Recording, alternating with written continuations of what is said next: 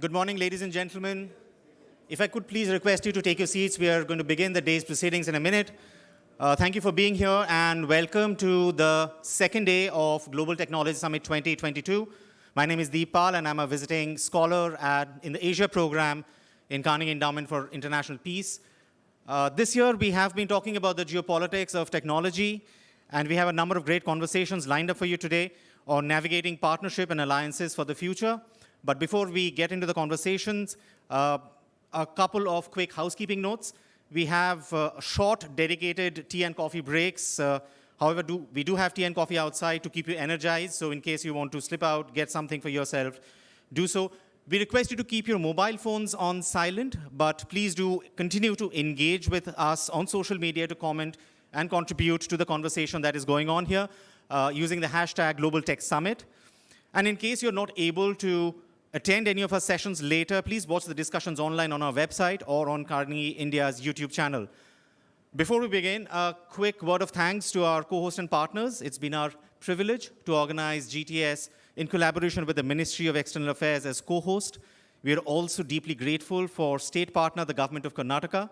Carnegie India also acknowledges the gracious support of Tata Trusts, our philanthropy partner, which has helped enable our work in India. The support and encouragement from Salesforce, Meta, Intel, and Amazon as our summit partners have been wonderful. The support from our session partners, NPCI International, Microsoft, and Google, helped us socialize the summit with a new generation of scholars. Finally, we would like to thank our broadcast partner, WION, our digital partner, the print and media partner, AsiaNet. Their support has helped discussions at GTS reach audiences across borders. It is now time for the first panel discussion of the day, in which we deliberate on the possibilities and challenges for the Indian space sector. May I please invite my colleague and moderator for the session, Konark Bhandari, to come up on stage. He's Associate Fellow in the Technology and Society Program in Carnegie India.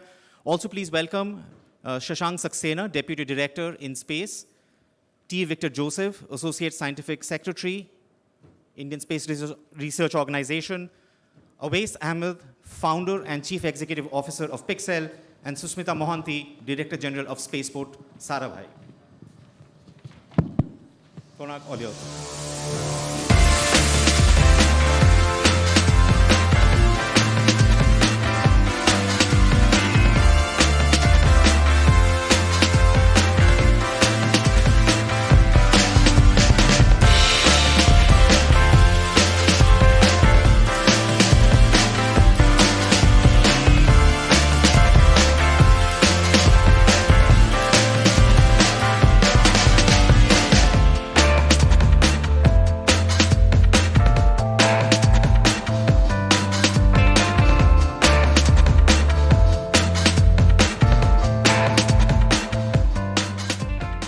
Hi, good morning, everyone. And we'll be talking today about InSpace and the role it has played in incubating the Indian space ecosystem.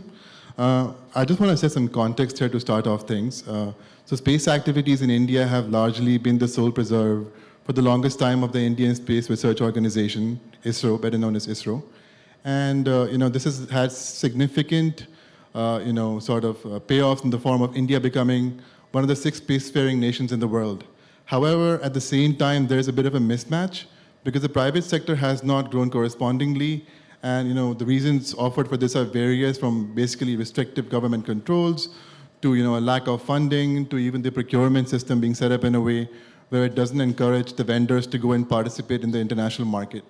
So those are essentially the challenges. But what's encouraging is that in the last 2.5 years, the government has announced the setting up of this body called InSpace, which is the Indian Space Promotion and Authorization Center. Essentially, it will be a regulator of sorts, which will seek to handhold what they're calling NGEs, non-governmental enterprises, and get them to sort of play a larger role in the space ecosystem. So with that, we have a fascinating panel with us today. And I would just like to start by asking Shashank of InSpace to offer his opening remarks. I think it's on. Very good morning to the esteemed gathering. From the vision of Sarabhai of utilizing space for societal benefit to the present government's boost to the private industry to have more participation in the space sector. In June 2020, the government announced phenomenal next generation space reforms, which led to formation of an autonomous body called NSpace. Soon a high-level committee was formed in ISRO, which started accepting the proposals from private industry, and with the appointment of chairman in space in 21, a specific committee was formed, which was focusedly working on resolving all the requirements and making them to meet their purposes through various ISRO centers. After that, there was a specific gazette notification in October 21, which actually mandated the specific activities under the domain of NSpace, making it bring out its role in 4 major verticals like promoter, enabler, authorizer, and supervisor. So as of now, we have got more than 150 proposals, and we are working with the 3 directorates. There is a technical directorate, there is a program management authorization directorate, and there is a promotion directorate, and a legal and administration directorate. Shashank, I wanna basically follow up that with a different question. You mentioned that you've received 150 proposals so far, right? But can you break it down into which verticals are seeing the most traction? Which particular verticals in the space sector do you see the most demand for in terms of hand-holding? Basically, as of now, out of these many numbers of proposals, we are finding that almost 70% of the requirements are in upstream, and remaining 30% are in downstream. And in upstream, it is mainly into the satellite development, the support system they require for testing, characterization, and utilization of cost-intensive facilities of ISRO through NSpace. Okay, Dr. Mohanty, I want to bring you in at this point. You're an entrepreneur who's had success establishing companies, in jurisdictions in cities like Vienna, San Francisco, and Bangalore. So clearly, you're someone who's got the lay of the land when it comes to, what it takes to set up a successful space ecosystem. I want to ask you, what do you feel about 2 things? First of all, how do you feel about the new space ecosystem in India with the announcement of the reforms? And if you can possibly follow that up with the procurement practices followed by ISRO, or maybe in the US and the EU, because that seems to play a major role when it comes to incubating new space companies. So over to you. Thanks, Konark. So I think the new space ecosystem in India, if you ask me, really began about a decade ago with companies like Earth to Orbit, Team Indus, that were sort of the early arrivals of the scene. And I had already, before moving back to India in 2008, I had started my first space small company in San Francisco. Back then, the word startup didn't exist. This was the year 2001. And my Vienna company, I co-founded it in 2005, so it's more than 17 years old. So if I look at the new space ecosystem in India in the, say, a decade ago and now, after the announcement of the government's intention to liberalize the Indian space economy, I think there is a huge difference in the way new space companies are perceived within ISRO. So earlier, we had to really persuade, push, and with all the effort that we would put in, we had very little support from ISRO. So now the thing has completely changed in terms of how these companies are perceived. They are looked at as allies instead of competitors. And there's a lot of, there is still, we can, improve in terms of speed of responses. And I think government being an anchor customer is yet to happen. So if you look at the American ecosystem, for example, a small space company can easily apply for what is called a Small Business Innovation Research Grant. Phase 1, you can get up to $125,000 to prove your technology. And phase 2, you can easily get up to $750,000 to $1 million to commercialize your technology, right? And the proposal writing format for these kind of grants is very, very simple. It's simplified to an extent that it makes it very easy for small companies to apply and even possibly get these grants. In Europe, by contrast, you have something called the European Commission Edge 2020 program, where the European Union together puts out about 80 billion euros every couple of years. So my Vienna company has not only benefited from contracts with the European Space Agency, but also we have, for projects, very complex projects, where we design and build prototypes of space habitats, of rovers, of spacesuits, we can get anywhere from 1 million to 4 million euros over 3 years to prototype our designs. So by contrast, now let's look at the Indian ecosystem. So the government grants that are currently available are in the order of about, maybe 10 lakhs, which, if you ask me, is an amount that an entrepreneur can easily raise with friends and family. So the first major shift in terms of funding has come from the venture capitalists. If you look at the money that's been raised by Pixel, Avice is on stage, look at Skyroot, Agnicool, Bellatrix, anywhere from 11 million to I think about 67 million is what we're looking at, with several rounds of fundraising. If you compare it to Skybox Imaging, which was the first American company in the Valley to raise venture capital funds, they raised $90 million for just 2 demo satellites. And the irony is that Skybox couldn't even find the talent in the Valley to build those 2 demo satellites. So they outsourced it to Loral, the big space company right across the street.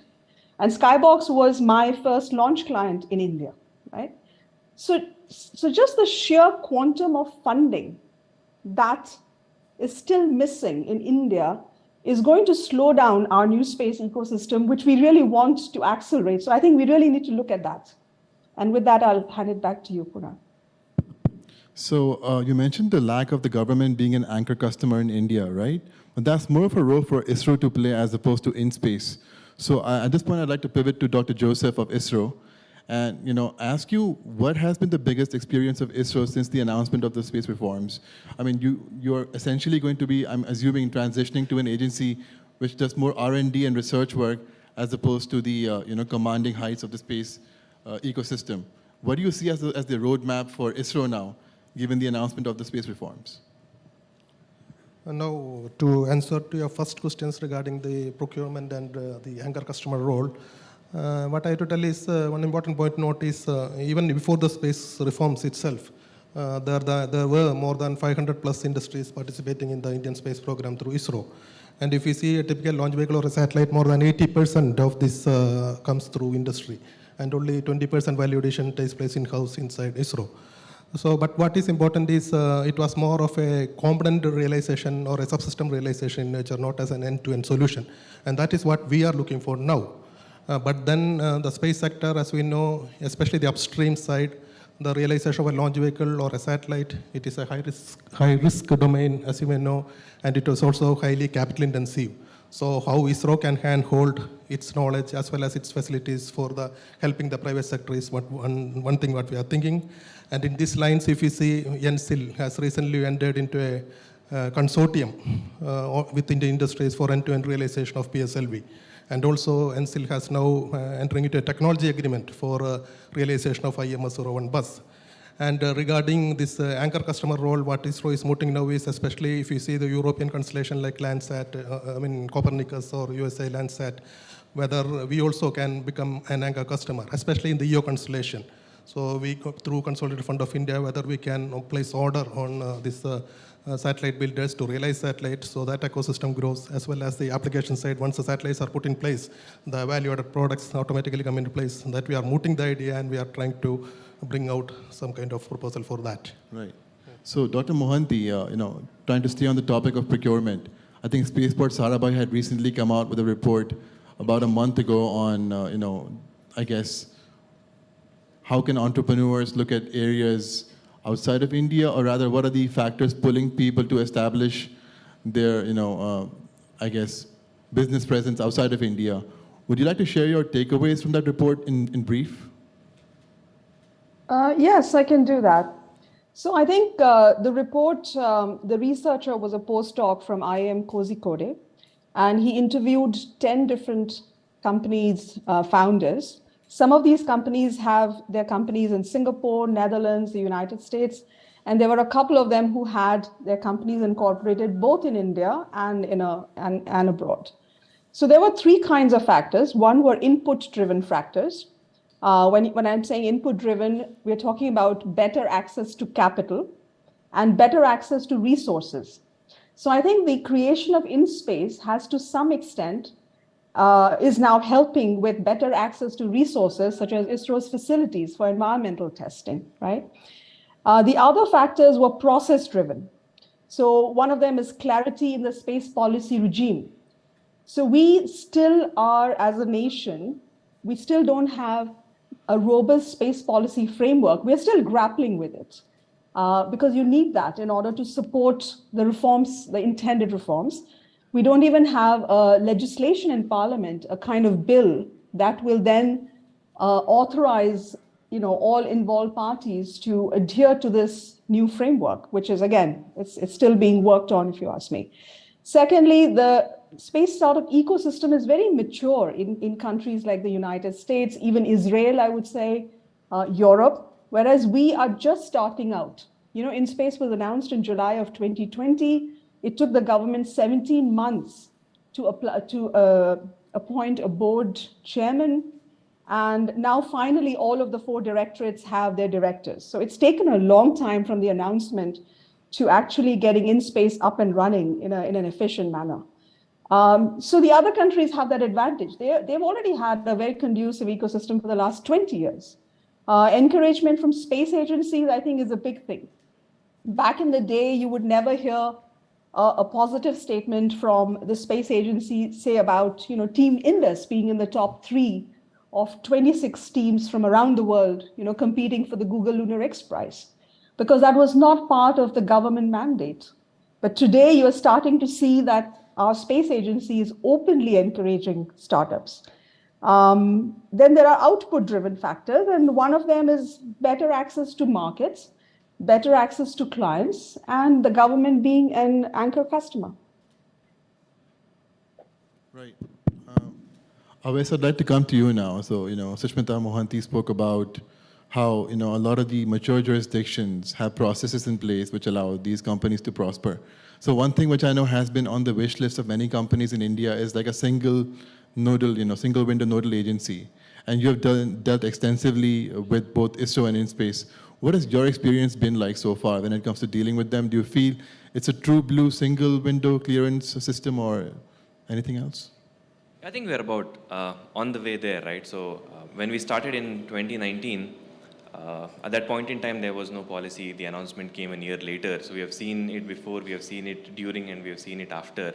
And there's definitely been progress, right? There's no two ways around that. With the setting up of InSpace now, Anand, the satellite that we launched last Saturday, was actually the first private satellite that InSpace authorized to be tested at an ISRO facility in Bangalore, which we did. So things really have moved that way, and all that happened within the span of a couple of months. As was mentioned earlier here, the first and foremost thing that needs to be done is to bring out the final policy draft and actually put it out to the world.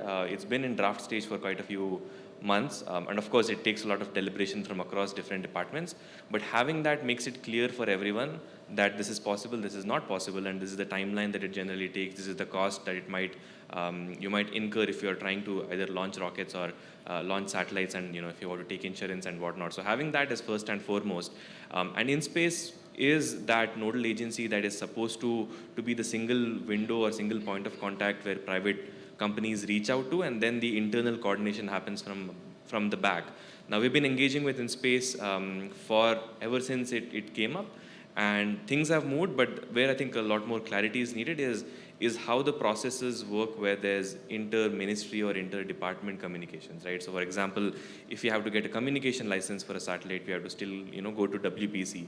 And if you have to get foreign direct investment in, that has to still go through the Department of Space approval. If you're looking at exports and things like that, again, all of that essentially ends up coming to either Department of Space or InSpace, and there's no clarity as to which agency has to reach out to whom. So I would say, compared to 2019, yes, we are absolutely sort of miles ahead in terms terms of where we were. Things are moving. The number 150 up from probably 10 startups that were there 3 years ago speaks to that fact. But of course, in the next year to 2 years, a lot of work to do to actually set the process in place, have a clear timeline and transparency, which I think is coming. But yeah, of course, that could be accelerated. Sure. Dr. Mohanty, I'm going to have to come back to you on this topic. So the view seems to be that the setting up of InSpace, even though it was announced in 2020, actually happened this year in June, right? And there is still no space activities bill. There is still no space policy. So my question is, the activities bill is something which has to be pushed through the parliament, right? But the space policy is a union cabinet instrument. That does not need to be pushed through the parliament. So Right. what do you think could be done to push the space policy out at least? Maybe that can come out first. Maybe that can provide a roadmap to people as to how the space activities bill will look like. But what do you think could be done to push it out faster, Abid? Yeah, we were just talking about this in the speakers lounge as to when the policy will come out. So I think the policy will be the first thing to definitely come out. Okay. And the bill and the act will definitely follow, but of course that has to go through a longer process. I mean, it's not as simple as it sounds, of course, because space, you like it or not, is a very geopolitical asset. It's a critical technology, right? There's a lot of things that do not come into any of the defense or intelligence related use cases, but a lot of them do. They're in the class that you call dual use. Even if you don't intend to use it for those purposes, they could be used for those purposes, which means that there's going to be a lot of coordination and approvals and buy-in mainly required from not only the Department of Space, but Ministry of Home Affairs, Ministry of External Affairs, and a bunch of other things. And getting that in place and having that buy-in, of course, takes time. So I think at the policy level, we are almost at the finishing line here. The draft, there have been about 2 or 3 different versions of the drafts that have gone around, and finally, I think we're at a stage where it should come out any day now. Of course, the final date can't be set for sure, and then it'll be followed up with the bill and activity. So hopefully it'll come out soon, but it's been quite long delayed now. That from a startup perspective, yeah, we would have liked it to have been a year ago. Right. I So just want Kunal, if I may Sorry. add, Yes, please. if Yeah, I please may go add ahead. here. Yeah. So just a few months ago, Switzerland, which is a very, very small spacefaring nation, they have a very modest program. They wrote their first space policy document in 2008, and they are now in the process of renewing it. And they invited 8 different experts from around the world and we sat through, I was one of those 8, and we sat through long, very well thought out hearings where we were giving them our opinion on a number of aspects that would help them sort of edit and create a new space policy, this coming year. Similarly, if you look at a small space program, I mean, Australia is a very, very new entrant into the space world. They have a fledgling space program, and their space policy making was led by Dr. Stephen Freeland, who's an extremely well-experienced space lawyer who has worked in the international space law scene for decades. So he was leading the effort. And if you look at the methodology that Dr. Freeland used to come up with Australia's space policy, it's commendable. So I think India's space policy making or writing really began with ISRO's scientists. And one cannot expect scientists to write policy, right? So I think NITI Aayog and DOS should bring in experienced space law and policy experts to draft policy, because the language that needs to go into policy, the kind of international considerations that need to go into policy making, there are so many international treaties, and there are ongoing international issues like space debris, ASAT testing and what have you. India needs to take an approach which is led by experienced lawyers and experienced policymakers. The scientists and the industry can then be brought in for hearings, and their stakeholder input should be then incorporated into it. So I think how you approach the choreography of policymaking is very important. And that's something Department of Space and NITI Aayog should look into. It's not just about drafting something and getting it approved. Right. So that was more about the policy front. Now, if I can pivot to Shashank and talk about the aspect of financing, which has been a big constraint for many space companies in India. Is it time to think about coming out with something which allows or rather encourages manufacturing in space, like a PLI kind of scheme, or do you think that's being too ambitious? Because the entire point of a PLI scheme is to make the industry more cost competitive, right? But given that cost constraints in India, or rather cost manufacturing in space in India is already quite competitive, Do you think India would benefit from a PLI type of scheme for space companies in India, or I would say that with the progress that we are seeing in the startups and the way they are maturing, I think the time will come where the government would certainly look into it and may come up with certain policies which are incentive to them in terms of funding. Okay, so tied to this is the issue of FDI policy in the space sector, and there's no clarity as to what is the exact ceiling, what is allowed through the government route, what is allowed through the automatic route. So, Dr. Joseph, would you have any thoughts on this issue of FDI policy? When can we expect clarity on this, or what are your thoughts on this? We are also in the process of seeing how these policies can be more towards encouraging the space sector, and we are looking forward with optimism on how this FDA investment can further boost the space sector. And currently, as you said, it's not very clearly written. It's almost like one line is there in the FDA policy where it states that 100% government route in the. So what we are trying to do now is we have to see it in each sector, whether it is launch vehicle, whether it is satellite or applications or ground segment, each sector, how much it can be through the government route or how much it can be through the automatic route. So some kind of opinions we have brought, and we are trying to bring it into the policy. That's right. Okay. Awais, if I can just turn to you. You spoke about geopolitics being a very critical part of space tech. As you try to enter more markets, right, do you feel it's an advantage being associated with ISRO within space? Do they help you push into new markets? When it comes to sort of serving various industries like maybe precision farming, maybe mining, so on and so forth. What has your view been so far, or what has your experience been so far dealing with ISRO, and is that a big asset when it comes to pushing into overseas markets?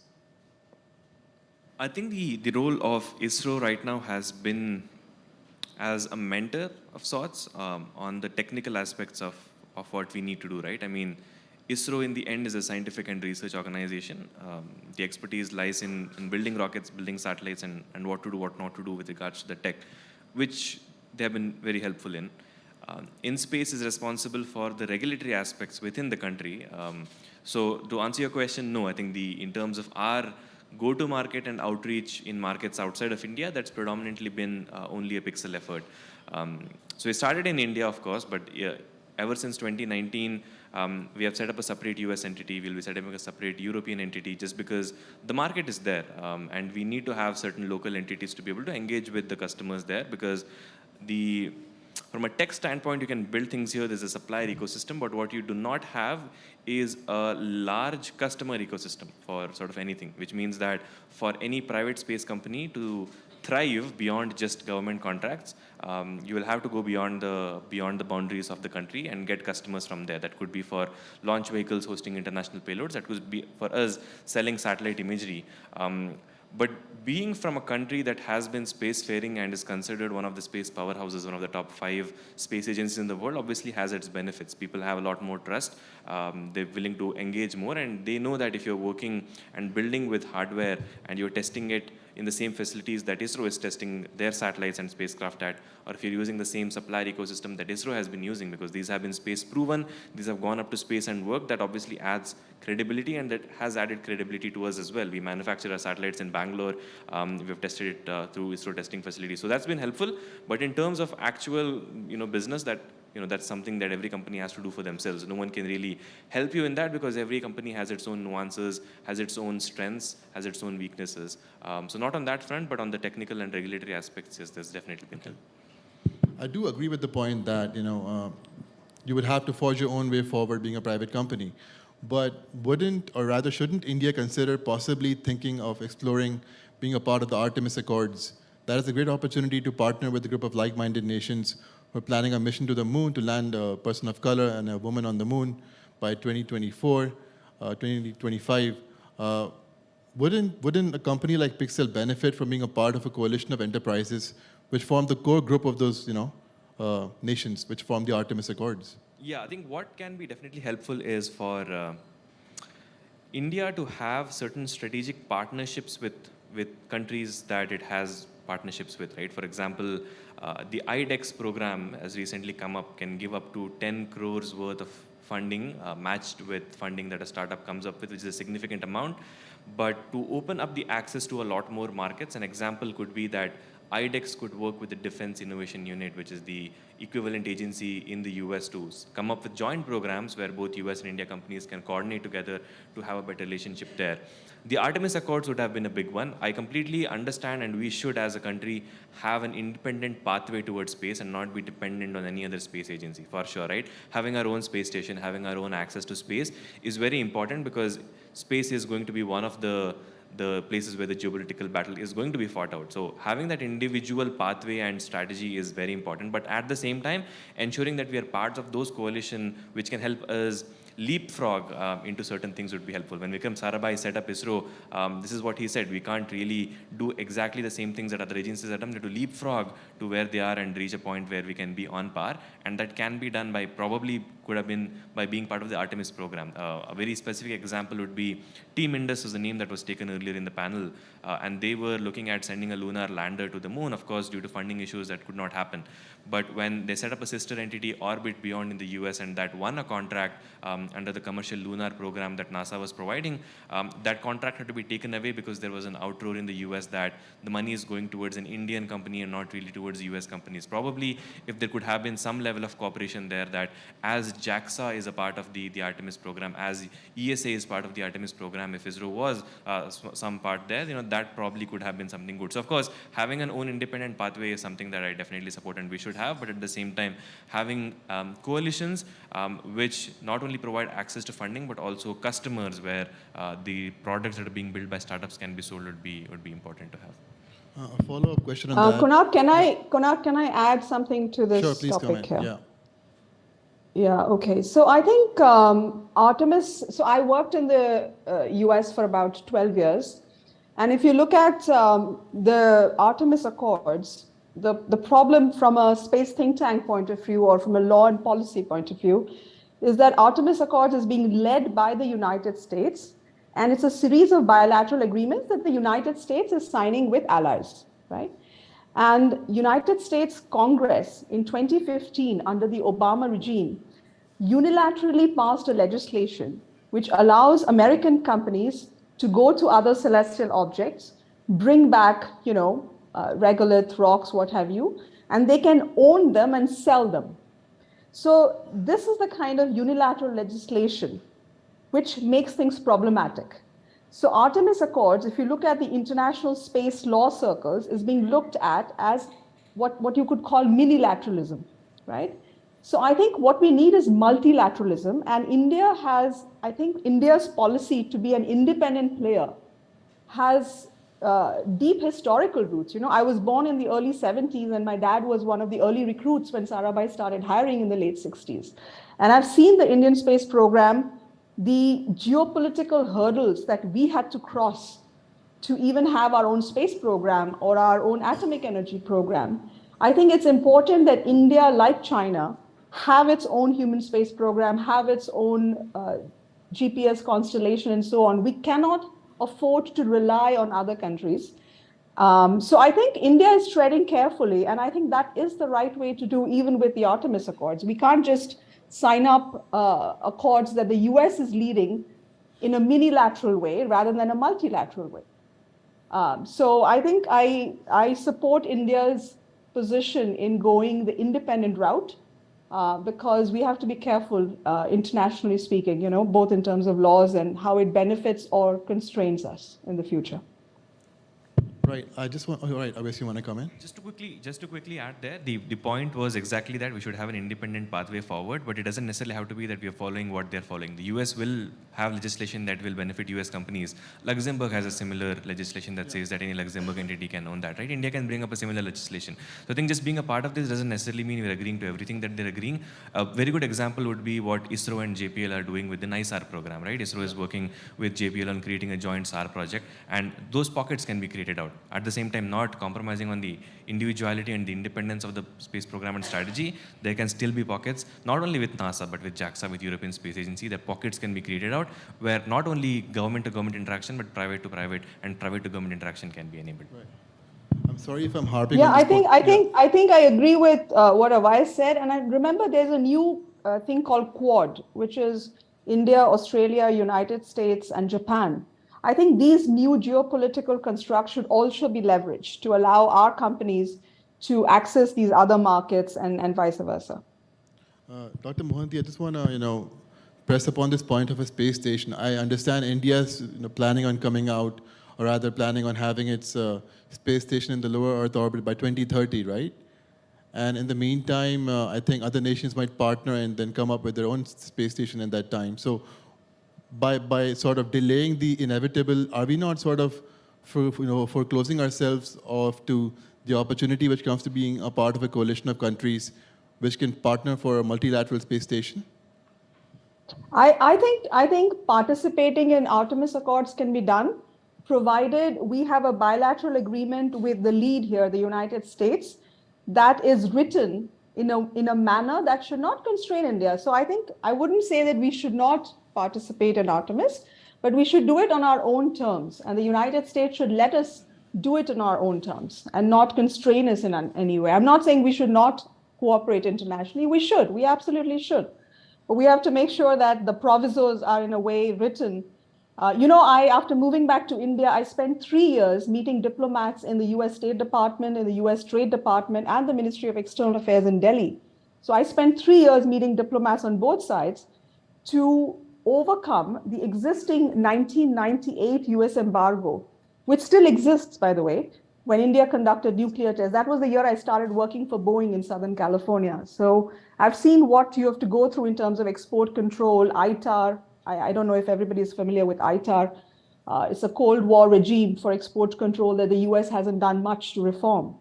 So I think I am all for international cooperation. However, we need to make sure that the bilateral agreements are done in a way that India can still move on.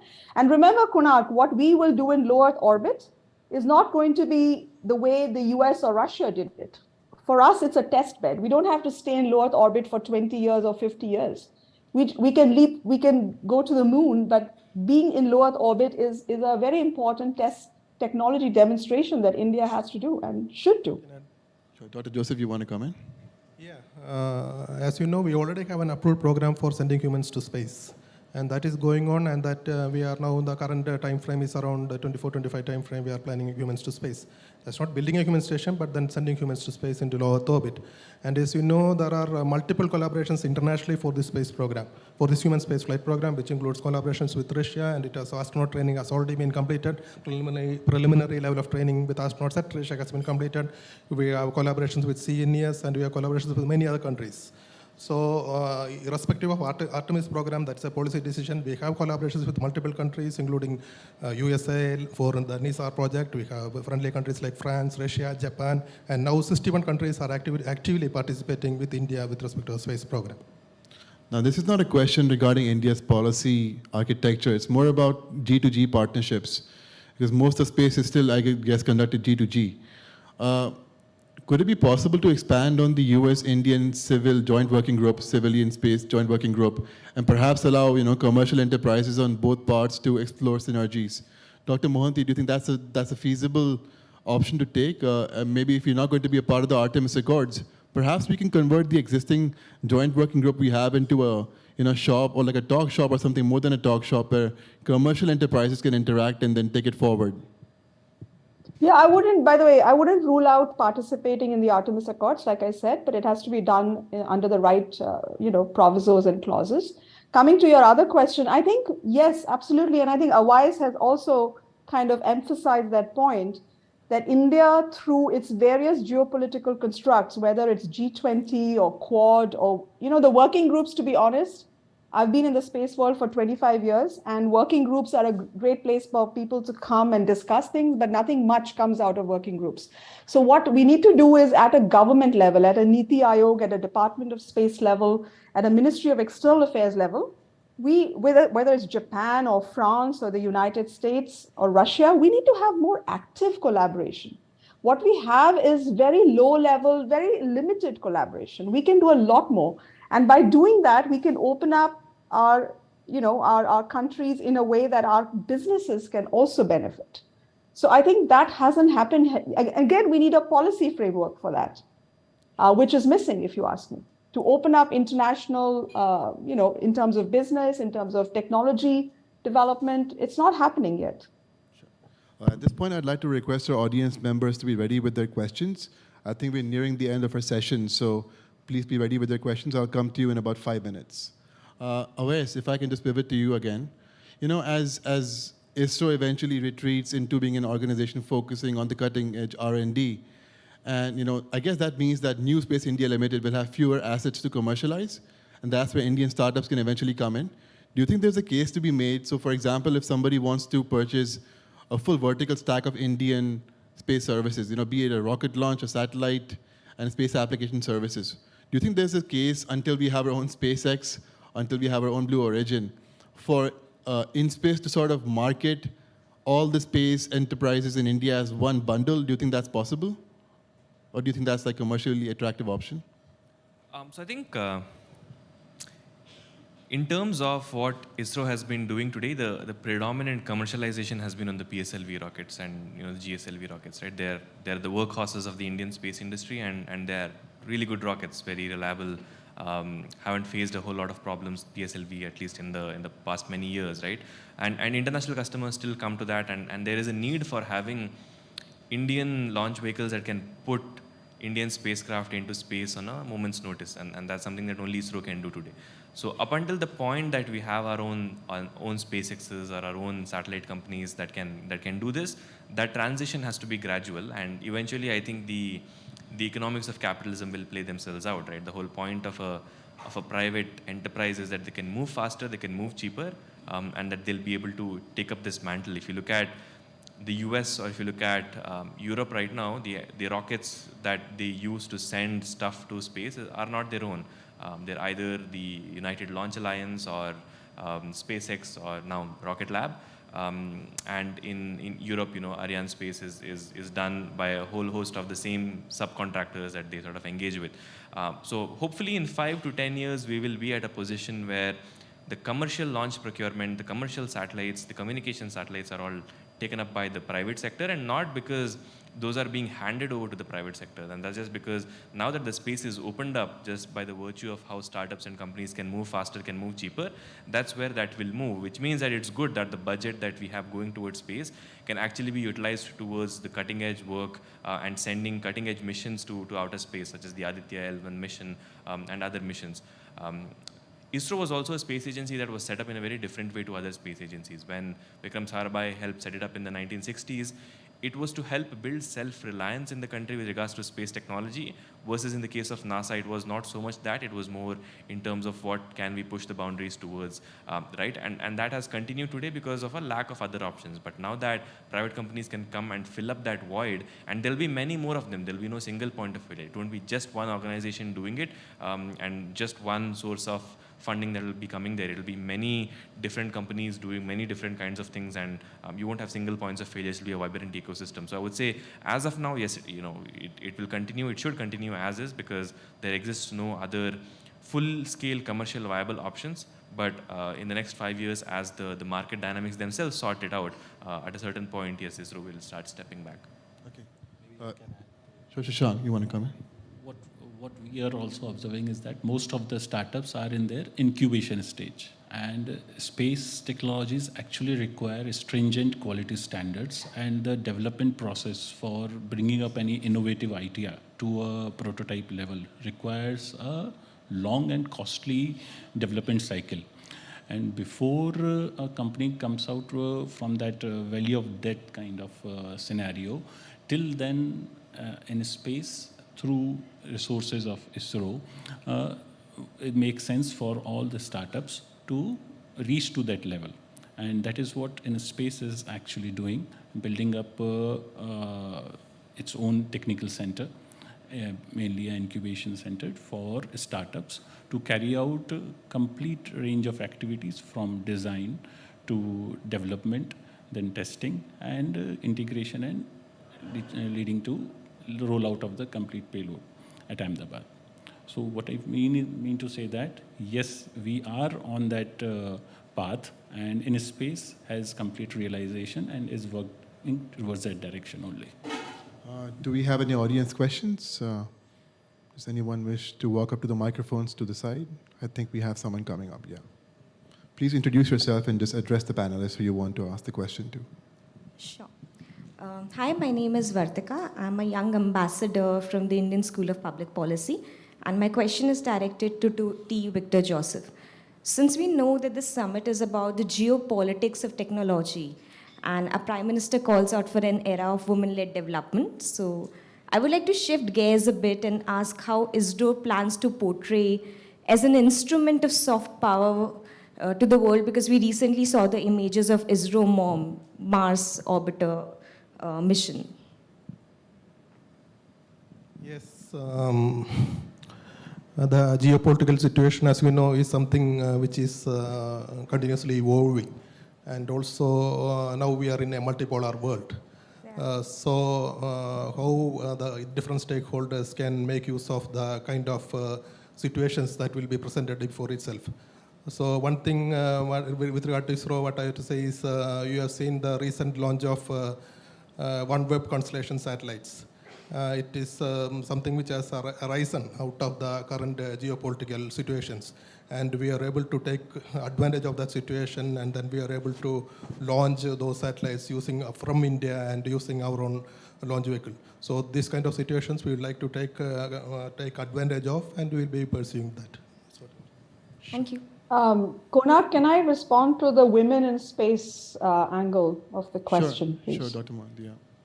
So when I started out in the late 90s, so like I said, I was born around the same time ISRO was incorporated. And when my father retired as the Deputy Director of Space Applications Center in Ahmedabad, he had a co-deputy director who was Rastogi, Dr. Rastogi, who was a woman.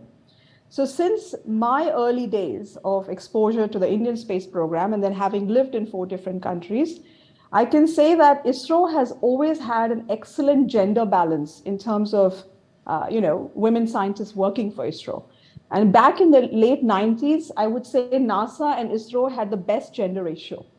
And even today, despite having a great gender ratio, ISRO has not been able to have, we've had amazing ISRO women scientists. They have led entire satellite projects. They have led the LVP, the Launch Vehicle Program Office. But however, ISRO has not had a single woman head any of the major ISRO centers. And certainly we've not had a ISRO chairperson as a woman. So I think ISRO should make the best of the fact that they have such a great gender ratio. And in terms of wielding soft power and branding, I think it's high time ISRO also think of appointing women heads of centers and possibly even consider a chairperson to be a woman. I believe we'll go to the gentleman on the right. Hello, I'm GTS Young Ambassador. I'm from IIIT Bangalore. My name is Rijul. So I had 2 questions actually. One is, so for example, if we take the Section 702 of the Foreign Intelligence Surveillance Act of the United States, it allows for programs like PRISM and Upstream, wherein domestic spying and a sort of Orwellian state's nightmare arises. So what's to prevent that from happening and an unholy alliance forming between private parties and the government and resulting in a sort of Orwellian state? And the other question I had was, it's a very short question, should man or machines be exploring space? I know it's not directly related to this, but I'd love to know the panel's thoughts. Dr. Mohanty, you want to take a stab at this? Yeah, I think the last question is right up my alley. I've spent 15 years designing things for human space exploration.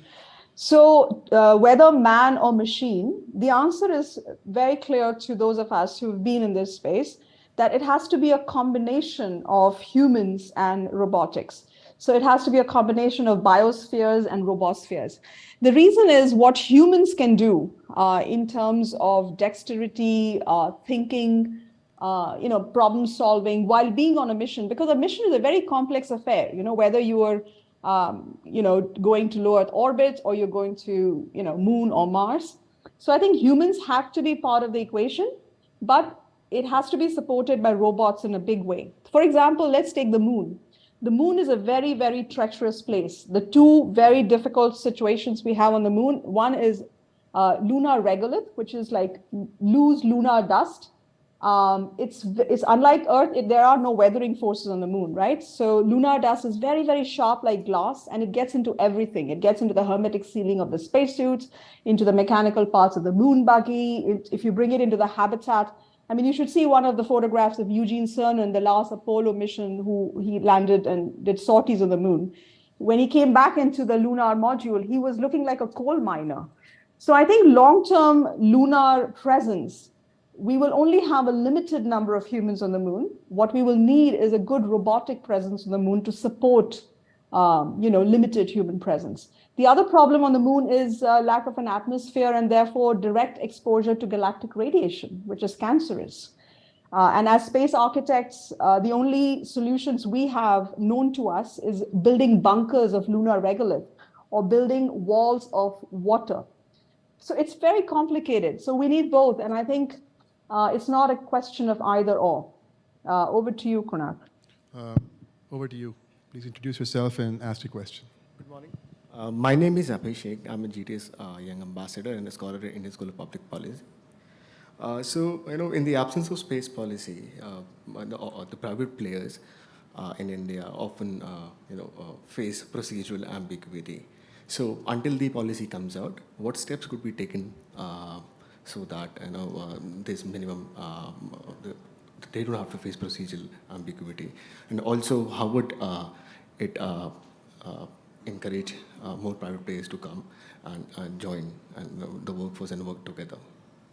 Shashank, I think I'll pass this question to you. This is basically asking what's going to happen in the absence of a space policy.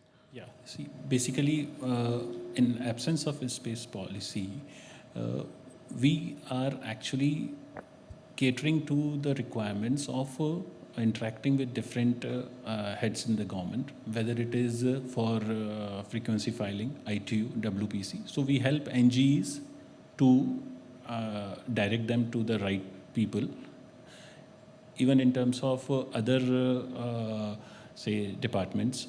So we are trying to cater to their requirement in terms of whether it is resources required or whether it is guidance.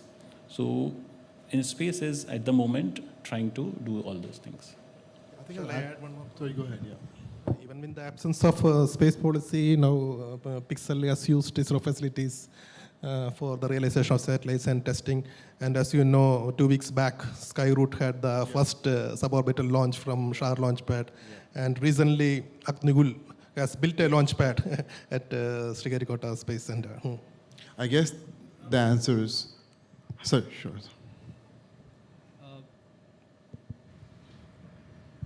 Hello. I think this question is to the young entrepreneur. See, this is something which is very important. I think geopolitics of technology is the summit, but at least what from this panel I would like to hear, you as an entrepreneur, and given that the way the globe is one, you had option of being here, US, Europe, or Israel, or wherever. What are the inherent strengths? Because unless country has an inherent strength, irrespective of the promotion and policies, we are not going to be able to succeed because it's a very competitive commercial world, correct? Whether it is VCs funding you or whatever. What do you think India's inherent strengths are because of which you chose to be in India?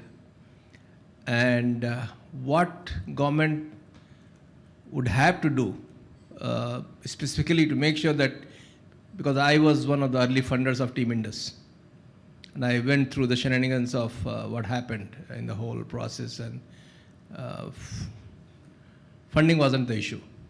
Let me just tell you that. There are issues beyond funding. There are a lot of issues.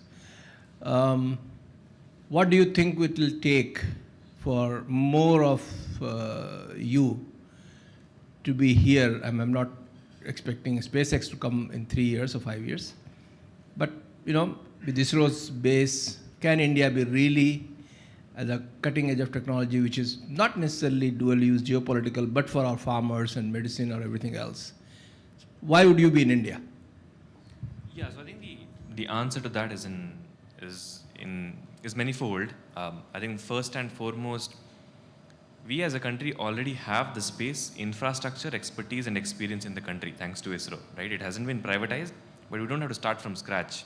We don't have to import it from elsewhere. We don't have to bring someone in from elsewhere to sort of pick that up, right? We want to build satellites, we have people that have done that. We want to build rockets, we have folks that have done that. We want to put up space stations, there are folks that are designing that, right? So first and foremost, that infrastructure is already there. We don't have to start from scratch. We don't have to put many more hundreds of millions of dollars or tens of crores, hundreds of crores back into the infrastructure, because that exists. And the expertise has already built up over the past 6-7 decades. That's, I think, the biggest thing. Apart from that, what we have found is that the talent is massively, generally, not happy with just sticking to the general work that's there. We have found very passionate folks wanting to work in space technology coming in from other sectors such as automotives, EVs, and even the software sector. So I think that having access to a billion-plus population where there's a significant amount of talent that can work on this and just put the energy into it becomes a big factor. And finally, what can be done to ensure that there are more here is, I think the only thing that you can do or the government can control is just being a big supporter of the space, and that can be through a couple of ways. Policy is obviously the most basic thing, but apart from that, having early sources of grant funding becomes very important. Any space sector that you see globally that has bloomed has millions of dollars worth of funding, as Sushmita earlier mentioned. Having that access means that companies don't die in the early stages. They can at least see through the technology, and then it's a matter of your market. And finally, the biggest thing is the government being the buyer for these services. The reason why SpaceX is valued what it is valued is because 90% of their revenue comes from the US government, right? Maxar, when they started, 75% of their revenue is still the US government. So having the government be a big buyer, and not only defense, not only intelligence, it could be the Ministry of Agriculture having satellites for monitoring the farmlands that are across the country, or the Ministry of Petroleum wanting to see what's really out there and what leaks are happening, or the Ministry of Climate. So I would say that could be the biggest thing that can be done to continue it. Thank you so much. I think with that, we'll conclude the session since we are sort of on time to start our next panel. So thank you to all the panelists for coming in and joining us, and thank you everyone for tuning in. Thanks. Thank you.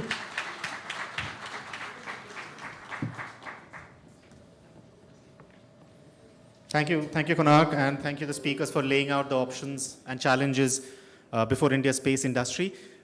We were supposed to have a keynote address by the Honorable Minister Meenakshi Lekhi, Minister of State for External Affairs and Culture.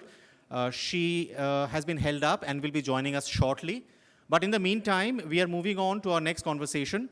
Mr. Nick Clegg, he's President, Global Affairs at Meta. He will be joining us for a conversation here with Rudra Chaudhary, Director, Carnegie India. Mr. Clegg joined Meta in 2018 after spending almost 2 decades in British and European public life. Prior to being elected to the UK Parliament in 2005, he worked in the European Commission and served for 5 years as a member of the European Parliament. Mr. Clegg, Rudra Chaudhary.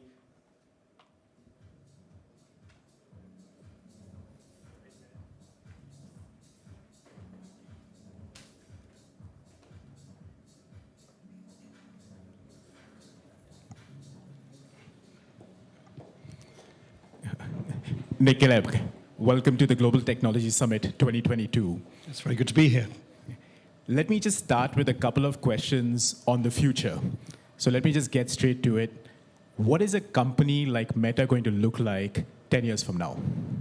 Well, our big ambition, which I think we've been very overt in sort of spelling out to the world, particularly when we announced the new name for the company, Meta, last autumn, is to be hopefully an important player in the construction of what is in effect an entirely new computing platform, what's loosely called the metaverse. I think the sort of shorthand way of thinking about that is that we are seeking to make this transition from a sort of 2D internet to a 3D internet, such that we graduate from looking at each other on these screens and sort of yelling at each other in sort of passport photo style Zoom lineups, and we graduate to something a lot more immersive, initially through avatars, and then eventually the long-term vision is obviously through holograms, so that there's a sort of embodied sense of presence. And whilst that sounds like some great revolutionary step towards science fiction, and of course the metaverse word is from a book actually originally of science fiction, Snow Crash. It is in many ways also quite an evolutionary movement. If you think the way we've moved from clunky desktops to laptops, and now we spend every waking minute with these clasped in the palms of our hands, we think eventually that technology will leap from something we hold in our hands to something we perch on the bridge of our nose.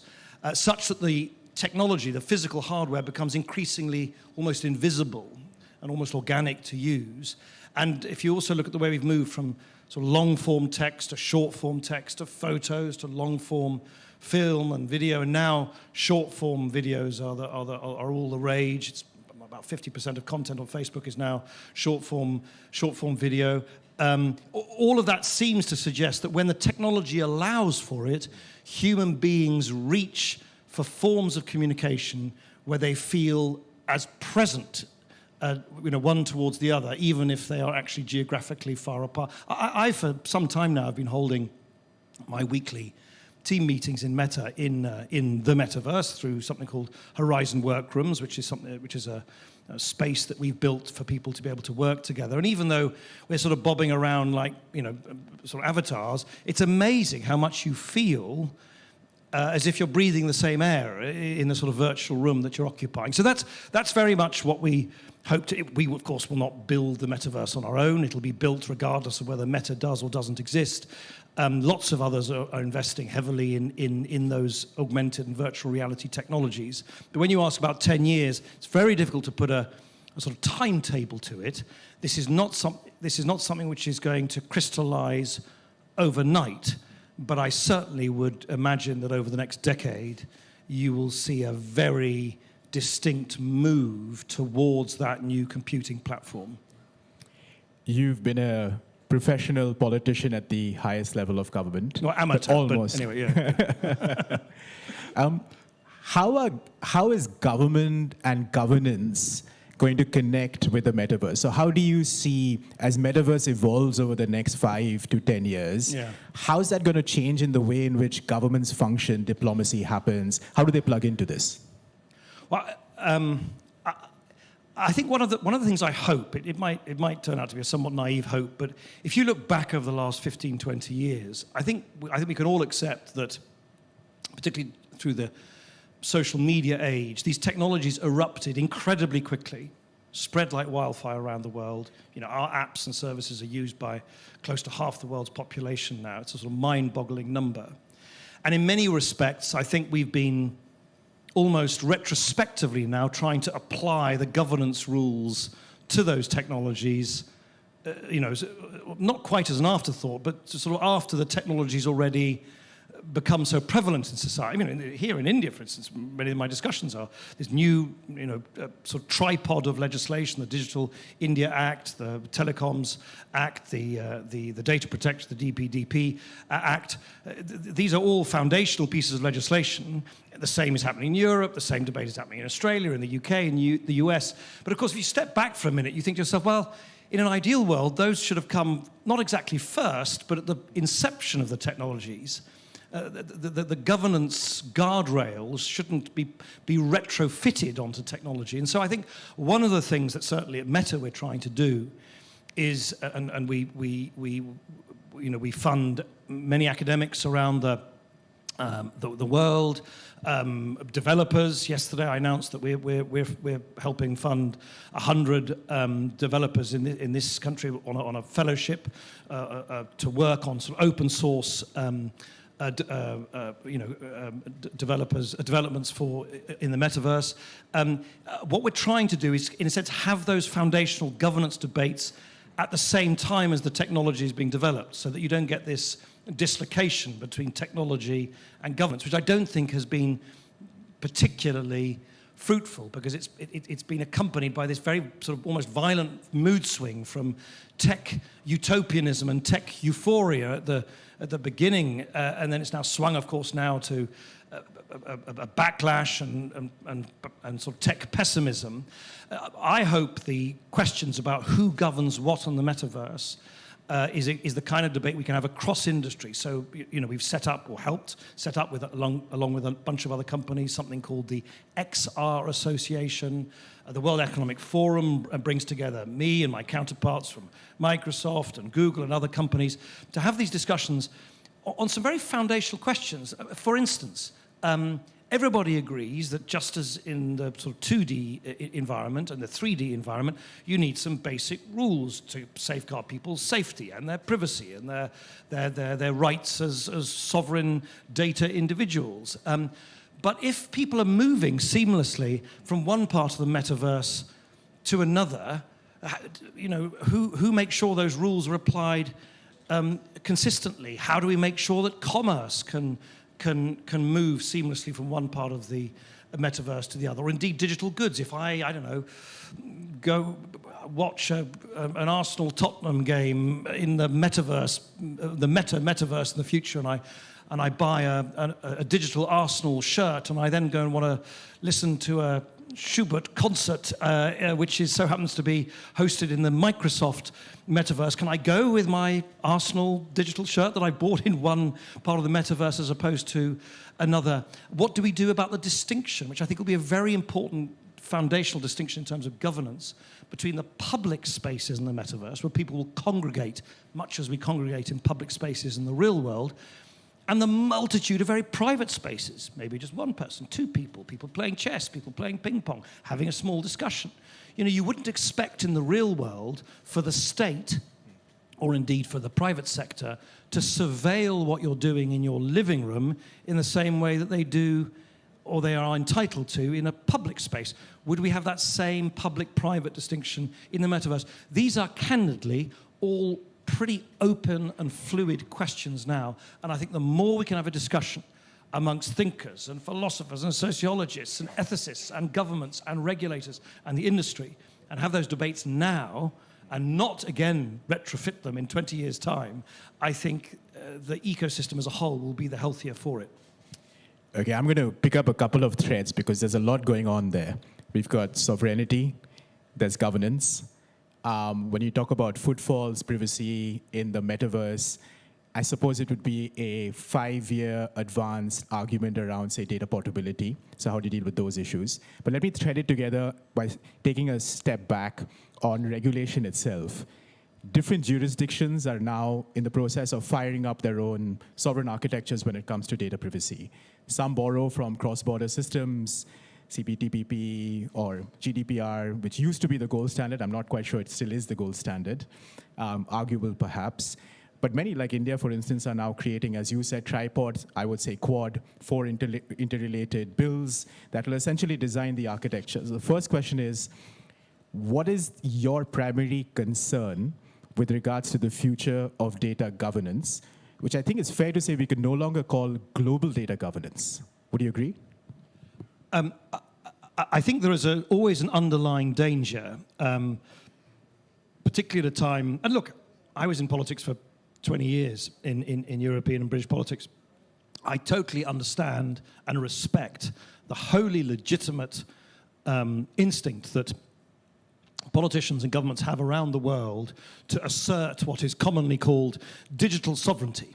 Of course I understand that. Politicians are accountable to their people. They are there to serve their communities. And quite understandably, politicians feel the world over that they can only serve their community if they somehow insist that they are in charge of their bit of the sort of slice of the data cake, if I can put it like that. The problem, of course, is that that's not the way the internet works.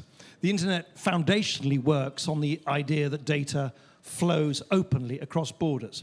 So I think the balance we're trying to strike in this evolving debate is to ensure that governments, the Indian government is the same as many other governments around the world, are entitled to discharge their wholly legitimate interests in regulating on issues like privacy and content and licensing and so on and so forth, and transparency and accountability, but try and do so in a way which doesn't undermine the ingenuity of the internet, which is undoubtedly based on an immense amount of cross-border fluidity. So you may remember a few years ago, thankfully I think the debate has evolved since then, but a few years ago it was very fashionable to say that data was like oil. And so, of course, it's nothing like oil. In fact, it's almost the direct opposite of oil. I mean, oil is something you just suck out of the ground and burn and then it's gone.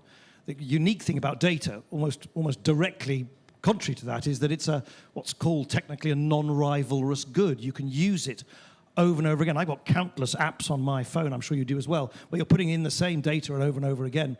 It's far more reproducible and elastic than all of that.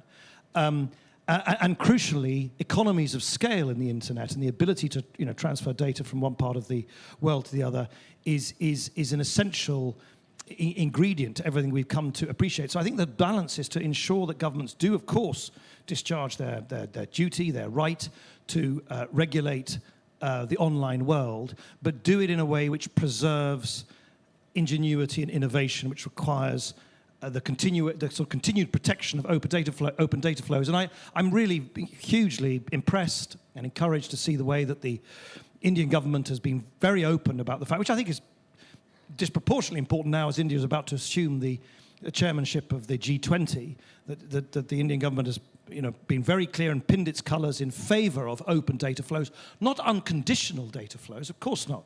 I think it's totally right that the European Union and the US are still in the middle of protracted negotiations about exactly what the legal underpinning is of transatlantic data flows, and that there should be reciprocal expectations and rights and obligations if data is going to flow between one jurisdiction and another. And I think India is entirely entitled to expect the same sort of principle of reciprocity around the world, but doing so in a way which nonetheless retains that openness of data flows. I think if we can get that balance right, and I think we're inching towards a more subtle, nuanced, and mature debate, I think that will be a good thing. Final word, since you mentioned it. I'm not sure if it was said in the introduction, I came in late, but I spent a decade working in the European Union. I went 5 years in the European Commission. I was a British member of the European Parliament in those halcyon days when Britain was still a member of the European Union. Alas, they have now got past. But I think there was a time when the European Union kind of prided itself on being a regulatory leader, even though it wasn't necessarily a leader in sort of tech, and certainly not in big tech compared to the sort of digital powerhouses of India, China, the West Coast and America, and so on. And there was a sense that, GDPR was one of the first pieces of legislation. Many other jurisdictions were emulating it. I don't think that's going to carry on in the same way. I think, for instance, here in India, quite rightly, Indian policymakers are saying, in my view, entirely rightly, look, India is India. India is not the European Union. We have our own needs. We have our own specificities. We're going to craft legislation as a sovereign nation for ourselves. So I think, of course, I hope in my current position on behalf of a global platform that there is as much sort of consistency across different jurisdictions, because if it's too erratic, it becomes incredibly difficult just to do it in practice. But I don't think you're going to get quite this sort of almost copycat followership that you had in some jurisdictions in the immediate aftermath of the passing of the EU's GDPR. So, Nick, let me push you gently a little bit on this. For many of us in India and many other jurisdictions now, localization, let's be honest, is a reality. So whether data is oil or whether it's air, I think whether it's tech nationalism that's guiding it, whether there's an economic argument or a security argument, I think it's clear that localization is here to stay. Not only in this jurisdiction, equally, and to take your point, there is obviously a contradiction between that thinking and the need for business, industry, and the future of the internet. Do you think we're just in a process of time where we're going through a space where we're all trying to create a new political, economic, technological settlement? So one way of arguing, the current time is to say is that we're all fragmented. The other way of thinking is to say is that, look, there are these gold standards and we should pull the pear from X or pull the apple from Y. But is this a period of just finding that settlement? just before I come to that, and this sounds pedantic, but data localization technically has a very specific meaning, which is literally that data is housed, stored in separate jurisdictions. That's not happening, and if it were to happen, by the way, I think it would be a disaster for India's clear destiny as a world, or already a current digital superpower. You've already got 100 unicorns and counting in this country. By 2024, India is going to have the largest app developer base in the world. All of that is based on the idea that India is able to, with this extraordinary culture of ingenuity and this thirst for science and knowledge, is able to export those ideas, and those wouldn't. So, but in a looser sense, of course, you're right. So, for instance, on issues to do with content, so what is allowed and what is not allowed, of course, that's wholly localized because it's hugely dependent on local culture. So, to take a slightly silly, facetious example, but I think it's still a telling one, every time I travel to Scandinavia, I get berated by Scandinavian policymakers for what they think are our prudish global standards against nudity. And they say, why can't we post our nude summer holiday pictures in the sunny Baltics on Facebook? And we say, well, it's just against our rules. And they say, well, that's against our culture. And so you get this over and over again. Every place thinks that they are. And I think in the end, it shouldn't be for a tech company to decide in terms of content what is and what is not legal or illegal content. In that sense, it is localized. On your wider issue about the kind of pendulum, so I couldn't agree with you more.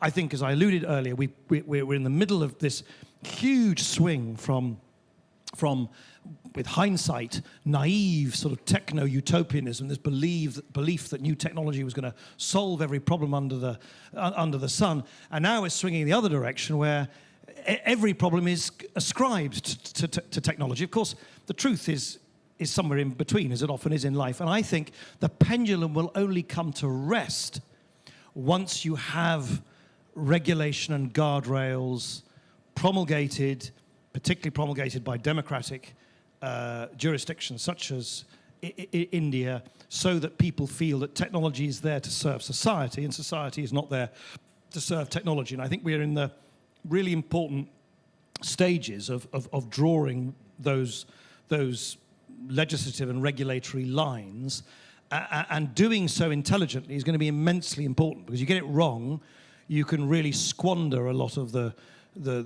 beauty of technology. Get it right, and hopefully people feel more comfortable with the very prevalent role that technology now plays in our everyday lives. So how do we get it right? So yesterday in the conversation, there were suggestions made that, the UN should now look at a new compact, a declaration on digital rights. There is a sense that fragmentation is problematic, but there are opportunities. Globalization can happen through fragmentation when a new compact is found.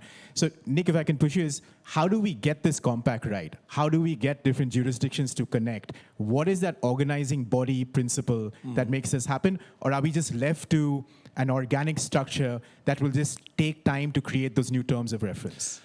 So I have a very specific suggestion. It was sort of lovely to think that you could have some great multilateral body in the sky where everybody gets together and effortlessly agrees on things. I just, much though I'm a multilateralist, I just don't think any day soon you're going to have on the sort of UN scale of things the level of granular consensus you need. Because the devil's in the detail. We can all trade bromides and cliches and sort of lots of motherhood and apple pie. It's the detail that counts. So I have a slightly alternative suggestion, which is this.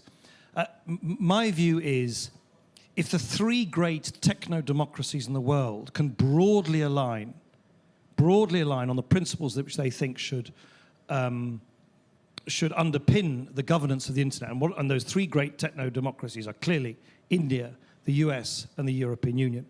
I think if they can broadly align, and there are dialogues going on, some of them are sort of two-way, occasionally three-way, but if they can broadly align on some of these very foundational governance questions you've asked me about, I think that would be transformative. Because look, people often talk about the global internet. The global internet doesn't exist. It's a fiction. We don't have a single global internet. We have We have a Chinese-style internet, which is very successful from their point of view, but it's based on a wholly different cultural, ethical, and social paradigm than what we're used to in India and many other parts of the world, which is it's a walled-off internet, heavily surveilled within it.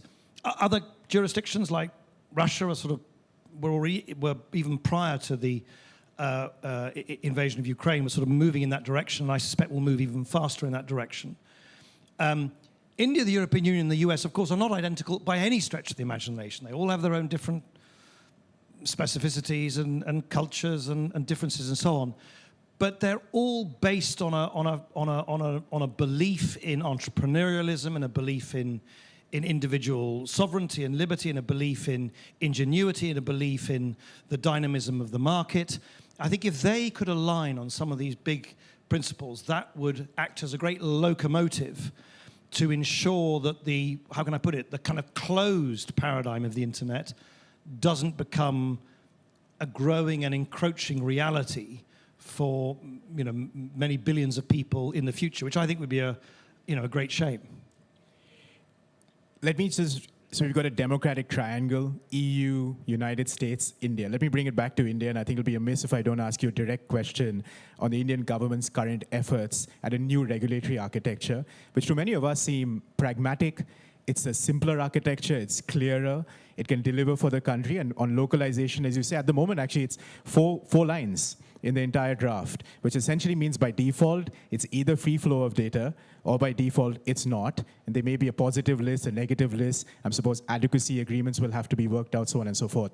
What do you make of the Indian government's new efforts, and fairly pragmatic efforts, if I may say, at creating this architecture? I'm basically very positive, for exactly the reasons that you described. I think the new data or the DPDP bill seems to me to be clear, cogent. It has great clarity about what it's trying to achieve. I mean, it of course remits a huge amount of detail to execution, and there's a huge amount that can, there are lots of twists and turns in terms of how you interpret it and apply it. But I think the basic, listen, it's not exactly as I would write the legislation, but of course it's not there. It's not written to please West Coast American platforms, nor should it be, by the way. It's there, to serve the people of India and Indian society. But I think in broad terms, it seems to me the Indian government has done some really thoughtful work in terms of this revised draft. It's a clear, cogent piece of draft legislation, and I really want to congratulate everybody who I think has worked on this, because look, I was in government myself. Government has a certain governments around the world, or the way that governments operate, it can be sometimes quite difficult for governments to sort of accept that maybe they need to kind of revise and rethink. It seems to me that what has happened is there's been a real process of openness. People have listened to feedback, and that's been enshrined in the new text. I think it's a really promising turn of events.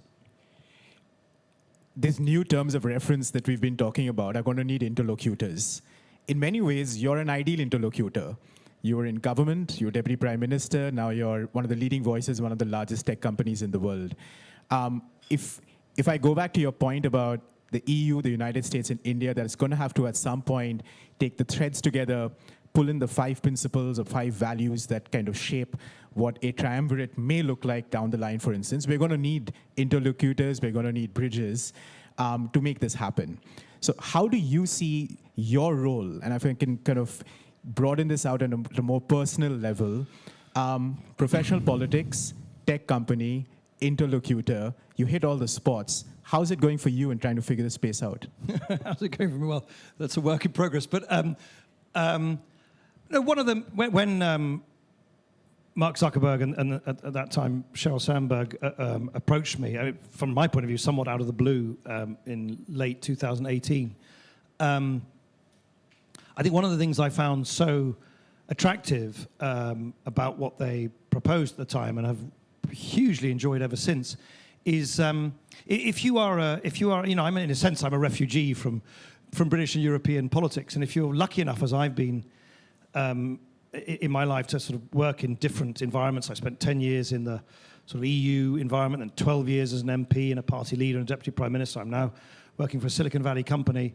Of course, what you realize is that so many of these places that I've at least worked in are sort of bubbles in themselves. And all bubbles are the same. All bubbles, firstly, everybody who works in a bubble thinks they're the most important bubble in the world. And they think that everybody else is constantly thinking about them. So, you know, each of those three bubbles I've worked in, the Brussels bubble, the Westminster bubble, the Silicon Valley bubble, all bubbles are somewhat self-regarding, somewhat introverted. And what I certainly noticed, and I noticed this myself when I was in government, is that, you know, quite a lot is lost in translation. Politicians, in my view, are too ready to assume that the only thing that these platforms want is they've got some rapacious, greedy wish just to kind of monetize every millisecond of people's attention. And you know, there's this whole, in my view, almost wholly false narrative that's taken root that we somehow algorithmically hook people onto our services with extreme and nasty content to get them keep, you know, and then conversely, technologists think that politicians don't know anything about technology. They have no idea, you know, what an even algorithm is, even if it hit them in the face. They have no idea what they're doing. They're just spouting stuff. It's extremely damaging when such powerful entities in society, engineers and technologists on the one hand, politicians and policymakers on the other, sort of shout past each other or sort of throw rocks at each other. And of course, it's very easy to do that, and the media loves it. You know. Certainly these days, if you're a politician in my country, for instance, the United Kingdom, if you want to get a headline, you just say something beastly and nasty about Silicon Valley companies, and you get wall-to-wall, you know, coverage. It's but in the end, we all occupy the same society. In the end, we all want societies which thrive, which are safe, which are wholesome, where kids grow up, you know, happy and well-educated and well-fed, and so on and so forth. And technology, in my view, I remain an ardent optimist about technology. All technologies can have downsides, can be used by bad people to do bad things. But if we want to get the best out of technology and mitigate the bad dimensions of technology, technologists and politicians have just got to understand each other better. And if I can play a small role in acting as a sort of interpreter between these two tribes, then of course I'm delighted to do it and delighted to continue to do it. Nick Clegg, Bubble Breaker, thank you so much for spending the time with us at the Global Tech Summit. Thank you.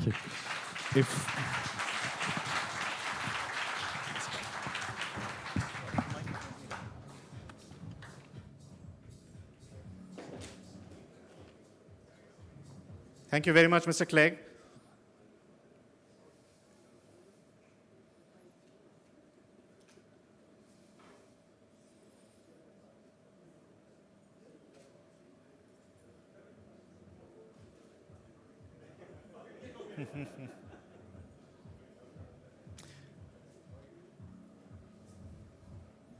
It now gives me great pleasure to welcome Honorable Minister Meenakshi Lekhi, Minister of State for External Affairs and Culture, Government of India, for a keynote address.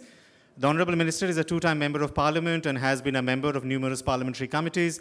She served as the chairperson of the Committee of Privileges, Committee on Public Undertakings, and Joint Committee on the Personal Data Protection Bill 2019. She has represented India at UN Women and Commonwealth Women Parliamentarians Working Group. She has also participated in the G20 Culture Ministers Meeting 2021. Honorable Minister.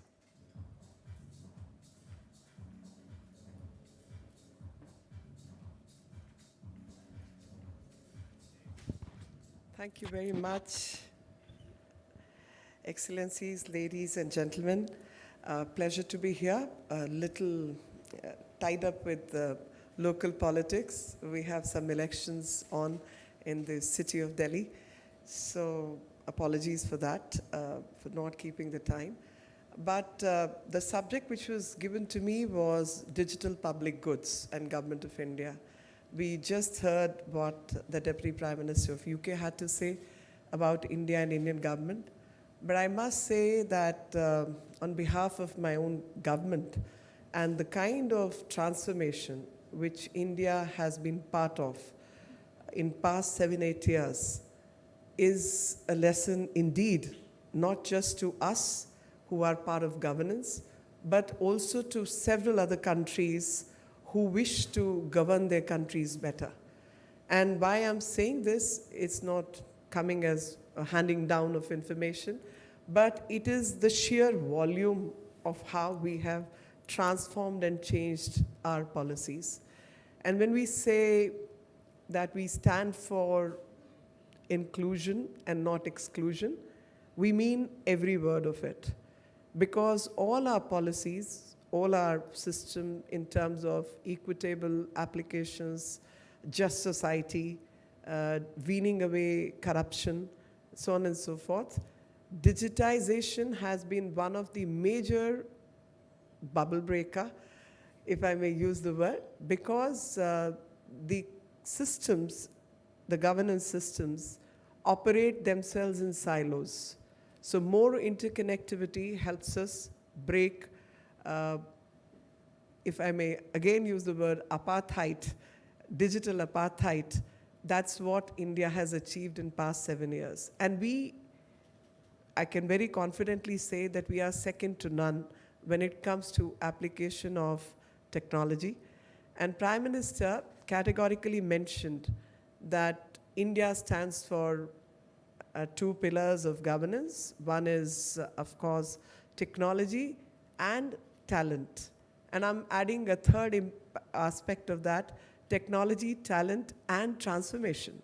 So technology and talent which India possesses has actually showcased how the transformation can happen. And just to give one example, that when India digitized itself, is the first imprint came in the form of Aadhaar. So Aadhaar got converted into JAM session, which meant Jan Dhan accounts, because economy had a very important aspect, and that was banking facility and banking system. And since holding computers and carrying computers itself was getting tough and difficult and non-operational in many ways, so we linked it to mobile. So we jump-started our inclusive process, or process of inclusion. So JAM meant Jan Dhan accounts, banking facility for those who were marginalized and were not even part of the main banking system. We opened 43 million or more than that accounts in 4 months, 4 months period. So 43 million bank accounts linked to their Aadhaar, that means the person's identifiable, along with the mobile number so that it's a safe system, and individual imprints you will find. So JAM became a system of handing out the welfare systems or welfare processes and reaching out through the JAM system.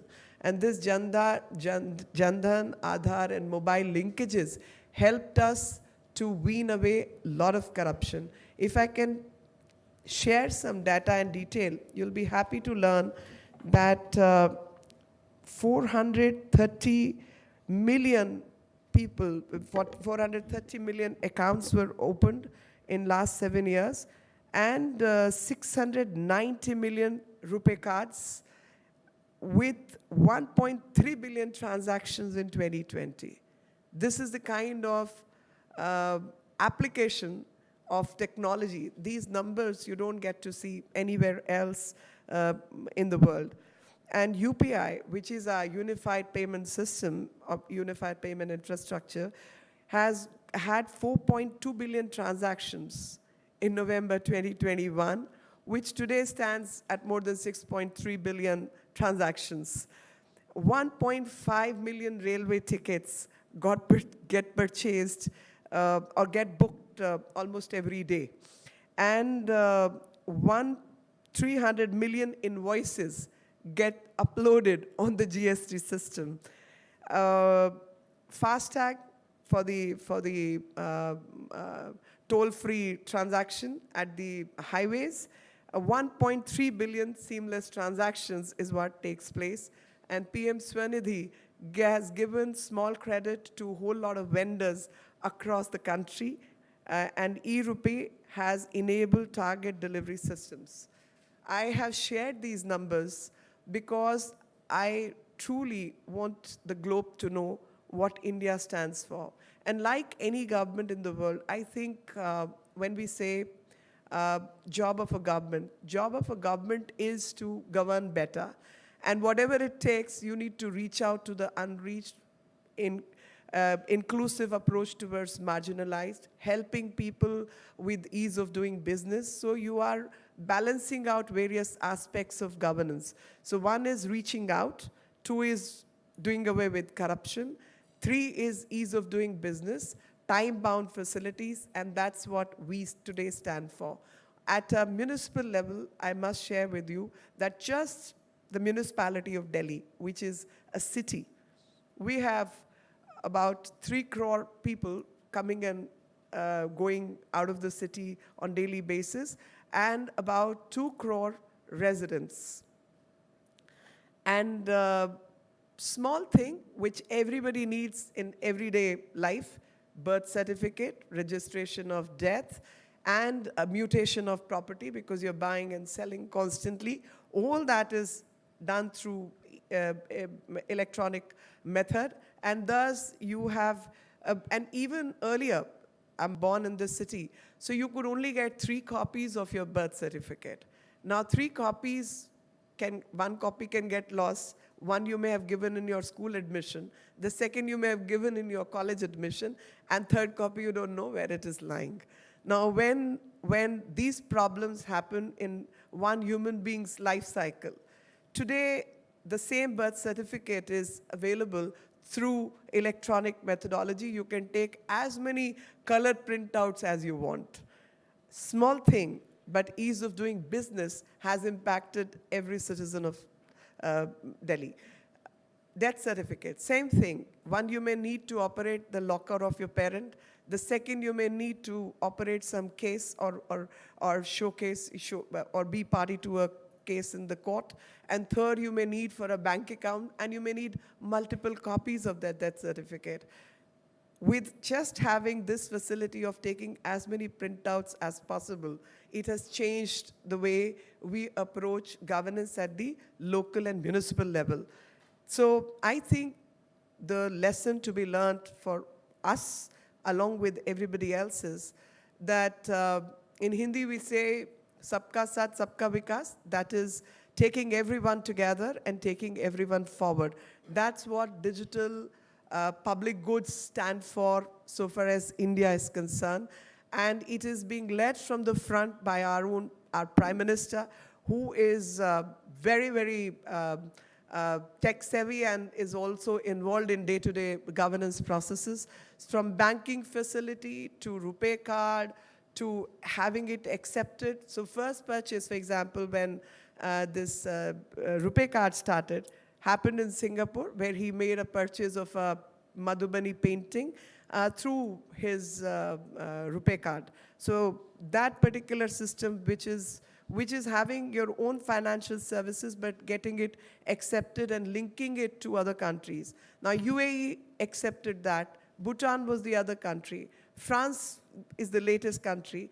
And I travel to many other countries who are very keen to work with UPI system and RuPay card. 195 countries are accepting 162 countries or 95 countries are accepting RuPay card, and that is a win-win situation for everyone. Close to 60% transactions in India have transferred to RuPay card. And I must share what all negative things which were going on, which we have corrected through this. There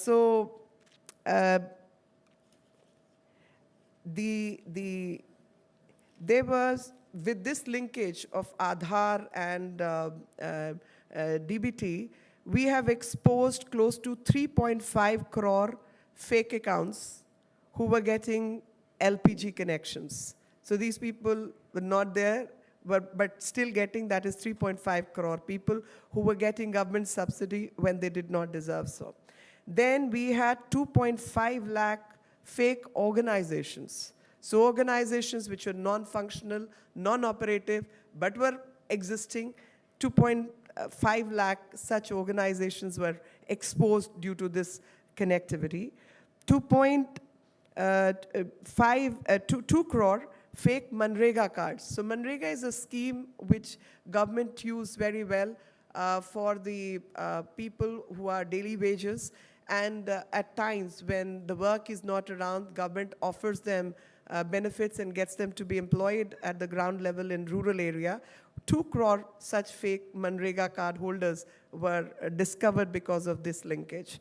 6 lakh fake midday meal. Now, even in midday meal, which government offers to children in school, and the beneficiaries of midday meal scheme in school, close to 6 lakh fake numbers were discovered, and they were weaned off. Similarly, 80,000 fake teachers existed, which have been taken off the roll. 1.6 crore fake ration cards. Now, ration card, I must explain to the global audience, is Government of India's scheme which during Corona, when people say, how have you transferred money into the hands of people who lost their jobs because of COVID-19 pandemic, and how inflation was controlled. So this was an effort of Government of India, which is a ration card, below poverty line or poverty line people who are given free ration, free meals, and free food subsidy. So close to 1.6 crore fake ration cards were discovered. Now, these people, these cards were going into the wrong hands, which were discovered. So why I'm quoting this? I'm quoting this that the implementation of Digital India is not an exclusionary process. It is not a process that you have to be tech savvy to understand what technology is. But it is the application of technology to a common man's benefit.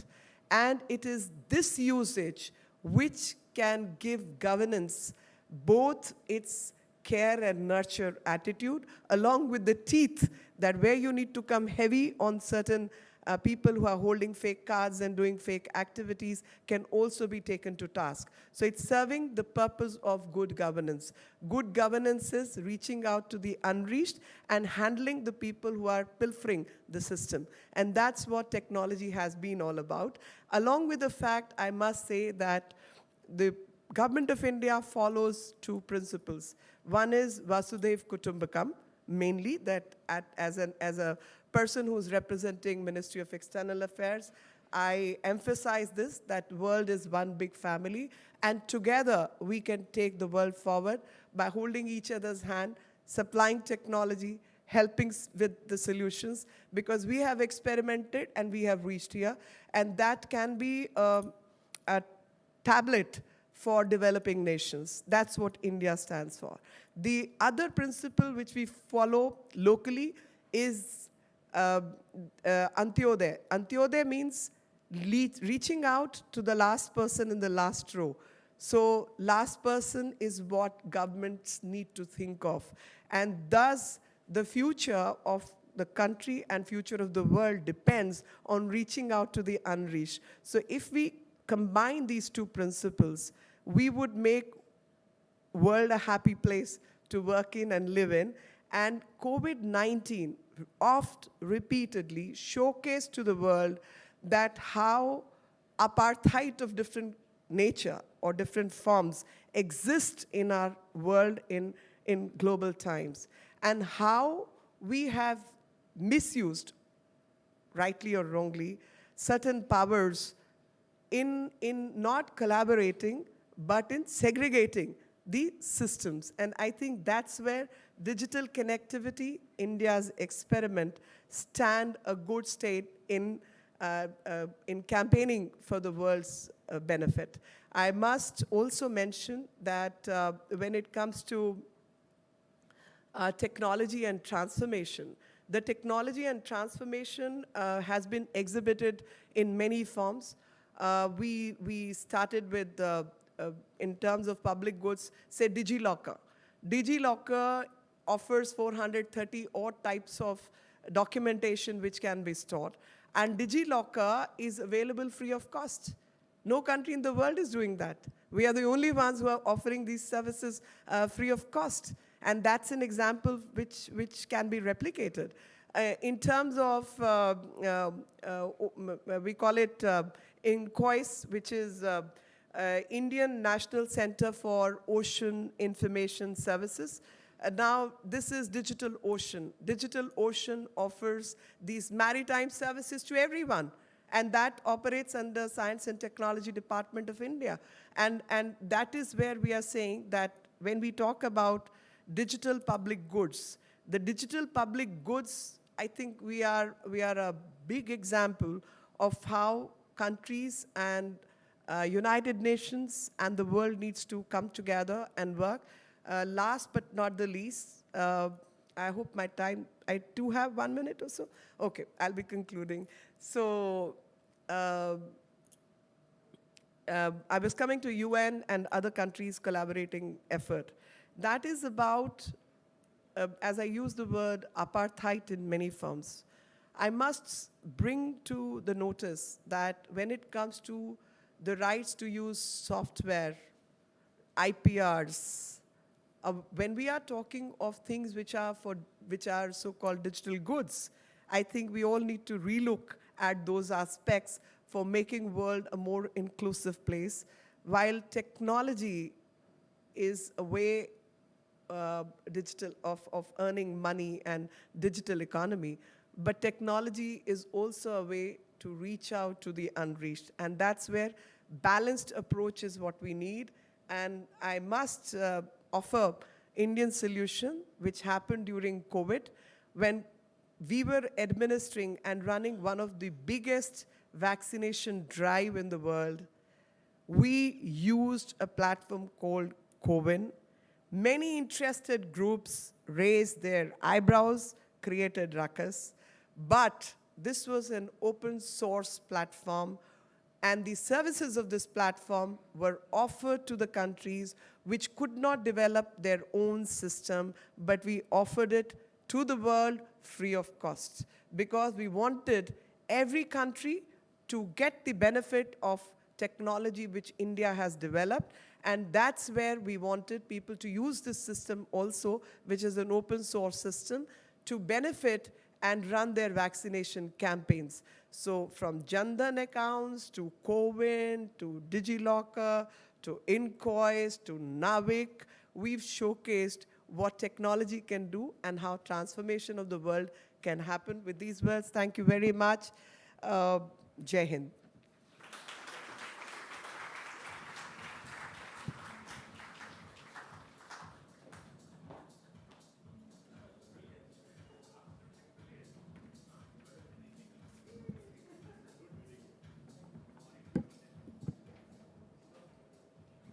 Thank you very much, Honorable Minister, for your insights and for your continued support to GTS. May I request everyone to stay seated for our next session. We have now with us someone who has been very closely associated with the technology space for over 3 decades. Mr. Mohandas Pai is currently the chairman of RN Capital and Manipal Global Education. He also serves as a governing council member of Center for Advanced Financial Research and Learning, promoted by the Reserve Bank of India. He's been chairman of the Regulatory and Financial Technology Committee of the Securities and Exchange Board of India and chairman of the SEBI Primary Markets Advisory Committee. He was awarded the Padma Shri by the President of India in 2015. Mr. Pai.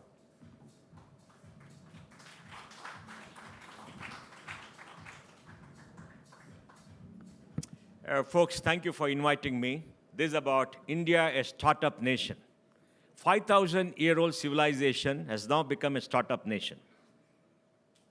This is the world today. The world is transformed. 250 years ago, a very unique event took place. The invention of the steam engine in Great Britain, and that transformed the world, brought in the Industrial Revolution. Till then, China, India were the largest economies in the world, then Europe took over. Now we are in the midst of the next revolution, which is the digital revolution. And if you look at the data, out of 8 billion people on the planet, about 5.5 billion people have a mobile phone, 5 billion people on the internet, and we are in the midst of it. And that's going to change the world like the Industrial Revolution did 250 years ago. And you can see the results in how the early movers dominate the world. Digital companies, excluding Saudi Aramco, is a country, but look at where value is being created. Tech eats the leaderboards. What does it mean? It means that 2021 profits the world's most profitable publicly listed companies. Saudi Aramco, of course. Berkshire is there. Then you've got Apple, Alphabet, Microsoft, all the big companies, all American. all American. The Chinese were there, but they dropped off the map, and you can see the age of the tech giants. Some of them have been around, but some of them are very dominant. The biggest challenge to humanity and geopolitics is the rise of digital monopolies. It's not governments anymore, it's digital monopolies. I think Nick should have been here. The new normal global tech conglomerates who create their own system. Apple has 2 billion people. It's bigger than any country. Amazon has 4 billion people. Alphabet has 4 billion people on Android. And the Android system, even though open source, controls the technology. And Amazon, of course, is the big fish in the room, which is doing wonderful things. Great companies, but what about us as citizens? And look at this. The capture of the digital day. Mobile operating systems, it is Alphabet 71%, iOS 27%, search 92% by Google, and social media, Meta, we just had Nick Clegg, and they're 79%. That is big. 79% of humanity, because all of them are billions of people. This is not about countries, it's about consumers in a nation. The US runs the world's cloud. Cloud is where all the data is. The US dominates like nobody else. The US rules the cloud. You can look at the revenue the US has, $206 billion.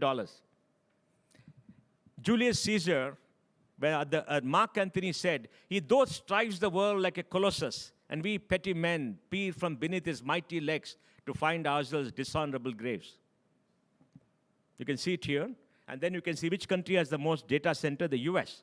What about data localization? What about our data? If our data is located in a Meta cloud in the US, who is going to protect us if Meta kicks us out? Only our government, not the United States. We are non-resident aliens in the United States. That's what we are called, non-resident aliens, right? Now, the EU is an aging digital colony. I'm sorry about the heading, but its reality is true. And you can see why.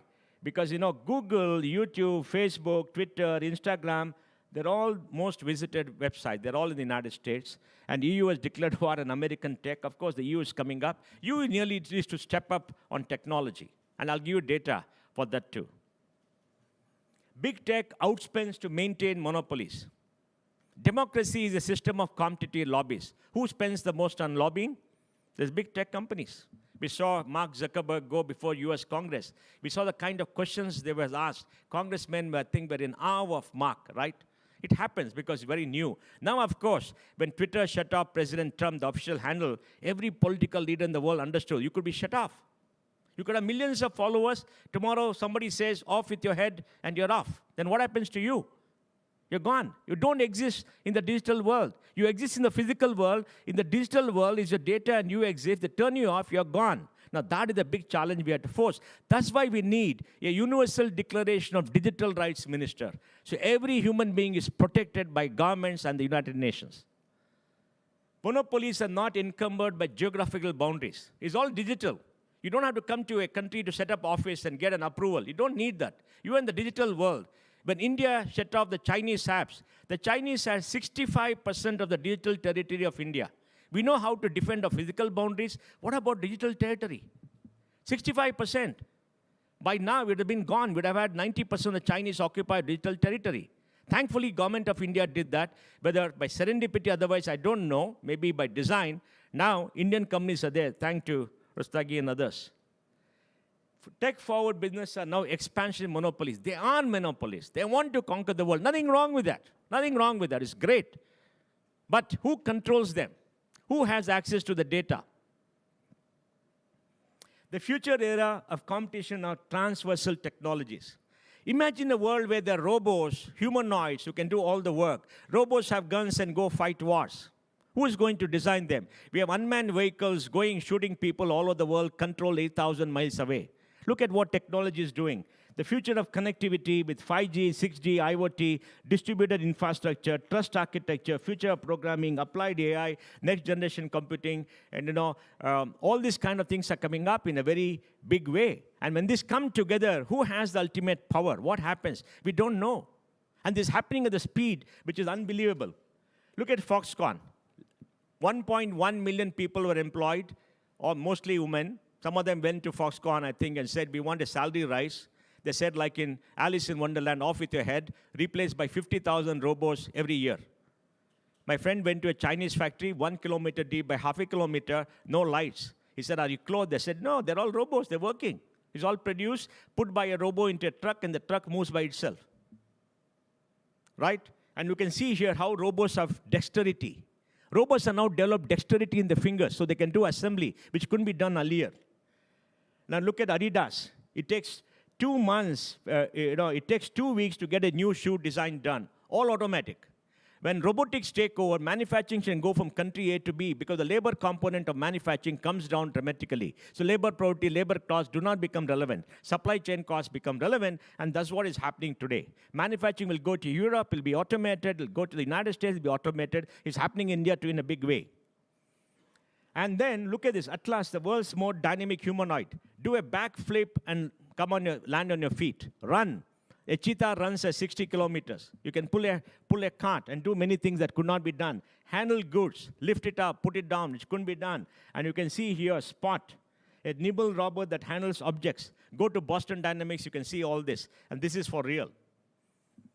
Designer babies.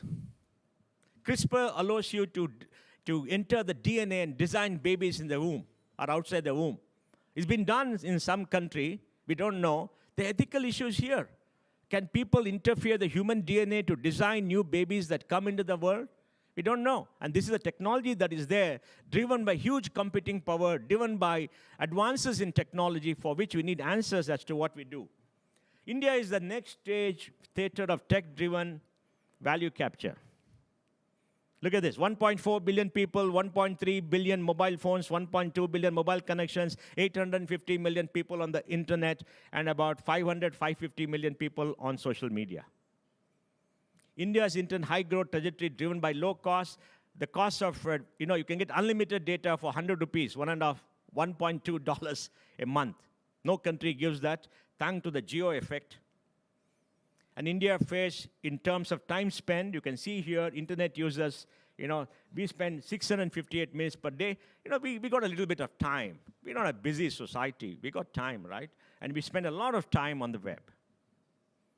And you can see here how the COVID time people shifted. Imagine a country like India, per capita income of $2,500, 60% of population shifted overnight to a mobile when we shut down. 60%, it happened. And Government of India gave food to 800 million people, transferred money to 450 million women, just like this. How did it happen? Deepak? How did it happen? Like Minister said, it's magic. And I must compliment Prime Minister, because in 2015, August 15, he stood up on Red Fort and said, Digital India, Stand-up India, Startup India. Nobody understood what he meant. And look at today. 2015. The startup system will help create a $10 trillion economy for India. Look at this, 80,000 startups. Deepak, am I right? You crossed 80,000. Third largest in the world, $450 billion of value created. $450 billion of value created. This is wonderful. It's the biggest secret India has. India exported $178 billion of software last year. This year could be 195 to 200. And total revenue for IT in India will be 260 billion. It's the largest industry in India, IT, not textiles. It's IT in terms of revenue. Look at the numbers.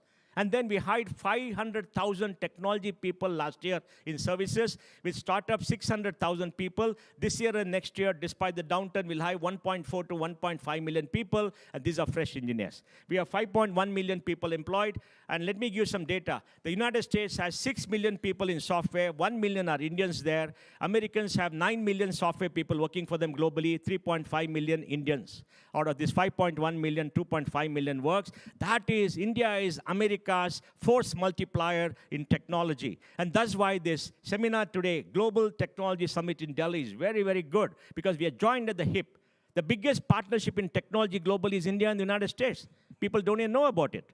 And of the top 10 software service companies by market value in India, 5 are Indian. Of the top 5, 3 are Indian. Of the 3 million employees in the top 10, 2.1 million are Indians. And India has got 450 of the Fortune 500 companies who have their labs in India. And Bangalore has about 2.1 million technology people for 11 million people. The largest concentration of tech talent for any city in the world, more than Silicon Valley. And by 2024, 2025, India will have the largest tech population in the world for any country. for any country in the world. And this is the place which can supply technology, human capital to the whole world till India grows up and uses all of them. There's no other country which can do that in such large numbers with such high quality. And you can see startups here, 100,000 startups by 2025. Deepak, I'm going to change this to 200,000. Is that okay? 250? Okay, done. And we'll have 250 unicorns. We'll get $150 to $200 billion of capital, out of which about $16 billion has come this year, and the balance money is coming. And see here, we export more software than Saudi Arabia does oil.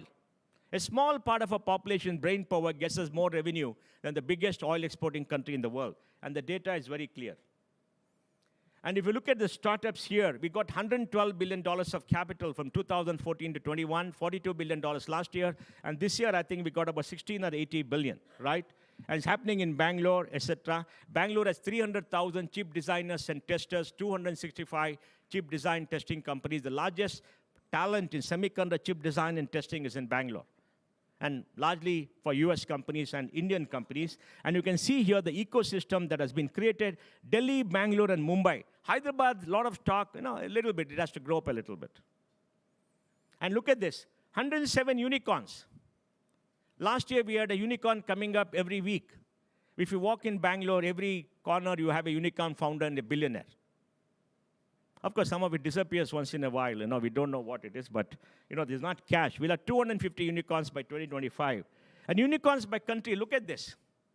What Nick Legg did is what right, Rudra. So look at this. US, 865. US, China, and India have 1,200 of the 1312 unicorns globally.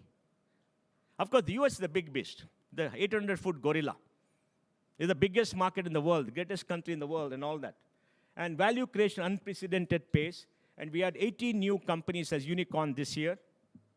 And we'll be $1 trillion in value 2025. We've got to revise this, Deepak. We'll revise it.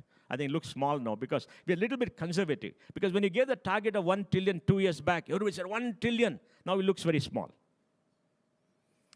Online gaming, the gaming ecosystem is coming. Gaming is important because they're creating their own currency, they're creating their own world, and young people are hooked on to gaming. And if young people grow up to be adults very soon, that is the world they're going to experience, the metaverse. Young people move from the virtual reality to reality seamlessly, while we are the analog generation.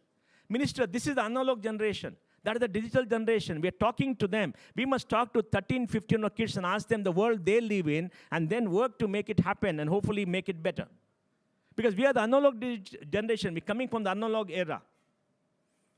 Do you know that on Twitch, more people watch games being played by others than play game themselves? And you can see EdTech, 6 or 7 unicorns. Baiju is a rock star. Of course, some challenges, little bit of valuation going up and down, but he'll pull it through. Health tech, big industry.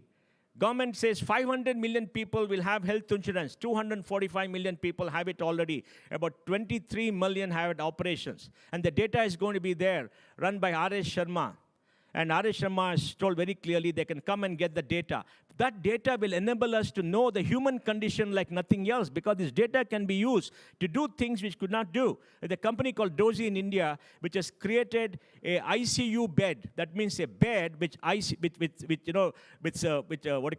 devices under the bed, which captures 5 vitals for you and goes into a database. And they say, looking at the heartbeat, they can predict with some 85% certainty whether you're going to have a heart attack 3 months down the line, because they got the data.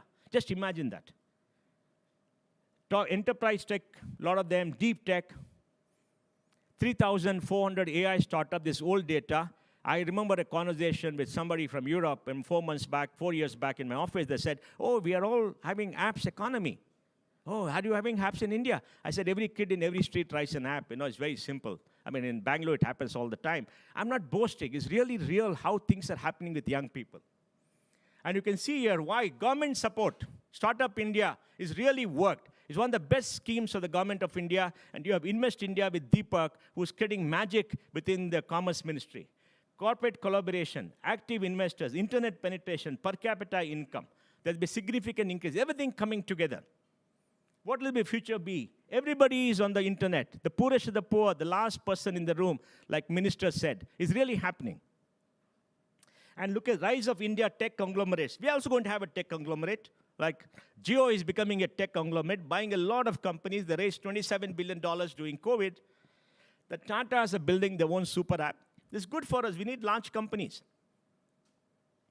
And look at this. 44.2 million Indians, 90 unicorn founders. 90 unicorns have been founded with Indian origin founders. And here, US born, 56% of the unicorns have a US born founder, 44 are not US born, and then largest number is Indian. In the 60s and 70s, many Indians went to the West Coast and they've done extremely well in that open system. Our neighbor went to Cambridge and Oxford. They went to the past, we went to the future. The fintech has distributed. Look at what happened in fintech. Studied no cash future, 7.3 billion transactions in UPI last year. You can transfer money from mobile to mobile in 30 seconds through the banking system. It works. Try doing in the US, and $151 billion.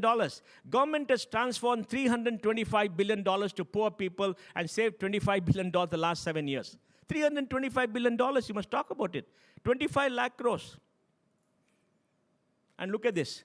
We are the largest country, largest player in digital payments globally. The data is very clear.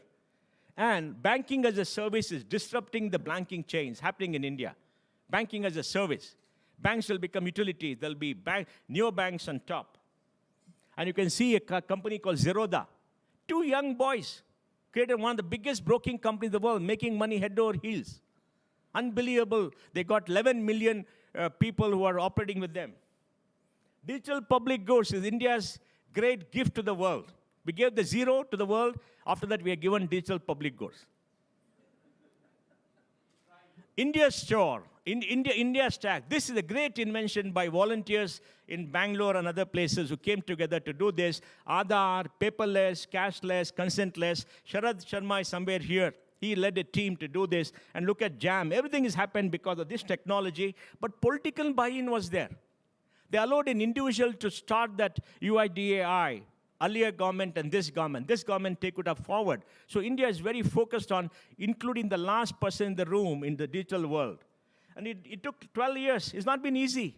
It's a long journey. It happened in 2010. Who knew about all this in 2010? Certainly not people in Delhi. But 2010. And look at all the things that have happened. And here, when we had 17 laws put into GST, GST works, like you said. People have criticized the platform, but it works. One of the largest platform, one of the most complex platforms in the world. The income tax portal worked despite criticism. Largest portal, 7.3 million returns were filed in 24 hours. 550,000 returns in 1 hour. Look at those numbers. Give me some other examples. We are very critical of ourselves, Deepak. You know, we want minister to come and talk to us about all this so that everybody knows what the good work is happening. And then 64 billion transactions in UPI, digital adoption, etc. World-class service, world-class products are being built on the India stack because of open APIs. Open system is the open system dream for anybody in the world. It's being done here. And here are the benefits. Opening a bank account, 6 days to 1 hour. Transaction time down from 4 hours to 2 minutes. With Aadhaar KYC for a mutual fund, and for a SIM card from 1 minute to 1 hour to 4 minutes. We're going to be data rich. We're already there, 80% of the way. India will have some of the largest databases in the world because we have a large number of people and large transactions. And you can see neobanks coming up. Neobanks are a set of apps on top of a banking layer because banking technology has been created for the regulator and for the banks, not for you and me. The neobanks are creating a layer of technology where you use apps to address our bank accounts, and that's going to change the way we deal. Paperless instant credit markets are coming up. Consented data exchange. Who owns the data? We own the data. But Meta owns the data. By this, we're going to own the data, and if you want to give data to somebody, we're going to have a consent architecture to give consent to somebody to own the data. If somebody misuses the data, we'll go to minister, and minister will protect us. Because we have to be protected. Data belongs to me and we, because we have a digital avatar which is bigger than the physical avatar. Because the physical avatar is momentary, the digital avatar has a history and a legacy of years. All our accumulated, digital data is there. Account aggregator. This is very significant. If you have multiple bank accounts, do you know what is the balance in each bank account? By account aggregator, you know the balance because everything comes together. And then the bank owns the data. Now I own the data. Because of this, The bank owned the data. I had to go to the bank because now I own the data because of the account aggregator. I can consolidate all the data and do what I want and get credit. Consented data exchange. How do I exchange data? This is all the digital public goods. OCEN, Open Credit Enabled Network. Last person in the room to get credit. This is going to give them instant credit because the data will be there for them. ONDC, that is Open Network for Digital Commerce. That's for e-commerce to link all the mom and pop shops. We cannot let the mom and pop shop disappear. They have to earn the living. And we can't have only big companies do that. We need both to be there, right? And this will help them interact in the digital world. This is the ONDC chart. National Health Stack. This is going to be a fantastic health stack. Open protocols are reimagining entire industries and ecosystem. No more closed networks. Open systems are coming up because that fosters innovation. Number of years, look at this. Pokemon, 19 days, but our Arogya Setu, 13 days for 50 million. The speed of change is enormous. So you've got to have this, this Global Technology Summit every year in Delhi, but have the Global Tech Summit in Bangalore. Because Delhi and Bangalore have to talk like Bombay and Bangalore have to talk for money. Yes, a robust foundation for innovative solutions. India is optimizing to empower problem solvers to create the new digital economy to take India forward. Thank you very much.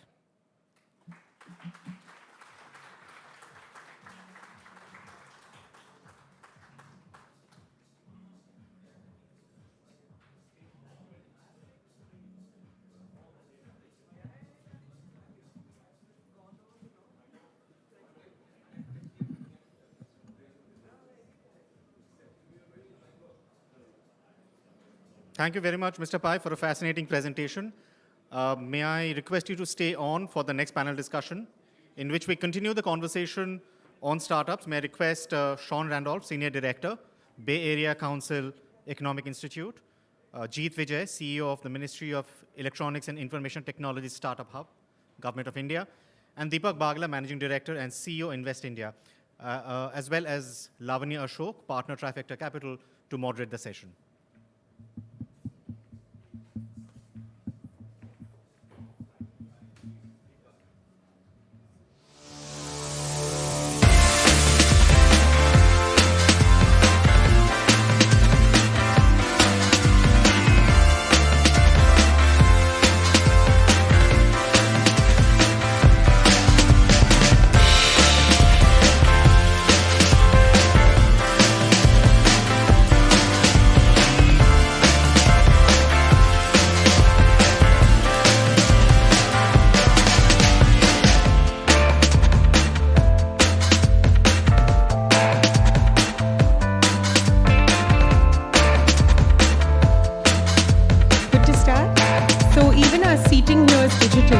as I can see, given the theme of the Global Technology Summit.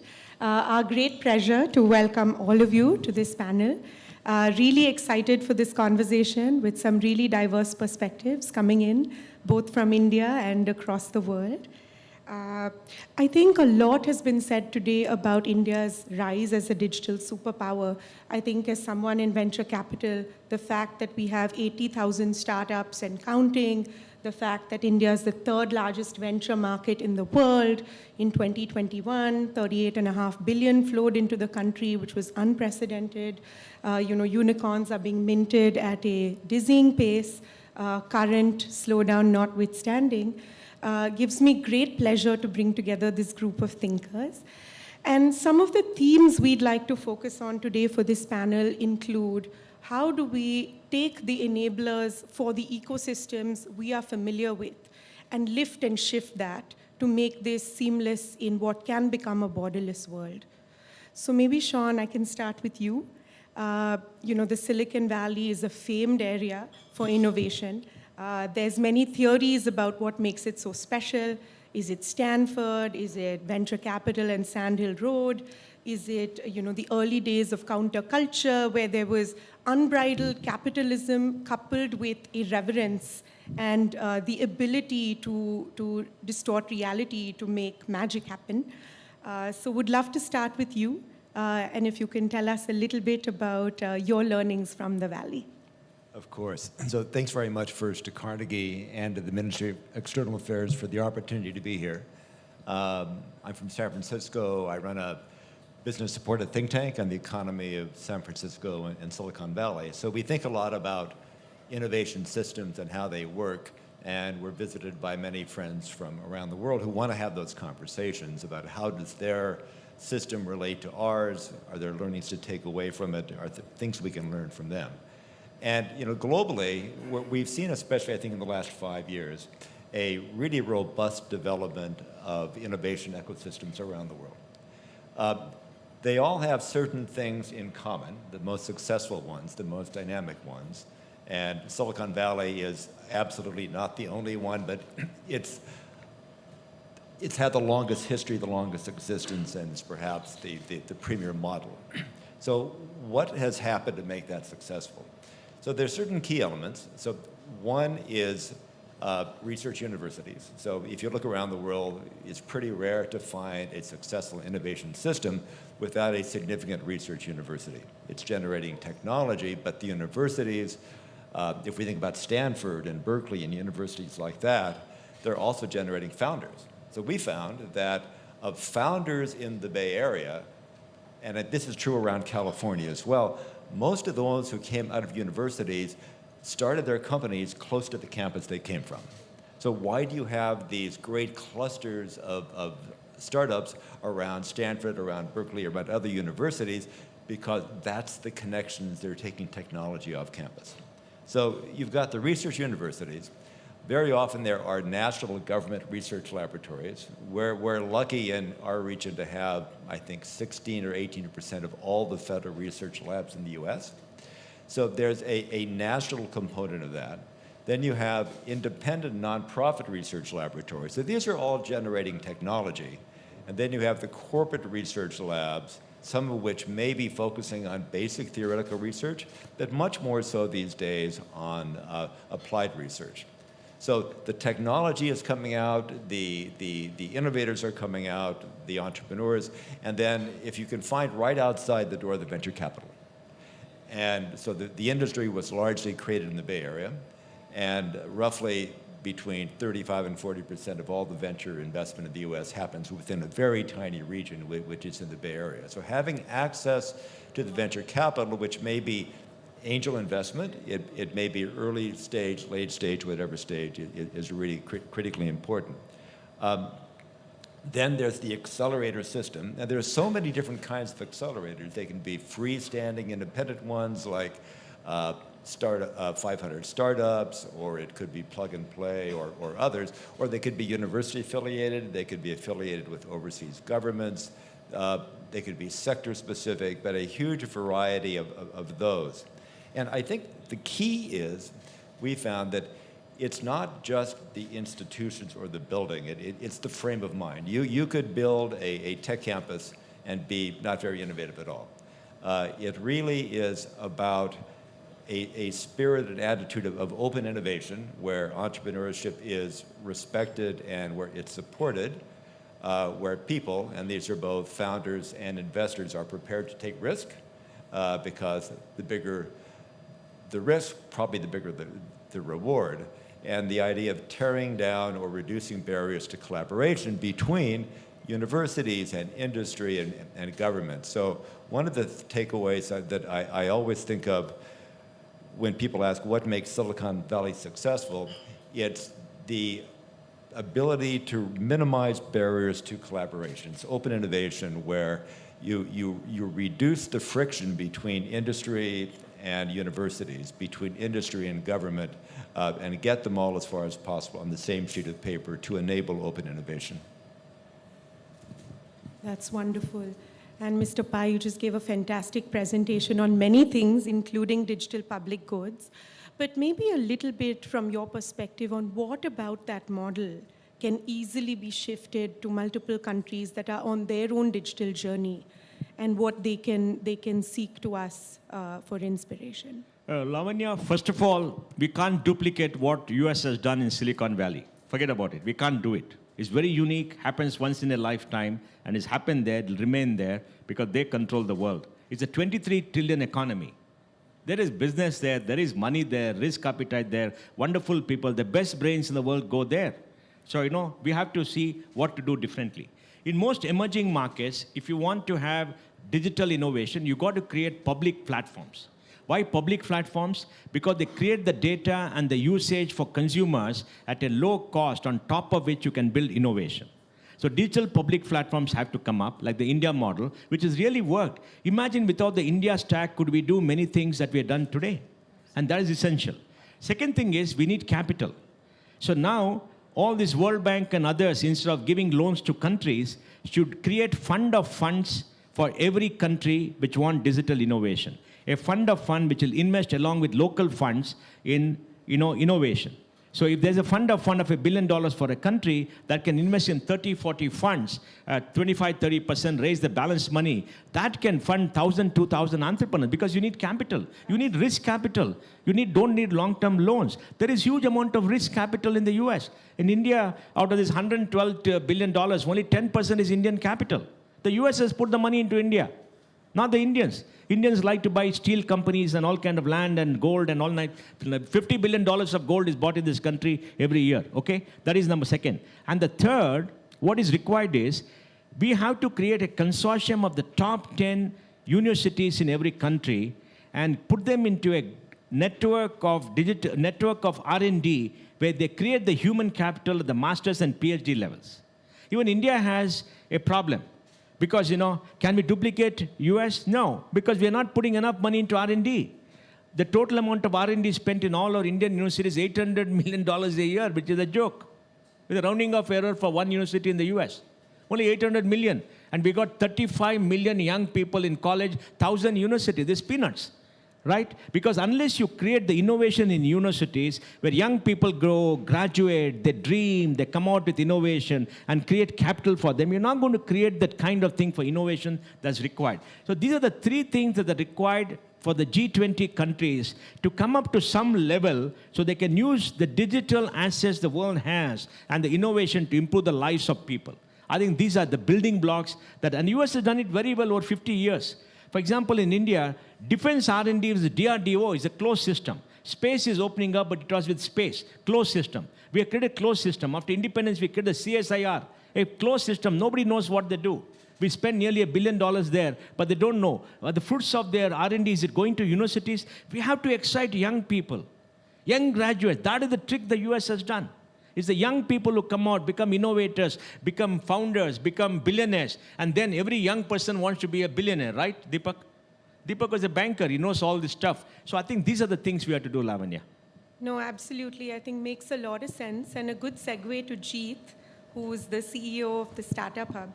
So Jeet, would be lovely to hear from your perspective what the ministry is doing and some of the initiatives you're spearheading to excite the youth, to make the conditions such that they can get the capital they need, they can continue to build these big dreams that we all have. Thank you for that question. And first of all, thank you to Carnegie for this program. And I think with the G20 presidency coming to India, it's a right time for us to rethink, do we want to follow the world development model that has been there since the Industrial Revolution that we've been talking about over the last 100, 200 years? Or do we want to shape the trajectory of growth and make it more clear and sustainable? Because as government, we don't think 1 year or 5 year. We have to think of the humanity. And as our Honorable Prime Minister says, it's about Vasudhaiva Kutumbakam, one world, one people. Now, having said that, now let's think about it a little bit. Adam Smith, or if you look at the economists back in the day, it's about the competitive advantage of the firm or the comparative advantage of nations. Each nation is endowed with its own capabilities and competencies and advantages. We cannot follow US or China if we want to lead the world in a different way. We have to identify our own advantages. And as Mohandas Pai sir was mentioning, what India has done and what our Honorable Prime Minister realized very quickly once he came to power is India will be built on the intellect of its people, and technology is a great equalizer. What we used to call in the traditional days that education is a great equalizer. He believed in the power of technology with the whole Digital India mission, Startup India mission back in the day, 6, 7 years ago now, which laid the foundation for where we are today. We have open source interoperable systems that we have created. India is creating that digital economy. India is creating an economy in the cloud fueled by the data. And be it Gati Shakti, be it the logistics mission, ONDC, or anything else, it's allowing everyone to participate in the potential to create something. And now Ministry of Electronics and IT, guided by our Minister, Honorable Shri Ashwini Vaishnav, and our Minister of State, Rajiv Chandrasekhar ji, is focused on identifying how do we leverage private sector more to create. Because government in itself, the best it can do is what our Prime Minister says, maximum governance, minimum government. Enable the engagement of private sector, let leaders who are thinkers take the stage, let them guide where we need to go. Have them engage both as stakeholder in the early part of consultation, but also in the implementation. So today at Ministry of Electronics and IT, we are supporting more than 100 incubators, center of excellence, and accelerators across India. We have international programs because we believe that sharing and co-creation is critical. So we have programs with UK, France, Germany, and we are looking at some Middle Eastern countries where we are looking at how do Indian startups go there and startups from there come here. And third thing that we have funding schemes all the way from idea validation, prototype creation, commercialization, and hypergrowth. So we have a fund called EDF, Electronic Development Fund, which invests in VC fund, which invests in electronic and hardware startup. Because those startups don't get a lot of love from the investors because of long gestation, complexity of product development, etc. So funding is there, infrastructure is there, international collaborations are there. These are the three critical drivers. And fourth is private sector participation in all of these. Because unless we believe in the power that we are creating, we won't be able to take it to the level where we need to take it, be it in the climate tech space, where India is taking a leadership role now, because we have to think of the future, not only consumption today, but where the world will be in the next 50 years. Thank you. No, some really great points there. And Deepak, why don't I come to you now? From Invest India's perspective, what are some of the ways you can further our objectives as we take on this G20 presidency, as this Startup 20 mission becomes more and more center stage? Would love to hear from you what's happening at Invest India. Thank you, Lavanya. Quickly, Invest India. So the first is investment promotion and facilitation. We are the official single point of contact for any investor coming into India. The second vertical we have is Startup India. We are responsible for everything on the creation of the ecosystem. The third is very interesting, the Prime Minister's Science and Technology Initiative. And we had Mohan also allude to it. All innovation happening outside to try and see where it can fit into the government and from the government outside, including DRDO, how we can take it to capitalization. And the last part is obviously digitization of the entire investor journey, the national single window, etc. Coming specifically to G20, in fact, we are having our fourth consultation meeting this evening with the G20 countries, the fourth one. And we had a dinner with the ambassadors last evening. What we are doing, so one is the startup vertical, which is a working group, which is being managed through Invest India. The other one, what we are doing is that the investment promotion agencies of all these countries, these are the actual execution arms of all policy, are getting together, and we've created an IPA 20. So this is a consultative group, which next year Brazil, when it heads, will be becoming a working group. In the four consultations, what has come out so far as the three deliverables which are coming out. So first, the sectors, digitization, sustainability, skill and development, and obviously climate and everything else with it. Everybody looking to us to create those public platforms which Mohan alluded to. They are the key to success. You created your India stack. That's what is happening. So what has happened? On the outcomes, what is emerging, three of them, if I'll just leave that as a thought with you. The first is a global solutions platform from G20. Any startup or innovator will position their solution which they have on that platform. And anybody looking for a solution can come onto that and access it. So that's one. That is to get innovation and startups together. The second one is on supply chain movement. On that supply chain movement, it impacts the startup community in all these aspects. The biggest hindrance which we hear from all the member countries is about sharing of information on supply chain movement. And that's now the biggest thing happening globally. So again, we are looking at a digital platform where all countries will be sharing relevant information on it. It'll be a public platform for any company across the globe to access it and see where they want to position it. And the third challenge which is coming is how do we create very practical, executable financial structures to steer sustainable investments towards them. So that means creating, let's say, a digital platform where you'll have a bouquet of all sustainable projects which an investor can look at, to somebody being able to rate them as sustainable, to somebody creating the right financial structures, and then to help capacity building for each of these countries to be able to create that skill to execute them. Now, these are the three which are emerging now. We still have 5 more meetings to go. We will be finalizing our recommendations by July 1st week. But what I must bring about to one point, you know, when we started Startup India on 16 January 2016, in the morning, one of the very senior functionaries told me, so I asked them, how will you evaluate my team's success? Which we'd started. And they said the day a mother in India is happy to give their daughter to a startup. And you know, from that day it was that how do we change the mindset of success and failure? The second thing which we did, and I think which helped well, is when we created Startup India Hub. It's now the world's largest startup hub. We could help create the dots. Sean was referring to that.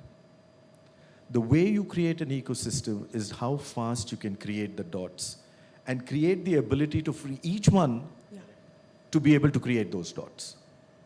And I think that is what is happening in India. What Jeet is doing, Mohan in any case is leading that, is all referring to Sean. And about taking the US role, I think one of my favorite singers is Elton John. And I seriously believe in that circle of life. It is a circle, Sean. And everybody has their own journey in it. But if you go back to what happened 250 years ago, we had our moment. I think that moment of inflection is now coming back via that circle. And what is happening in that, for the first time in our history, digitization is converting population into human resource. I remember when I went to school and learned economics, everybody told us the biggest challenge we had was our population. And I think today, everybody's saying the biggest strength of India is its population. Look at ourselves, 9,200 days from today. We'll be 15th August 2047. Sean, that's when we turn 100 years. We are much below you in numbers, as you know, in age. And on that day, 21% of the world's middle class and 20% of the world's workforce will be here. That exactly shows you the pathway which you are leading to. No, I think absolutely. If you look at recent research that's been done on the trajectory we're on, people are predicting we will more than double our economy in this decade. We will cross 7 trillion. Mohan alluded to 10 shortly thereafter because of the power of compounding. And if we look at the importance in this journey of obviously forging our own path, there's no easy lift and shift. But Sean, if you think about the value of connecting these localized ecosystems that have had their own trajectory, but that may have linkages that could be very valuable, both for innovation and then for the flow of capital, which is, as Mr. Pai alluded to, a very important ingredient in this entire cake we're baking. What are some of the thoughts that you have? It's a very good question. I think we in Silicon Valley have really benefited from a very open global platform. And actually, India produces more company founders in Silicon Valley than any other country by far. And so that's been a huge enabler of growth for us. So that global connectivity is absolutely critical. And we have hundreds of startups and technologists from Europe and Mexico and essentially everywhere. So we've seen in the last, I'd say, 5, 6, 7 years, this explosion of entrepreneurship around the world. The rapid development, in particular during COVID, but even before that, of innovation ecosystems in many different parts of the world, places where they were very nascent before, now they're really flourishing, Mexico, Argentina, other G20 members. So I think, as you said, Mohandas, you can't easily replicate Silicon Valley. It's there, it's what it is. And every system has its own unique characteristics, and each one actually has its strength and its weakness and is at a different point in its development. So thinking about the G20, what strikes me is there's an opportunity to do at least two things, and probably more than that. One is to connect them around like shared experience and best practices. There are these key elements in the model, but even within one key element, they're so different. So how does a university design entrepreneurial training and education programs? It may have an accelerator.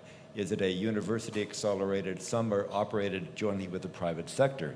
Some are on and off campus. Some are completely privately funded but have an affiliation with the university. Does the university operate a venture capital fund of its own? If so, does the funding come from public sources or from private sources, maybe alumni donors or things like that? You have the same question of a huge variety of different kinds of accelerators, both large and small and incubators. Like what have the most effective models been? And then you have sort of different focal points by sectors where some areas are building on strengths. So some may have great medical schools, they're doing medical technology. Others may have great computer science programs, they're doing AI. Others, agriculture is a key industry, they're doing ag tech and things like that. So I think at one level, there's just a lot of learning that can be done by shared experience between leaders in different innovation ecosystems about what is working best and what is not working. I think the big thing, though, is connecting the entrepreneurs in these countries to markets. Many of them are starting off in their own market. They may be going into regional markets. Let's say you're in Mexico, you're going to expand into Latin America and vice versa. The U.S. is always a big target market.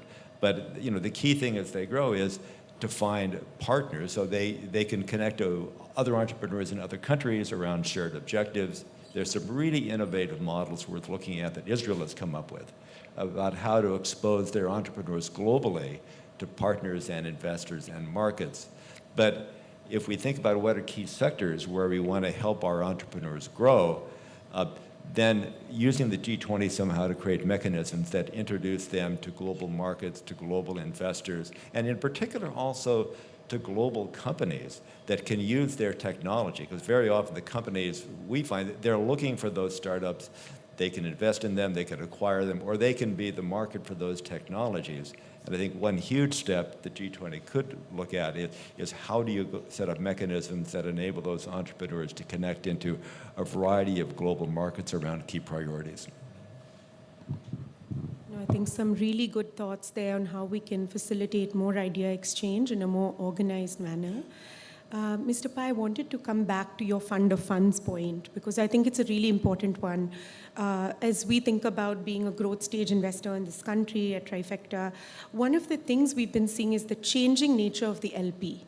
We've seen a lot of Indian money start to come into the fold. I haven't seen that in my experience in the last decade.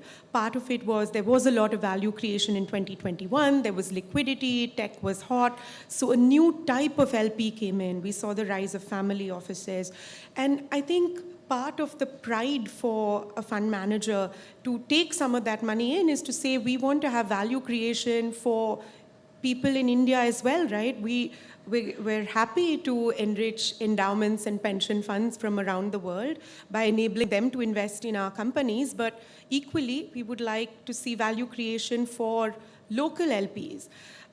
Just wanted to talk a little bit more about what the fund of funds model would entail. What are some of the capital providers that you could see in terms of large enduring institutions, which can really provide stability to that capital base? Lavanya, every country should create the ecosystem for investment of risk capital. It cannot be done by government. In 2015, if I'm right, Deepak, we went to government and told them we wanted 10,000 crore, $1.5 billion fund of funds for India. Government was receptive. We wrote a paper from iSpirit. Then we met them. Jayant Sinha was there. Then he said, who is going to run it? We said, SIDBI. SIDBI is the Small Industry Development Bank. He said they have no expertise. You said, forget it. We will sit on the investment committee and we will tell them what to do. And we drew up norms. So we were the advisory committee. We sat on it. The proposal came there. And we had a simple algorithm. In the first year, we allocated to 60 funds. Today, India has got 1,200 AIFs. We created the fund industry.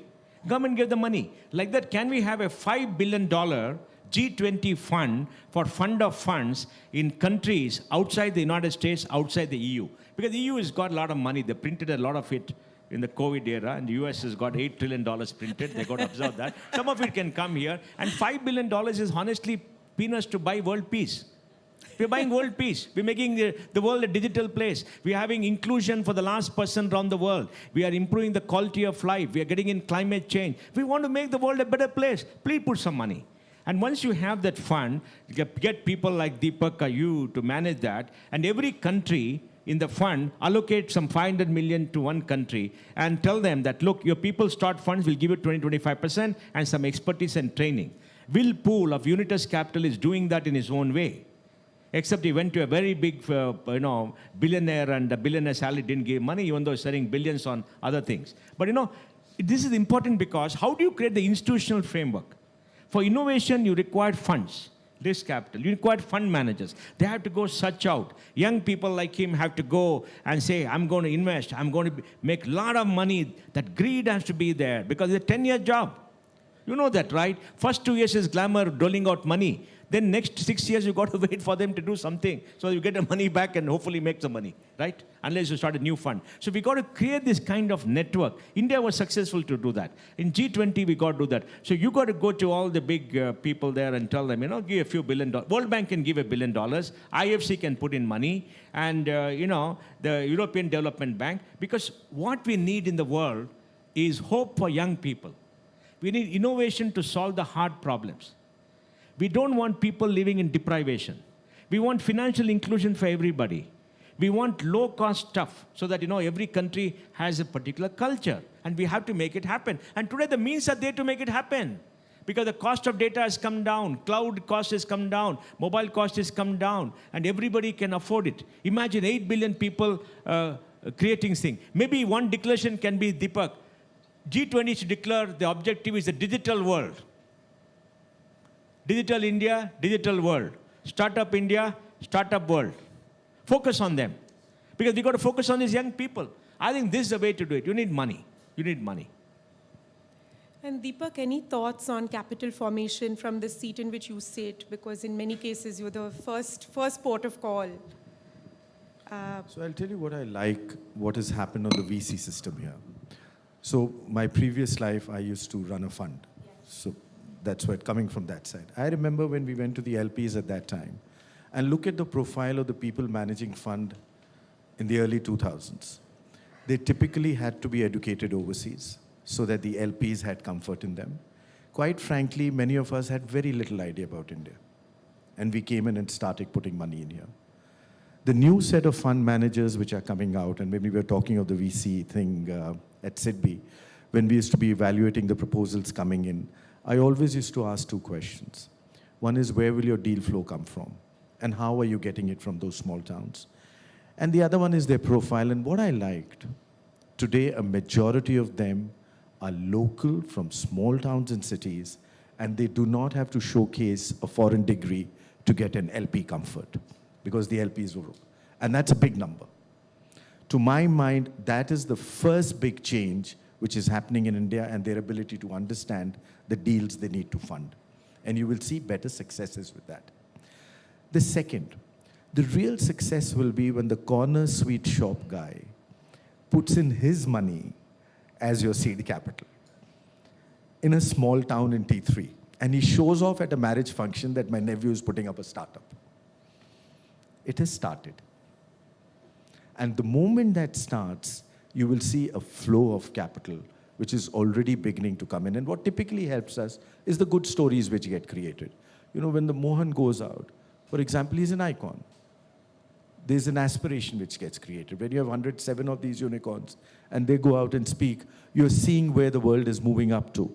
And when you have an Indian mother willing to give the daughter to somebody who's doing a startup, I think we are quite out there. we need to pat ourselves on the back on this one. And since you asked me about FDI, if you give me a minute, should I give you a few numbers? Because that's what my primary job is. We closed this year with $83.5 billion, the highest ever we've got in our history. And remember that too in a lockdown. Now let me tell you more. It came from 101 countries. Wow. It's a global record. And these 101 countries, it's not just about the money, it's about their trust in you. It's about their trust in your leadership. It's about their trust in the promise which you keep. And it's about the trust in your future. More interesting, it came across 57 sectors. No other country in the world has that bouquet of opportunities open. And Mohan, you like this one, which is the most heartening. It came across 31 states and union territories.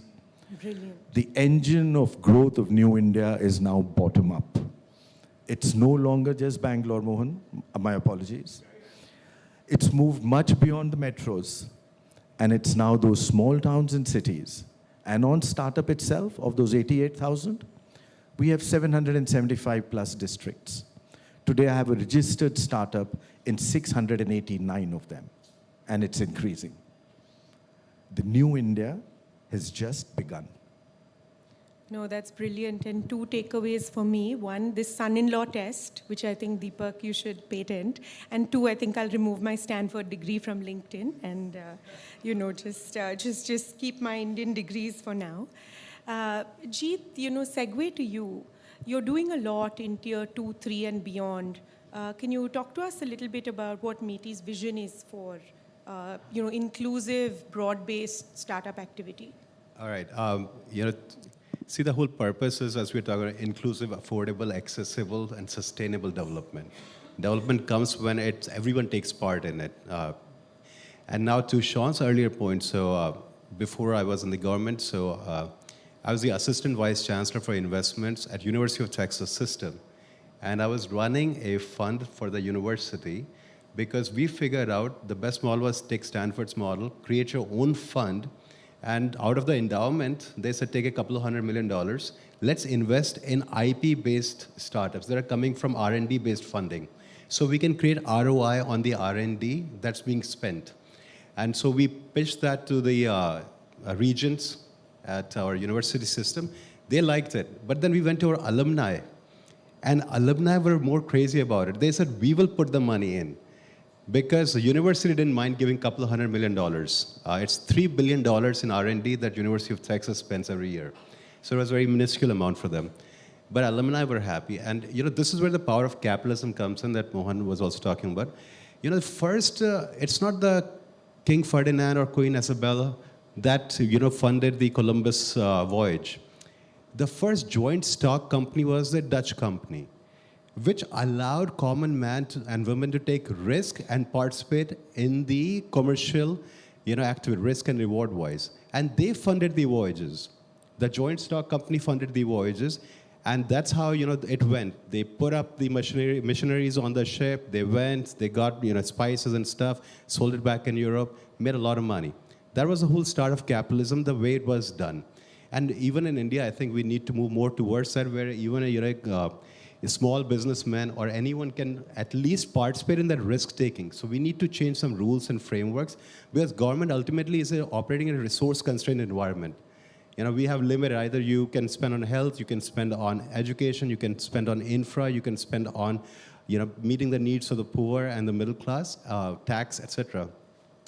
But so having said that, now what ministry is doing to take this initiative to the tier 2 is a couple of things. One, we realize is that giving grant-based funding is a no-go at the end of the day. You have to get more risk appetite and more skin in the game from the common, even the startups and the other investors. So one of the scheme we launched, Samrit scheme, is actually saying we'll give you matching funding if you are able to raise matching funding from the investors. So we are the first risk money, but it's increasing the amount of money that's going into a startup. And on the same terms as a lead investor, except some governance rights that the government requires. Second thing, on the tier 2, we are looking at coming up with this 450 crore scheme, funding program that was announced by our Honorable Prime Minister a few months ago at Digital India Week. And in that also, it's primarily focused on funding pilot projects because a lot of startups that can make 5-10 units of their PCBs, etc., and they want to deploy it somewhere, but they don't have 100 units that they can deploy for a pilot program. So we are funding the pilot program through that scheme. And also we are doing a little bit of a seed funding where we are asking matching funding has to come in. And so that's the kind of narrative we are taking, and it's primarily focused on tier 2, tier 3, because Bangalore, Hyderabad, Mumbai, Delhi NCR have capital markets which need not be distorted by government coming into them. We need a funding access availability to the people who have, or the startups that don't have access to these markets. So that's something that we are working on. And last point I'll touch quickly on is, we are under G20, we are doing digital vertical. So we are actually inviting all the 20 G20 countries plus the 9 invited to nominate one leading startup from 5 verticals: secure digital infra, agri-tech, health tech, education, and the circular economy, so environment and climate-wise. Each of them will nominate their startups. So 176 startups will come to India, and that will participate in this whole program, whereby we are identifying which solution can go to which country. But ultimately, India has such a heterogeneity in terms of population, in terms of demography, in terms of culture, in terms of language, that anything that we can make work in India can really solve the problem of a lot of countries in Global South and rest of the world. Thank you. Lavanya, if I can add. Please. One big issue for the G20 should be how to create more women entrepreneurs. Today in India, maybe 12% of tech entrepreneurs are women. US must be 18%, 20%. It's very small because women don't get capital. They don't get capital easily. It's very tough for them because we started India's first women entrepreneurship fund way back 7-8 years ago called SAHA. It is very tough. So we should create a big fund to fund women entrepreneurs for many reasons. One, women are going to be the majority of human population this year or the next year. India has got 1,020 women for 1,000 men. And 50% of population should take the rightful share to make the world better. It cannot be a men's own world. And we have to foster innovation with women entrepreneurs. And they do a fabulous job. Many women companies have come up and they've done a fantastic job, but they're small, they must get access to capital. So G20, look at a G20 Women Entrepreneurship Fund to fund women entrepreneurs. And even in India, please announce in the budget a 5,000 crore fund only for women entrepreneurs, because you have not done it.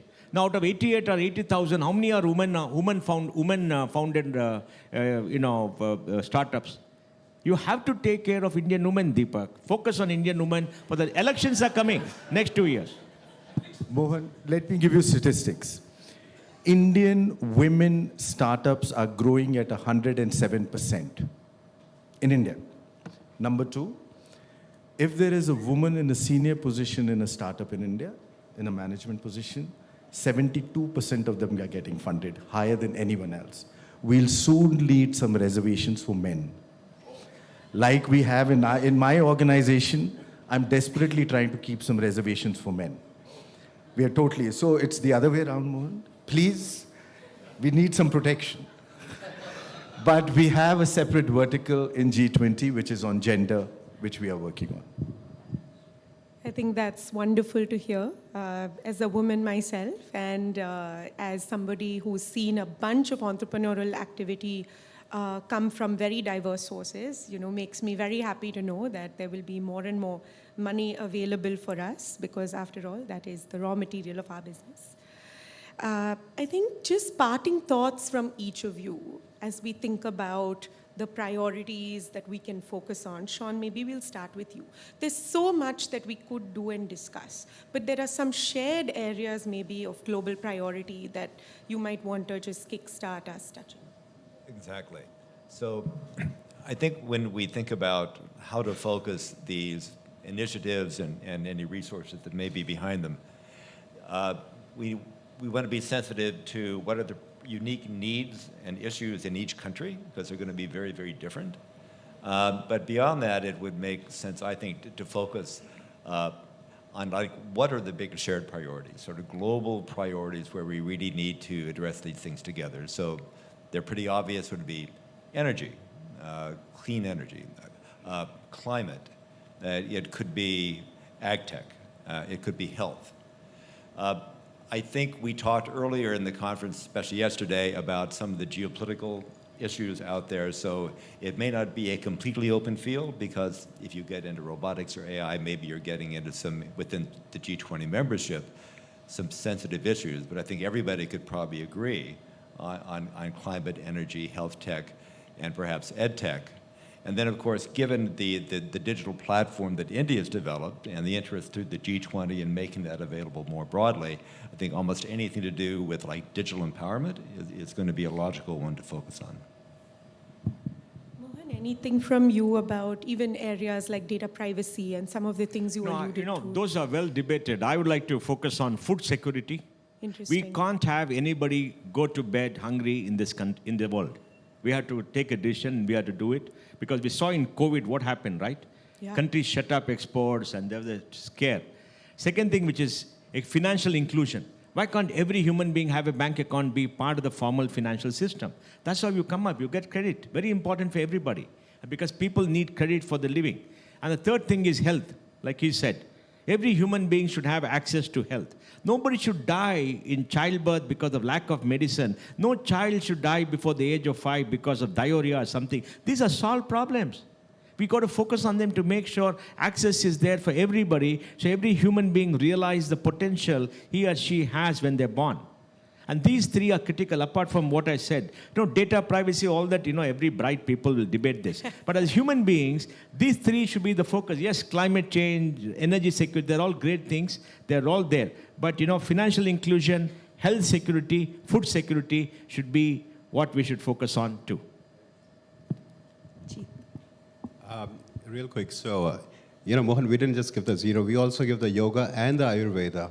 And I think we need to really, really focus on, as Mohan was mentioning, about humanism. India being an old, heritage-rich country, have to remember where we stand, what values we espouse, and that's not the only Indian values, that's the universal values, ethics, morality, and sustainable development. Because development for the sake of development is taking away from your children's future, right? And that's what the whole SDG is around.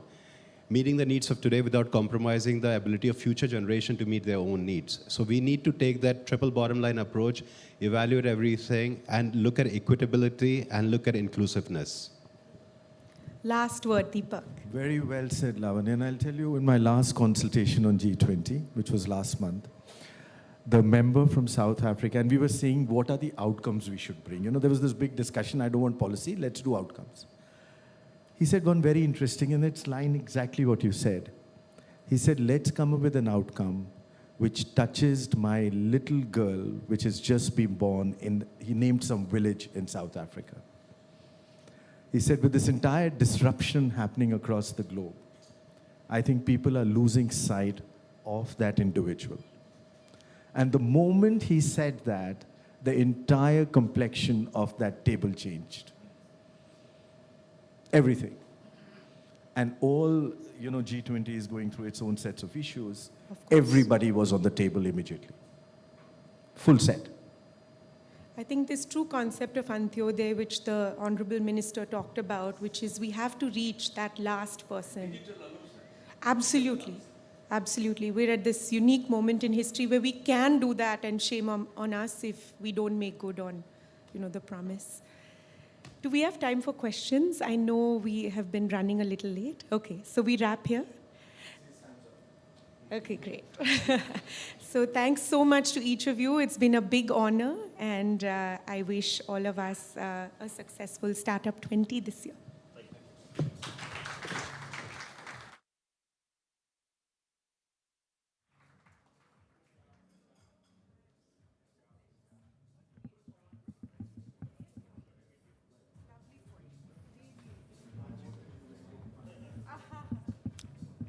Thank you very much, speakers and the moderator, for that conversation.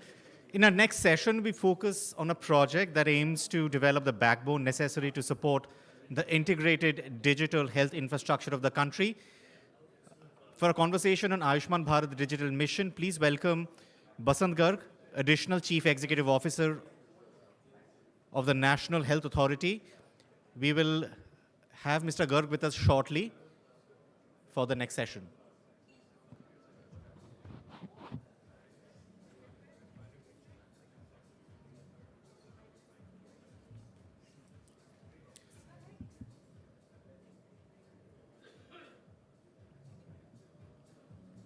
Ladies and gentlemen, please take your seats. We are beginning the next session with Mr. Basant Garg, Additional Chief Executive Officer of National Health Authority. Mr. Garg.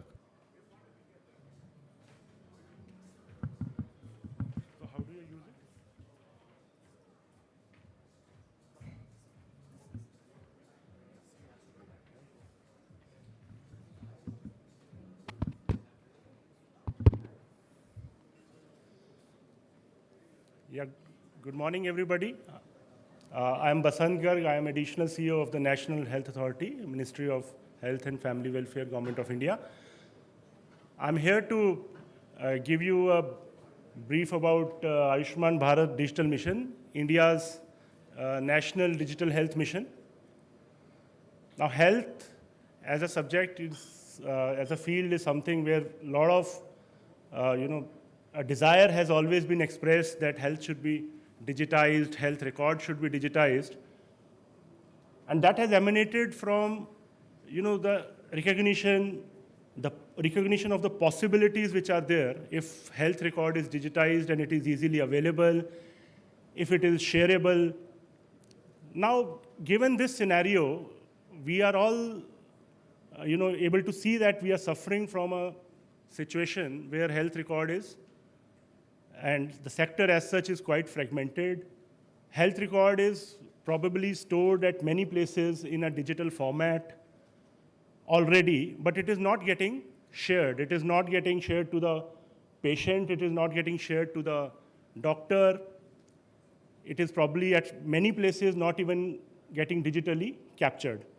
So given this background and given the present scenario, we have come up with this National Digital Health Mission, the Ayushman Bharat Digital Mission. India, because of its past experiments with, some achievements in some spheres where we have demonstrated that we can achieve success in digital missions also. So we have had these experiences which tell us that we can do it. For example, Aadhaar, the national unique ID, is one such sphere where 1.3 billion Aadhaars, the unique IDs, have been created. Linkage of this Aadhaar with the financial system, the bank accounts, close to 82% of adults have, Aadhaar-linked bank accounts. Another sphere where India demonstrated leadership is UPI, where we have close to 12 billion monthly transactions which are happening. And even monthly card transactions, when we see, India is pretty low on that ecosystem. But when it comes to UPI-based transactions, India is probably ahead of everybody else. Recent experience during the pandemic, we had the CoWIN vaccination app, and we can see that we have more than 1.1 billion registered citizens with close to over 2 billion vaccines which have been administered. So given this backdrop, we embarked on this mission feeling that we can deliver.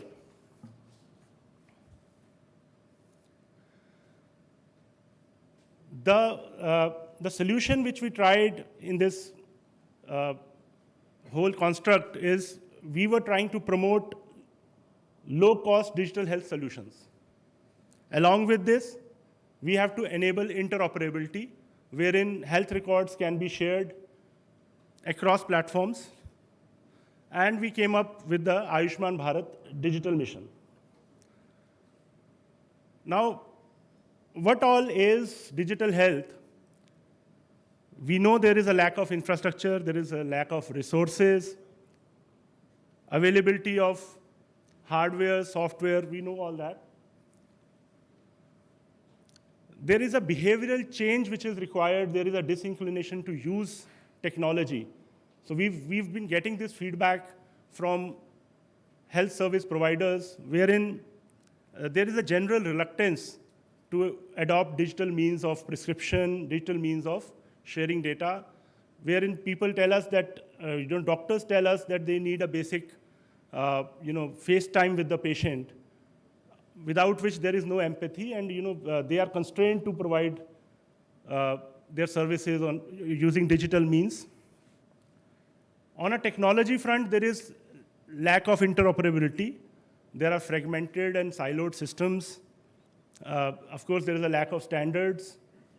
We are trying to overcome this. And then there are issues, trust issues, there are privacy issues, security issues. Again, this has been highlighted during our conversation with these various stakeholders. There's a fear of the state, and there's a fear amongst all the stakeholders regarding financial exploitation and all that. So these are the problems, and this leads to poor adoption of digital health. And all the key stakeholders, citizens, patients, healthcare providers, governments, the health tech companies which are coming up with solutions. So these stakeholders we are engaging with, they are giving us this feedback. Based on this feedback, we have developed some basic principles on which we are designing the mission. We are, regarding the first point, that we are promoting low-cost technologies. So we have these principles on which we are designing these technologies. So completely cloud-based to ensure scalability, to ensure security. India has used, there's a behavioral change in the population where people are using QR code-based transactions. So we have developed it around QR-based consent. Sorry. Also, we are adopting standards which are, making this system interoperable. We are developing better user interfaces. Everything is web and app-based because a lot of people have mobiles. We are having this multi-tenant solutions, offline solutions as well, because India is quite diverse and vast, and there are places where there is no connectivity, so we recognize that. It's all modular, and it is microservices based. So these are the basic principles on which we have developed this system. The second solution is enabling interoperability and how we are achieving it. So we have set out to develop 3 main digital public goods. We are populating our 3 registries. We call it the Ayushman Bharat Health Account. Ayushman Bharat Health Account, or ABHA, is a unique identity, health identity for every citizen of India. So we are targeting 1.3 billion Ayushman Bharat health accounts, wherein there is a unique identity to every citizen. Of course, it is linked to Aadhaar, which forms the basis of the KYC. The second registry which we are populating is the health facility registry, wherein every health facility, maybe a hospital, a large hospital, a public hospital, private hospitals, or even single doctor clinics, laboratories, all health facilities will be populated, they'll be recognized, and they'll be on this registry. And the third one is health provider registry, the HPR, wherein all doctors, all nurses, various other different systems of medicines, allied HPR. So everybody will be populated here, and we are creating these 3 digital public goods. And we are developing this health information exchange and a consent manager. So this, to address the issues of consent and privacy. So we are also developing this, wherein the gateway uses these registries, and the information can flow from a health information user to a health information provider. So there are users which are public health programs, there are doctors, diagnostic centers. So these are the health information providers, and then there are health information users, which are again public health programs, doctors and hospitals, citizens. So a health information user could very well, in one instance, be a health information provider as well. And we are using the FHIR standards for this information to flow. One thing which I would like to highlight is that whatever information flows from a provider to a user, that information doesn't flow through any government setup in a way that we are not capturing or storing that information. It is a flow of information. We are just providing a gateway. We are just ensuring interoperability. So I'll just briefly tell about the technology stack. What ABDM actually aims to achieve is for a citizen to be able to discover his old record, to be able to link his record to his Aadhaar ID, and to be able to share it to his doctor or to a medical facility. So that is taken care of by the gateway of Health Information Exchange and Consent Manager, wherein we have the Personal Health Record application, the PHR app, and an HMIS, which are the systems which are the user applications, and they give services like health data sharing with consent. Health data collection is there. So that is one gateway. The other major thing which ABDM achieves is the UHI, the Unified Health Interface, wherein the user applications such as any end user application, and there are health systems applications. So they are using this UHI to provide services like telemedicine, better discovery and visibility for doctors. So these are the main services which UHI achieves and in this gateway provides. And the third important gateway is the Health Claims Exchange, which is another use case for ABDM, wherein there is a payer side and a provider side, and the claims are settled using standardized data. Information is shared in a standardized format.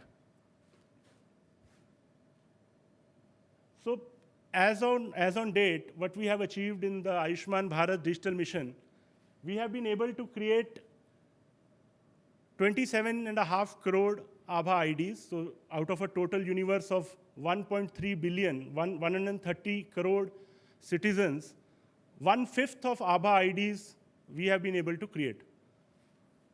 We have 172,000 health facilities which have registered. 103,000 health professionals are registered, and 3 crore health records have been linked.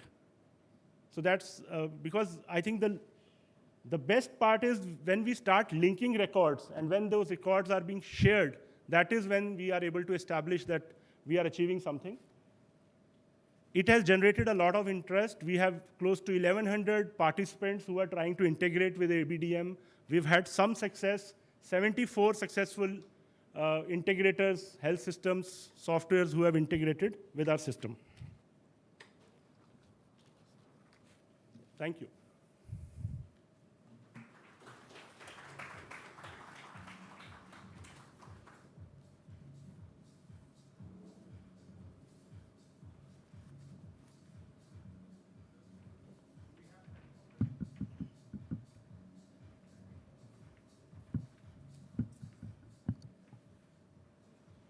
Hi, Basant. Thank you so much. This is Harsh from Google Research. The solutions that you spoke of are absolutely needed. Simple question. How much of that would NHA sort of build in-house, and how much of that is the ecosystem play with both the startups as well as there are like corporates like us building the base layer? So just want to... So, in fact, the approach for NHA and for Government of India has been to only create an ecosystem to demonstrate that this is possible and leave the field open for innovation, leave the field open for private players. We are at no instance we are creating, we are not competing with the private sector. Government of India is creating reference apps. We are just demonstrating that this is possible, and we are creating the ecosystem. At no instance we want to take the space and the innovation, and we don't want to step into that.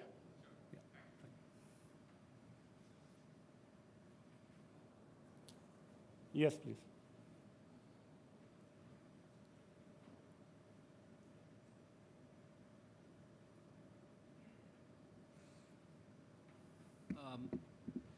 My question is more, this is R.K. Mishra from Carnegie India, about the adoption.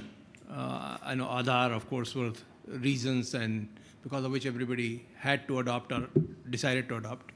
And COVID was, of course, necessary because of the pandemic. What makes you think, and I think it's a very important question because more it gets adopted, better it gets, and then real value gets derived. How do you believe, or what the government is thinking in terms of to make sure, of course you can't mandate it, but how do you think it will be adopted?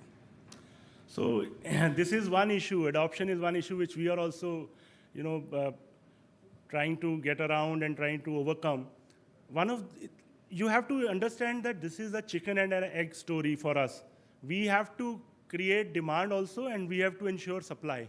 So we have to address both sides. We have to ensure that citizens demand digital health services, and at the same time, we also have to encourage the ecosystem to respond in a way that these services are provided using digital means.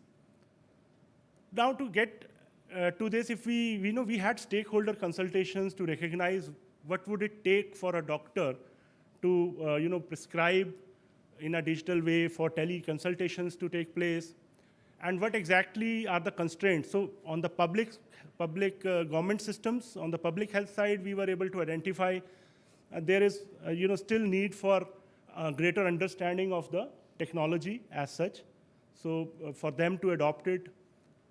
On the private side, there are trust issues, there are financial constraints.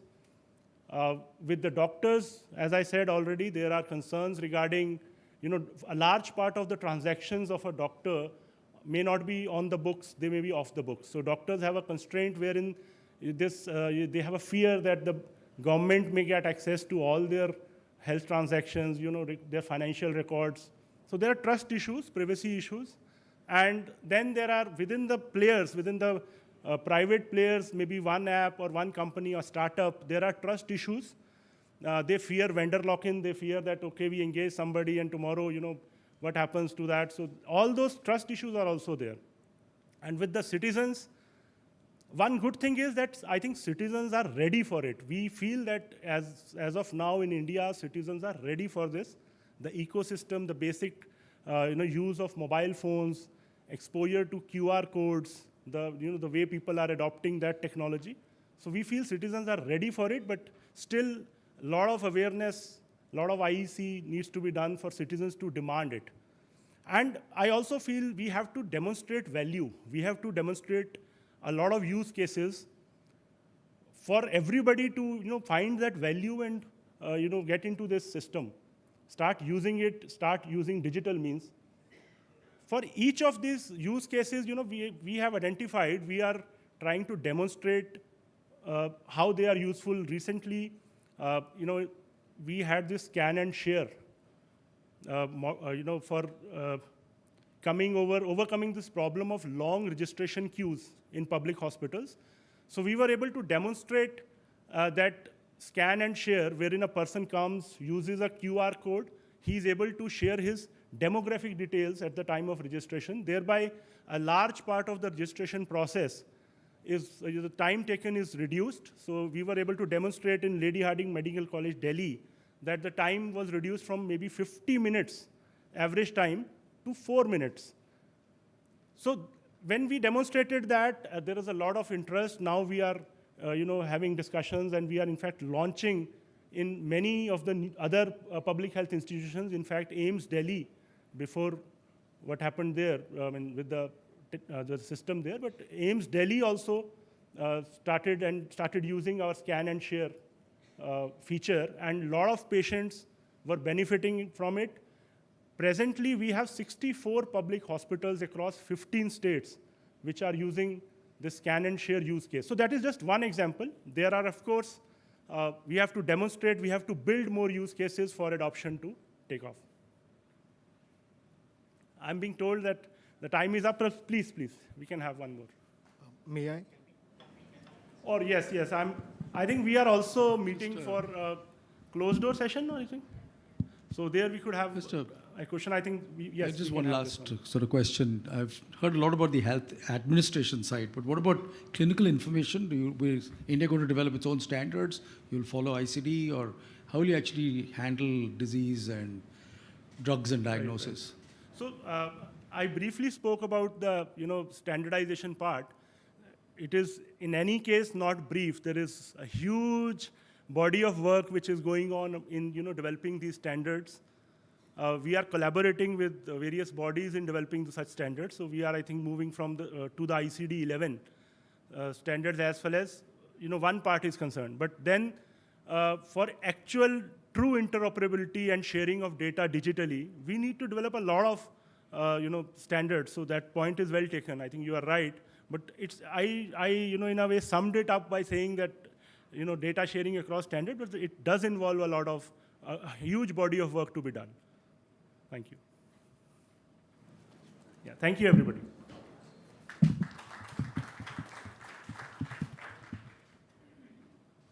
Thank you, Mr. Garg. I believe there are other questions for him, but he's here for a while. So please feel free to catch hold of him outside. But we continue the conversation on healthcare. The recent pandemic highlighted the disruptive role that technology can play in ensuring easy access to affordable and quality healthcare. And to talk about this issue, we have with us Prashant Tandon, who is co-founder and chief executive of Tata One MG. Engaging him in conversation is Mr. Kashyap Chanchani, managing partner of the Rainmaker Group.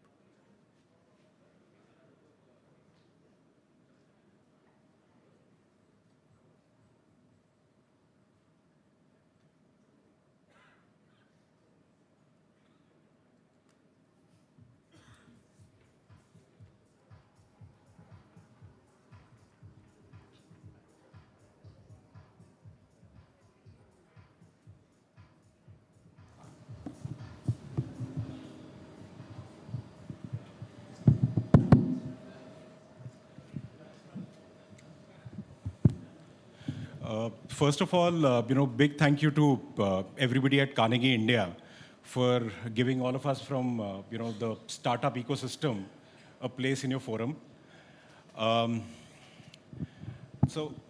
Given what I do for a living, my greatest joy in life is working with, founders like Prashant Tandon, or as we fondly call him, PT, in our startup ecosystem. Working with them in their trenches, and as they achieve milestones like being a unicorn and Sunicorn. And in that regard, Prashant is a very, very special founder. He's a late 2022 vintage unicorn, which says a lot. I think in this day and age where we saw a slew of startups turning into unicorns in 2021, and then everything fell off the cliff. Being a late 2022 unicorn founder is like fine French wine. So Prashant, congratulations on that. What I'll do is, I'll start with a little story. I don't know whether, Prashant wants that story, to be out in the public or not. But, it's one of the reasons why I respect him so much. That 7 years back, on a day like this, I know, business at your end was going through its own ups and downs, more downs than ups. You were, so to say, in and out of an hospital because, you were expecting your second. There was an elder in your family who was, admitted as well. And, in all this, you were also trying to raise funds. And at that point in time, you had approached 100 investors or so. And there was just one investor who had not said no.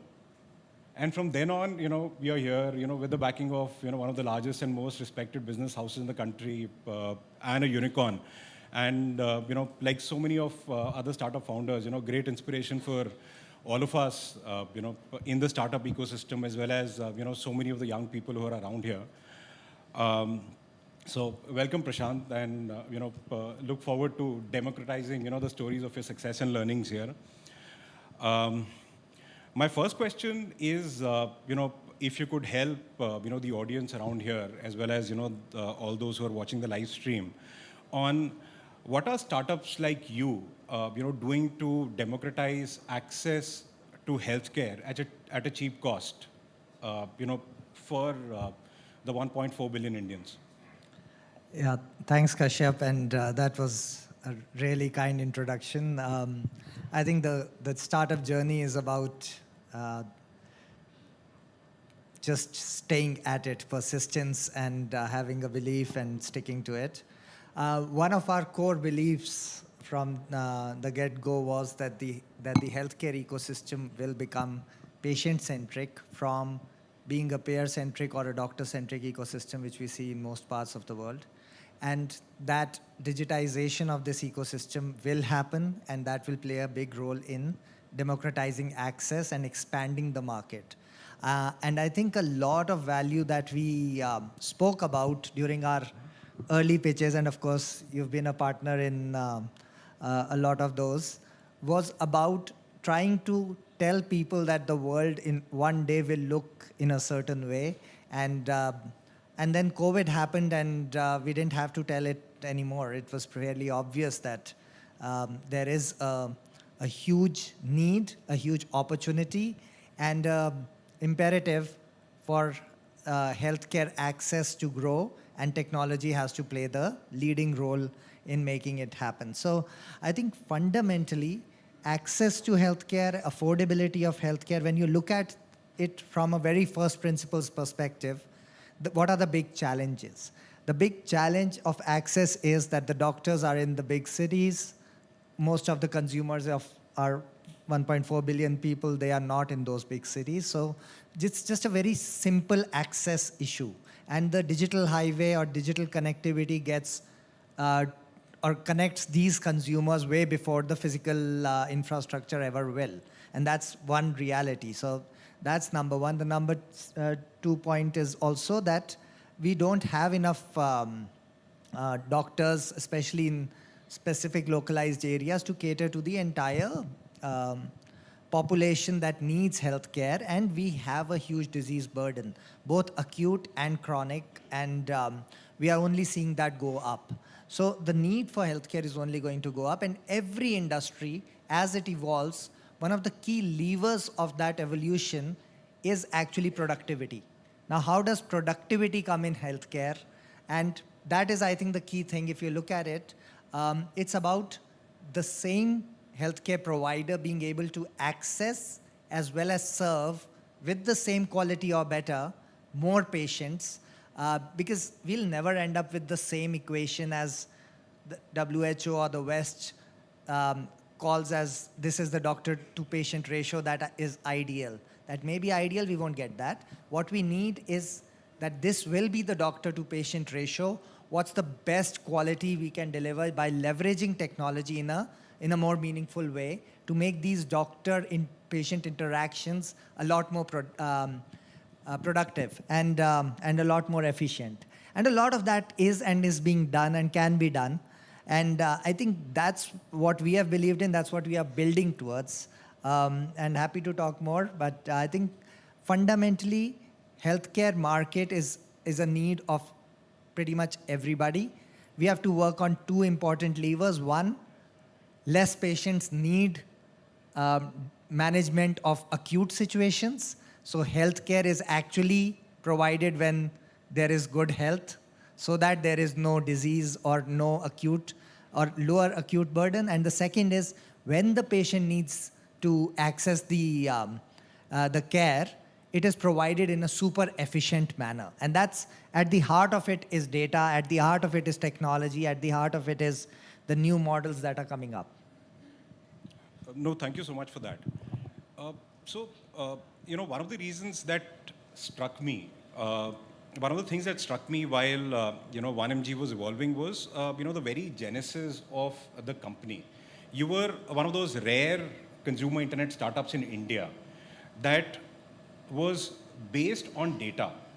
The genesis of 1mg was that, listen, I mean, there are so many patients out there who are looking for affordable medicine. There is a certain drug that your doctor prescribes you, but there are, much cheaper generic variants that are available. And, from then on, your business, grew like wildfire. And, you've also been a, healthcare consultant with McKinsey in the past, in the Valley. And you've seen, the kind of innovations that are taking place in the US, in China, which in popular imagination are probably, the destinations where, the most advanced or cutting edge work when it comes to advanced technologies, in the field of healthcare is being done. But quietly under the radar, there's a lot of work that's being done in India as well, whose relevance is, across the developing and developed world, across, the G20 if I may say. Would you like to talk a little bit more about that and tell us, the kind of fundamental innovation, with the advanced technologies that's taking place in our ecosystem? Yeah, I think we have a huge opportunity here in India to what seems like our disadvantage to turn it into our biggest advantage, which is we don't have legacy to deal with, and we have all the ingredients for the world, the new world as it is shaping up in the digital access of healthcare. So when we specifically talk about AI in healthcare or data sciences coming to play in healthcare, it's actually a active space all over the world. It's not that we are copying or trying to do what US has done or China has done. Everybody is building models and training models as we speak. And the next few years, we'll see a lot of these high quality healthcare models based on data, based on rich data come up in different parts of the world. And in India, we have a huge opportunity here if we do things right, of course. And as 1MG, we are very, very committed to making sense of it.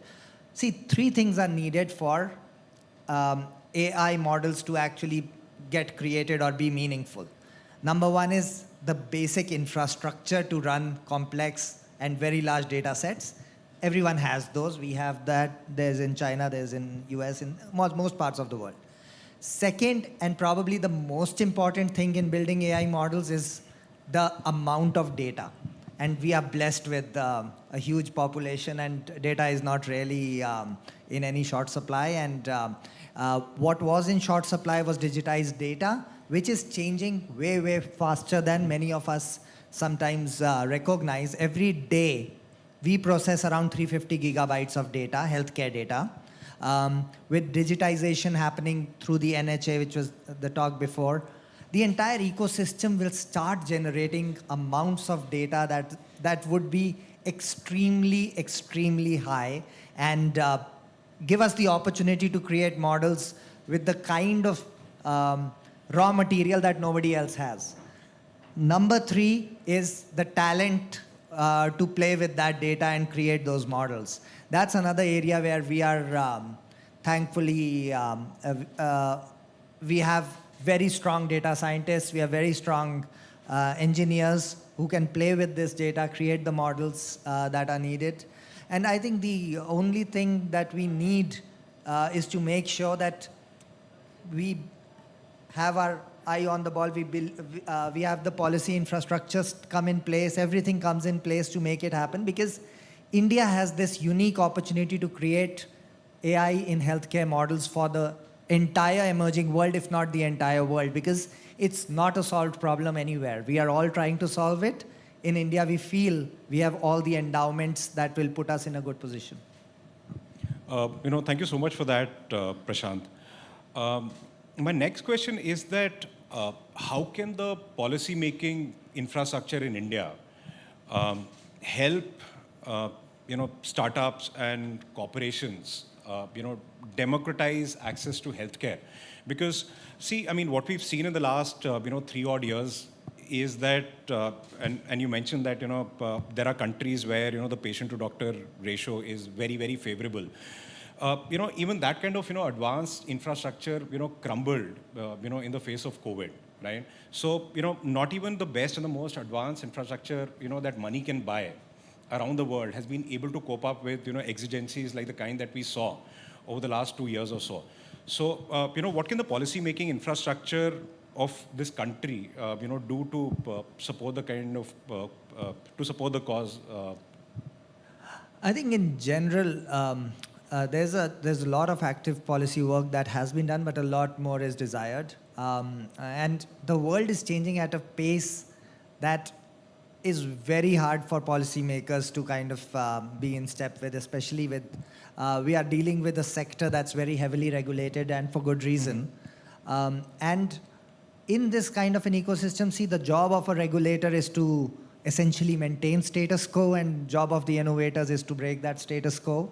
Now, how do you make sure that the innovation happens, but with a positive disruption, not a negative externality? Now, that is the job of the policymaker, but that is a huge responsibility that the policymakers have to create these architectures within the government bodies to think ahead, plan ahead, and build in the flexibility that is required for innovation to thrive. Now, what does it very specifically mean?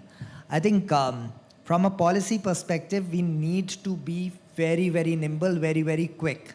For innovation, speed is absolutely critical. Nothing kills startups more than just extended time of uncertainty. So we need clear direction, we need speed, and we also need to make sure that our bodies within the government are built for this multidisciplinary world. We have a Ministry of Health is separate, Ministry of IT is separate, the regulators are separate, but when it comes to the new age healthcare solutions, you need all of that working together. So from the policy side, it needs a new skill set also to be imbibed, and it needs a partnership. I think the basic approach is pretty, I would say, proactive and positive, but we need a lot more speed because we believe this will explode at a much faster pace than it has so far. No, thank you, Prashant, for that. With this, we'll probably, open the discussions up for any questions that our participants in the audience may have.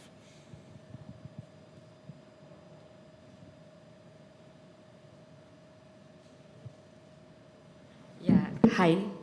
This is Harita from Beehive Software Solutions. I want to understand what are the standards, the frameworks, guidelines that are available for data anonymization and others so that the huge AI models can be built and also shared across the data that's available across organizations.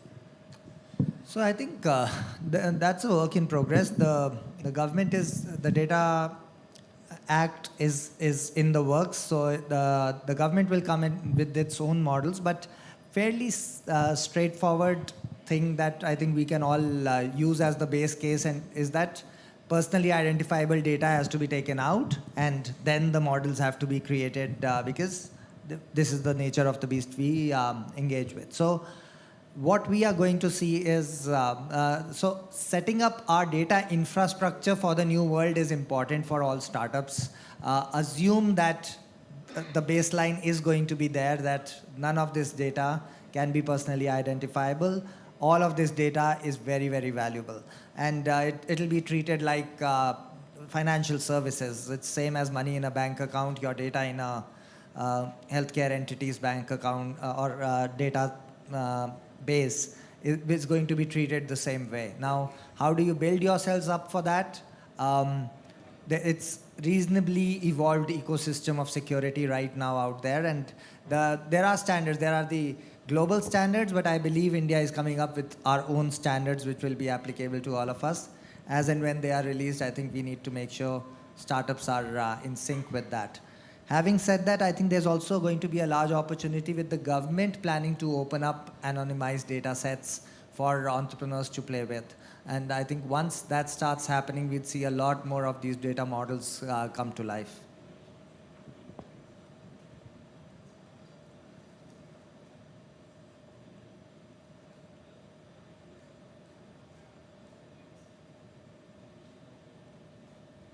Hi, I'm Ayla. I'm one of the GTS Young Ambassadors. So in terms of AI and the kind of data we're collecting, over time we're going to end up collecting a lot of data on also indigenous healthcare systems that have existed for many, many years. Does the government plan to institutionalize this and make it a part of the Ayushman Bharat program? And will we use this for our comparative advantage over time? So I won't be able to speak on what the government plans to do, but I think as private entities, we do believe there is a huge opportunity in making sure that the care models incorporate a lot of whether it is Ayurveda, naturopathy, Unani, all forms of medicine that a consumer deals with in India and see, we live in the regular life of a normal Indian consumer is actually multipathy. It's not only allopathy, it's not only homeopathy, Ayurveda. We have a cough, we start with our gargles and kada and other natural things at home, and then we also have the cough syrups, and we may also take an antibiotic. And that's kind of how we deal with most ailments. So it's a mixed, and I think it's a very rich source of knowledge that is actually not available anywhere outside. And so as private players, we are very, very tempted to make sure we can learn from this and create other kinds of integrated healthcare models across multiple therapies.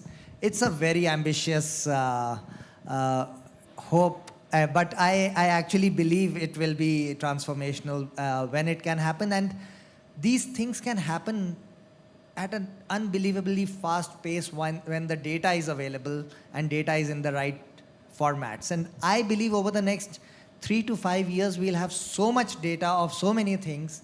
After that, the real skill will be what can you do with it. And one of these very interesting use cases in my mind is integrating various forms to create the right model of healthcare. That, okay, you have fever, this is the pathway that actually is most optimum, which may include multiple different therapies. So I think that's how data will be more and more interesting, useful, and it's a very good example of a specific use case.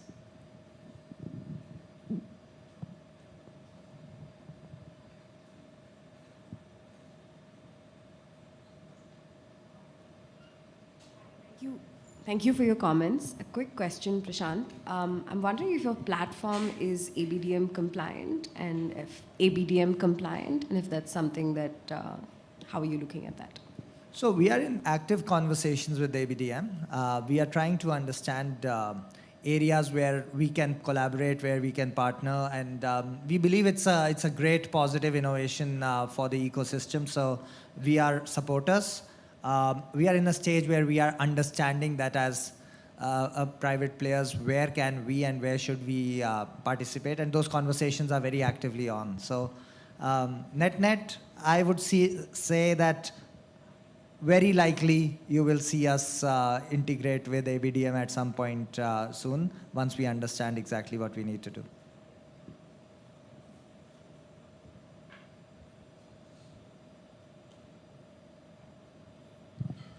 Thank you so much, Prashant, for your time. And thanks again to Carnegie India for giving startups of this country this forum. Thanks. Thank you. Thank you very much, Mr. Tandon, Mr. Chanchani. We now break for lunch. It's a short break because we are running a little late in our schedule. So we expect to see you back in the room at 2:30 p.m. Thank you.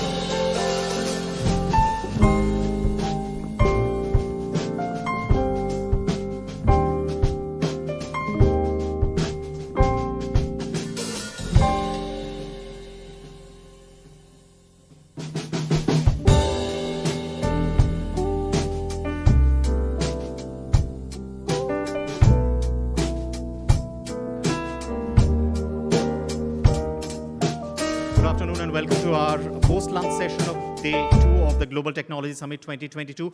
We start this session with a special message from Margrethe Vestager. She is the Executive Vice President of the European Commission for a Europe Fit for the Digital Age. She previously served as the Commissioner for Competition at the European Commission.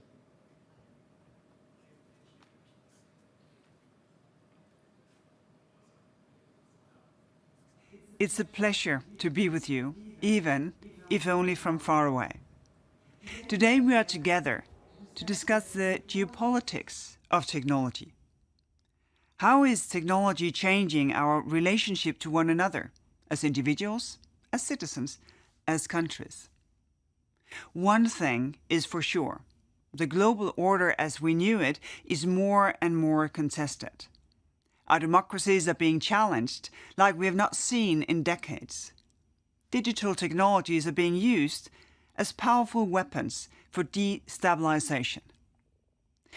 In many parts of the world, we see the open nature of the internet challenged by autocratic models of digitization. They use technology as means for massive surveillance, for social control. On the other side, we see regions and countries that thrive to make sure technologies serve people, to help them build a better future for everyone to call home. This is what we do in Europe, and this is what you do in India. Take the India stack. With this new open system, you have provided digital identification to almost 90% of your population. This has enabled millions of people and businesses to receive payments digitally throughout the pandemic. You have allowed millions of people to open bank accounts, to pay in one click, and to easily transfer money. This increased revenue not just for big players, but also for small shop and street vendors. The India Stack shows that if we want people to embrace technologies, we need trust and we need inclusiveness. This is exactly what we're also pushing here with our European approach to digitization. As we speak, the European Union is adopting a declaration of digital rights and principles. This will set in stone the idea that the rights we have offline, we also have online. The right to our own privacy. The right to be protected from illegal or harmful content. And all of this ensured through the rights to excellent connectivity, no matter where we live or how much we make. These principles are also core in our work to regulate digital platforms. With our Digital Services Act and Digital Markets Act, we impose new obligations on large platforms, because with power comes responsibility. So they must respect and protect us as users. And they must also keep the digital market open and fair, so that smaller businesses can thrive based on their own merits and not on the decisions of a gatekeeper. Through our Artificial Intelligence Act, we want to see AI innovation flourish while getting in control of applications with high risk to our rights. For example, screening candidates for job or university applications, so that decisions do not discriminate against parts of our society.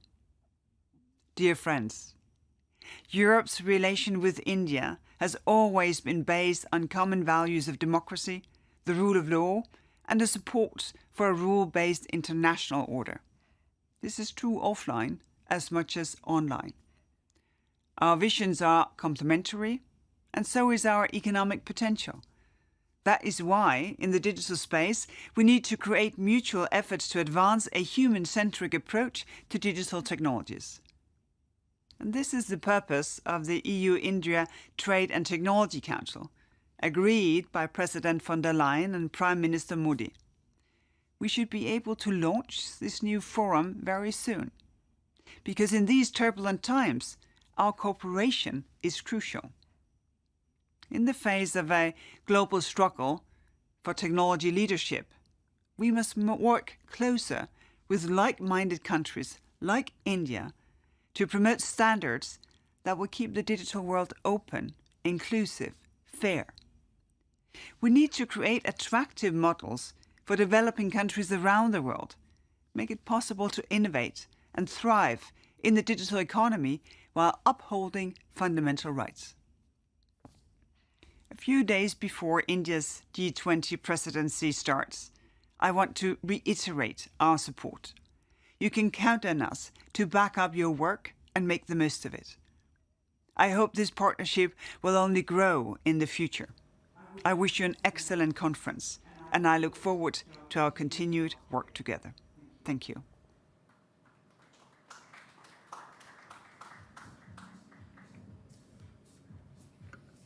How do new technologies transform international trade, create new opportunities for a more inclusive trading system, and affect international trade costs? In our next conversation, we'll look at the opportunities and challenges that exist at the intersection of technology and trade. Please welcome Bhupen Wakankar, Director Global Trade for Amazon India; Anita Prakash, Senior Policy Advisor for International Economic Cooperation, Economic Research Institute for ASEAN and East Asia; Christoph Kiener, EU Chief Negotiator for Trade. Instead of Mr. Kumar Iyer from FCDO, who will not be able to make it, we have Sarah Fallon, Regional Director, India and Middle East Science and Innovation Network at the British High Commission. And moderating the discussion would be Evan Feigenbaum, Vice President for Studies at the Carnegie Endowment.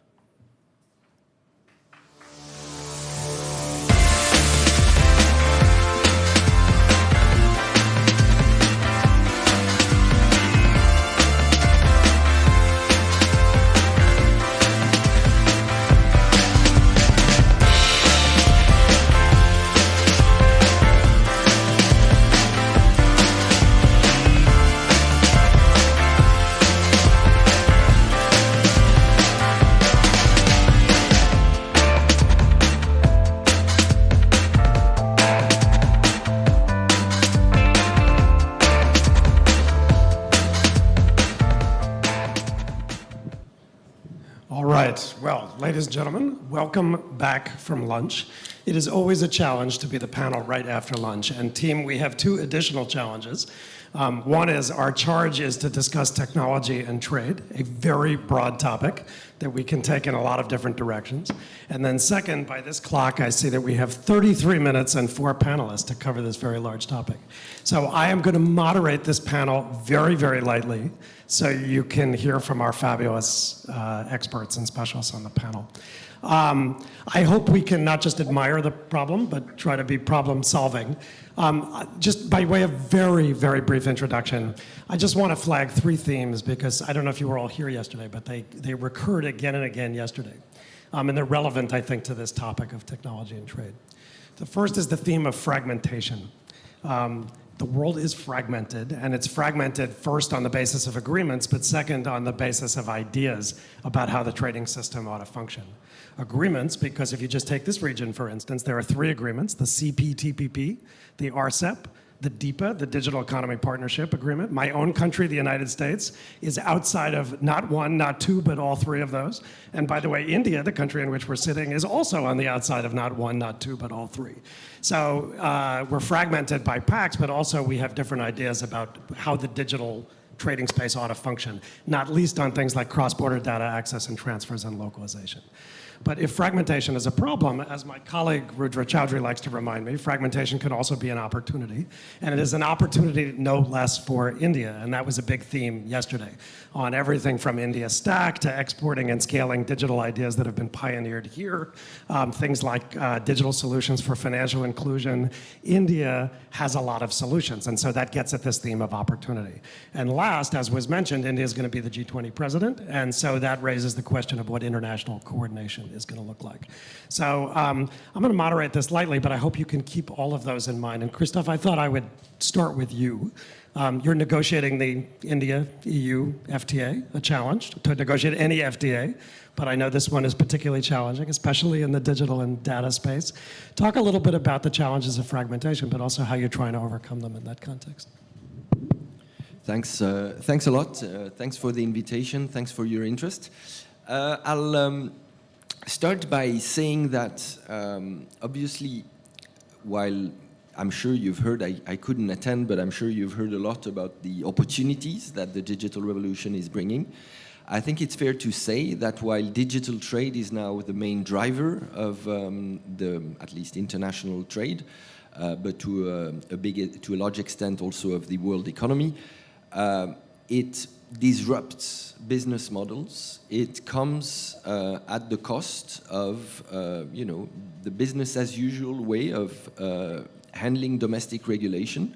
And it starts impeding on the way governments regulate a number of fundamental issues. We've just heard Executive Vice President Margaret Vestager speak about privacy, about competition in the digital sphere, and about online and offline level playing field, so to speak, or discrimination.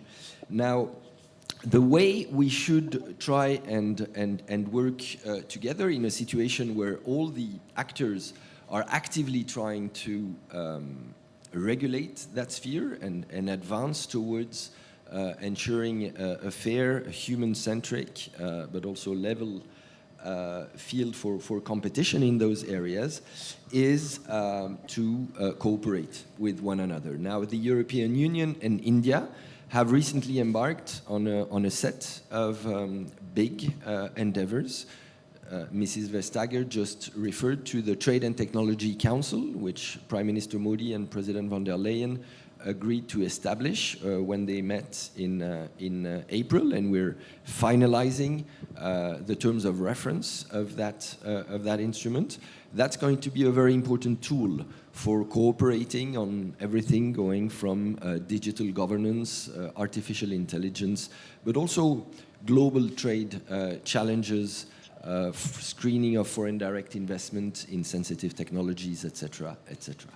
Now, on the sides of that important cooperation forum, we've also decided to resume our free trade negotiations, our investment negotiations, and we also have negotiations on geographical indications, but that's probably still a little bit less relevant for the digital world.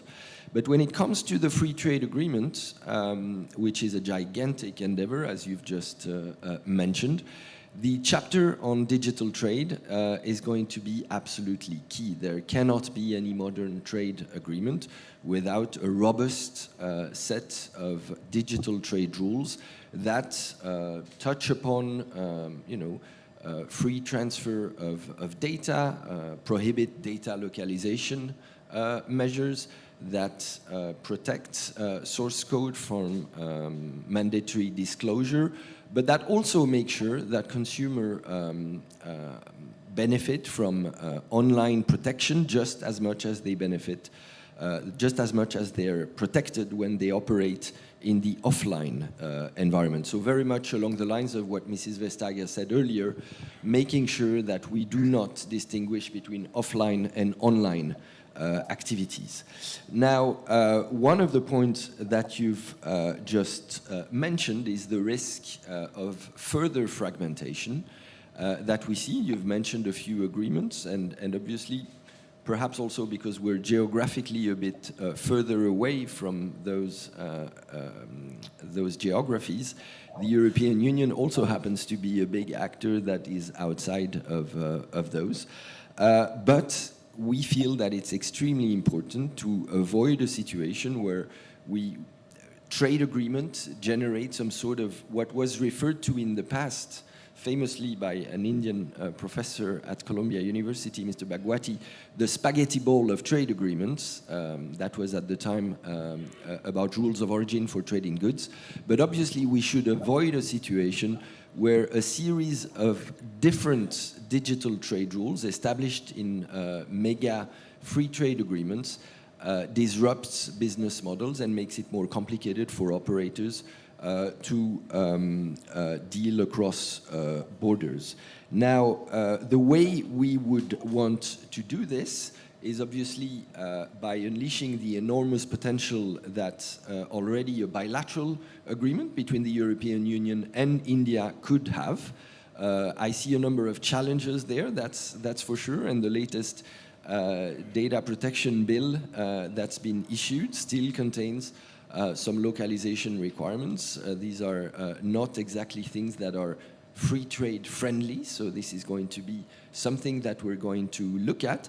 But the objective of our effort is going to be to try and come to see eye to eye on a whole series of issues that are relevant for digital trade. It doesn't necessarily have to always be about data flows, but the recognition of electronic contracts, making sure you can authenticate yourself electronically. I already mentioned consumer protection. A whole range of issues are going to be relevant in this context. The idea is to remove unjustified barriers to trade, but enhance the legal certainty that companies benefit from. That would be, of course, particularly important for small and medium-sized enterprise. I hear a lot of concerns linked to SMEs here in India. We happen to share that view in the European Union. Now, this being said, and I'll try and finish with this to be brief and leave enough space for the discussion afterwards. Beyond the bilateral liberalization that can be reached through a free trade agreement like the one we are trying to develop between the European Union and India, it's going to be important in this digital sphere that is probably the one where physical borders are less relevant.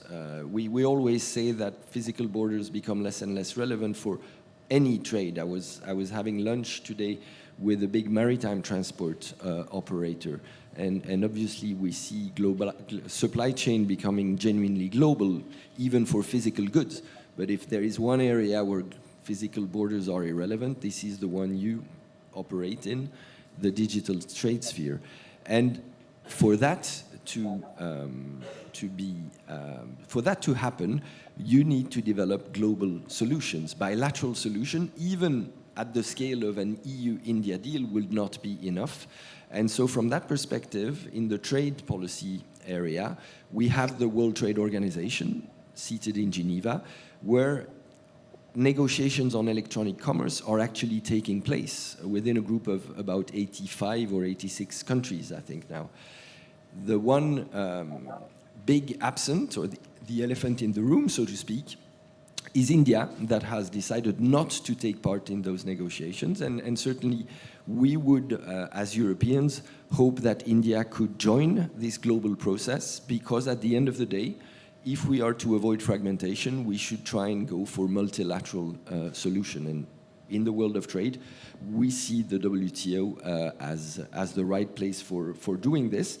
Now, India's absence is surprising because of how prominent India is in the world of services trade, of digital services trade.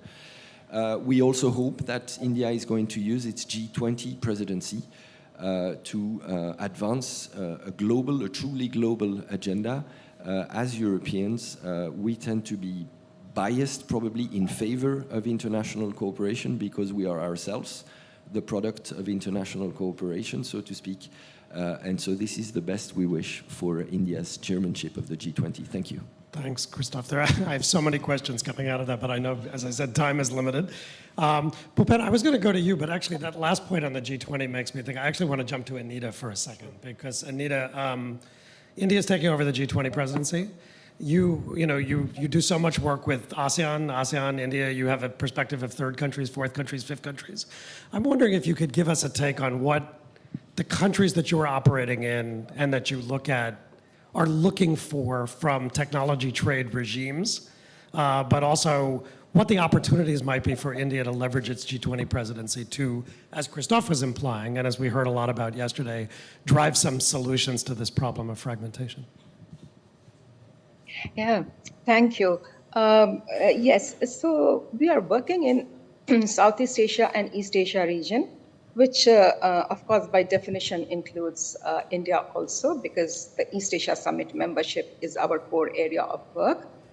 So what we have seen here is that the way technology is looked at as a component of international trade, and this includes the services component of trade, is the analogy that is mostly being exercised here, or they would like to see, is similar to what they have done in the previous few decades in terms of a trade facilitation.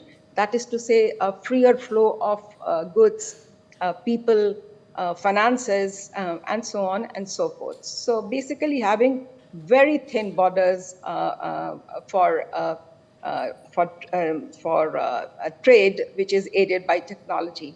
Now, typically, digital economy, which is based on the platforms of information and communication technology, AI, robotics, automation, typically these technologies aid consumption and production in any part of the world. So what this region, the developing Asia, but which is also the factory Asia, and which is very, very closely integrated in terms of trade, would like to believe that a similar analogy of trade facilitation may not apply in the digital economy part for 2 or 3 very crucial reasons.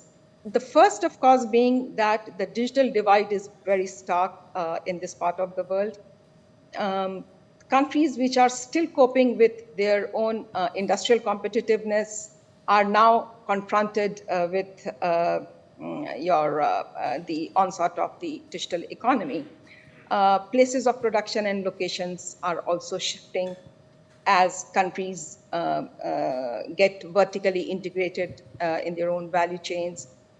But more importantly, what we see is in terms of technology-aided trade, typically the third unbundling, where the work allocation can be distributed in several parts of the world, is that it defies the gravity model of trading, which is normally used in the regional value chains, where countries trade with countries geographically closer to each other. So that is why a digital economy is creating some element of dilemma, a large element of dilemma, I would say, in this part of the world. And which is why the regulatory frameworks that we are seeing here in process, evolving in several countries, including India, have a large proprietary elements in their frameworks. But if you will recall the Japan G20 presidency, the free flow of data with trust. Now, typically, technology in trade is discussed in the Trade and Investment Working Group in G20. But free flow of data with trust is based on an analogy of equal partnership, that is to say, only among the G20 member countries. I would reckon, from the way I have seen India preparing for its G20 presidency so far, is that India would like to bring the developmental aspects in almost every track to the fore.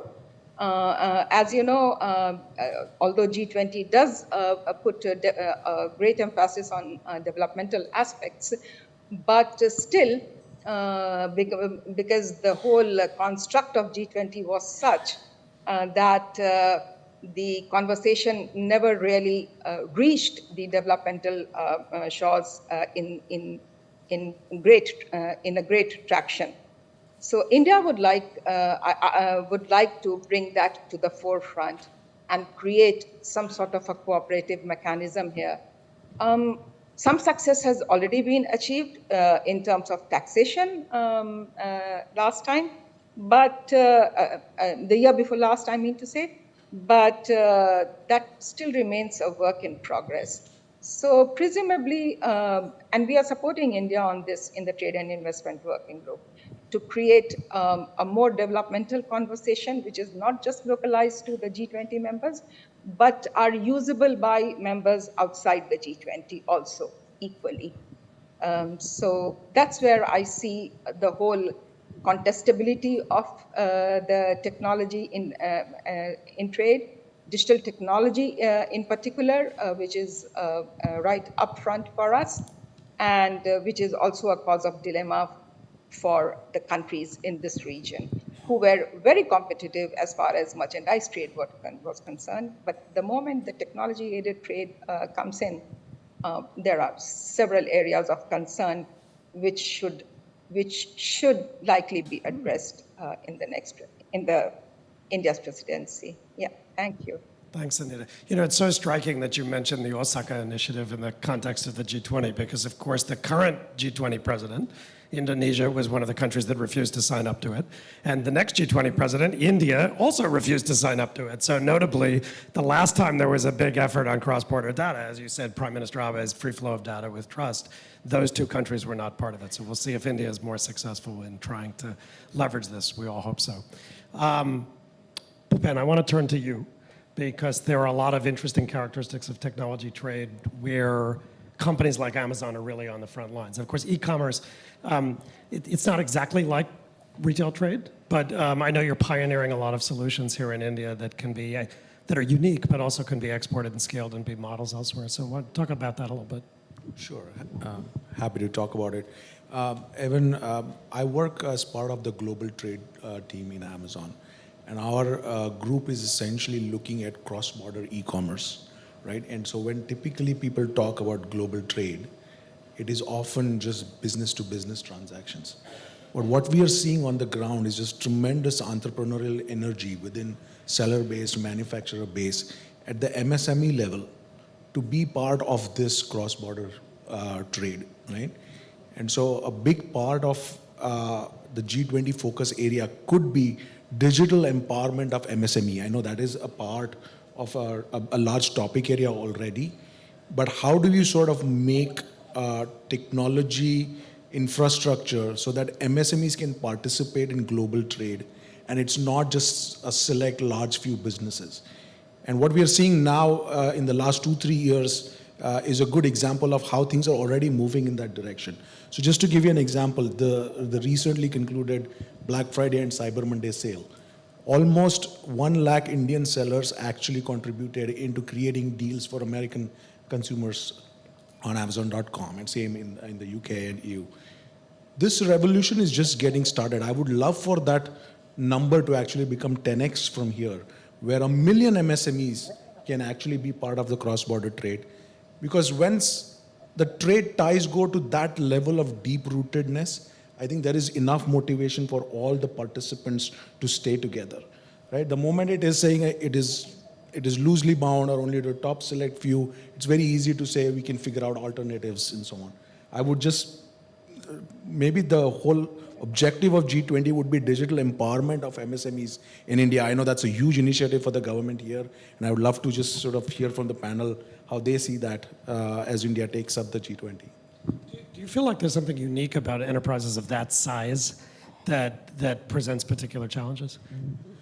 Yeah, I think the biggest thing is people are just wary about several different aspects about cross-border trade, right? So if you just look at, if I am a Ayurveda a face mask manufacturer in India, and I want to list my product all over the country, there are a few things that technology has already solved for. For example, you can create a listing in English, and there are enough ML model tools that will translate it, and that listing can be available in German, in French, in Japanese, and all over the world.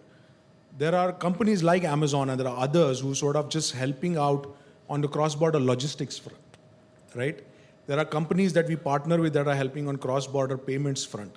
But I think in general, the fear right now, not the fear, there is sort of an anxiety as to what are the compliance requirements, what are the product specifications, what are the FDA regulations, right? So we notice that an inordinate amount of time is spent in just explaining to MSMEs that, hey, this is not that complicated, and a lot of this is digitized already, right? So if I'm an organic tea manufacturer or seller from India, what is the definition of organic? And maybe Europe has one definition, Japan has one definition.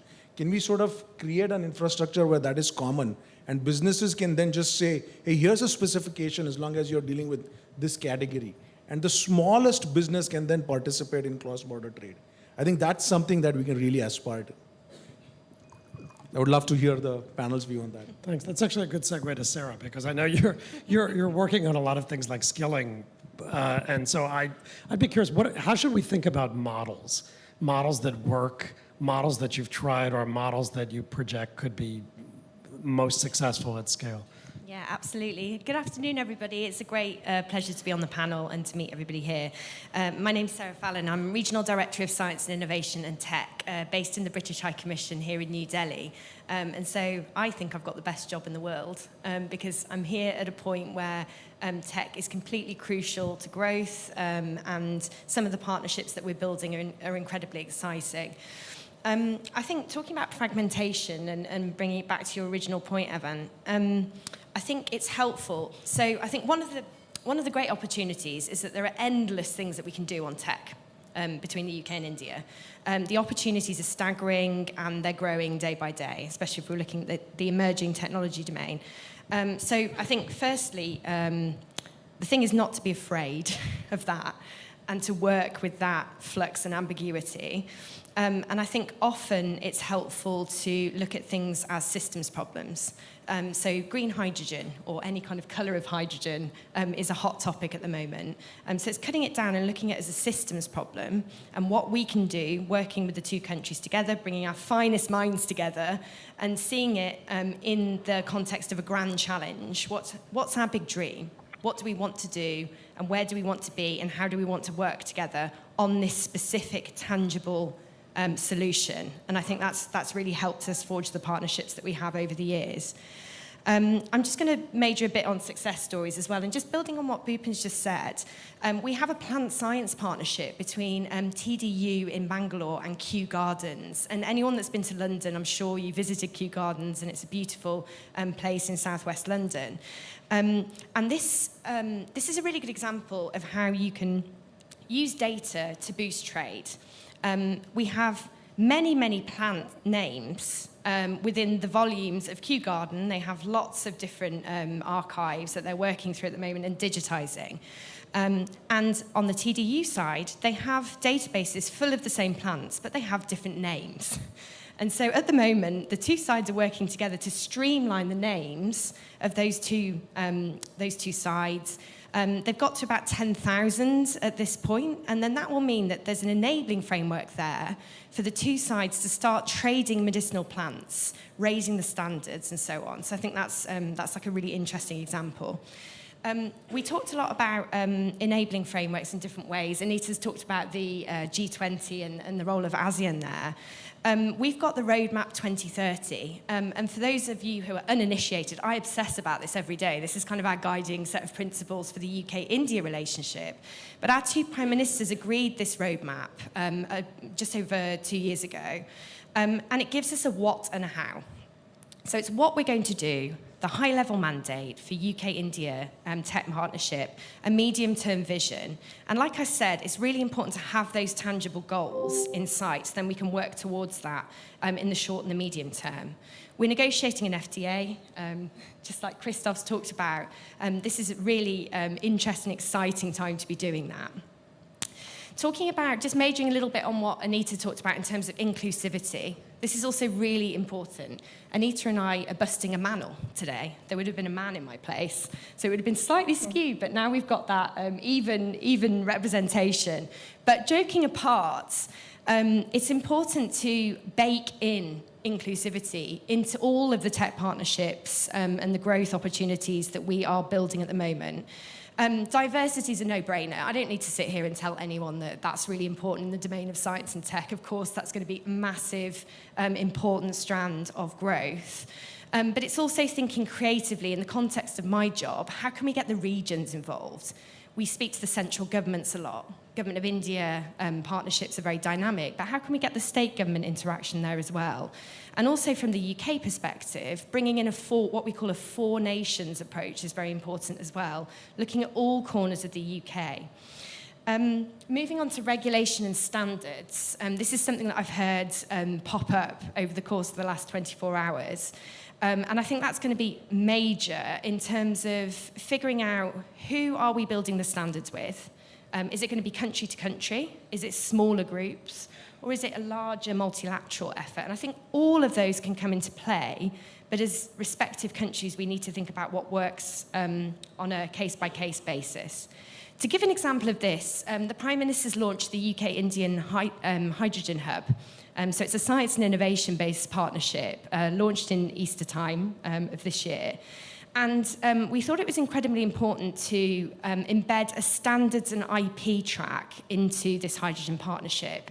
So that's UK Intellectual Property Organisation and the British Standards Institute are speaking to their Indian counterparts about what in an ideal world would seamless tech transfer look like in the domain of hydrogen. And that's like a really exciting and nascent area to explore. So that's ongoing. So if anyone's interested in that, you can come and speak to me after the break. Last but not least, we've got COP and G20. I think these are incredibly important frameworks, it goes without saying, to give us a clear signal of the importance of something like clean growth. And when I think about clean growth, I think about digitalization and data flow within industry. And we've touched on this already a little bit. We talk about automation, but this is a little bit of a red herring. I think that we need to think in a much more longer-term context, the skills that we will truly require in the fourth industrial revolution and how we're equipping the next generation with those skills. Stuff like digital twins. We're not going to have traditional factories. We're going to be using AR, VR. We're going to be pressing buttons that are virtual, and something in the real world is going to be happening. There's a digital twin centre just being launched in Northern Ireland at the moment, and I very much hope that we can forge partnerships in that domain with Indian counterparts in due course. And I think also something around the just-in-case reference that Minister Jaishankar mentioned yesterday is truly important as well. We've just come out of the pandemic. It's massively disrupted business, trade, free flow of people, et cetera, So some of the stuff that we're looking at in terms of pandemic preparedness, I really think plays into this space. Looking at the just-in-case scenarios. We've had the Covishield moment. We've manufactured, through the AstraZeneca-Oxford Serum partnership, over 2 billion vaccines. So that's equipped us with getting the pandemic under control, along with lots of other international efforts. But that's a really good example of tech transfer for global good. I mean, I can't think of a better one in my career. And that's led us on to, it's branched out into other things like the UK-India One Health Hub, looking at pandemic preparedness in the context of the G20, and also antimicrobial resistance, which we regard as a slow pandemic. So it's kind of looking at future-proofing through all the tech partnerships that we're forging at the moment.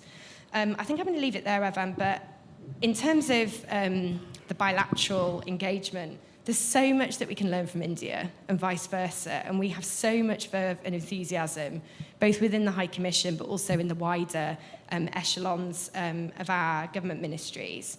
We're ready to take the partnership to the next level. So I think either in the physical or the virtual realm, we'll be doing that very enthusiastically in the years to come. So I'll hand back over to you. Thanks, Sarah. Okay, so the clock is ticking, ticking, ticking, and I want to give the audience a shot at you. So if you do have a question, please do line up. But sorry, Christoph, I do want to ask you one thing, because I think, I hope you won't find me cheeky with this, but I think there's going to be a lot of interest in what the dynamics of the FTA negotiation with India are going to look like. So I'm American. I'm old enough to remember when the United States also negotiated FTAs and bilateral investment treaties and so on. And I remember when the US and India were doing a bilateral investment treaty, one of the challenges was that the United States was very rigidly wedded to a model BIT. And there was very little flexibility for the United States off the model BIT. So when the US encountered a BIT negotiation with India, much less with China, which it's hard to recall this back in the Jurassic era, the US was also trying to negotiate a BIT. That lack of flexibility was a challenge. So I'm wondering, give us a sense of how you're likely to approach it, where you are inclined or able to be flexible, given what you said. And it was kind of a throwaway at the end of your remarks about this trio of this set of bills in India, the localization emphasis here. How are you going to approach that question of rigidity and flexibility? Well, that's probably the center challenge, and that's going to be relevant not just for digital trade, but for the negotiations across the board. The European Union is a little bit like a super tanker when it tries to move. It's a little bit like when the Evergreen was blocked in the middle of the Suez Canal. So sometimes it's not a very good idea to make us move. But we tend to approach, unfortunately, I should say, because of our structure with 27 member states that all have very diverse interests, we tend to approach negotiations a bit rigidly with some sort of a standard menu. It's not an all-you-can-eat menu, it's the all-you-must-eat menu, and you start with, you have the starters, the main course, the desserts, and you have to eat everything. And that's obviously going to be very tricky for India to swallow, so to speak, just like India approaches the negotiations also with a very peculiar viewpoint. They have their own FTA tradition that is very far apart from the one that we come from. So at some stage, I think the political level will need to step in, force the difficult compromises on people like me who tend to be a bit stubborn in defending their traditional position. However, just to be very clear, these negotiations started in June. We've had 2 rounds where in the first round the EU presented its views. In the second one, India presented its own positions. And we're now embarking on that journey where hopefully we're going to try and bridge some divergences. But a lot of technical work needs to be done before the political level can usefully step in. So that's why the agenda is very busy. And you'll be very busy. All right, I'm going to turn to the audience. Keep it brief, but also tell us who you are so we know who you are. Yeah, sure. Am I audible? Yeah. So, good afternoon, all and one present here. My name is Mayank Gupta. I am a young global ambassador, and I'm from Kautilya School of Public Policy, which is based out of Hyderabad. My question to you is that we have seen that Europe has been at the forefront when it comes to climate action. How do you see EU and India free trade agreement create better opportunities pertaining to climate-related tech and exchange of mutually beneficial knowledge? I assume you're asking Christophe this question. Yeah, why don't we, okay, thank you, good idea. Let's take another one. Tell us who you are. Is it on? Okay, yeah, sorry. So I'm a GTS Young Ambassador from IIITB. My name is Rijul Sarchdev. So my question was also directed to Christophe, sir. So I'm into privacy. So we've all heard about the EU GDPR, and it's considered, well, the gold, maybe now silver standard of privacy. But, it respects the rights of the citizens in the EU. But what happens if we invert the question? So, for example, if we are looking at a country like India, which doesn't even have a privacy protection bill in place right now, or any legislation on privacy which has been passed by Parliament, would it be applicable for trade to be allowed between these 2 countries, or would the EU simply disallow that? And do you think the EU should change its stance maybe and become a little more malleable in the future? Great, we got it. I'm going to take the one last question. We're going to put it on the table. Hopefully it's not to Christophe, since he's got two of the questions already. And then we'll just go through. Great, thanks. Josh White, I'm at Johns Hopkins University and at Brookings. This is a question for Bhupen. We've heard a lot about digital public goods and about the sort of country-specific models for those goods, and a little bit about the prospects of interoperability among these different models. From where you sit, where would you like to see more interoperability as these systems are being built? Is it in identities? Is it in payments, in health? What would that look like in a way that would be useful for what you're doing? Thanks. Good question. Thanks. All right, I'm going to start with Bhupen, then I'm going to go to Christophe, and then Sarah, I'll give you the last word if you want to add anything else. Oh, and Anita, sorry. And Anita as well. Go ahead. Yeah, I'm actually glad you posed the question the way you posed it, and there's actually tremendous parallels that we can draw as to why digital identities became so important and so critical, and what does that translate into a business world or a trade world, right? So, for example, first is just who you are and the trust and that you get from it, the transparency of communication and digital transaction base that can happen, and third is just transparency of information and payments and that type of stuff, right? All of them find actually applications in global trade, obviously, without a doubt, right? The whole point is can you make it so friction-free that if I am a small seller in Delhi, in Khan Market, who's about to launch a store on Amazon or eBay or wherever it is, that I can be instantly recognized by all consumers all over the world. And you know that this is authentic because this person owns this particular brand and it's driving this type of good, right? So if that's the vision that we're going to, I see tremendous applicability of that same sort of mental model into the business stack. We are actually starting to see some of these things coming, right? Like blockchain in terms of how we understand, connectivity on the payments front, etc. There are a lot of technology tools that are being built.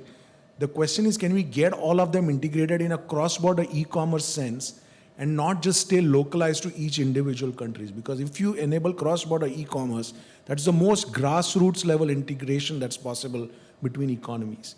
And I think that's the opportunity that's in front of us. So I'm actually, thank you for posing the question that way. I think that's really the challenge for technology providers like Amazon and others in the ecosystem. Yeah, that's great. Great question, great answer. Christoph, you had two questions directly. Thanks a lot. And I think they're linked. The first thing I should say is that in our view, the GDPR is certainly the gold standard, as it is not any kind of silver or bronze standard. But more seriously, it allows me to link to the first question, because while we think that this is a gold standard, if we were able to cooperate with India and agree on a series of principles on digital trade more broadly, but the question of data flow is obviously central in this matter. If we were able to convince India of the value of protecting privacy, which in both of our systems is a fundamental right. I understand the Indian Constitutional Court declared privacy a fundamental right, just like it is in the European Union. Now, I'm more of a trade guy, so I'm more an expert in the liberalization part of things there. And I think it's absolutely important for India to realize that, for example, the issue of data localization requirements has nothing to do with the protection of privacy. And so if we could jointly develop standards for the protection of privacy that would, for example, do away with any kind of localization requirements, we would jointly potentially develop a diamond standard so that we keep some sort of a hierarchy even above gold, and that would be part of some sort of a contribution to the international efforts, a little bit like the gentleman was saying earlier. We're at the forefront of environmental protection measures as well in the EU. But if India and the EU could join their forces to advance digital regulation in a non-discriminatory way, it would be beneficial to the whole world. Thank you. That's an encouraging message, and I'm going to borrow that metaphor. I know we're at time. It's flashing red, but I do, just before we stop. Anita, Sarah, if there's anything that you want to add, just take 15, 20 seconds and please Over do so. to you, Anita, first, and then Okay, we can round Anita? off. Okay, thank you. Yes, two things I would like to emphasize, and it is this. In terms of trade, and since I'm a trade person also, I would like to emphasize that market forces always allow trade, whether it is merchandise or it is of a digital economy kind, e-commerce. Market forces allow some kind of stabilization, balancing, as long as they are backed up by adequate cooperation among the governments on the border and across the border. So which is why then regulatory cooperation becomes very, very important for preventing technology to become politicized and become even to some extent weaponized in international trade. I would like to give a very small example here is the US-China trade tensions and why it has not affected the suppliers in Southeast Asia and East Asia adversely is precisely because both the countries have refused to apply any kind of non-traditional, or I should say trade discriminatory policy against suppliers from this region. So that alone shows that tensions apart, markets still perform. And I would like to end by returning back to the issue of inclusivity. employment and growth is still a very, very serious concern in all the parts of developing Asia, Africa. It is even in developed world. So therefore, this generation of technology, which has far invaded the commerce aspect, it requires some element of equity, if not equality, and which is why efforts of governments coming together, and which is why platforms like G20 then become very important, despite several individual differences that we see and talk about. Thanks. All right, Sarah, super fast, last word to you. In a nutshell, I'm really happy that you talked about health. Because that's something dear to my heart. And the UK-India Digital Health Partnership at the moment is looking at how we optimize data flows, how we use AI and telemedicine to enable a really healthy and prosperous fourth industrial revolution. So just to close on that, I think you can't do anything that we've talked about unless you have a healthy population. And so I think that's one of the areas of focus for us, is to really optimize that and throw all the tech that we can at this. So thank you. Great. Team, fabulous. Thank you. And ladies and gentlemen, please join me in thanking the panel.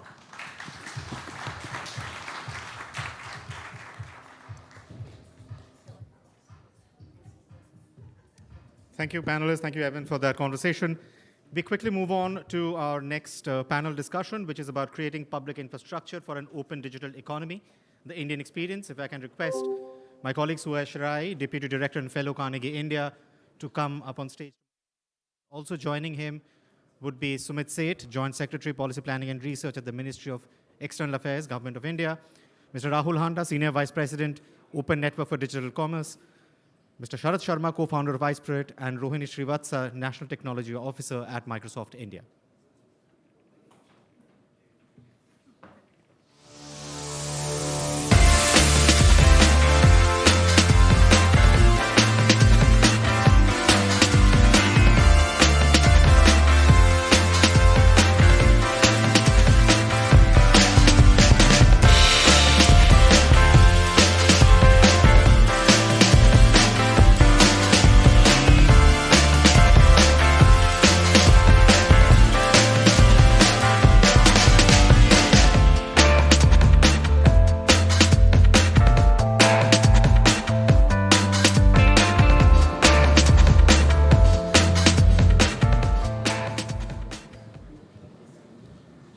Good afternoon, ladies and gentlemen.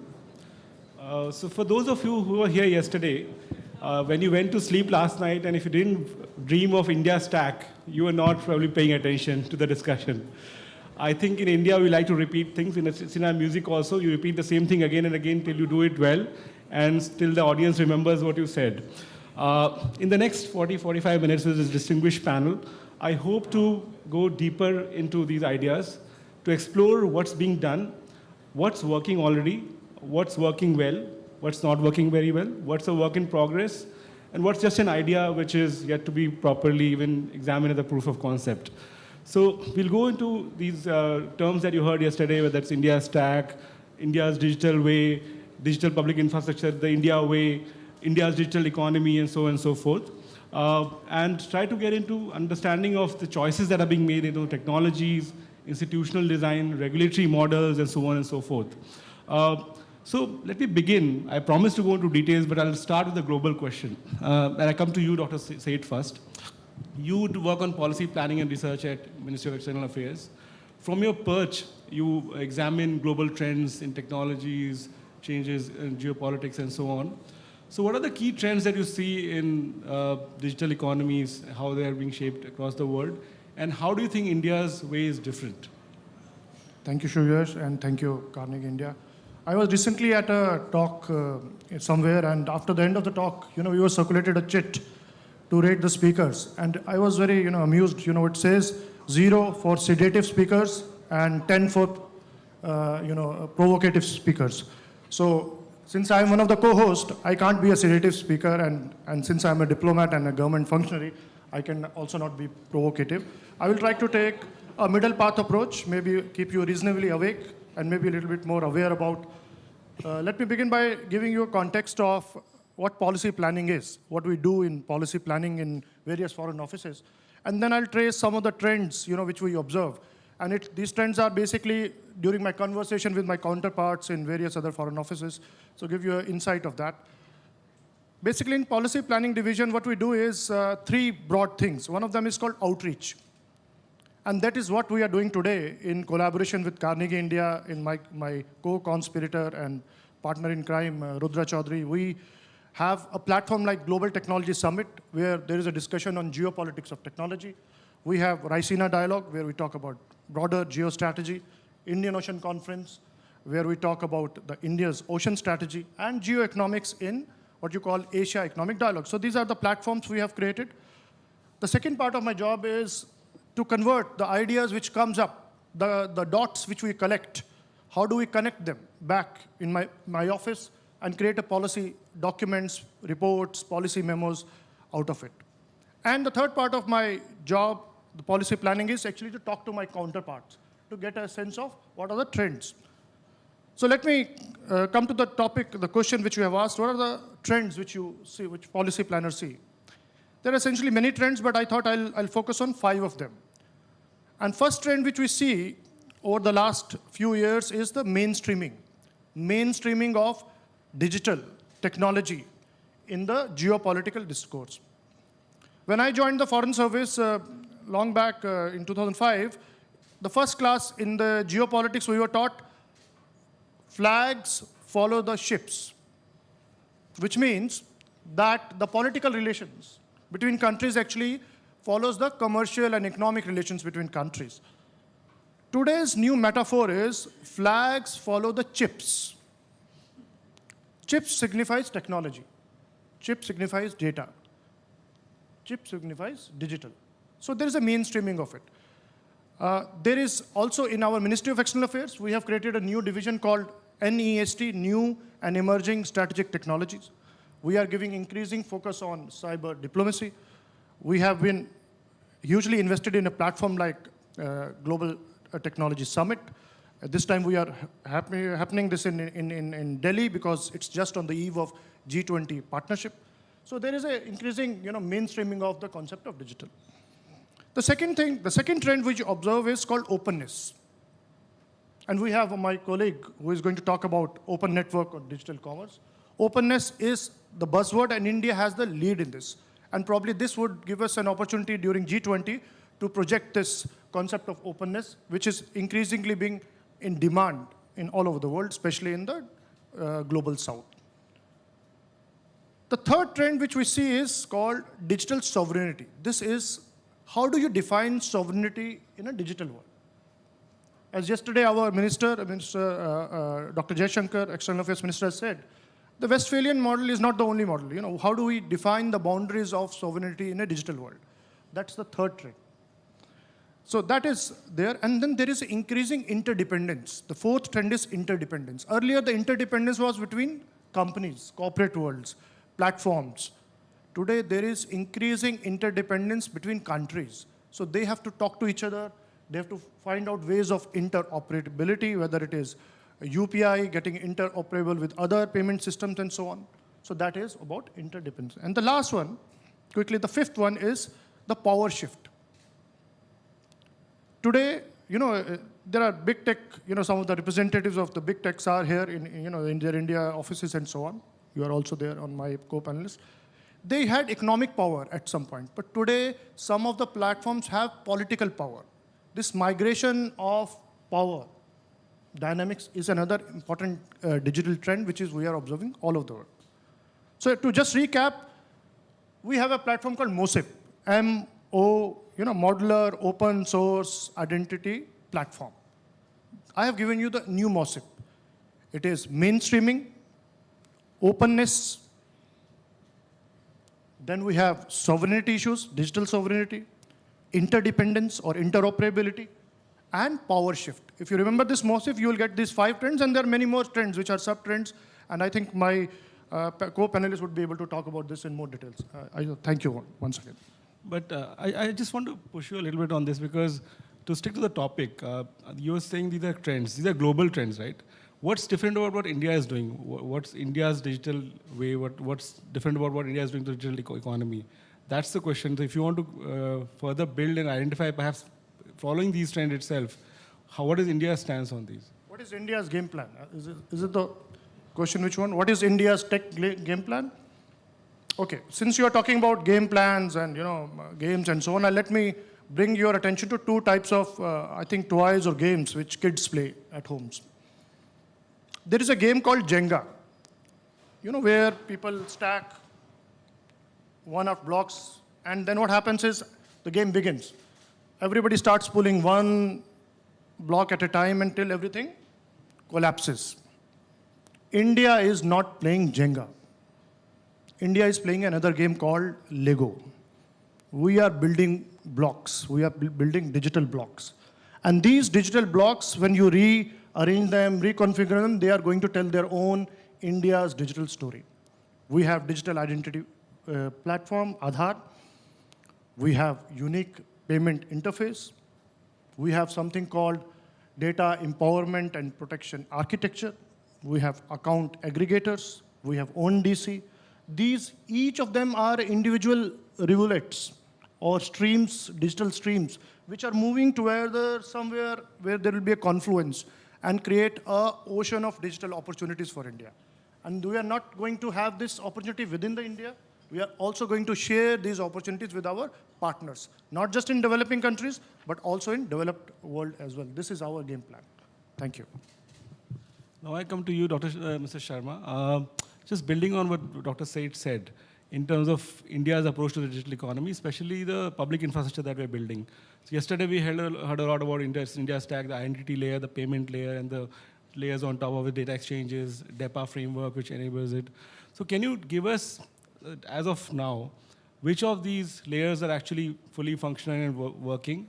And what is the model for those? And which of these are actually just, as of now, works in progress, early days? Just give us a status of where we are on this. Okay. So, iSpirit will be 10 years old in 67 days, right? So if I go back to 10 years ago, Nandan and R.S. Sharma, both of them have been here on this stage. They had about 300 million people already on Aadhaar. That's gone on to become very successful. So the idea was that, Aadhaar will help us with the flow of people. Can we solve for flow of money and flow of information and build something on top of it, which I'll come to in a minute. So the flow of money has already happened, right? We know UPI, you know the numbers.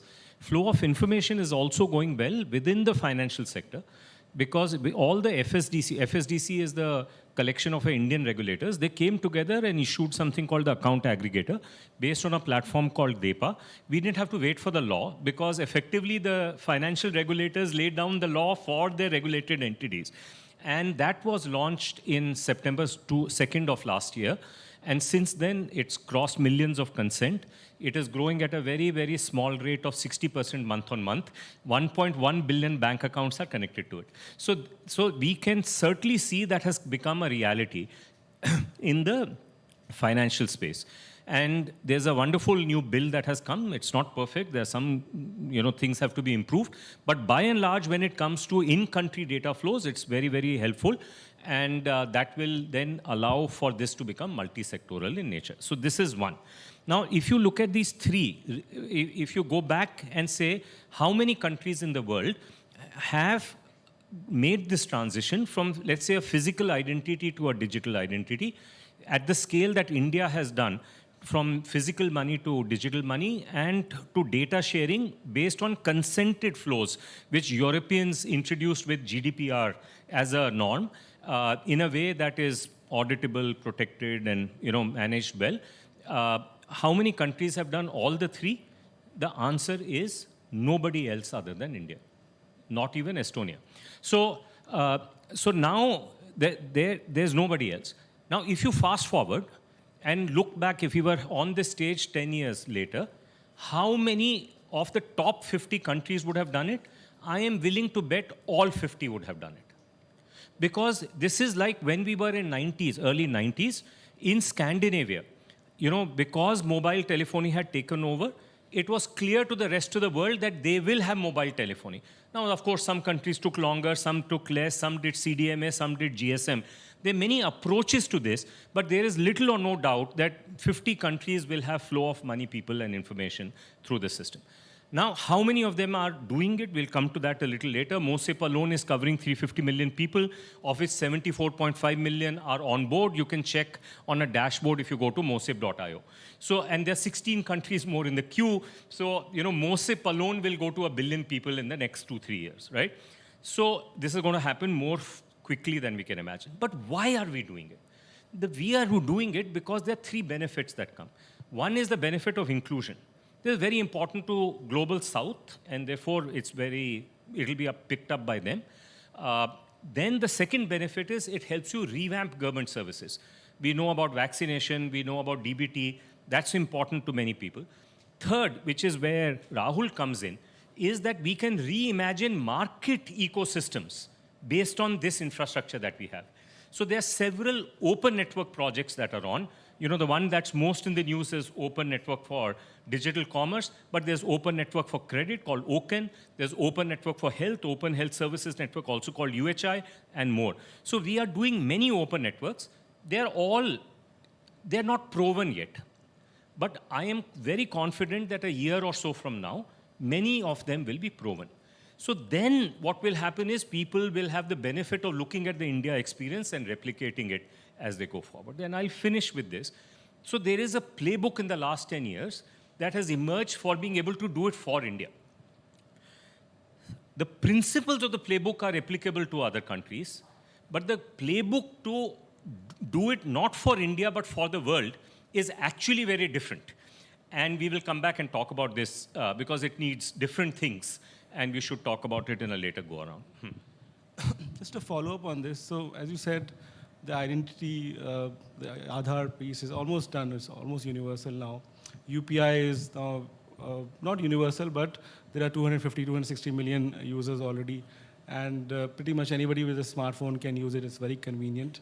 And then we are building on top of those. So I want to take a couple of examples and try to understand the design philosophy and principles, what's driving it. So account aggregator, right? The idea is to have open financial information exchange.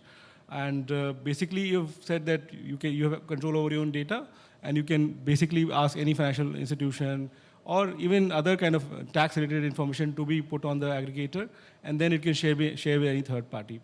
Now, when I look at open banking initiatives elsewhere, they are driven by competition concerns. So some countries did open banking, but applied only in large banks and said, okay, smaller banks will not get into. But it's not just a question of consumer owning the data. The banks also have a commercial interest. They've created this information over a long period of time. What is the philosophy driving this?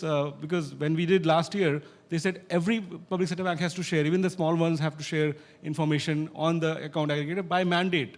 Similarly, on UPI, we mandated zero charge, we mandated providing UPI in all merchant establishment above a certain rate. So is this something which is being done purely because these innovations are themselves very interesting? I'm a user of UPI, but where is the innovation ending and where is the state coercion starting? So, you know, I have the luxury to balance Sumit out, you know, because I can afford to be provocative. So, look, when UPI was coming out, in February, I remember the date, February 11, 2015, when the then governor of RBI, Raghuram Rajan, announced it. He said this will be a payment system that will be a public utility. At that time, Visa, MasterCard, WeChat Pay, Alipay were none of them were public utilities. They're not even public utilities today. But in India, a conscious decision had been taken that payments would be a public utility. Because therefore, what does a public utility operated by private parties mean? It means that you have capped profits. That's the difference between a public utility and a non-public utility. The benefit of having capped profits here is that utility is so important that it actually unleashes innovation in the economy, in other parts of the economy. And that is where private innovation can really capture profit pools and make value by solving other problems that are there. Now, this was a completely radical idea at that time, but it is no longer radical because it's been very successful. Now, when it comes to data sharing, personal data sharing, the same idea, that it has to be a public utility. Now, why? Because it unlocks a lot of innovation on top of it as we go forward. So finishing that thought, there are some central principles that are driving this experiment of India. You know, very eloquently was brought out is openness, the Lego nature of this, right?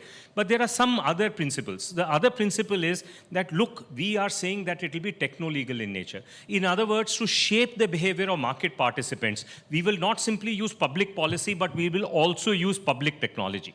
So it is the combination of public technology and public policy that allow us to do that, which is what ONDC is doing. ONDC is using public technology and public policy to unleash innovation in the marketplace so that India's problems can be solved at scale. Rahul, am I describing your thing reasonably okay? So he's got to give me a treat after this. So you get the idea that I'm talking about. So similarly, there are a bunch of these principles. These principles will travel to all other countries because they can look at India's experience, how they travel. And what does it mean for it to travel is something that we have to sort out as we go forward. Yeah, we'll come back to this question again in the next round, because we do put tolls on roads as well, and roads also enable broader economic activity. But here we are not doing that. Rahul, I come to you next. ONDC is a relatively new kid on this block, and it's a very promising one because digital identities are being done in other countries, and if not digital, other forms of identities are being done. Yesterday we had a closed roundtable on real-time payment systems. 70 countries are doing real-time payment systems at varying level of success. But ONDC is truly unique. At least as far as my knowledge goes, there's nothing like ONDC that at least we have seen. It's a unique, innovative approach to doing e-commerce. Can you just explain to us what ONDC is first? And then perhaps the recent pilots that you've conducted, what's been the key learnings? If you can just take a couple of minutes to explain what's going on in ONDC. Sure. And thank you, sir. I think you've been way more eloquent than most other people I know. Right? So if you look at the way that ONDC is set up, right? Firstly, a couple of taking up from what Mr. Sharma was just talking about. Absolutely. We are a private company. We are a Section 8 company set up to do public good. We're a non-profit organization, which means that we get money from a lot of different people and we don't have to give dividends. And we're not in for profit maximization. Now, that being said, what we're trying to do is democratize out commerce. So from that end, we had some kind of a precursor, right? We looked at and said, there has been UPI, which has already done the defragmentation, democratization of finance. So it is easier for us to follow in that because we are allowed to, we can now turn around and say, we as ONDC are the UPI for commerce. Right? So we have something to follow on. But that being said, it becomes that much more difficult for us also because where UPI for all practical purposes has an SKU of 1, right? I mean, it's money flow. Our job is a little bit more complicated because there is a material flow of a particular product and associated to it are returns and replacements and all of those fun things. But also associated to that, we have that SKU of 1 coming back. All right. Now, what is ONDC? ONDC is actually driven from a very clear-cut perspective of saying that we are interoperable and unbundled. So if you look at the standard way that a particular platform works, a platform is where, and there are enough platforms, and all of us have grown up with that platform idea, right? It is very, very difficult for a lot of us to actually think beyond that also. So please bear with me. Now, in this case, if you literally just take your left hand and your right hand, put it together as like a namaste, what you'll realize is that is actually a platform. Because the left side of it is for all practical purposes where you as the buyer are coming to and putting in your search request. And it literally, because it is a a very interlocked, tight unit, it goes over to your right-hand side, which is where they have also onboarded all of the sellers. And whether it is any consumer electronics or any other store or so, they are already on the right-hand side. So you put in your request on the left side, it goes over to the right side, they fill up all of the cart with whatever is shown to you, and that's what you as a customer choose. Now, as a customer, the first problem that you have at the back of your mind is, are the products that are being shown to me right for me, or are they right for the platform? The other side to it that comes up is that from a seller side, right? Now, for you to be discoverable and to you to try and maximize your sale, you need to be on various platforms, which also means that the overhead on you to manage all of your inventory and your catalogs is massive, right? One platform might decide to call red as fiery red, and the other one might decide to call it deep red, and you have to maintain all of those different components to it. Similarly speaking, as a seller, you don't have the option of managing your margins, because those are defined by the platform. Same condition is your terms and conditions. And also, major other component to it is disintermediation risk, right? I mean, if your product starts selling really well, you have no idea whether the platform will tomorrow just turn it around and white label it and start selling your product out also. Now, what we do at ONDC is, firstly, we are not here as any component to try and kill a platform or to limit a platform, okay? We are here as people who are going to try and expand the market. So effectively, I'm sure this august group already knows that less than 6% or about 6% of total Indians are actually transacting online, not taking financial transactions into consideration.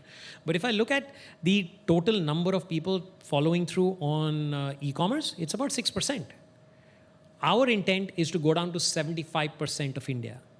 Now, what that means is that a customer can come in from any side, whether it is which means that you're coming in from a buyer application, which can be like a Vodafone app, or it can be a banking app like a Kotak or an IDFC or a Paytm application. And when you send in that request, it goes to the ONDC cloud or to the ONDC gateway. And from there, it is sent out to various seller side applications, right? No longer is that linked up, but it's unbundled out, and it's being sent to various seller side. All of those results are now showcased to the customer. So now the customer is able to make a better decision, because now you have probably more choices on what you actually want to buy. And now on the seller side, if you are, let's say Gupta Kirana store is the standard response that we also sometimes tend to give. Now no longer has to be on various seller applications, okay?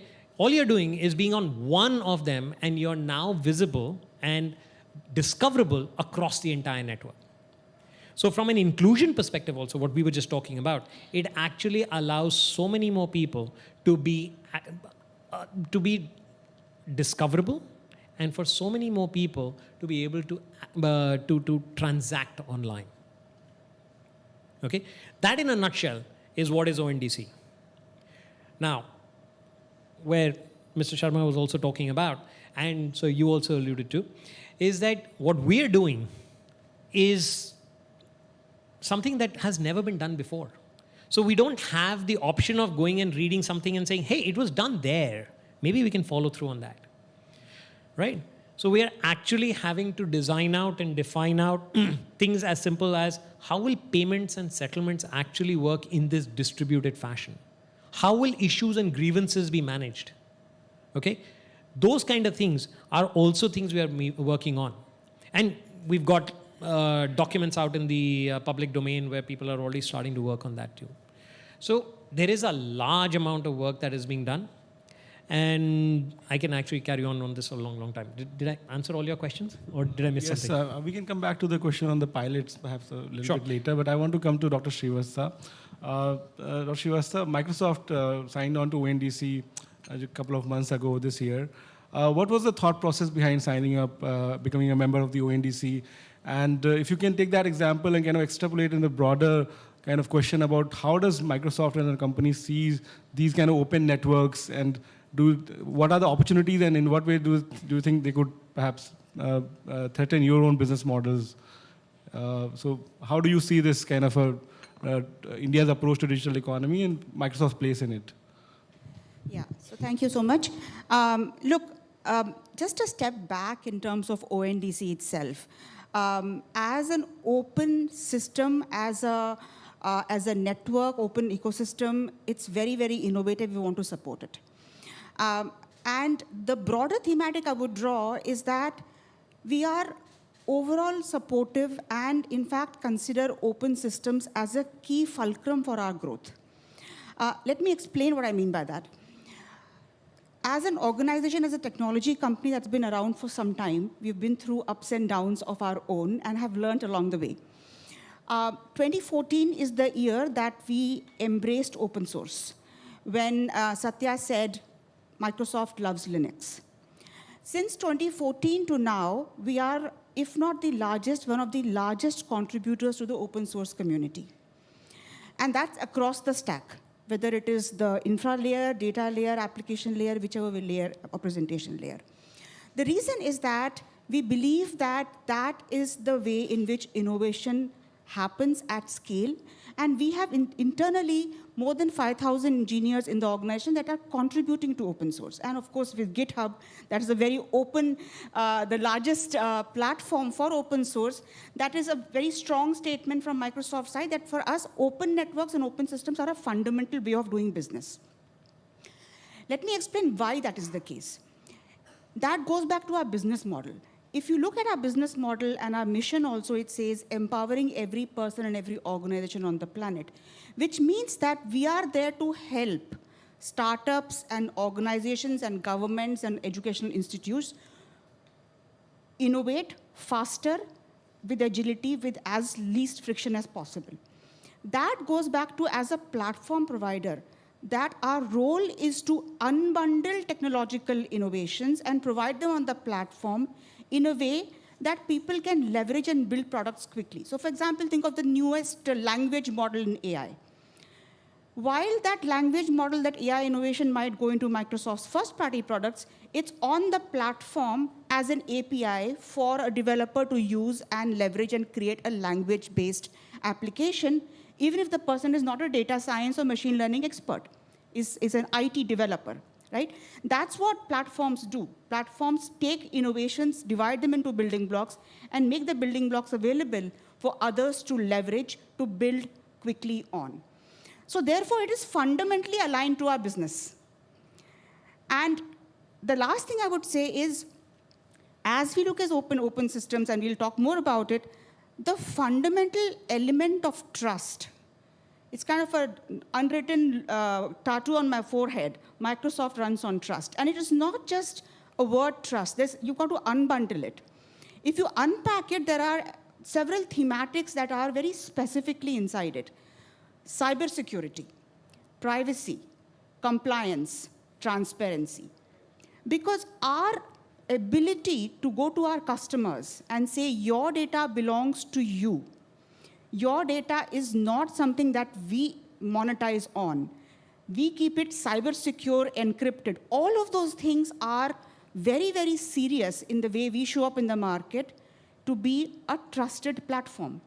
So for us to be trusted, available for economy's growth, and India, the growth, the independent variable is the large, small and medium businesses. If you want to be relevant to India, we are there to make sure that those open ecosystems thrive. So specifically, what is the role that you see in terms of helping ONDC develop and grow? Like, what are the specific roles that Microsoft is planning to play in this? So ONDC is new. We will evolve as we go. At the end of the day, we have a lot of cognitive services, et cetera, that people will build on. But if I go back to some of the other examples that Sharad was talking about regarding, DEPA, and you've been hearing since yesterday about the NLTM and Bhashini. Many of our research folks are very deeply engaged in solving issues behind some of these frameworks and really being part of the technical solutioning behind these. The whole language work that's happening that you've heard Bhashini, behind that the AI for Bharat work, many of our folks are deeply engaged. That's at the fundamental technology level, right? But for example, when you go to the let's say, the account aggregator world, and you look at the startups in the fintechs, we are working with many of them to help them understand what the account aggregators will mean for that ecosystem and how they need to look at the data to innovate. So our role, because of the breadth of things we operated, it's at the technical level, at the research level, at the banks level, who are looking at becoming financial information providers, but need to innovate. Some of them are moving forward because they are the early movers, not all banks are. But the financial information users are all the fintechs and startups. They are data first, they are AI first. So we are going out there telling them, look, this is the way the fintech revolution is going to happen. Innovate. So until recently, the richest person in the world was somebody who's in e-commerce primarily. And you've building a network of networks, if I can describe it this way, which is actually a non-profit. And you've still been able to attract a number of professionals who are engaged in building that. And so what is the motivation? Well, for example, why did you join ONDC in the first place? Why did others in your colleague? What is the motivation? What is the incentive that's driving you? What are you hoping to achieve in terms of, and because for there may be insight on how to replicate this also, perhaps elsewhere. What is the model? Interesting question, right? A lot of us actually inside of ONDC have come from the private space, right? So as we were talking to somebody else and he said, I've come in from the dark side. So we also come in from the dark side. But the idea basically was that we had the intention of seeing, well, firstly, there is a vision that was there and it drove us. The second thing was that you can do something, and if you're coming in, so for example, I was an entrepreneur before this and working on the health tech side to it. And the idea was, yeah, you make some money out there and you walk off into the sun. Right? But then, and Koshi's actually given us all a book also, which is, I've forgotten the name of it. But the foreword of that book literally started off with the idea saying that you can do something and walk off into the sun kind of thing, or you can actually develop something which will leave a legacy behind. So for all practical purposes, those were the two major things, right? I mean, to leave a legacy behind and frankly speaking, to do something which is really fun. Because think about it, right? Considering that we're doing something that has never been done before, has not even been conceived of. There is that thrill of trying to create the payment solutions and all. And also, very, very importantly, something that maybe you were a little shy on saying, but I'll say so, right? There have been working with different sets of organizations in the same room to work towards public good. I can actually tell you that we've been, so when we were working on defining out how payments and solutions and the settlements would work, we had about 15 banks in the same room trying to hash out how we should get down to having nodal accounts and how would the recon service provider work, okay? From when we were trying to define out how issues and grievances would work, we had a bunch of ODR providers in the room. Technically, everybody's a competitor, but everybody was in that room. When we were working on trying to define out how the ONDC score would work, right, which is how well are you been working on, we actually had people from Microsoft, from Google, et cetera, in the room, hashing it out with us and saying, yes, this is a good idea. And nobody was actually working on the idea saying that what's in it for me. That was the best part of it. In the last 6-8 months have been exactly that. It's been, what can we do to build something that is better than there has ever been before? Yeah, that's a great answer and very sincere also, because we've seen this story also play out and how these professionals have joined Koshi, how he decided to leave the private sector and come in. I want to build on this. Just the point that you made, Rahul, right? Because the things that are happening in India are so unique they are of such a different magnitude and such a different complexity that people are drawn to work on them.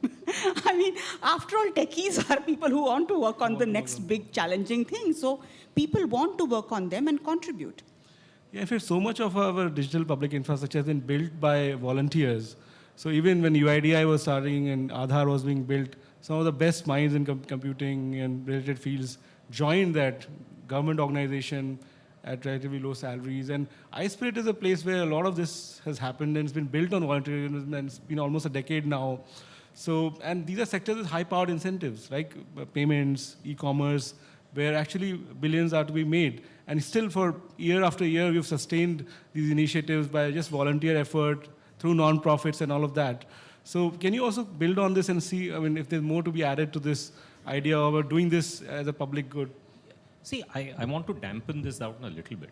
You know, first of all, see, I'm a technologist. I can tell you public technology is what drives the world today. You know, you mentioned Linux, right? Before that, face recognition is a public technology. Cryptography is public research.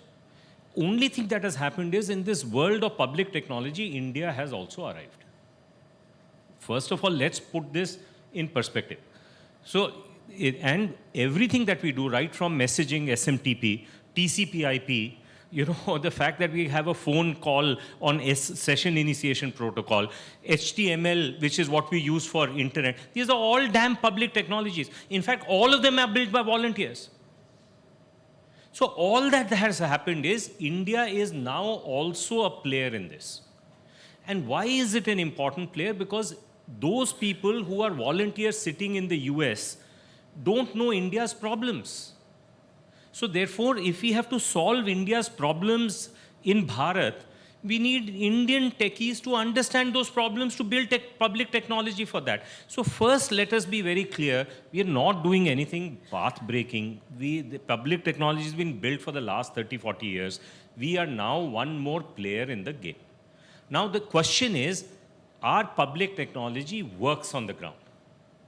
ONDC hopefully will work on the ground. He is very confident it will. But confidence, if only intentions were the basis for this, India would be a superpower. So the question is not intentions. The question is, can you make it work on the ground? That has a lot of blood and tears that takes to make that happen on a repeatable basis. Now, I think we have learned how to do that. It is starting to happen. The question is that once you build public technology that works in India, can it be relevant to other parts of the world? And therefore, in our spirit of our view of the world is that we believe that the world is one family, right? And therefore, we feel obliged to give our Indian public goods as global public goods. So now, if we have to do that, we have to think differently about how we build public goods. Because when we build public goods, we inherently assume that we align with the value system of the country that we live in. We don't have to work hard to do that, because that is we've been living here to do that. But if you want this to work in Africa, we need to make sure it is aligned with the value system of Africa, right? So that becomes very important. So you have to make the values manifest. If you want it to travel, you have to make standards manifest. If you want it to go, you got to make trust manifest. You mentioned trust, right? India is actively and rightly so telling its startups, please don't build it on GPS, because if we happen to be on the wrong side of the US will weaponize GPS and our economy will shut down. So build this on Navic, which is the reason that an Indian public good that is government owned will not travel anywhere else. Our EVMs are wonderful and not a single other country uses it. So we got to build institutional structures that will create trust in foreign companies so that Indian government cannot shut it down and weaponize it. That's what MOSIP is about, right? It requires us to think very deeply then about how the funding will happen. How will we help them with policy making that is there, even though we are giving them public technology? So look, you know, I know we are in a rara moment for this, and I am happiest person for that, because, you know, this is the real work of iSpirit volunteers that is coming to the fore. But I want us to be realistic, because the only reason we will not travel is we will have hubris. We will forget to be humble. we will stop learning, and then we will over-promise, under-deliver, and disenchantment will come in. A self-goal looms in front of us if we don't remain humble and have hubris and avoid hubris. And so that's really what I would say. The playbook for building for world is different than the playbook for building for India. And we have to invest time and effort to understand those differences. And we'll have to unlearn some things and learn new ones if this vision that we have been articulating over the last few days, which is not built just for India, but built for the world, has to also become a reality 10 years from now. And that is what I leave it with. Yeah, I think that's a very important point. And I will just add one more risk to that, is that risk of getting nationalized. That if it works, government would say, it's mine and I want to now take over and give it, take it to the world. But I don't work for the government, so I can be provocative. Sumit gave me the permission to do that, right? See, in India, if you want public tech to have scale, the best way to invest trust in it is to make it government tech. The worst way to actually have scale outside India is to make it government tech. This is not just true for India, it's true for the US, right? Everything that I cited to you, SMTP, etc., if any one of them was government tech, it wouldn't have traveled all over the world. So India has this challenge before it to create fiercely Indian, non-governmental institutions that are respected in the world. We've never done it before. We've only done one so far, and that is MOSIP. Can we do 10 more in the next 10 years? I think we can. But that requires us to be humble. That requires us to be very grounded. Then only will it happen as we go forward. Yeah, I want to come to Dr. Seth with the same thread, take it forward. Yesterday, Ambassador Ashraf was here, and he said that actually made a similar point in many ways, that there are different ways to take things to the world, and you need to find the way that the world will trust you. And one way is to do standard setting, which is collaborative and consultative and open, basically. And don't make it about you exporting something, but it's something which is of global interest. It becomes like a global forum of Center for Excellence or something like that. And then everybody contributes to it. It's not a thing about India only. India can take a lead in that, but it will not be the owner of it, so to speak. So do you think that something like that is possible if you want to, especially the ideas that are working already, and there is some sense that we know the principles broadly. They will travel differently to different parts of the world. They're trying to solve different problems. The value systems are different, perhaps. But what could be the way to, think about this? First of all, I must tell you that this is the advantage of platforms like Global Technology Summit, where you are able to listen to provocative, thought-provoking ideas. When I go back on my desk in my office, these are the things which have stimulated my neurons, helps me write those policy memos, which helps my senior leadership to take decisions on that. We have to, as you say, charity begins at home. That's a cliche, and we need to first work towards consolidating the gains we have achieved. And it is the demonstration effect which will actually persuade. I think persuasion is more powerful than force, So it will persuade people to accept, because let's put ourselves in their shoes. If a foreign successful platform, digital platform comes to my country, what is the first reaction that country will have? What are the strings attached here? What could be the risks? Whether my data will go all the way to that country from where this platform has come. We have to assuage these concerns. That's why all our missions, embassies and posts abroad, one of the mandates for them is, so there are three big mandates, is trade, tourism, and technology. So technology is not just bringing technology in, but also what technology we have developed to educate people about the benefits of this on a daily basis. It's a daily, day-to-day work which will have a summation effect in coming years. For many years, probably you will not see any effect. But then we'll have to wait, and diplomacy is a game of patience. It is not an instant T20 thing. It's a test match. It's a marathon. Sometimes you have to bite for the last lap. That is what we are.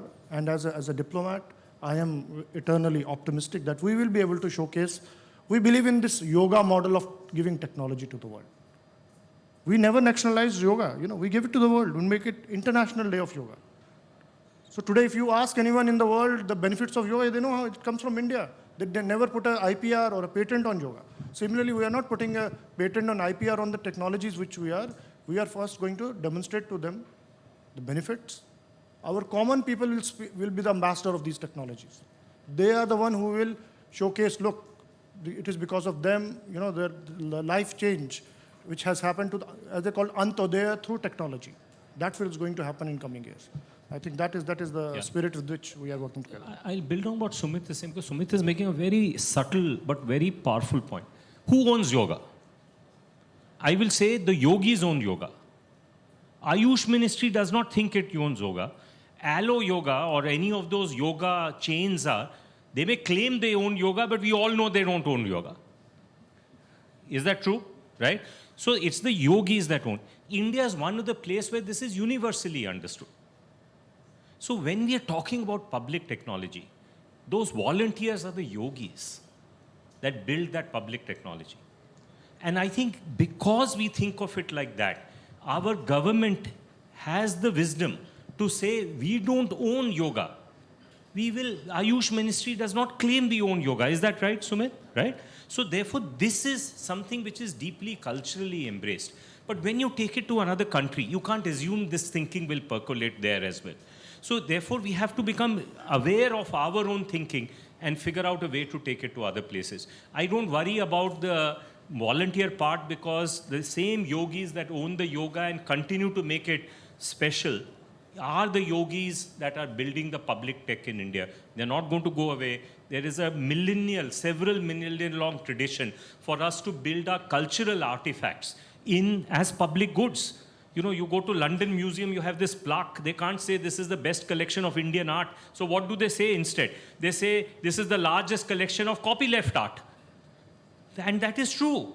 So India has a millennial long culture of doing this. We are just happening to do it for public tech. We are doing it with enormous shraddha, and therefore the quality is good, and therefore it works on the ground, and therefore it is useful to other parts of the world.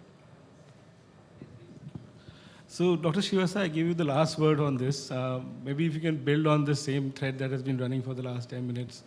And because Microsoft is a global corporation, works in many jurisdictions, and the main way in which today such ideas travel is when large corporations take their capital, invest in another country, and then build businesses there. But this is a different approach, right? And how would you say it's going to go global? I think it is a very, very innovative and exciting journey.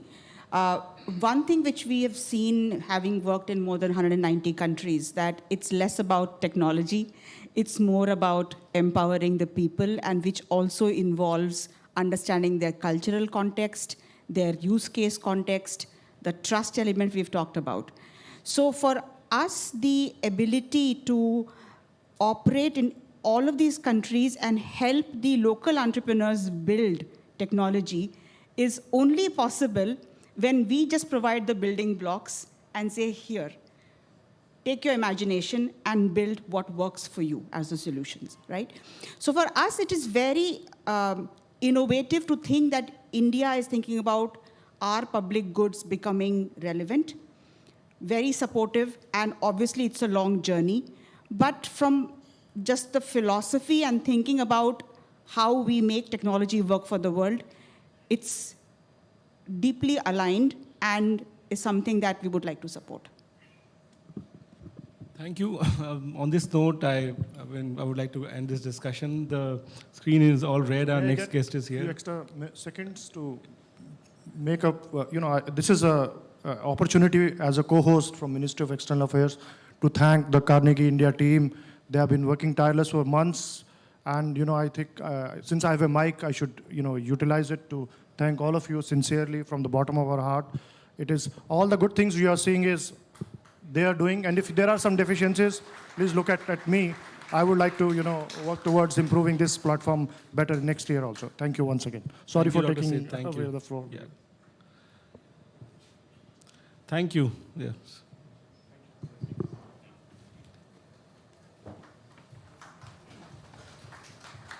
Thank you. Thank you, Suresh. Thank you, speakers, for that perspective. We have a very special session now. We are joined by Professor Ajay Sood, Principal Scientific Advisor to the Government of India, for a special conversation. Joining him is Michael Nensel, Senior Fellow, Technology and International Affairs Program Carnegie Endowment for International Peace.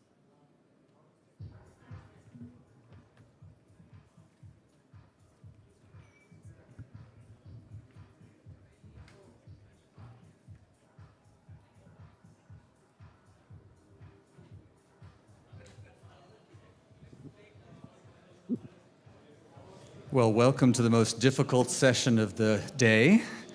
It's the most difficult because we're dealing with one of the hardest to understand topics, one of the most futuristic topics, and we have exactly 30 minutes to explain it all and what the impact will be in 5 years, 10 years, 20 years, and 30 years. Luckily, as was mentioned, we have the principal science advisor to the government of India to help explain this. And I think we have just enough time to provide you with a few insights on what India is doing with its quantum mission and what we're going to be able to realize because of that. I'm particularly glad to be doing this because I've been with Carnegie for 3 years, and it's the first time I actually got to come in person to the Carnegie Global Technology Summit. I've usually been up at 2 o'clock in the morning in Washington, D.C., participating remotely. But I'm also very glad because when I was in graduate school, my housemate was Peter Shor. Peter Shor, if you don't know, created Shor's algorithm, which was the mathematics required to do something useful with quantum computing. And that was more than 30 years ago. So I've been watching the development and getting more and more excited as quantum computing and quantum communications and quantum modeling become a reality. So we're here to just go through the different aspects of quantum technology and applications and then understand why we should be even more excited than we already are about this. So I'll start by asking the obvious question. You have a portfolio that's huge. You get to advise the Prime Minister and the key officials on everything from biology to graphene to social science. Why are we here talking about this particular topic, and why are you personally excited about quantum technology? Good. First of all, let me thank all of you to be here and Carnegie Summit to have me here.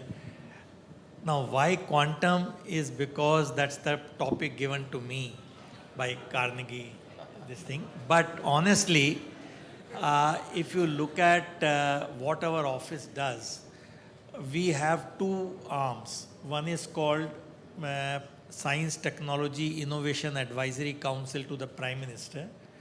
Another one is Empowered Technology Group, ETG. So these two verticals have different roles. So under PM Strike, I was a member when I made a presentation to our Honorable Prime Minister on quantum technology. That was about 2.5, 3 years back. So that time itself, we had debated in our PM Strike that this is a technology India must do as a mission mode. Some work was going on in fragmented manner, but we realized it cannot be done like that. If we have to be relevant, we have to do it in the mission mode. So I am glad that it started with that after some time, and then the COVID took its toll to delay the things.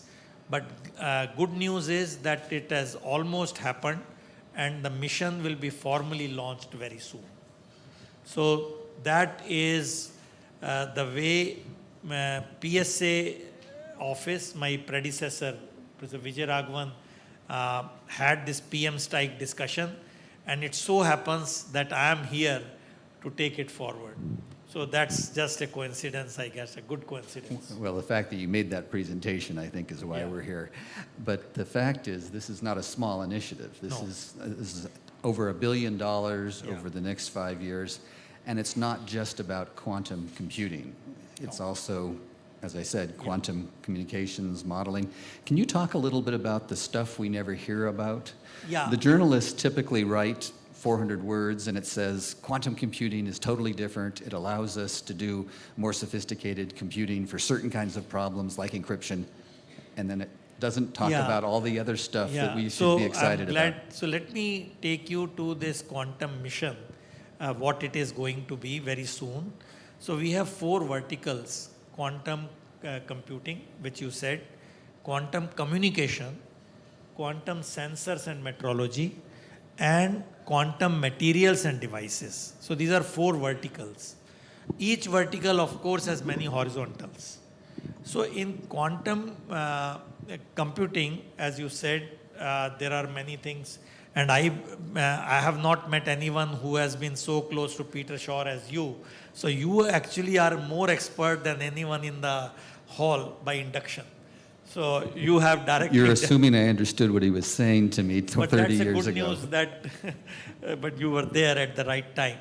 But jokes aside, what I'm saying is that all these 4 verticals are important. Now, quantum communication is already something which has moved quite ahead.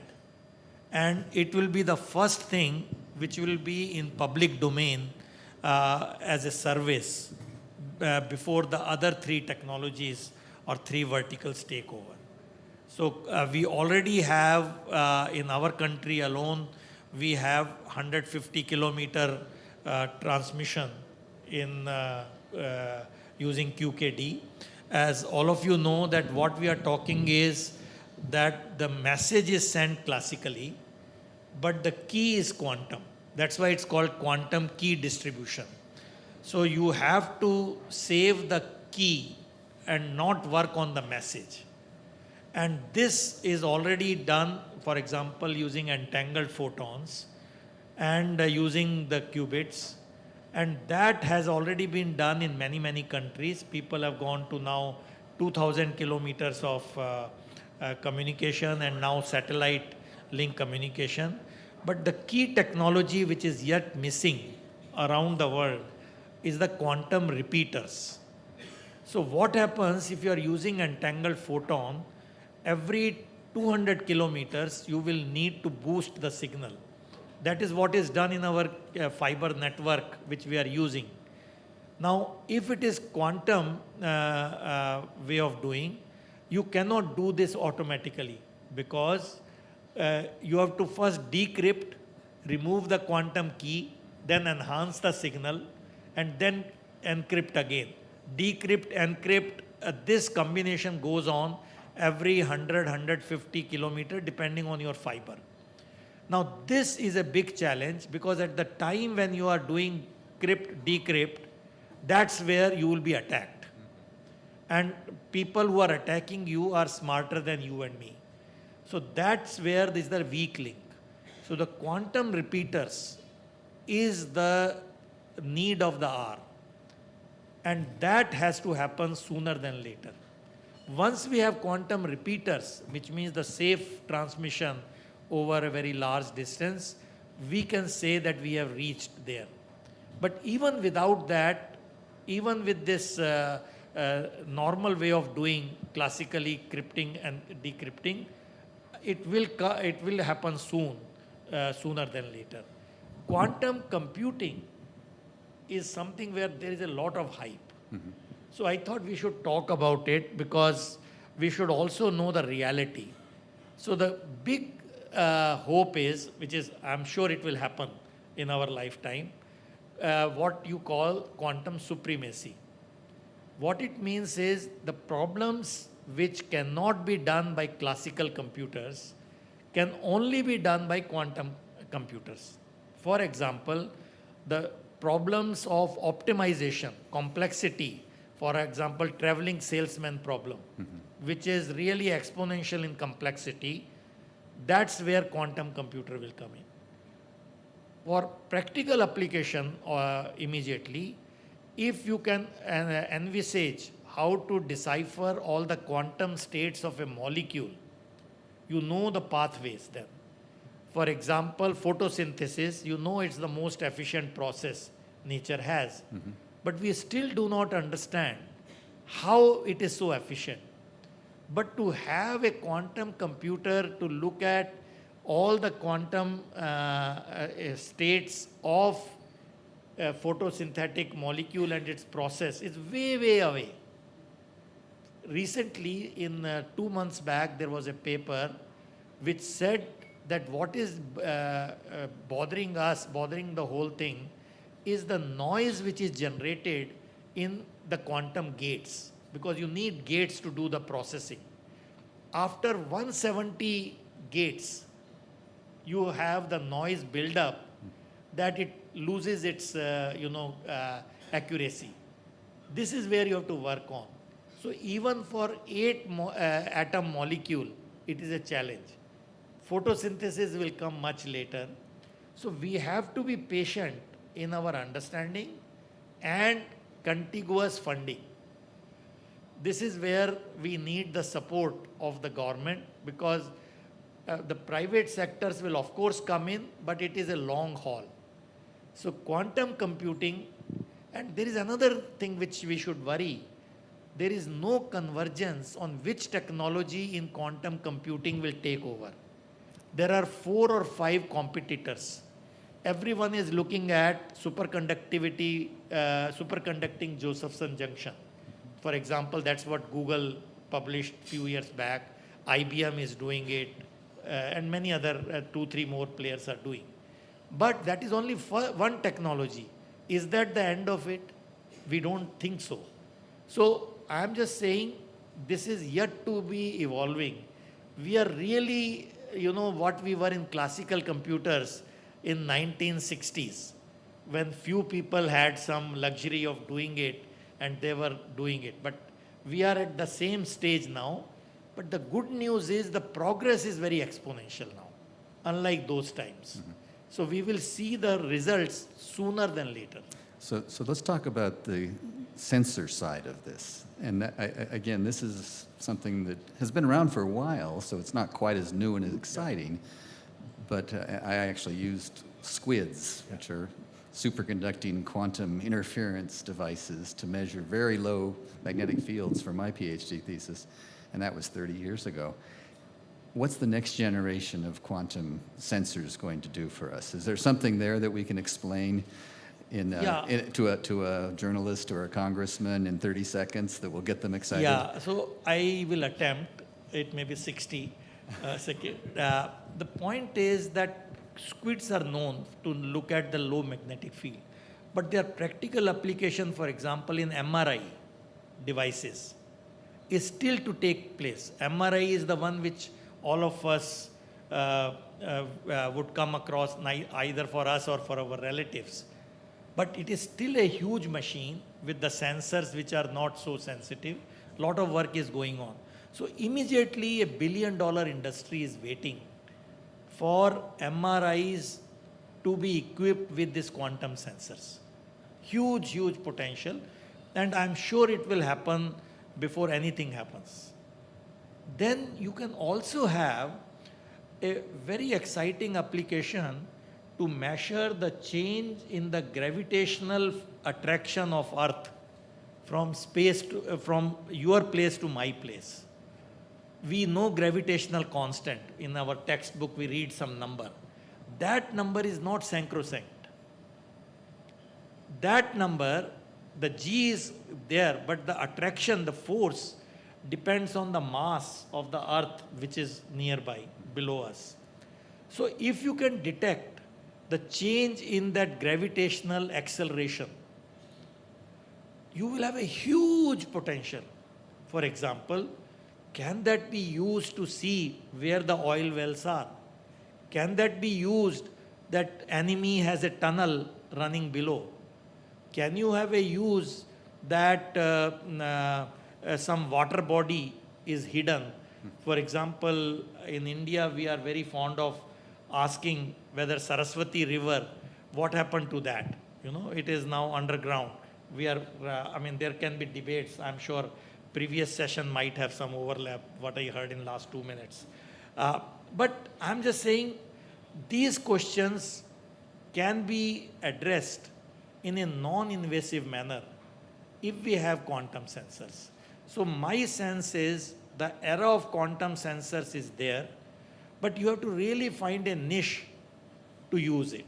Well, this is quite coincidental, because in 1985 I came to India for the first time to do my field research, and I was measuring gravity about 100 miles north of here. without superconducting quantum devices. Yes. So looking forward to being able to do that 100 or 1,000 times Yes. better, and being able to see, microscopic movements in the earth Yeah. is the kind of unexpected thing that we could see with quantum devices. That's for me, that's the exciting thing. As a futurist, I'm always looking for Absolutely, the absolutely. surprising joker that comes out of the deck of cards, the combinations that people didn't think of. Yeah, actually our imagination can take any shape. Even when you are doing quantum communication through entangled photons, and if you think it is not going the way you thought it is going, actually that information can be used, because that information is going to be specific to that place. So you can really think like that. A disruption can actually be used to your advantage. So how do you do this? You spent most of your career as a research scientist. You've written more than 300 research papers. You're now a No, policy... 450. 450, okay. And still going. That's impressive given all the other responsibilities you have right now. But you're a policymaker, but you're also a salesman. You're trying to convince the parliament and the other members of the administration that this is worth the money. And this is $1 billion, and it's something that might be like a lottery ticket. It may not work. So how do you make that sales pitch? Yeah. How do you convince somebody? It's a little bit like cold fusion. It might be 5 years in the future. I hope it's not cold fusion. Well, let's ask So about let's that. take it. I think we are talking of totally different things. Cold fusion, some people still die for it. I'm not, because if somebody is in the hall, not cold fusion. How believes about in how about hot fusion? Hot fusion has always been 10 years away as well. But I'm saying that actually what I have found in my limited stay in this job for last 6 months now, actually if you are very honest in your evaluation and not hyping it, it works the best. So when I am asked to give advice, I really take it like a research problem. So I do all the homework along with our team and look at pros and cons of that and present that to the leadership. And also give the opinion what this could be a better way. And I have found that you don't have to hype, actually. And they can deal with the uncertainty. They can deal with the fact that this might Yes, be a 1 in 10 chance. Yes, Yeah. yes. That's much better than in Washington, D.C., I have to say. No, I think you have to do that, because otherwise you will be going a path, in the end you will be disappointed. So we don't want to have that too often, but we will try our best to make sure that what we promise is delivered to a good extent. And delivery means not just a research paper, it means applications. And your official title for this is Quantum Technologies and Applications. How do we convert these discoveries into applications and startups and jobs and revenue? Michael, very good question. So what we are now, so this mission, which is about to be launched, is interministerial. It has many departments who are participating, but it will be led by Department of Science and Technology. Now, the model which is being now worked around, that it will be led in clusters or hubs. So there will be 4 hubs for 4 verticals. Under each hub, you will have spokes, which means that the hubs will not be in DST. Hubs will be in 4 different institutes, which will be selected on open competition. That hub is not only responsible for the work in their institute, but in the country as a whole. So it's a big responsibility. And in that framework, startups are integral part of that. So what we are saying in our mission document, that it will not be in isolation. First you do R&D, publish papers, and then hunt for startups. No.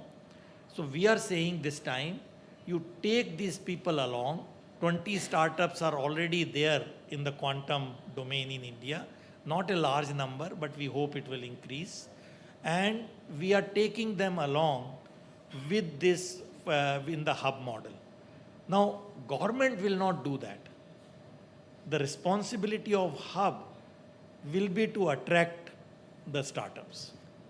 And to provide the training for some of the Yes. people who Yeah. will then move out of the university or Yes. out of the laboratory Yeah. into the startup. And that I think is perhaps the biggest challenge here, because we're Yes. not quite sure what we need to train people to do. Absolutely. Because we don't know if the quantum sensors is the most exciting or the quantum computing. Yeah. How do you think through that? So how do you place enough bets that you're going to win here? No, what you're saying is absolutely of critical essence here. I take an example of IT industry. When we started in India, we became very relevant in my own lifetime in the time when this Y2K problem came up. Because everyone wanted to solve Y2K problem, and India had the ready manpower, or sorry, human resource, I should not say. Sorry, habits die hard. So we did not have to wait for human resource to build up. That way, we have to build the human capacity in quantum this thing. But point is, it is not a technology you can pick up in 1 week. There cannot be crash courses. So you have to be patient and bring the whole generation in this. So right from the early college days, it has to be sensitized. Quantum mechanics, the way I studied, and I'm sure some of you would have studied, is done in a very theoretical manner. First you do superposition, you do Schrodinger equation, blah, blah, and you go on. That may not be the right teaching now. You have to now connect quantum to the quantum frontiers. See, the point which you have to realize, I hope I am not putting it in a wrong way, quantum is not new. Quantum revolution already happened in 1913 when all the hydrogen spectral lines were explained. If you did not have quantum mechanics, you could not have understood hydrogen spectral lines. As simple as that. But at that time, we did not know how to control the states of a molecule, quantum states of a molecule. We did not know how to control the transistor at an atomic level. We understood the function of a transistor using quantum mechanics, using Schrodinger equation. Second revolution which you and I are talking is to control the quantum system. So from understanding and usefulness or a transactional value, now we have come to really manipulating the quantum. So that transition is happening now, and that will definitely need our training of the people. I was fortunate enough to go to Caltech as an undergraduate, and when Richard Feynman was there, and he gave this famous lecture Exactly. on how to do quantum computing Yes. and how to model the world. Yes. And he made this point, which is the universe is quantum. Exactly. You'd better use quantum models to understand the universe. Yeah. And he laid out a lot of the key things we're doing now Yeah. because we finally have those instruments. Yeah. Let me go back to communications. We have 7 minutes left, and I would like to get a few questions from Twitter or from the audience. One last question on communication. It's been said that it's not what people don't know, it's what people know for certain that isn't true. So what do people know about quantum that's not true? What misperception or myth, particularly among politicians and journalists, would you correct? Okay. All right, it's a tall question. I think there is a feeling that whatever encryption we are doing now, let's say 128-bit or 256, and if the quantum comes tomorrow, it will be done. I'm saying it will be done, but it will take time. It's not that it is going to happen in few weeks or something, but it will happen. On encryption, I'm sure there is a lot of expectation, which will be realistically taking some more time before it comes in our public domain. quantum computing, which has a lot of hype right now, we are still struggling with the noise at the quantum gates level and the readouts. People have to be patient to take that into view. So people think that, oh, all problems of complicated systems will be solved. I would say it's happening, but even in 2022, we are still struggling with the noise levels. I would say the other myth I think we already addressed, which is that it's not just about encryption. Because you can explain that part of the problem, often the journalists focus on that, but there's a lot of other interesting problems. Yes. You can't solve all problems. You can't solve. But there's a lot of very impressive things that are going to Absolutely. happen. So I'd like to turn to the audience. We have 5 minutes. If there's any questions, I think I see somebody coming to the microphone. And if you could identify yourself as well. Please. Hello? Yeah. My name is Rijul Sachdev. I'm a GTS Young Ambassador from IIIT Bangalore. Sir, I had some questions about quantum sensors. So back in my postgraduate days, when I studied quantum computing, we learned how you can generate truly random numbers using qubits, right? So that's one of the easiest things you can do in quantum computing, which is very hard in traditional computing. You use a whole lot of structures. Doesn't help. But in quantum sensors, like you said, the noise is the major problem, right? And in the case of non-linear dynamic systems, or chaotic systems as they're called, how would they be modeled using quantum computing, according to you? Take the second question as well, and then we'll let him answer. Thank you.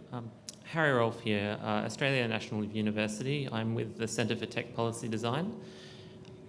Fascinating taking a part of the quantum challenge here. I'm very curious to ask a question of you about the geopolitics of this particular technology.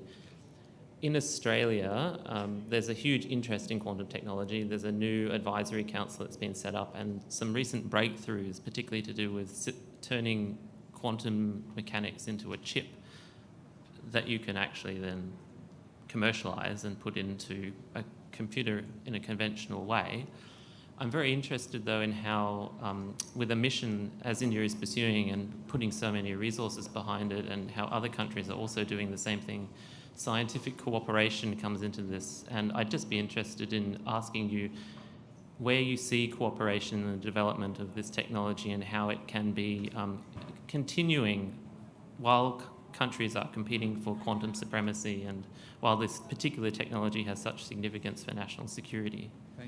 Thank you so much for asking that question, because that's the question I didn't get to answer. So why don't you start with that? Who should India be collaborating with, and in what ways? This is obviously a no-brainer for me to say that international collaboration is a must in this field, because it's not that some people have achieved not the quantum supremacy, the supremacy, and others are struggling. Actually, the difference is not that large. Some are ahead, obviously, because they started early. Others are catching up. And major economies are putting a lot of resources in this. My sense is the way I have seen in the last 5-6 months of my stay here, almost all the delegations I have interacted with, quantum frontier is on everyone's agenda. Be it US, be it UK, be it Australia, be it Japan, and European countries. So everyone has this agenda. So my own sense is that people are keen, because it has not yet reached a commercial angle that all the secrecy will start coming. It has not yet happened, fortunately. So once that comes in, discussion will become little more complicated. But right now, people are still struggling to put their money on some technology. Like Australia, you said, they are way ahead in phosphorus in silicon chip. They can put individual phosphorus in an organized manner in a silicon crystal, and the quantum states of phosphorus are used as qubit. Now that has come to, let's say, 5 qubits or 7 qubits, but you have to go a long way. You have to go to at least, if you want to solve a reasonable problem, 50 qubits minimum and more. So other countries are looking at ion traps, atomic traps, and make them more easily available rather than complicated lasers and so on. That is another technology which is being developed. So answering that question, international collaboration, yes, it's a must. Coming to the first question, I forgot now. It's about noise and whether you are optimistic that we'll be able to tackle this noise problem. Oh, yeah. And whether there's a way to model the noise. Yeah, and nonlinear. Actually, the chaos is a complicated problem, as you know.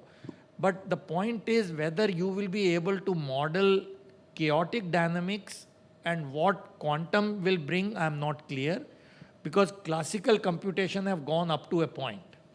But supposing you say, I want to solve 3-dimensional Navier-Stokes problem, 3-dimensional, not 2-dimension, 3-dimension, and in real time, you want to solve some problem in climate change, for example, prediction, or in some wind tunnels or so on. It is enormously computational extensive. That's where if quantum computation can help, it will be a game changer. So that is one, and I'm sure it will happen sooner than later, maybe over, I don't think it is good to give numbers because then you are stuck with that number, but let's call it few years. That's one area. So that's where you see turbulence, you see all that. Classically, turbulence is understood up to a certain point. You understand the power spectrum, you know what is the spectral function. But if you want to go deeper than that and want to control turbulence, that's where you need more insight, and this is where quantum computing could be of essence. So we've run out of time, but I always like to ask the last question. It's very simple. What's the one-sentence tweet that you would want everybody to tweet after hearing this talk? And for me, the tweet is, it's even more exciting than you thought, for reasons we don't know, and you'll have to be patient. So what's your tweet? Last one, you took my word. Oh, okay. I would say, quantum is here to stay. Don't wish it away. Invest energy, time, and money, and be patient. And $1 billion over the next 5 years. Everything, Okay. Yeah. Thank you very much. Very, very much.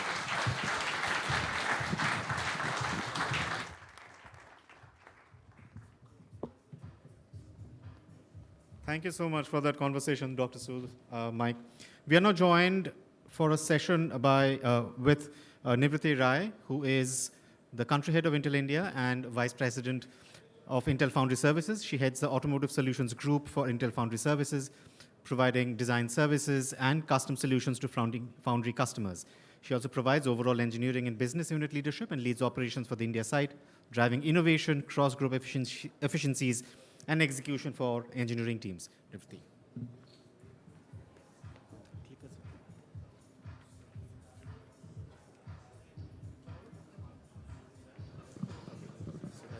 That's to go forward, that's to go back. Okay. I think they're putting DVD on. Okay. Good afternoon, everyone. I know it's the end of the second day, and you just heard an amazing fireside chat between Michael and Professor Ajay Sood. So I have a very tough act to follow. What I'm going to be talking about, what is happening in this next-gen world. This next-gen world is so connected. Yesterday, the Minister Jai Shankar was talking about globalization. And honestly, globalization, nobody does it, it happens. I'm going to start with food. Did you know that potatoes and onions are not native to India, not even green chilies? And we are supposed to be like a one spicy nation, eating so much green chilies, but it's not. But we accommodated all of those foods into our daily eating and feel it's ours. So looking forward, globalization of technology is going to happen like potatoes and onions, and it will become part of our daily consumption. So my belief is technology thrives with collaboration. So my talk is going to be about building unique collaboration for innovation, because there are different facets of inventions and innovations that different people bring. And when all of it comes together, that's when magic happens. So my talk is going to look at how do we enable that by building what I called trust-based digital geographies.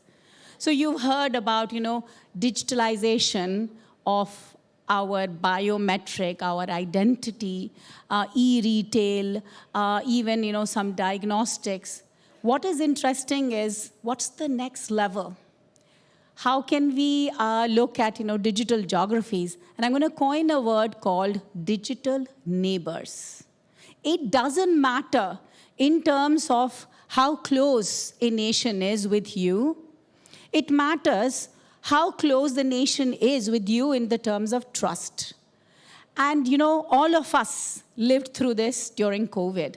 It didn't matter whether you were working for a US company or a Belgium company or an Australian company, or they are working for an Indian company. It didn't matter where you were located. Even within India, you could be working from your home in Jammu and Kashmir and working in Bangalore. Distance didn't matter.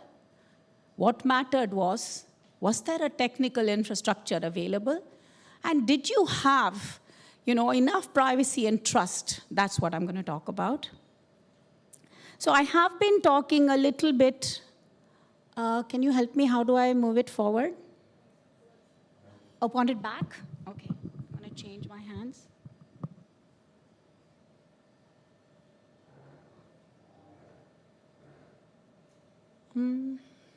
Still not working. Can I get some help? Okay.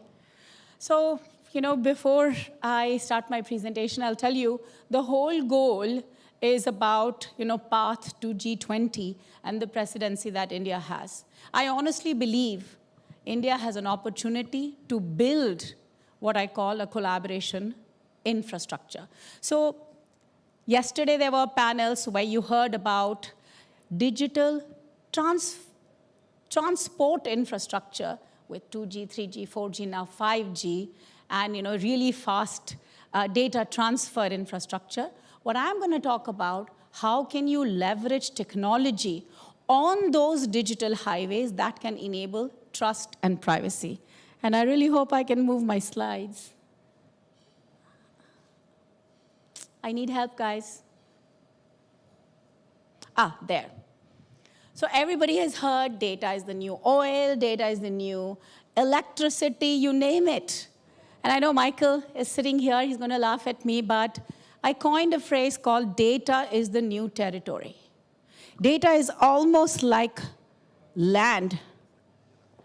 It's very, you need to protect it, you own it. It's very sensitive, there's a lot of information, there's layers and layers and layers of data, and it's very valuable. And this is what is defining geography. In my mind, I actually see a world map which is based on digital trust, where your neighbors are, where your neighbors are who you share the data with. When you travel from one place to the other, you have something called a visa, or you have permits. When we build this trusted data corridor, and Michael, corridor doesn't mean point A to point B. It does have, bi-lanes that connect, many nations. A corridor can be between multiple nations. How can you enable trust? How can you leverage technology? So you heard about, quantum. Quantum internet could be a digital highway that we leverage. But what I am going to be talking about is how do you build a collaboration infrastructure on that digital highway such that the data is protected, the data is sensitive, so you care about it, and the data is valuable, so you can figure out a way to monetize. G20 path to G20, many of the nations are coming together. We are already building, just yesterday in the panel, you heard Sunil Bharti Mittal talk so much about Airtel and Africa. Africa is a neighbor, is a digital neighbor, because he has solutions that work in Africa.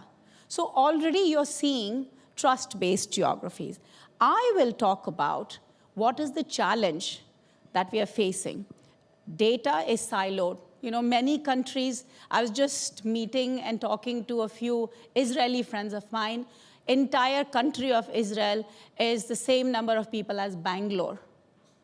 No matter what they do, they cannot get access to the data, the richness of data, which is required to build, for example, a 5G solution. They don't. United States, 1/4 of the population of India. I'll tell you, when I go to see a doctor in India, I trust him far more because the variant of a disease that they have seen is a function of 1.3 billion people. So India is tremendously data rich, tremendously. Not only that, look at the consumption. If data was gold, if data was food, India is the leading consuming country of the world. 14 GB per month. No other nation uses that kind of data. So data is a prized commodity. We have to figure out how do we leverage that data. We are in the position as India, as a country, which has tremendous value to offer to the world. How do we build that collaboration so that our data, anybody else's data, remains protected, is private, is secure? We have lots of challenges that we need to address with just two simple things: technology and policy. I'm very excited to tell you that while quantum has been in works for 50, 60, 70 years, so is AI. But what has changed now is 1 teraflop of compute in the year 2000, by the way, 3 teraflops for a genome sequencing, 1 teraflop of ability to compute cost $50 million in 2000. Today, it's in your phone, $100. That has changed. So compute is available. You have technologies like AI, because data is available, compute is available, storage is available. And that's why we have been able to build a technology that can enable what I'm calling a data collaboration infrastructure. So I have taken the liberty to show you a very messy diagram, but literally, this is what it is. There is data transfer corridors that have been built with 2G, 3G, 4G, 5G, now 6G, perhaps even quantum internet. And just to let you know, guys, quantum internet is touted to be unhackable. Quantum internet is touted to enable data transfer at the speed of light. So if that happens, that's the corridor we will use. But how do we create a collaboration infrastructure? Let me just take a couple of, I'm going to give you an example. 5, 6 countries, how do we build a collaboration infrastructure? I already told you, Israel has so few people, like a city of Bangalore. United States is struggling because companies are walled garden in terms of data. Different companies want to keep their own data. China, no data comes out. So there's a lot of challenges. How do we leverage data? How do we create that collaboration infrastructure? There are 3 technologies that I want to talk about. But before I tell you the technologies, the segments we are focusing on, and of course not alone, not me as Intel alone. We have partners. We are focusing on health, and we are focusing on automotive and smart mobility. So what are we doing? We have partnered. I'll just give you some examples. This is not in any way a complete list. Intel India specifically, and then we have National Health System Laboratory, NHSL, in US, that's partnering with us.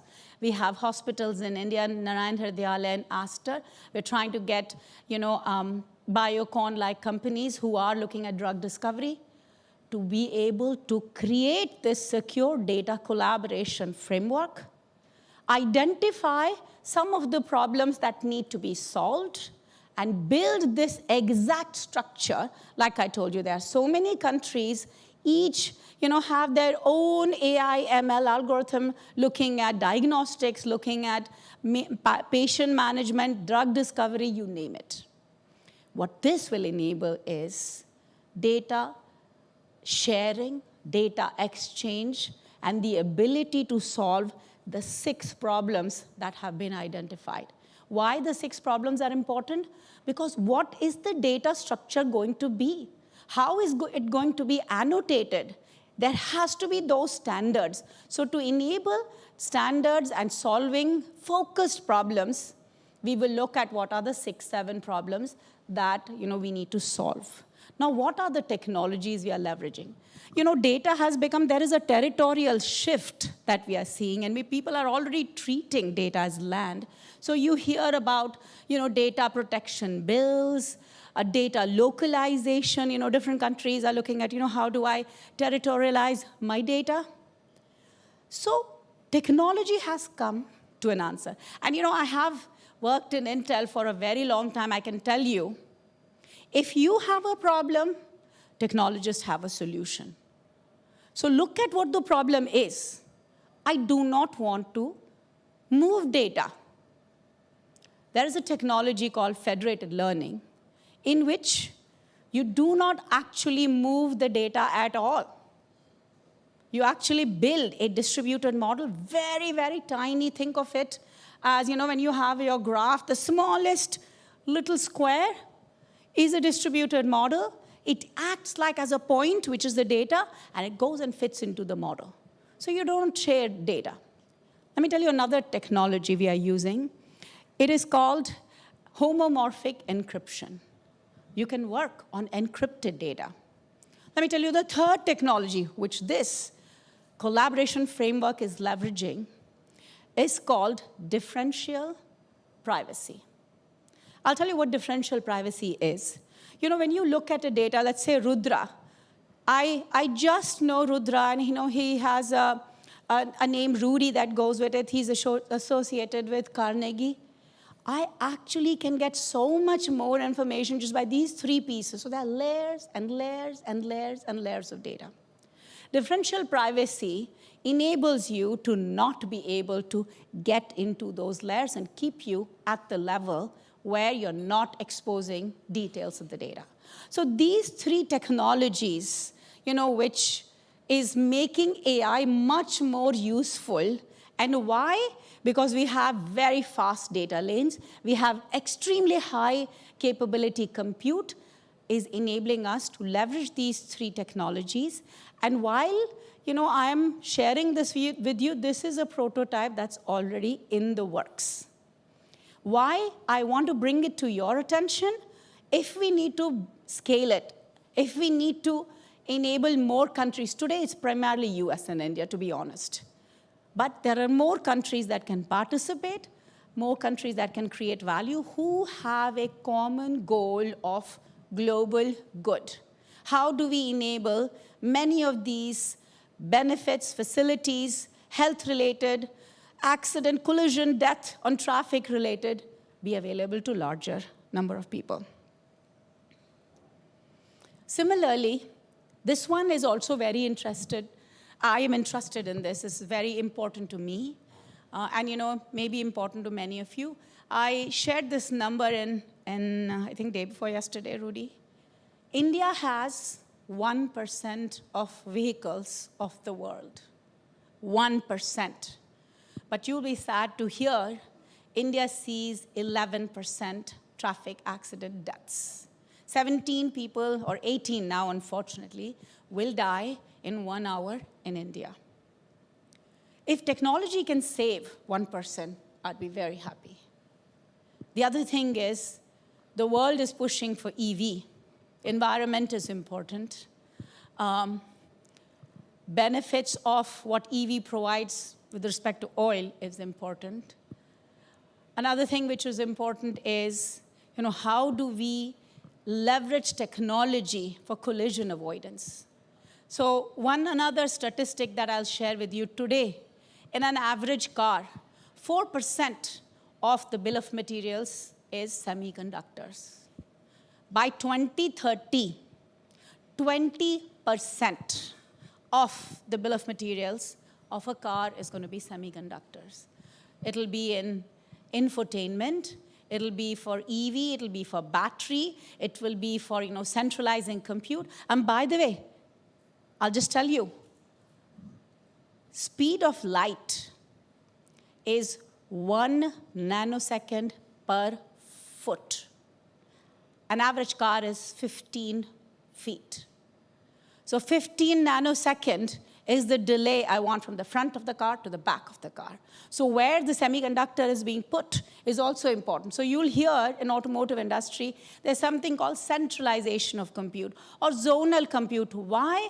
Because we want to be enabling a lot of benefits, including collision avoidance, in our cars where speed is important.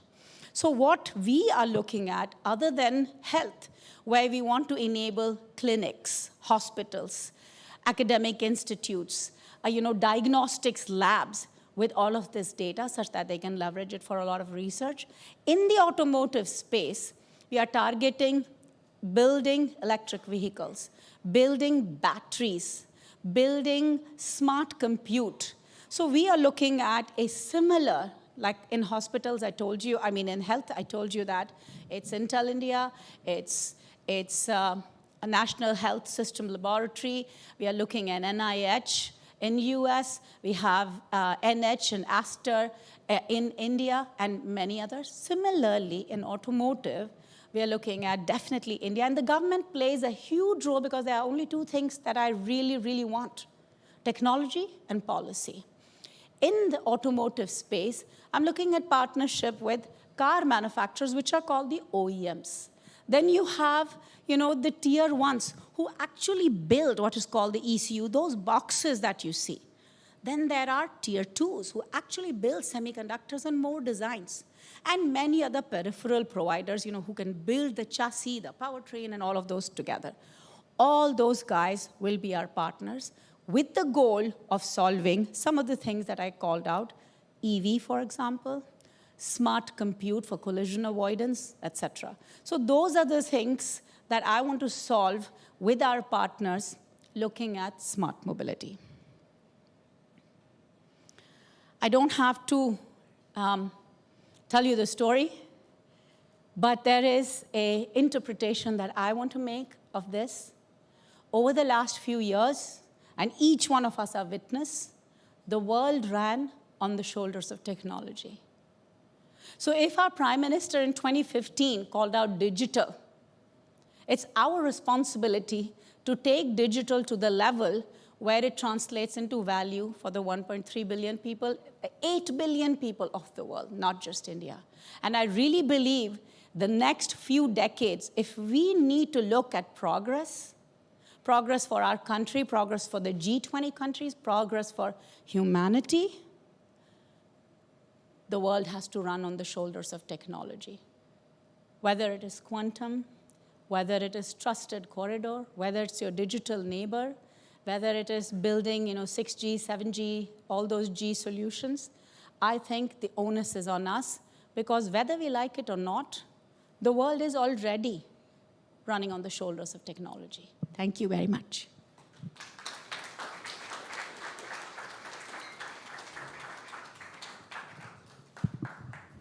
I don't know if I overran the time, Rudra.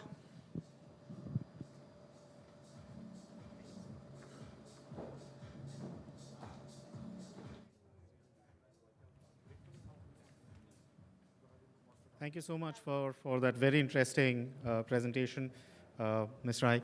Moving on to our next panel discussion, we are talking about semiconductors and disruptions in semiconductor supply chains that have given rise to a global chorus of calls for self-reliance among countries. India's new semiconductor policy, focusing on both chip fabrication and chip design, was introduced in December 2021 and also aims at attracting investment from major global semiconductor firms. We take the conversation forward in our next panel discussion. May I invite on stage Ananta S., Director, Government Affairs and Public Policy, India, Intel Corporation. as well as Chris Miller, who is joining us virtually. So he's Associate Professor in the Fletcher School at Tufts University. Jason Su, Senior Fellow, Ash Center for Democratic Governance and Innovation, Harvard Kennedy School. Sagar Sharma, Chief of Staff, India Semiconductor Mission. And to moderate the session, may I invite Vrinda Kapoor, co-founder of Sri Arya Tech.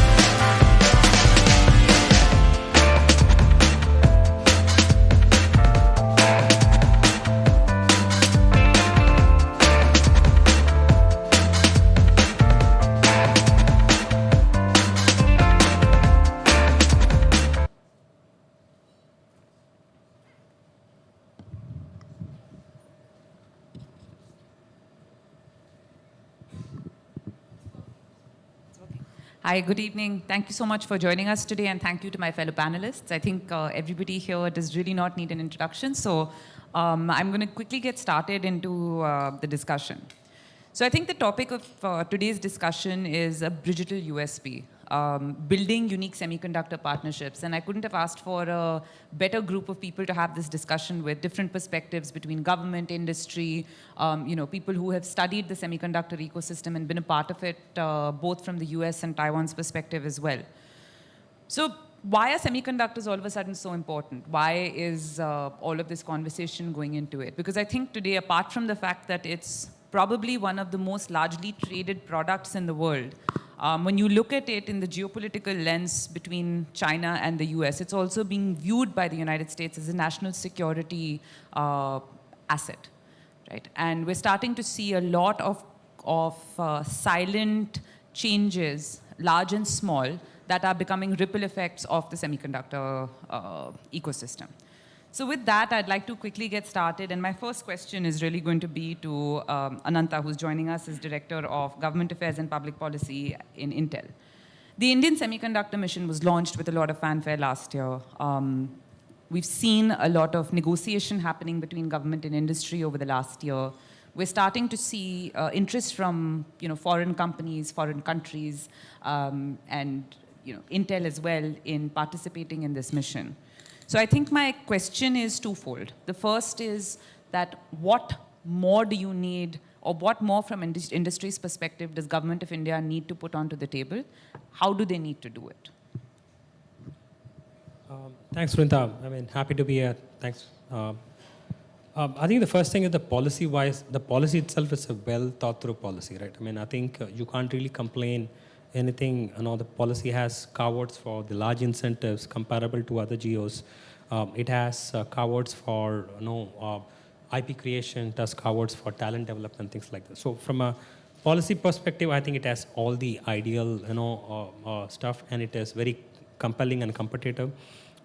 The challenge that the Indian government has today is that it's not just the Indian government who are providing those, right? I mean, I think all these incentives are available elsewhere as well, right? So that sort of makes it difficult, especially if you consider the fact that there is so much of ecosystem that is required, which is not available in this country yet, and the focus on that is something that is required, right? And the other thing is, I think we got to do a better job of marketing, the value that India provides, the opportunity India is, the thing that has changed in India. I think it's more of marketing that is required, and apart from that, I think there is also the requirement of trying to create, not just go after everything, right? But look at specific technologies, specific products, specific use cases. Create a pathway for creating a large market, right, in those space, right, and then go back and attract companies that can actually serve that. So that way, people who are coming to invest will see a path towards business viability, right, and ecosystem and other things, right. So maybe that is something that could be done more in the policy. So if I were to summarize that, I would say that government of India still needs to figure out the product market fit to make the semiconductor mission viable, point number one. And point number two, what we need to realize internally is that it's not good enough that we are coming up with new policy. We need to be globally competitive in this age, right? So with that, Jason, over to you. And I think this would be a very interesting point for everybody in the audience to hear your views on, is with all of the countries in the world right now on this multilateral approach towards foundries. What is Taiwan's perspective, and what do you believe is TSMC's strategy? Sure. Great to be here, and thank you for having me. So my work is in the intersection of technology and geopolitics, and formerly I was a legislator in Taiwan's legislature, overseeing technology, foreign policy, and defense. So the position of Taiwan's semiconductors trying to navigate the murky water of the geopolitical risks vis-a-vis US and China great power competition. And obviously, TSMC, with its unique positioning and business model, have been able to provide Taiwan some sort of protection against the China's invasion. But now we are seeing this technology, or I should say industry, being weaponized against the US and China competition. So Taiwan is really stuck in between a hard place and a rock. So how do we move forward, given that, number one, we still maintain a leading position in this technology, namely TSMC. But secondly, we are also facing tremendous amount of pressure to diversify. And the risks is obviously looming in the Taiwan Strait as US and China tension continue to escalate. So a couple of potential scenarios going forward concerning TSMC. You might have read the news when Biden and Xi Jinping met in G20 earlier this month. TSMC quietly announced a second fab in Arizona, where the first fab will be up and running next year. It will be churning out 5 nanometers with 5,000 wafers on a monthly basis. The second fab they are putting is a 3 nanometer one, and they've actually purchased enough land to build 6 fabs in Arizona. So this very action of a diversification also tells we are looking at a ever more increasingly geopolitically risky situation of the industry. And TSMC is likely to continue to diversify in the next few years to come. Right now, the 90% of advanced microchips is produced by one company, that's TSMC. It's likely to diversify 10 to 20% to the US, and then another 10% the rest of the world, possibly Europe and Japan, and then keep the 60%, or more or less 50 to 60% still maintaining in Taiwan. So again, this silicon shield theory that semiconductor provide a protection for Taiwan has becoming quite a bit of a flashpoint and quite a bit of a trigger as well. So we have been very, very careful, and also looking to work with our allies, countries that might be interested in it, building what I call a silicon alliance to work together to develop a potential stronger network for that. Thank you. Thank you, Jason. And I think a Silicon Alliance is going to trump most geopolitical alliances in critical and emergent technology, at least in the next 2 decades, because diversification of supply chains, which we've seen as a choke point to even the best intentioned and the most market-driven approaches, has started to become an issue. But secondly, because the amount of resources that have been poured in by the Taiwanese government and TSMC in particular into developing that lead really needs to be protected from my perspective at least. So this would bring me to Chris. Chris, thank you for joining us. It's a pleasure to have you. Your book has been, I think, very widely read by a lot of us here. We've really enjoyed it. the last decade, before I think the pandemic made everybody acutely aware of semiconductor supply chains and their shortages and choke points, the last decade saw a lot of market-driven approach, market-led growth of the industry. But what we're starting to see is all of a sudden things have turned, and state-led intervention and subsidies are becoming very, very common. We're seeing it in the US, we're seeing it in the European Union, we're seeing this in India, we're seeing this all over. My question to you is twofold. One is, are these state interventions really going to work out? Have they been well thought through? And do you see implementation challenges? And the second is, in particular, I'd like you to discuss the impact of the CHIPS Act on the larger global supply chain. Well, thanks for the question, and thank you for having me in this discussion. I think the question of properly targeting state subsidies is a critical one. And I do worry that in some countries, state subsidies are not well targeted. I think one of the dynamics that is present in all countries that are investing more in their chip industry is a desire to have more manufacturing of semiconductors in their country. And that's an understandable goal. But the reality is that we can't have a situation in which every country manufactures all of the semiconductors they need. The supply chain just doesn't work that way. And I think there's been, in general, a overestimation of the importance of fabrication relative to other steps in the supply chain. Design, for example, is where most of the value in the semiconductor industry is produced. And yet political officials are far more keen to talk about manufacturing than chip design. And I think that's often a mistake. If you look at the US CHIPS Act, most of the money that Congress has appropriated is going to go towards subsidizing chip manufacturing in the US. Around $39 billion is supposed to be spent over the next 5 years.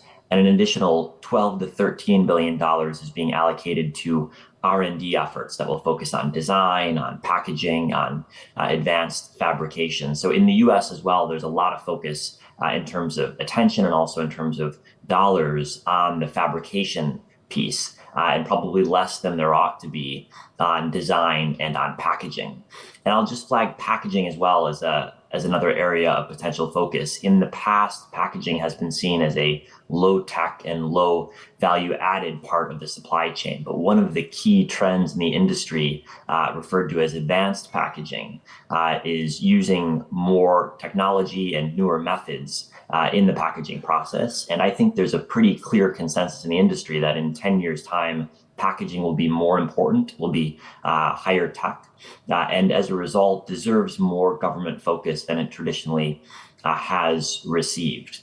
And so when I talk to officials in Europe or Japan or the US, my message is generally to focus a bit less on manufacturing. There's plenty of focus there. And instead, make sure you're devoting enough attention to other parts of the supply chain, which are equally critical and are in some ways easier, I think, to impact than the very expensive fabrication process. One final point is that the country that's spending more than any others to subsidize fabrication is China, which is pouring tens of billions of dollars each year into building out its fabrication capacities. And no one is going to win a subsidy race with China. And so any country that is trying to subsidize more than China for the fabrication step is going to find themselves with businesses that are struggling to compete because Chinese firms are just going to get more subsidies. That's a fact of the matter. And so I think subsidy packages need to be designed in a way that recognize that China is spending one CHIPS Act per year in subsidies, whereas the US CHIPS Act is designed to last an entire decade. And it's just not a smart move to get in a subsidy race with China, which China has repeatedly shown it's willing and able to win. So our strategies have got to be smarter than that. And simply focusing on subsidizing manufacturing is not the right way to go. Thanks, Chris. And I think, that's a really important point as governments across the world are, or policymakers rather across the world are focused on tangible assets. And I think this was one of the points that was raised in a discussion yesterday.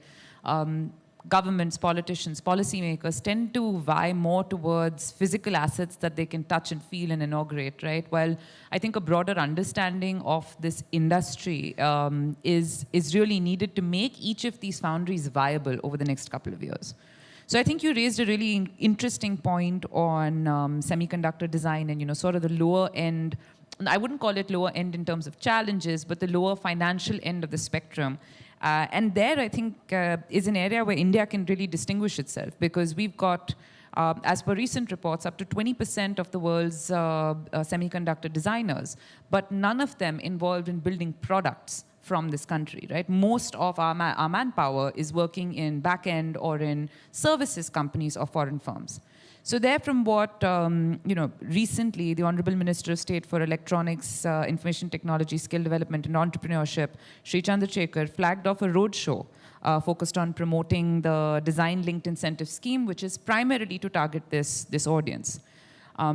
When the Prime Minister announced the semiconductor mission, he flagged off a very ambitious goal that he wanted 100 startups or SMEs coming up in India through this mission. So Sagar, what I would like to turn to you and ask is, what has been the progress under the scheme so far?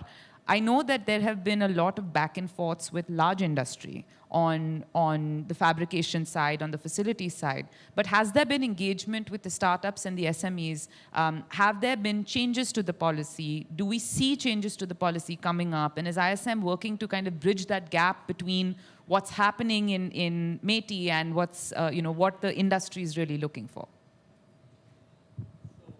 Good evening, everyone, and thanks for having me here. So, Vrinda, to answer your question, yes, there are a lot of deliberations and discussions to, decide on the right sort of actions that the India Semiconductor Mission or the ministry has to take. But just a caveat here, the India Semiconductor Mission is the nodal agency for the manufacturing-related incentives, and we are not the nodal agency for the design-link incentive scheme. But I'm aware that we are engaging heavily with the startups and with the VC networks, with the EDA companies, in order to create that kind of ecosystem which can, support the design ecosystem. As you mentioned, we house 20% of the world's semiconductor design engineers, and even across the world, if you see, there is a significant presence of Indian brains doing semiconductor design. So the idea is, yes, as Prime Minister mentioned when we announced the policies, that we have to create 100 domestic semiconductor design companies and 85,000 semiconductor design engineers also. So I think there are a lot of deliberations and discussions, and there have been many applications which have been scrutinized at multiple levels, and there has been, the committees has been placed to give the final approvals to the applicants. So I think the progress is decent, and we will very soon hear the names of the selected applicants when it comes to the design-link incentive schemes. Yeah. So was there any question related to manufacturing bit? Yes, so on manufacturing, the second question was going to be on the foundry-associated ecosystem, as I like to call it, right? So what are our plans as a country to tap into that part of it? So we hear mostly about the foundries, but it would be great for at least all of us from the industry to understand, packaging, the entire post-processing. What can we do to incentivize that happening over here? Yes, absolutely. And I think the word which is very dear to us in the ISM is the ecosystem. So when we frame our policy and when we discuss and engage with the industry, we are, for the ecosystem. Yes, foundry is one of the important component of the larger semiconductor ecosystem, but we understand that how the ecosystem, the semiconductor, like Taiwan, there was some TI which set up a back-end facility in 1960 in Taiwan, and then how, eventually the foundry model disrupted the entire industry, and we have a TSMC, which is now, I think, one of the most important country for the entire world. So we also have that understanding, and that's how, when our Prime Minister announced the scheme, he made a statement that we don't have any other option but to be self-reliant in semiconductors. But when we talk about self-reliance, we mean better integration with the global value chain. Partnerships and the integrations are the core philosophy of our entire program. We understand that semiconductor supply chain is very complex. It's tech-intensive. A semiconductor chip crosses 70 international borders before being delivered to the final consumer. So with that kind of diverse ecosystem, a complex supply chain, we understand that there is a concentration, as Jason mentioned, 92% of the most advanced semiconductor chips are coming not from one country but from one company. This kind of concentration is considering the importance of semiconductors. We start our days with semiconductor when our mobile rings the alarm. Similarly, during the day we interact with semiconductors million times, and even when we sleep, we interact with semiconductors. So with that kind of close link with the human civilization and the modern digital knowledge-based society where we cannot ignore semiconductors, the concentration is not good, not only for us, but for the world. So that's the philosophy with which we work, that we need to be a reliable and trusted partner in the global value chain for semiconductors. Yeah, just on the part of the partnership and also kind of India's ambition and a program for a semiconductor. So when I was in the parliament, we started something called Taiwan and India Semiconductor Training Program. So every year, India sent about 1,000 students to Taiwan. And over the years, it's grown to 2,000. And a majority of them study for advanced degrees and later stayed in Taiwan, and they end up working for TSMC, UMC, MediaTek, and basically the whole ecosystem. And the success of Taiwan's semiconductor industry is really an ecosystem success. It's not, although it's a single company that's making all the advanced microchips, but it's really the recipe of the ecosystem.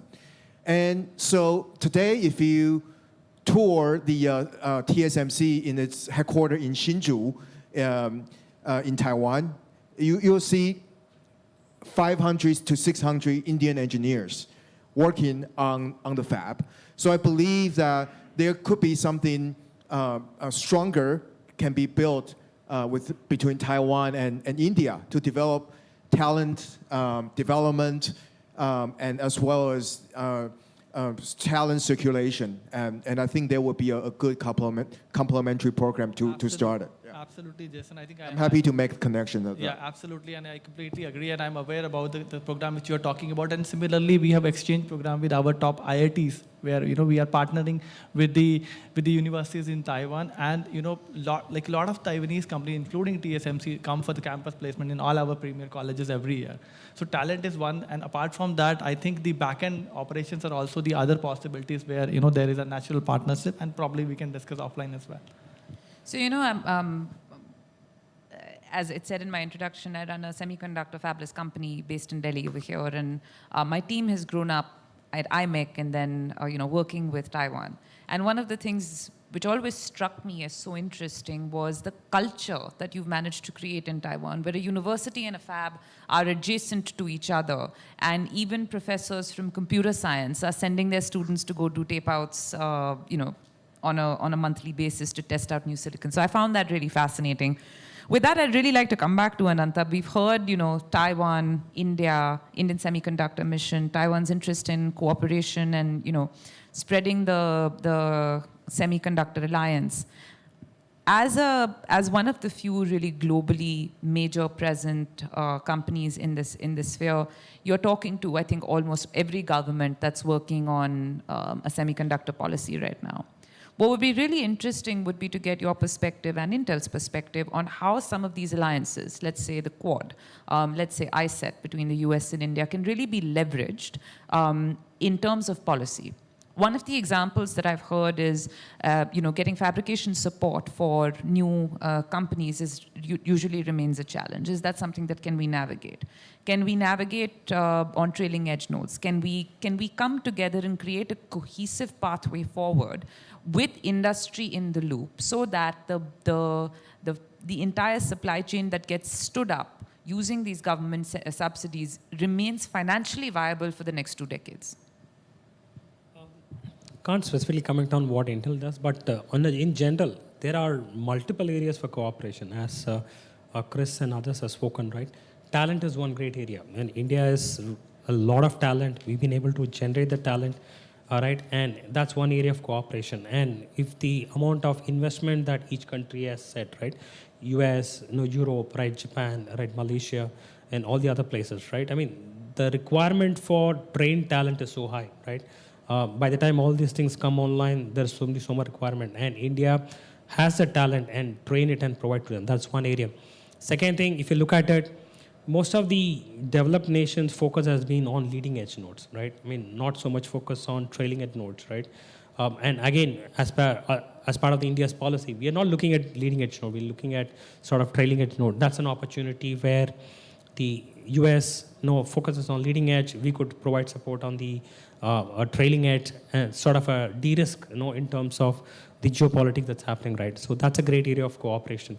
The third thing is about there are many suppliers. I mean, if you look at many, components that go into fab, ATMPs, right? A lot of them are, where Indian companies can really participate, right? Is there a way in which we can get Indian companies, suppliers to part of that main ecosystem? Those are all short-term stuff that we could do, right? And those are all easy things to do. And there are many chemicals and other which are single supplier, right? Comes from one region, one this thing. Can we look at developing those capabilities, right? To sort of this de-risking, approach that various companies are doing, right? So there are multiple opportunities to look at it, but what it needs is a collaborative forum where you can discuss this, right? Look at places where we can provide support today, right? And be complementary to what each other country is doing. I think there are opportunities to do that. I mean, so we've often spoken about how, multilateral engagements like the Quad or ISET really deserve a track 1.5 for industry to participate, for their perspective to be brought in. And I think when it comes to semiconductors, I can't stress that more because it's eventually going to be an industry-led approach, right? Government subsidies will only come in to augment or supplement that. So Chris, I'd like to turn back to you because I think this is a very interesting area, and I know that this is an area of interest for you in particular. Can we use semiconductors and research in semiconductors to catalyze US-India cooperation? Can it be through ISET? Can it be through partnership between the military and R&D on dual-use products? Would really love to hear your perspective on that. Well, I do think that should be a focus. And as the US and India both try to find ways to build up their semiconductor industries, I think finding pathways for cooperation at the R&D level, at the academic level, and also at the industry level is going to be critical. It's certainly the case that statements from the Quad, for example, have identified semiconductors as one area for cooperation. I think thus far, we haven't gotten very far past just statements identifying that as an area of cooperation. And in terms of sketching out what that actually means in practice, there's a lot of work to be done. But certainly one of the messages that I take to Washington when I speak with policymakers there is the importance of thinking about when the US is trying to revitalize its R&D ecosystem, thinking about ways that can plug in to partner states. And I think India is a great example of a country whose chip industry, with all of the designers in India, are already engaged with the US R&D base, and finding ways to enhance that is, I think, a smart area for policymakers in both Washington and in New Delhi to focus on. In addition to that, I would say the military and security aspect is something that currently exists only on a very, very small scale, but there is scope for more joint R&D on that front. I think there are a lot of hurdles that need to be overcome. Both countries, for example, have plenty of security protocols that make cooperation more difficult, but there is, I think, scope for thinking about ways in which there can be joint R&D between the US and India, even in sensitive spheres like security and military systems. And given the alignment between the US and India's foreign policy in terms of the big challenge in the Indo-Pacific region, I think there's not just a industry push or economic rationale for this cooperation, but also a security rationale. And making sure that we've got industry and foreign policymakers aligned and working together, I think, is an important part of actually realizing this potential for cooperation. Thanks, Chris. And that brings me to a really interesting point. And Jason, I'd like to address this to you. So it's been said very often that the military trails the commercial industry when it comes to the trailing and the leading edge nodes in semiconductors. Historically, most military products effectively follow the nanometer race by at least a generation or two. And partly it's due to the required functionality, but it's also partly due to military is a sticky customer and doesn't really want to change. we're starting to see, at least in the Chinese context, a huge amount of investment in trailing edge nodes, a large number of fabless companies coming up to support PLA military activities on those trailing edge nodes. Is that an area of cooperation between the US, Taiwan, and India that could be, on the table, focusing on dual-use products with some of those trailing edge nodes? And would that be an interesting opportunity for Taiwan to, perhaps consider branching out with some of those trailing edge nodes into Indian foundries? Yeah, really good question. And I think Chris's book, Chip War, which I highly recommend. I actually just finished reading it on the airplane here, and I recommend everyone here should read it, and has a very detailed, well-researched content about the history of microchips. And I think it has a application in the military use, and it has a lot of potential in a dual-use technology as well. And certainly that has been a part of history during the Soviet Cold War era, and as well as when semiconductor was first established.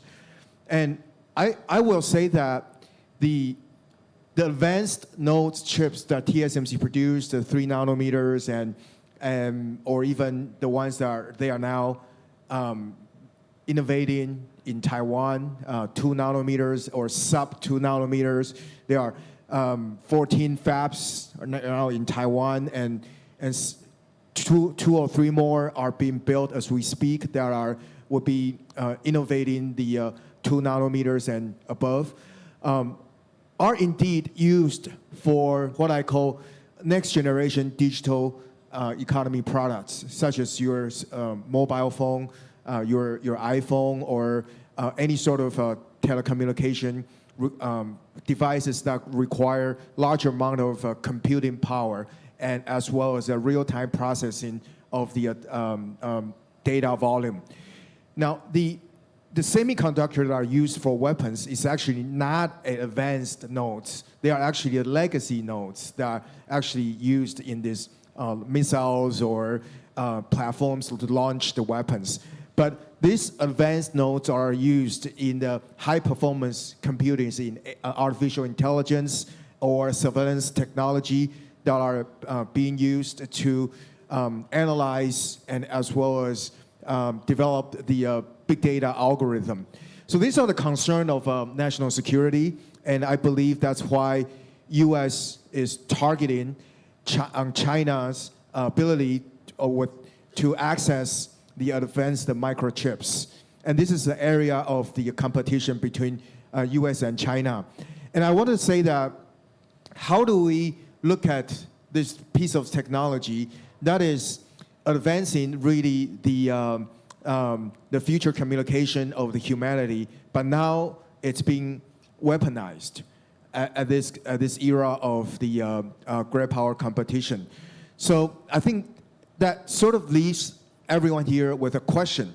Where do we go from here?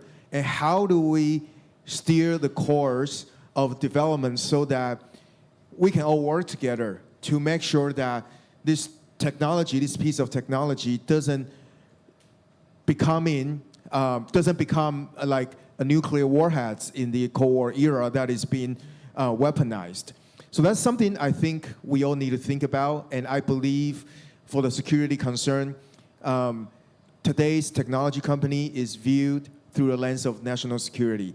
Whether or not we can cooperate on the dual-use technology, I think it needs a deeper conversation, and as to on what level countries should work together, and are we entering into a so-called a world with two chips system, where China is developing its chips, pushing it to the Belt and Road Initiative countries, or Middle Asia, Eastern Europe, and etc., and the US is forming its alliance. And where are we headed towards this type of course of collision? So I think that's something has always been on my mind. I'm sure it's on Chris's mind as well. So I think that's, sort of an open-ended question, answer to it. Yeah.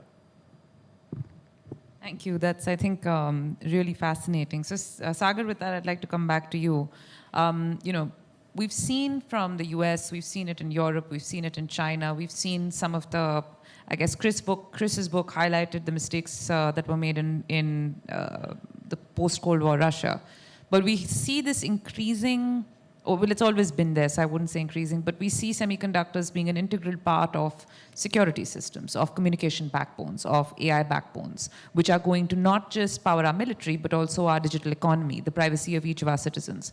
From the Indian Semiconductor Mission's perspective, where is security and national security a priority in the semiconductor mission? And it would be really interesting to hear if that's part of the roadmap, if that's something that is being actively worked on. Are the security establishments being actively involved? And if there is a future in which they will be.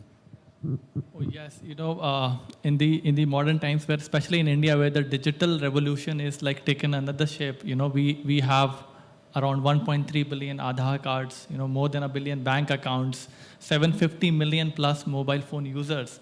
In this kind of scenario where the world is so connected and our critical communication infrastructure, considering everything where the semiconductors are the heart of all those machines, security is a key thing, So we say data is the new oil. So we also say in our parlance that semiconductors are the oil tankers. So they keep all that data, safe. So it's very important that we have to ensure that there is no leakage, they are protected, etc., etc. So yes, right now though we are at a very nascent stage, we are building up the commercial manufacturing ecosystem. But we very well understand that we need to put a regime or an understanding and clarity, with the kind of modern algorithms which are evolving. It is very important that security cannot be compromised. So yes, the discussions are going on, and we are on building up a roadmap that how we will make a trusted semiconductor value chain in the country. Thank you. So with that, Ananta, back to you. From India's perspective, from the Indian Semiconductor Mission's perspective, what are the next steps that companies like Intel need to see in order to and I'm not asking about Intel specifically, I'm asking for global semiconductor players. What are the next steps industry needs to see in order to catalyze this discussion that's been going on since the mission was announced last year into actual actionables and next steps? I think the one fact is clear is, maybe ultimately fab in India will be a reality, right? The only question is how long it's going to take, right? And I think what we need to do is have a short range goal, medium and long term kind of a planning. Start looking at in the short term, what are the areas that India can do to plug into that global supply chain ecosystem, right? Be it talent, be it, supply systems and other things, right? Look at, as Chris said, start looking at ATMP, right? Maybe analog nodes or other stuff that we can actually slowly progress over complexity, right? And as people come, set up systems here, right? And see that, and progressively things will happen, especially considering the fact that there is this design ecosystem already available, right? The system manufacturing through PLI has taken big time, right? So we have the other ecosystem developing, right? And it's a matter of time, these things will develop. The other thing, that we've been pretty vocal about and had been trying to tell the ministry understands is that, we should stop looking at saying that, to companies that, come and, set up something in India. I think we got to be telling to companies that, what can India do to them to support their ambition and vision of being, their vision of, their companies, right? So that way, we have this opportunity to start working collaboratively with them, helping them do that, and over a period of time, and I think things will start happening in the country.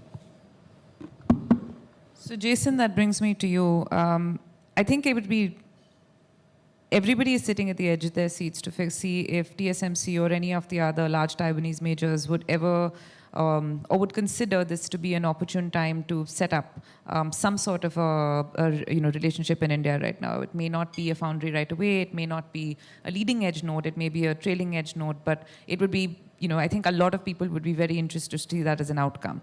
And I understand that there would be a significant amount of, outreach, understanding of the requirements, et cetera, required. But really, if we were to think about the top 3 things that would make this decision viable for TSMC, for UMC, for any of the Taiwanese companies, what would it be?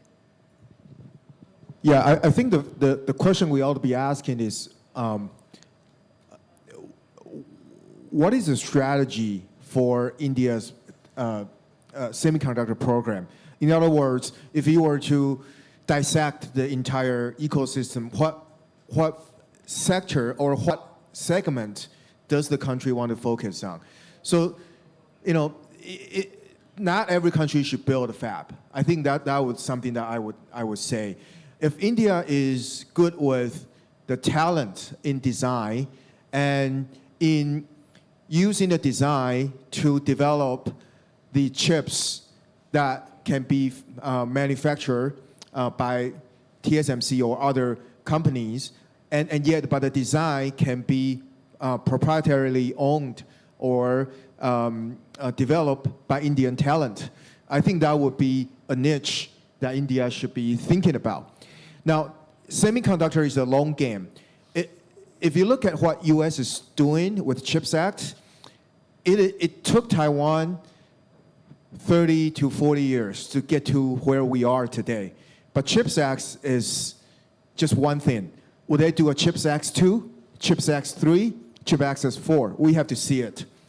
And the $52 billion that comes with the CHIPS Act is significantly lower than what private sector is investing and against what China is investing as a country.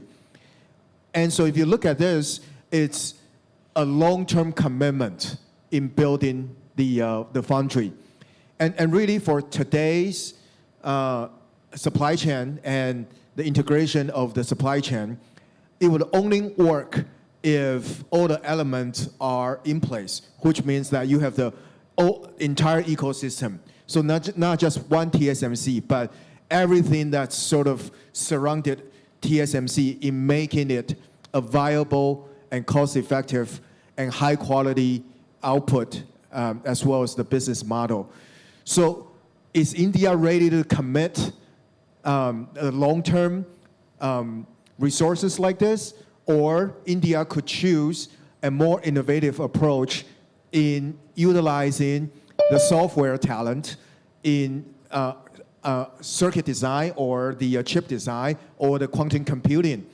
And chips are still applicable in a lot of things. So I think and Chris Brooks also talk about it, is TSMC's brilliance is in it works with the clients in advancing technology and the manufacturing process.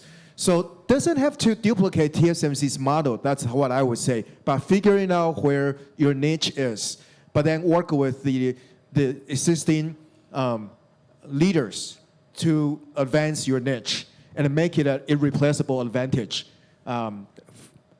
against the others. So that's really interesting, because one of the things that I learned when we started this journey with TSMC was how every couple of years there's a spin-off that comes out of a new piece of R&D that TSMC is working on. And it was very interesting to me to learn that things like microlenses and color filters emerged as a spin-off from TSMC and then have become integral, very, very large companies, adding so much value to the end customer right there. So with that, I think one of my last questions is going to be to Chris. I think you have a breadth of knowledge, Chris, on the history of the semiconductor ecosystem. You have studied the US model, the European model, the Russian model, the Taiwanese model, and very recently the Chinese model. As India starts off its fledgling chip design ecosystem, and I know that that's an area that you have stressed on, what would be your advice to the policymakers on what it would take to build an IP-rich, unique, differentiated ecosystem in this country? Well, I would flag two dynamics that I think have been present throughout the history of the industry and I think are quite relevant today. The first is to have as close a possible relationship between academic researchers and R&D happening in companies. Because one of the things that you find historically is that if there's a gap between the research happening in universities and the research happening in companies, you don't have the knowledge transfer out of universities to companies in a fast enough manner to be relevant commercially. And so the more integration you can get between academic research and corporate R&D, the better off an ecosystem will be. I think the second dynamic, which has been present throughout the industry's history as well, is that the way to make progress and the way to advance technologically is to integrate as deeply as possible with leading suppliers around the world.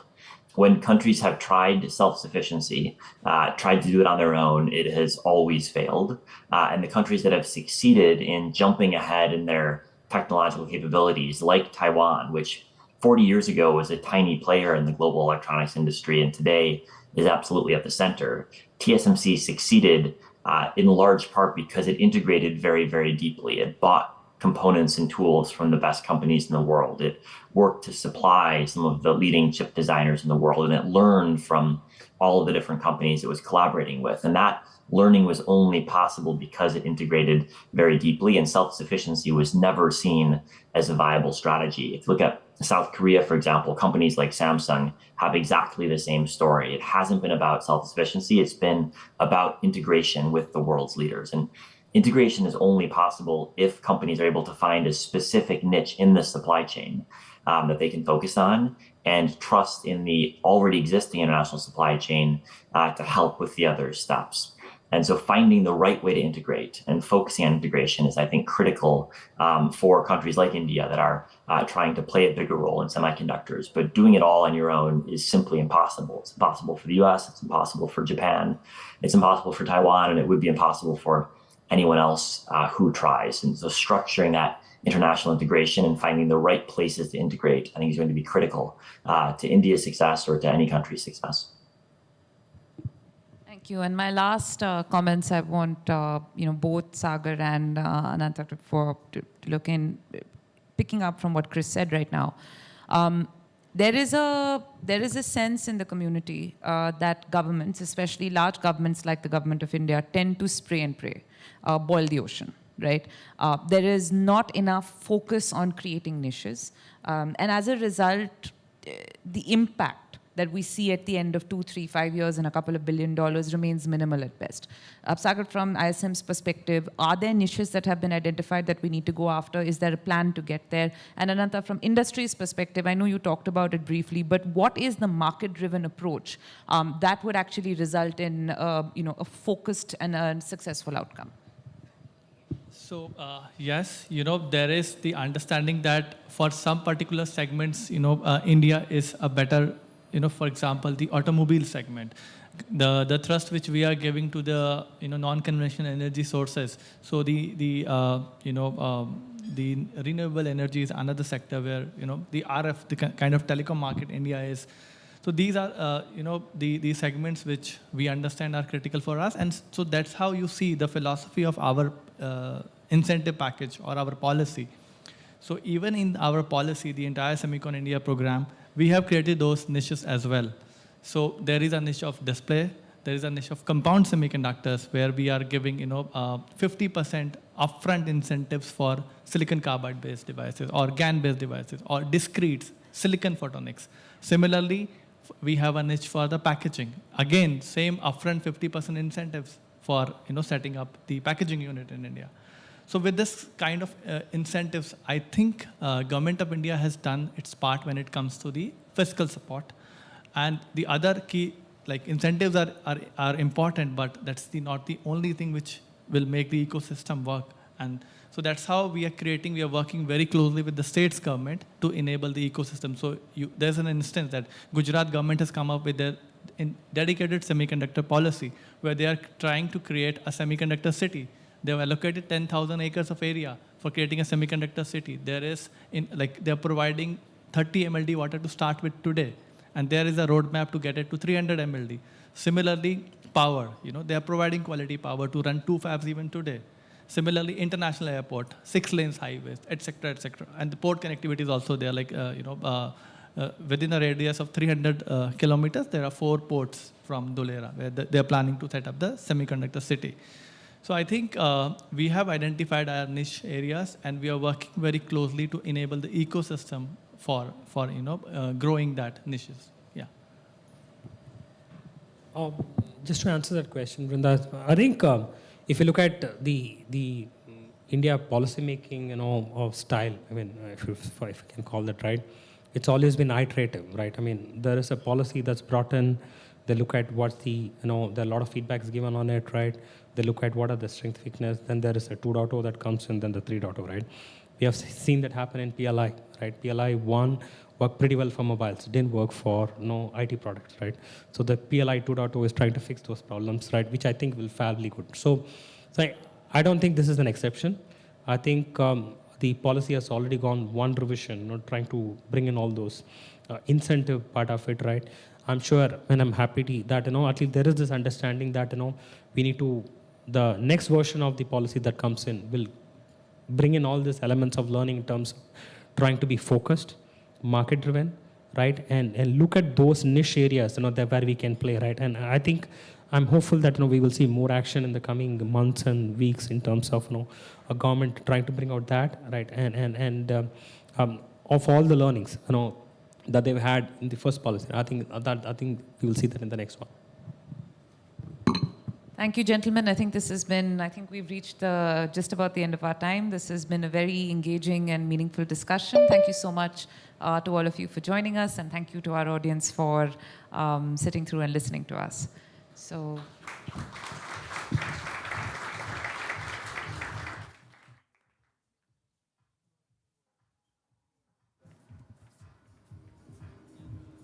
Thank you, Vrinda. Thank you, speakers, for that session. We move on now to a talk by Matt Sheehan, who is a fellow at the Carnegie Endowment for International Peace. His research covers global technology issues with a focus on China. And Matt today is joining us to talk about governing AI, the principles and the tools. Matt.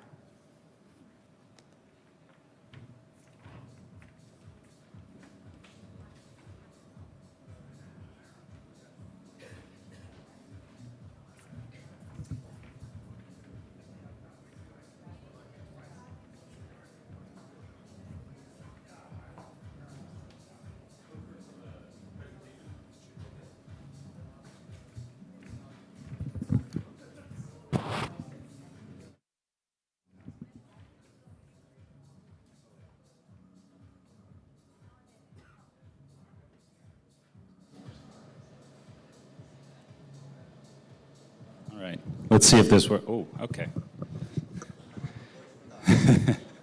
Hey, everybody. Thanks so much to Carnegie India for having me and for all of you for sticking around. I'm a huge fan of GTS. I came here, my first ever trip to India was in 2019 for GTS 2019, and that was honestly one of the big reasons that I wanted to join the Carnegie Endowment, because this is a really special event. It's an example of how Carnegie is the truly global think tank, and I always learn a lot when I get to come here the second time now and talk with all the people in the audience and the other speakers. So big thanks to Carnegie India for putting this together. So my background, I was a journalist. I lived in China for a while, and during that time I got interested in Chinese technology ecosystem, how it relates to the US, and then I spent about the past 5 years on China's AI ecosystem. And for a long time that was very much in the compare, US and Chinese capabilities, which I think is very important. But in the past year or so, I think the world has gotten much more serious about actually legislating and governing AI. And that's sort of where my focus has shifted to, and that's what I'm going to be talking about today. So title of the talk, maybe, if not provocative, hopefully a little bit additive. Governing AI. We have the principles, we need the tools. So I'm going to walk through that with sort of an evolution of AI governance over just the past. This covers about 6 years. So I think we've gone through effectively 3 stages, and this third stage is, to me, the most interesting and in some ways the most exciting. So in the first phase, 2016 to about 2021, I think of it as the phase of principles and plans. You had a lot of national AI plans coming out. You had a lot of countries saying, this is how we are going to get to the forefront of the technology. And you had a lot of international principles, ethical principles. These came out from companies, from states, from international organizations. So, the US kind of kicks us off with a 2017 AI document. China weighs in with its 2017 National AI Plan. That was a lot about stimulating the industry, but also kind of laid out a roadmap for ethical and legislative governance of AI. Google and the OECD jump in with AI principles. Niti Aayog jumps in with responsible AI principles. I think this was a very important kind of table-setting phase. It was when a lot of people, a lot of governments, a lot of civil society was just trying to get sort of its arms around the technology and start to lay down some starting points at least. I think it's gotten a lot more interesting just in the past year, and here obviously I'm showing these time periods as exclusive.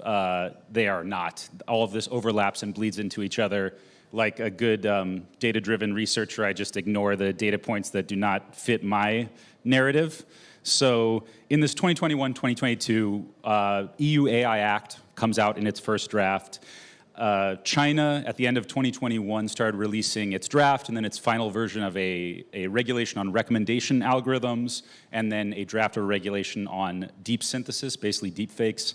In America, we're not really doing a whole lot. I had to throw in a Seattle facial recognition ban just to represent. And my argument here is that in this new phase, 2022 through the present, we need to build the tools to make this stuff real. Principles, they kind of set the table. Legislation, actual regulations, they place real demands on companies and on developers and on researchers. But the next phase is going to be about, can we build the tools to actually make this real? So here I throw up a couple. I'm going to go through those in much more depth going forward.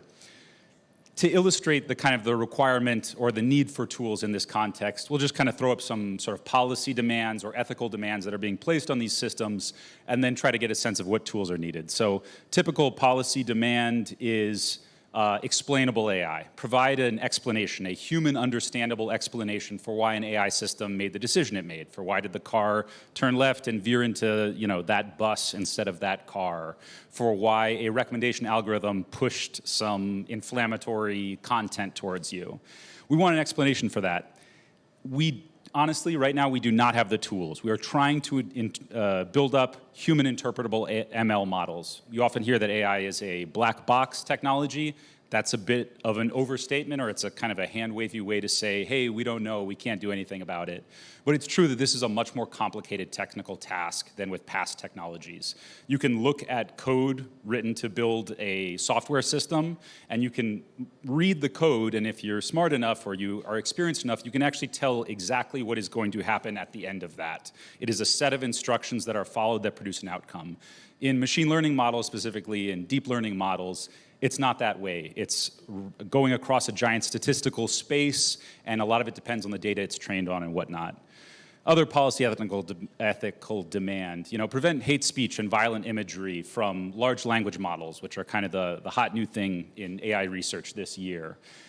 This is a really, really hard task. And the way that companies are trying to tackle it is through red teaming exercises. So for example, a cutting-edge AI lab releases its latest language model where you get to give it prompts and it generates text. They are trying to build constraints to say, no matter what someone asks you to say, don't say something hateful, don't generate images that are offensive. But that's a really hard job, and they do red teaming exercises where they essentially throw their own engineers or testers at it saying, hey, we tried to make this model safe, try to break it, try to provoke it into generating hateful speech. It's a work in progress. Transparency of algorithms, data sets of deployed models, talk about model cards and algorithm registries. This is what I'm going to focus on as a case study. But kind of looking at all these things, I just want to emphasize these are, and maybe this is a little low for those in the audience here, but these are unsolved technical problems, and these are untested policy tools. Basically, people are maybe winging it is a little bit too frivolous of a way to put it, but people are exploring, and none of this stuff, no matter, even if policymakers passed the best law on AI interpretability tomorrow, it would still be an unsolved technical problem. And so my argument is that we're in the phase where we need to build out these tools going forward. So in the interest of time, I'm going to go ahead and skip this, a very sort of simple taxonomy between we need technical tools. I also think very much of policy tools. Policy is not just the words that are written in a piece of legislation or in a regulation. We actually build mechanisms into the way that government collects information and place demands on things. So we're going to talk a little bit about that going forward. I'm going to focus on model cards and algorithm registry as a very brief case study here. So model cards, algorithm transparency. You know, this is the frequent demand. We want explainable AI. We want interpretable AI. And we don't really know what that means. Even the technical AI researchers who are deepest in the weeds of that don't really know what it means. So one proposal that's come out of the technical AI research community is the idea of model cards. I believe this first came out of a research team at Google, but you know, don't hold me to that. Model cards are a way of, it's almost like a one-pager on how this model was built, the data it was trained on, the potential pitfalls to it, as well as data on its performance. So here, you know, they talk about metrics, false positive rate. This is about it's very small text. This is a model card for a algorithm for detecting smiles. They ran it through a bunch of celebrities, a bunch of labeled data. They want to detect when people are smiling. And this, while it's not, but in no ways has it solved the problem here, it's getting a lot more specific. It's saying that if we release this model to the public, we're going to have a quantitative analysis of what it gets wrong, what's the distribution of its errors. Look, it seems to get old men. It seems to mislabel them more frequently than it mislabels young men. So you can start to see all the potential uses of this. If AI developers are releasing these model cards with their work, civil society can engage with it in a more nuanced way. But this is just one sort of trial. This was first proposed, I believe, in 2018-19. It's still not widespread within the community, and it's partially not widespread because it has not been made a requirement by policymakers. But that's kind of a potential path forward. I'll give another example from the other side of the world, the side of the world that I spend most of my brain power on, which is China. So I mentioned that they rolled out a regulation on recommendation algorithms. This includes, you know, search engines. It includes your TikTok feed. It includes dispatching of workers, taxi drivers, and who do they pick up. It includes pricing within e-commerce. So anything that falls under that category of a recommendation algorithm has to meet various requirements, but I think maybe the most interesting part of the regulation is that they created what they're calling an algorithm registry, or I call it a registry. It's called a filing system in the Chinese. And they basically say if you put one of these algorithms on the market, you need to register it with us and you need to fill out various requirements, which are not totally dissimilar from the model card approach, but this is actually binding regulation that's in force right now. So here's an image of one of the publicly released documents from the model card or from the algorithm registry. Here it's translated by China Law Translate, which is great on this stuff. It requires the developers to lay out some sort of high-level description of their model. It's a multimodal, multi-scenario, security risk identification model. This is actually, if I remember correctly, Baidu. Yeah, this is Baidu's censorship algorithm. This is the, how do we evaluate our algorithm that is designed to censor out bad content? And they have to file with the government and they have to explain that a little bit. I think this part is somewhat interesting. What's particularly interesting, and this is kind of ongoing research for me, is, or I should just say, this is what's publicly released, but we have been able to get not the private filings in full from the government, but we have been able to find the instruction manual for how you fill out the algorithm registry if you're a company. And they have to make this public because companies themselves are very confused about how to do this. Spoke with someone involved in the drafting of this, and they said, yeah. I was like, hey, you know, what fits under this? Which companies, which algorithms? They're like, you know, wouldn't Chinese companies like to know? We're figuring it out. And so this is an example of where they actually have to enter the information, and it's a little bit more detailed, and it's a lot more like the model cards. It asks them to say, does the model include biometric characteristics? Does the model include personal identity information? It asks them to specifically list their open source data sets and their self-built data sets that go into training the model. So you're starting to get much more granular in terms of the demands that we're making. So I think of this as a policy tool that right now, is this enough for them to have actual meaningful insight and transparency on the models? Probably not. We're lucky at Carnegie. We've recently gotten to hire a few short-term technical AI ML fellows who are doing a great job. And I sort of said, you know, if you had all this information about a model, could you sort of meaningfully maybe predict what it was going to do? Could you meaningfully regulate it? I said, nah, not really. And I think there's one read on that which says, oh, even with China, the most, the strictest government when it comes to regulating its own tech companies, maybe questionable, even their demands are still falling short. It's still not meaningful regulation. But the way I'm thinking about this is it's building blocks. People are kind of feeling their way through this. The technologists don't have all the answers. The policymakers, they don't know what information they fully need in order to make meaningful AI governance regulation or legislation. And this is kind of a first trial. And talking to people involved in this, they're asking questions. They're asking me to ask technical people what they think of this. So it's an exploratory process, and it's one that is going to be shaped over the next year or two or beyond that. And I think it's a really important thing to follow along with, and that's a lot of what my research is on. Lots more happening. I'll just kind of gesture at these. The two things that we just listed were much more from a sort of a readable, can I read this model card, can I read this filing and understand what's going on? There's obviously deep technical work that's going on this front. This is a screenshot from a publication by Anthropic, which is a leading AI research lab, where they're trying to build more interpretable models. This is one of their early publications on that. In Europe, AI Act came out last year. It's really going to come down to the standards that they are set, because in Europe, these standards are binding. It's how the regulation becomes real. So these organizations right here are going to be working on setting those standards over the next year or two. We have another Carnegie AI fellow who's working on that. Here to toot Carnegie's own horn, this is a submission we made to the National AI Research Resource, the global public, or the US public research cloud, advocating for compute accounting standards, for forcing model developers to explain how much compute is going into their models if they're going to train it, because the larger the model, in some ways, the more capable it is. All this work is ongoing, and this is like literally just a sliver of what's going on out there right now. For all that's going on, I argue that we need to move much faster in building the tools to govern AI. The models are growing more powerful, they are being deployed more rapidly, and they're being open source deployed such that they can be largely sort of picked up and rebuilt or recreated by anyone, anywhere. And getting this right from either a technical perspective or a policy perspective is going to be a big process of trial and error. No one is going to pass one AI regulation that gets it all on the first go. We have to see what developers can actually do in response to a legislation. Can they build meaningfully interpretable models? Can they meaningfully say that they can control the models even as they get larger and larger? We don't know, and we're going to need to sort of feel that over the next few years, which I think is going to be very exciting. So, let's get to work. I think there's a lot to be done in this area, and I hope that if anyone else is interested in this, come and chat. We've got a lot of interesting people at Carnegie working on it, so hope that's helpful.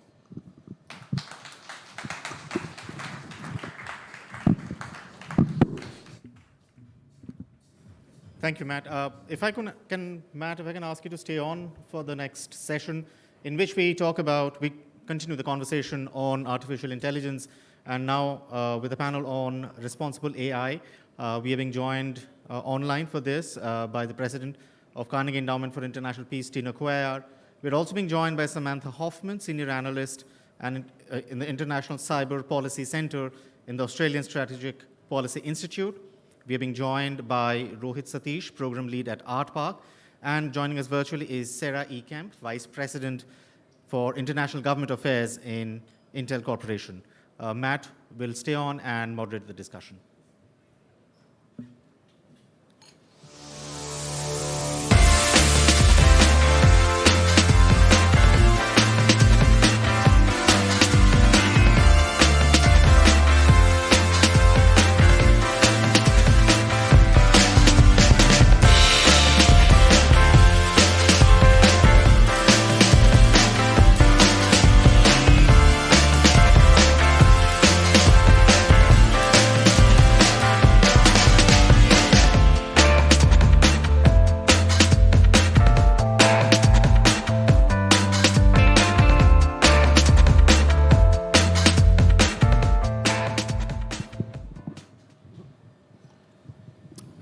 Maybe we should get my PowerPoint off the screen and replace it. Oh, there's Sarah.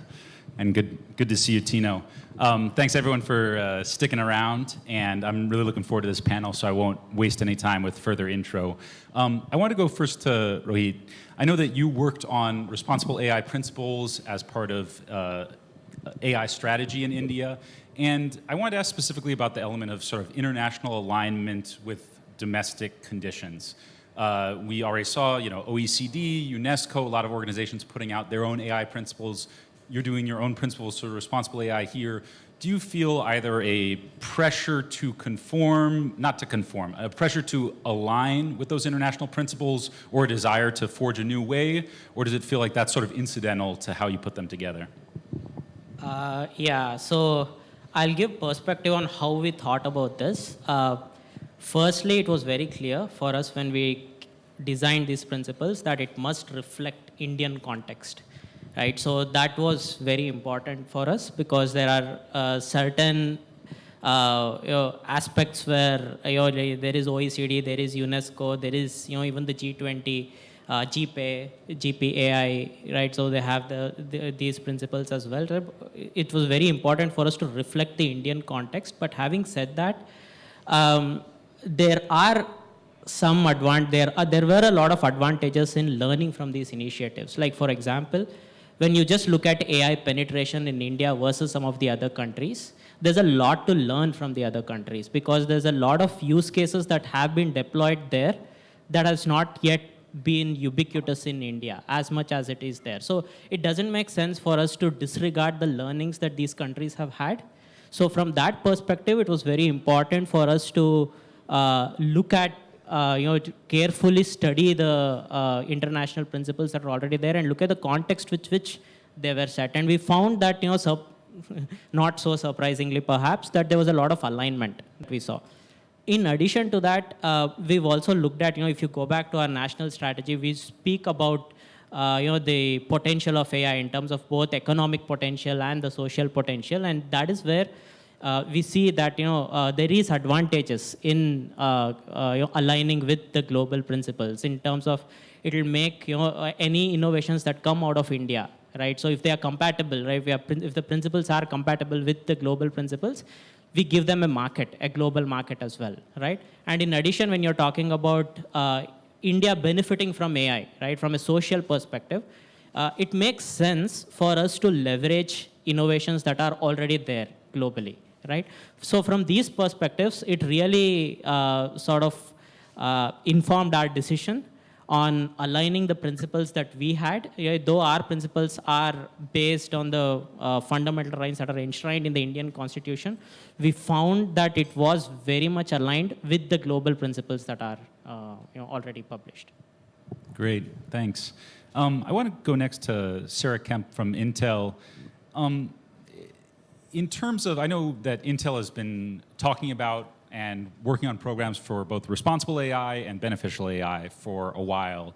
And I was wondering if you could talk a little bit about, given that Intel semiconductors chips are sort of crucial to the transformation of AI over the past 10, at this point, maybe 15 years, I wonder how you think about the evolution of the technology itself in terms of moving towards a neural network-based model and how that sort of shapes or influences how you or how Intel think about stuff like responsible AI? Is there something different in the technology that evolves how we should think about the ethics behind it? Yeah, it's a great question. I think what I want to start with is when I think about and when Intel thinks about AI, we have a slew of programs and trainings on AI for what we call the ecosystem, because it's not just about the technology. It's about bringing people along on this journey. And so whether it's government leaders or whether it's students or whether it's the general citizens, we spend a lot of time sort of training on AI and how you can use AI. I want to highlight a couple of things that previous panelists talked about. We know that AI is going to unleash an incredible amount of economic growth, right? It's 15.7 trillion for the world economy. And in India, it's going to be 10% of India's GDP by 2025. But to the other point of this AI has an incredible ability to level set, to provide opportunities in rural areas, to really sort of lessen that digital divide. And In order to do that, though, I do think we have to really think differently about how we look at AI.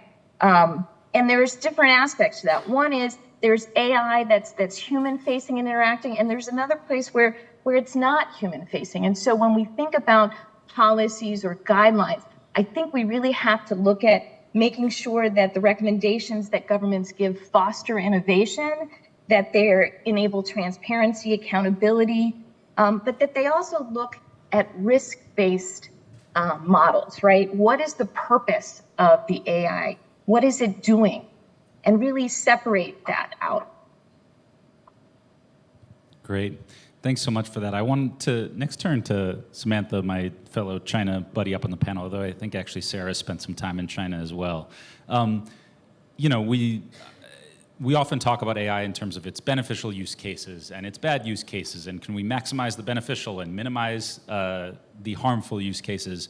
I think as someone who studies China deeply, it becomes clear that that's not such a bright line between the two of them. They are in some ways fully integrated with each other. In some cases, the systems are built at a level and at a scale that you can't properly sort of fine tune and just cut out the bad actors or the bad use cases. I wonder, when you think about AI deployments, whether in China or beyond China, how do you think about these problems of sort of engaging with a country where there are such deeply problematic use cases at the same time that there's a scale to do real good?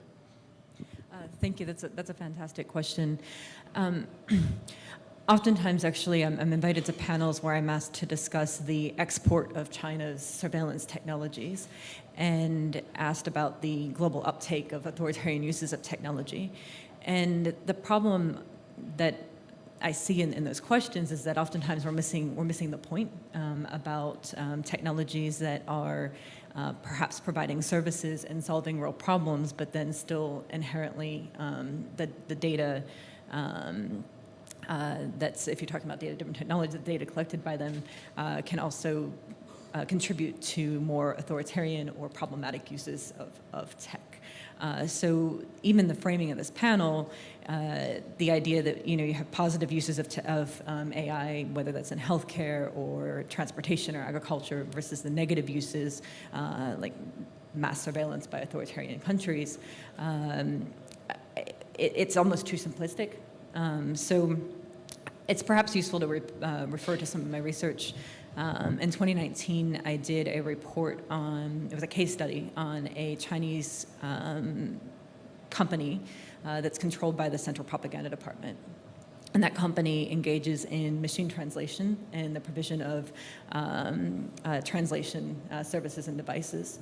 And that's what the company provides. But then the company also says on its website, I mean, I think it changed it now, but at the time, that it supports national security efforts. And statements by company leaders talked about how the data that they collect contributes to the development of information, or I think the language I'm trying to remember now because it's quite a long time ago was a lot more cautiously worded around cultural campaigns, but obviously talking about propaganda and how the data that they collect can support other efforts related to state security. And so you can have the end use of a product, which is completely sort of a problem-solving, sorry, this is me traveling to Europe and the United States, and now here in the last 3 weeks and having trouble stringing sentences together. So the problem-solving use of the technology, the end use, isn't the only way that the data associated with it can be used. End users, there are many different end users that can have access to the same data, and they can use that to, whether it's, if you're talking about GTCOM, to support the development of This was, we had a brief talk about this earlier. So it was them building machine translation services that they deploy abroad, and that, machine translation, increasing communication between cultures, between languages, positive, but the data was feeding back to a company owned by the Ministry of Propaganda. And in this case, am I thinking of this right from your perspective in terms of it's not so much the end use as the actor that's kind of... The downstream actors who have access to the data, yeah. Okay. Yeah. Yeah, that's a fascinating use case. Sorry for my jet lag. It's all good. I recommend reading her dissertation on this. It's really great work. I next want to turn to Tino, or to President Cuellar from the Carnegie Endowment. In terms of, we're just speaking of China in terms of sort of exporting of technology, and I think one of the other contexts that you and I have spoken about this a great deal is in terms of the interplay between geopolitics and safety of large-scale AI systems. I wonder if you could speak a little bit more on that, sort of that interplay, how it looks to you now in terms of Chinese development, US development, or global development of these frontier research technologies. Thank you, Matt, and it's really terrific to be with you at GTS. I just have to say that between your intro presentation, the remarks that have come so far, and that nice little musical introduction, this is just a wonderful way to start the panel from my perspective. So geopolitics complicate AI because they underscore that the conversations we'd want to be having, ideally among policymakers and civil society, to make AI beneficial are just going to be harder and harder to achieve. In China, it is an imperative to develop AI technology that will be deployable for some of the very uses in security and law enforcement and intelligence gathering we've been discussing, and to ultimately gain a degree of technological superiority that may cast aside some of the constraints or maybe laboratory ethics or whatever that we'd like to see in an ideal world. In the US, our national security strategy has highlighted that the US sees real concerns with respect to China's own strategy around technology and AI in particular and how it's deployed. So I guess I view it as a highly complicating factor, but I want to take a step back and maybe give a bigger picture perspective that leans a little bit into the framing of this panel. So all of us, including not only people on the panel, but in the audience, if we're asked to think for just a moment about an image in our mind of people who are not getting from the world what they deserve or what we'd like them to get, some experiencing some kind of deprivation with respect to food, access to medical care, access to high quality education, we would not have any trouble, I imagine, thinking of a picture, an image in our mind. For me, it's having visited refugee camps in northern Thailand or in Africa, or thinking about poor communities in California, my home state, but it can be anything. And I would just start by saying that the kind of progress we've achieved on AI has the potential to be transformative for the lives of billions of people who don't have access to high quality healthcare, education, legal services, and so on. That feels to me a degree of urgency about this that you kind of hear in my voice. But the other urgency that I feel is watching how the progress on AI is speeding up, and we can and should talk about that because this is not, to my mind, linear. It's really likely to be exponential, particularly as AI gets into deployments and roles where it is actually accelerating the development of AI itself. And I think nobody at this point has any trouble, whether you're in government or the private sector, in saying, my institution has articulated 7 principles or 12 principles or 23 principles for safe AI, for responsible AI, and we're going to work to make sure they're implemented. Where it starts falling apart, and this is where geopolitics complicates things, is like, is that getting done? What does that mean? How do we assess that? How do we know that this or that company or government or private sector organization or civil society organization is living up to those principles? And do we have the teams, interdisciplinary teams of people who know ethics, computer science, law, to make sure that we're living up to those principles? And to me, there are many examples of technological development that have been both beneficial and incredibly harmful for humanity. Let's just say the internet and fossil fuels, to just take 2, where if we could go back in time and have an honest conversation about this sort of thing, humanity might have done things very differently. Great. I wanted to circle back to Rohit on some of the things that we've been talking about here in terms of, we've seen some highlights in terms of the, whether we call them malicious or harmful uses of AI. We've heard about the sort of the urgency of AI for beneficial use cases, as well as the more dangerous, potentially accelerating progress in AI.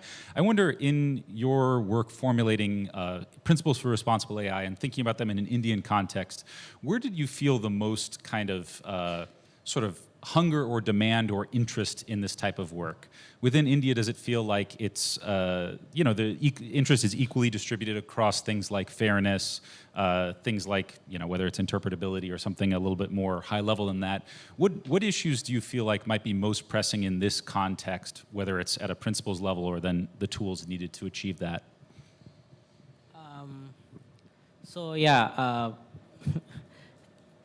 Where we saw a lot of interest depends on who we spoke to, right? That is where, just to add to the previous panelists' point as well, having an interdisciplinary viewpoint on this helped. Like for example, when I talk about private sector, right? The moment we started talking about responsible AI, right? The issue was, hey, make sure you don't over-regulate, right? The entire industry, right? So that was the concern that was coming in, right? Versus when we spoke to, say, clinicians, for example, right? If I talk about a high-risk use case, they're like, hey, I don't think I understand, AI enough, right? So, can you please make this whole thing a little easier for us, right? So that was very important learning for me as well as an individual. So I'm a technologist, so I come from an engineering background. I understand data, I understand models. All of these social kind of were very difficult for me, right? So, so this sort of getting an interdisciplinary viewpoint was useful. And in terms of figuring out what to prioritize, one of the things that was the core of, the first was principles, and then the second was operationalizing the principles. And in operationalizing the principles, it was very important for us, like at the beginning, we just said, okay, the risks are context specific. The risks are, use case specific. So let us not have like a blanket sort of a regulatory role for AI, and let us look at it based on the risks and based on the context, right? And based on the risks and based on the context, the specific risks also change, right? And the principles that you're laying out, the OECD principles and all of that, right? It depends on the use case that you're talking about, right? When you're talking about things like healthcare, right? Like fraud detection in health insurance, for example, right? So that is where for us, inclusivity matters, right? Because if you end up excluding healthcare for someone just because the AI made a mistake, right? That doesn't work, right? Versus when you talk about things like using face recognition technologies for surveillance, right? Discrimination, bias, all of those comes in, right? So it depends. It really depends on the context and the person you're speaking to. That's been the biggest learning for us. Great. I want to, in terms of like different contexts, and here we're talking about the constraining things being whether they're principles or laws and regulations. I wonder, because a lot of your work, Samantha, has looked at Chinese actions in this space, when you're thinking about whether they're countermeasures or constraints, what do you think of as potentially actually constraining or changing Chinese capabilities or behavior in this space? China's obviously, it's signed on to stuff like the UNESCO principles, UNESCO Global Ethical AI principles that theoretically would ban it from doing surveillance, which is clearly not the case. When you think about it, whether it's from a strategic perspective or maybe a legal perspective, how do you think about either constraining or countering Chinese influence and behavior in this space? It's a difficult question because I think if you're talking about the party state leadership, I don't think that we should be thinking about changing. Well, I guess it's not what I mean to say is it's more about we aren't going to change what they're trying to achieve. That being said, I think that one of the things I've been paying attention to a little bit more in the last year is the standard setting conversation. And a lot of that conversation is focused on China's role in international standard settings bodies. But what we're missing is the way that China is, I think the best way of describing it is trying to set standards through market activity. So I think yesterday we discussed the Standardization Administration of China, SAC. Yeah, and domestically within China, in order to, say, for a company to win a contract for, say, providing a smart city solution, oftentimes they have to meet or maybe are expected to meet specific standards in regards to, say, facial recognition systems or any other sort of technology, and those standards are developed at a national level, including say the Ministry of Public Security or PLA research institutions, as well as private companies and other actors. And so technology is being designed to meet a specific need, and then those technologies are then the ones that are exported globally. And I think one thing that I notice is that in conversations, say, about what China's doing domestically, there's oftentimes a focus on how many companies are involved in that ecosystem. And so my sense is that sometimes people think that, well, there's so many different companies involved, maybe there's so many different actors that it's hard to see where data will be successfully integrated and then effectively used in the long run. And so I think that what you're seeing at with that standardization system, though, is that actually, even though there are a number of different players, they're all meeting these standards. So I've looked at that in my research at exposed databases in China for Smart Cities database schema. I haven't published this because I think then if you're looking at exposed databases, you tend to see a lot of personally identifiable information, and I think that's not ethical to publish. But anyway, what you see is that these generally speaking, these same standards are being met across all jurisdictions in China, and those are exported globally. So if we think a little bit more about what China's doing in that context, I think those are more effective ways to deal with how you counter Chinese activity in that space. Great. Yeah, that's... Or maybe counter isn't the right word, but yeah. Yeah, no, that's a lot of my research has looked at that from a different angle of standards and exporting. And China is a very unique system, a very unique country in terms of the interplay between companies and government. And I wanted to maybe turn to Sarah on the role of companies in more of maybe a US context, or you could speak to an international context. When it comes to promoting, say, responsible uses of AI, Sarah, how do you think about the role of a company like Intel in that process? Does it need to be more of a sort of presenting information, keeping government leaders up to date on what's happening, or does it need to be setting out the principles on its own and sort of taking action on its own? How do you think about that interplay? Well, I don't think anyone's going to be able to take action on their own, right? I think, again, this is about building, I would say, a consensus-driven, open, collaborative process. And Intel absolutely wants to be a partner in this, right? So we definitely are not going to want to do it alone. We do want to provide information, resources, again, the training that I mentioned before, but to the previous point on standards and how do you look at sort of building these frameworks, I would put on the table what NIST has been doing in terms of their risk management framework. They're using a consensus-driven, open, transparent process that includes workshops and other opportunities for companies like Intel to provide input. I would also say one of the key things that we focus on at Intel is, we were one of the first companies to put in place, as you mentioned, the Internal Responsibility AI program. But everything we do, we level set internally and externally on ethics. A big component of what we do in AI is ethics and the democratization of data, right? So how do you do that? And it's in all of our training. It's in all of how we look at what we're putting together in terms of products. And we do actually engage, hopefully actively and hopefully in a very positive way with our partners, whether it's the, helping OECD or working with OECD or working with some of the other bodies around the world that are looking at these issues. We want to be a partner in this, and we want to have, a voice of how does this impact companies, and how, more importantly, can we be a source for good? Intel's tagline is, we want to use technology to improve every single human being's existence on this planet, right? That's what we're about, using technology for good. And I am very excited about AI. I mean, I have to tell you, why am I so passionate about this? We do this Impact Festival where we bring students from around the world and we give them the following post: find a local problem and fix it using AI. And last year's winner, global winner, from 1,000 student groups was India. And you know what they did? It was incredible. So this group said, you know what? There's a problem in India with farmers committing suicide because of crop failure. So they went out, they figured out how to take pictures of the crops using heat sensing technology.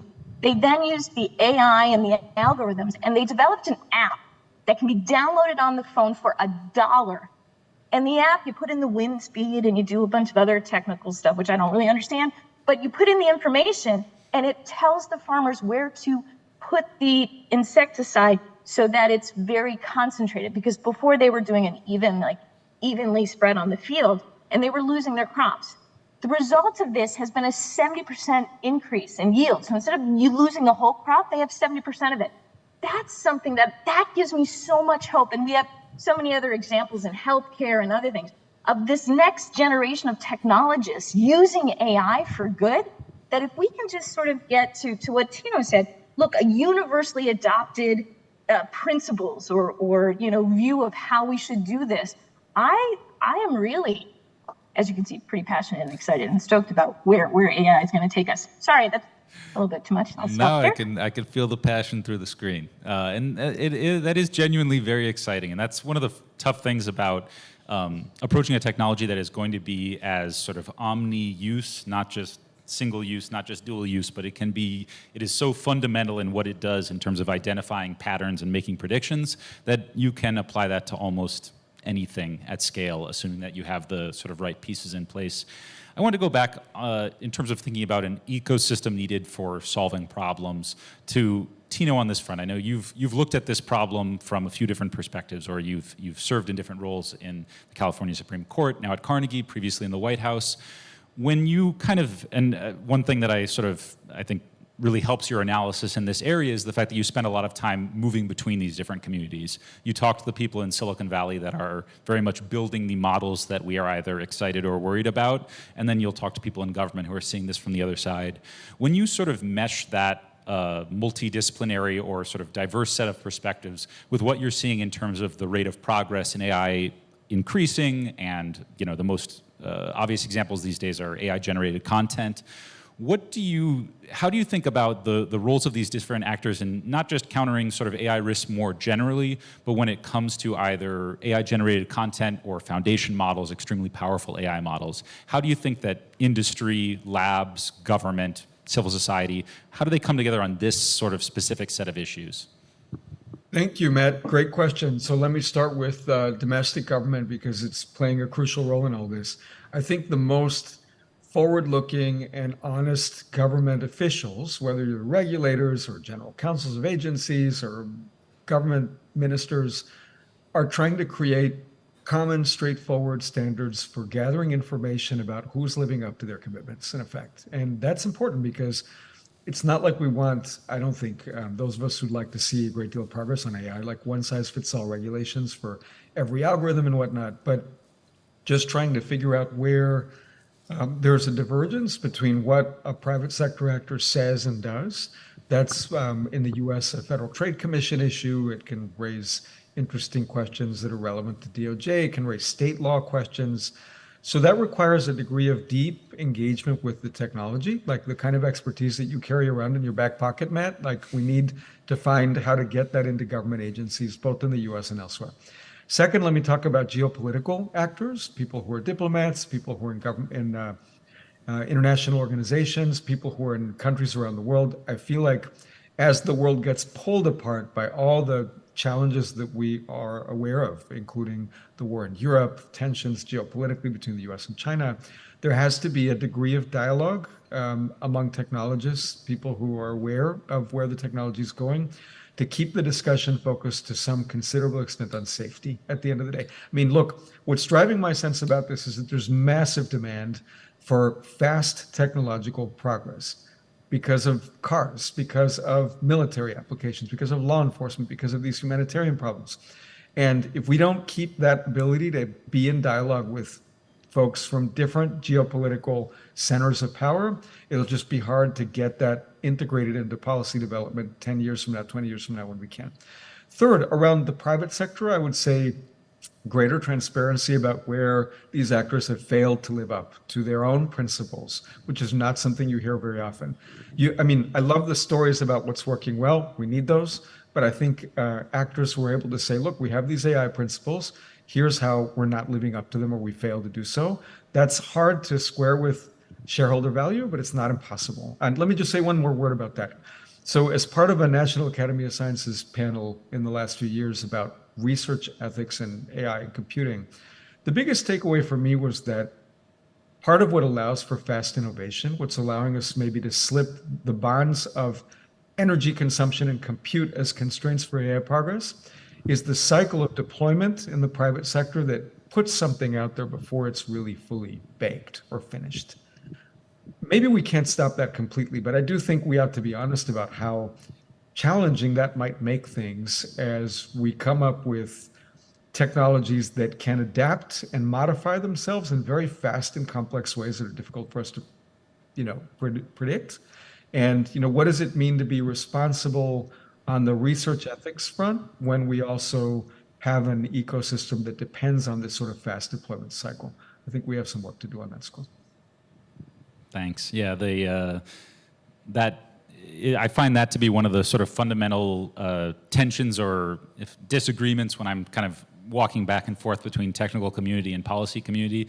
Is technical community is so used to if it mostly works, let's go with it right now. We need like the data, we need the feedback on how it is working or how it is not working in order to make it better. And in government, you're just hanging yourself out to dry if you try stuff like that in many cases. Bingo. Just underscore that problem because it's crucial, right? Like on the one hand extreme, you've got like aircraft design. Like you don't want to deploy a 777 until you know the design works.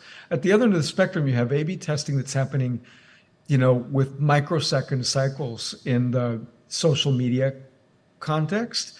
And I think we have work to do in sort of narrowing the space of where we want the very, very high end of AI to be. I mean, not the sort of simple step that simply directs people to a certain kind of information, but the technology that is designed to modify user behavior in real time in ways that have lasting impact. I think we want somewhere on that range that's in between. And maybe I can just weigh in a bit on the tech from a company side. And yes, we absolutely want to make sure that when you think about the use case and anything that has a human interaction, you want to make sure is safe and tested and ethical.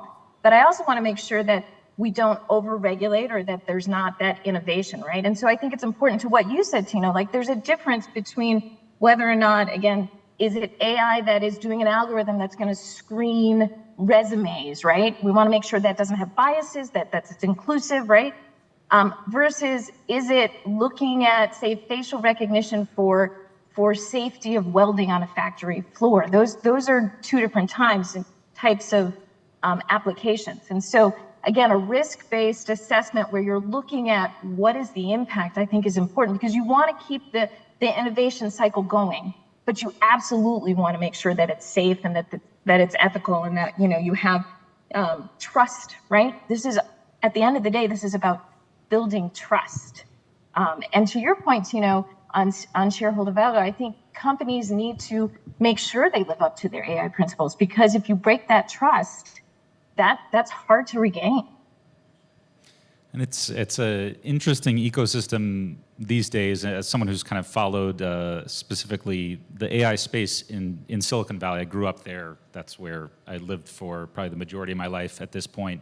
When you look at what happened with Google and Project Maven, so this was where they were working with DoD in terms of doing some image analysis for drones that maybe theoretically could be used for deadly use cases. And this wasn't an issue so much of losing consumer trust. It was an issue of losing the trust of their actual employees. Like it was an internal revolt, basically, among their engineers and among Google employees as a whole that forced the eventual. They didn't cancel the contract. They wrote it out and then did not renew it. But you've started to see these communities within technology companies emerging as almost their own like civil society within the companies that's getting pretty impactful. We're going to leave about 10 minutes for question at the end. I wanted to get a couple more comments in before that, but start to think up and prepare your questions and get ready to go to those two mics.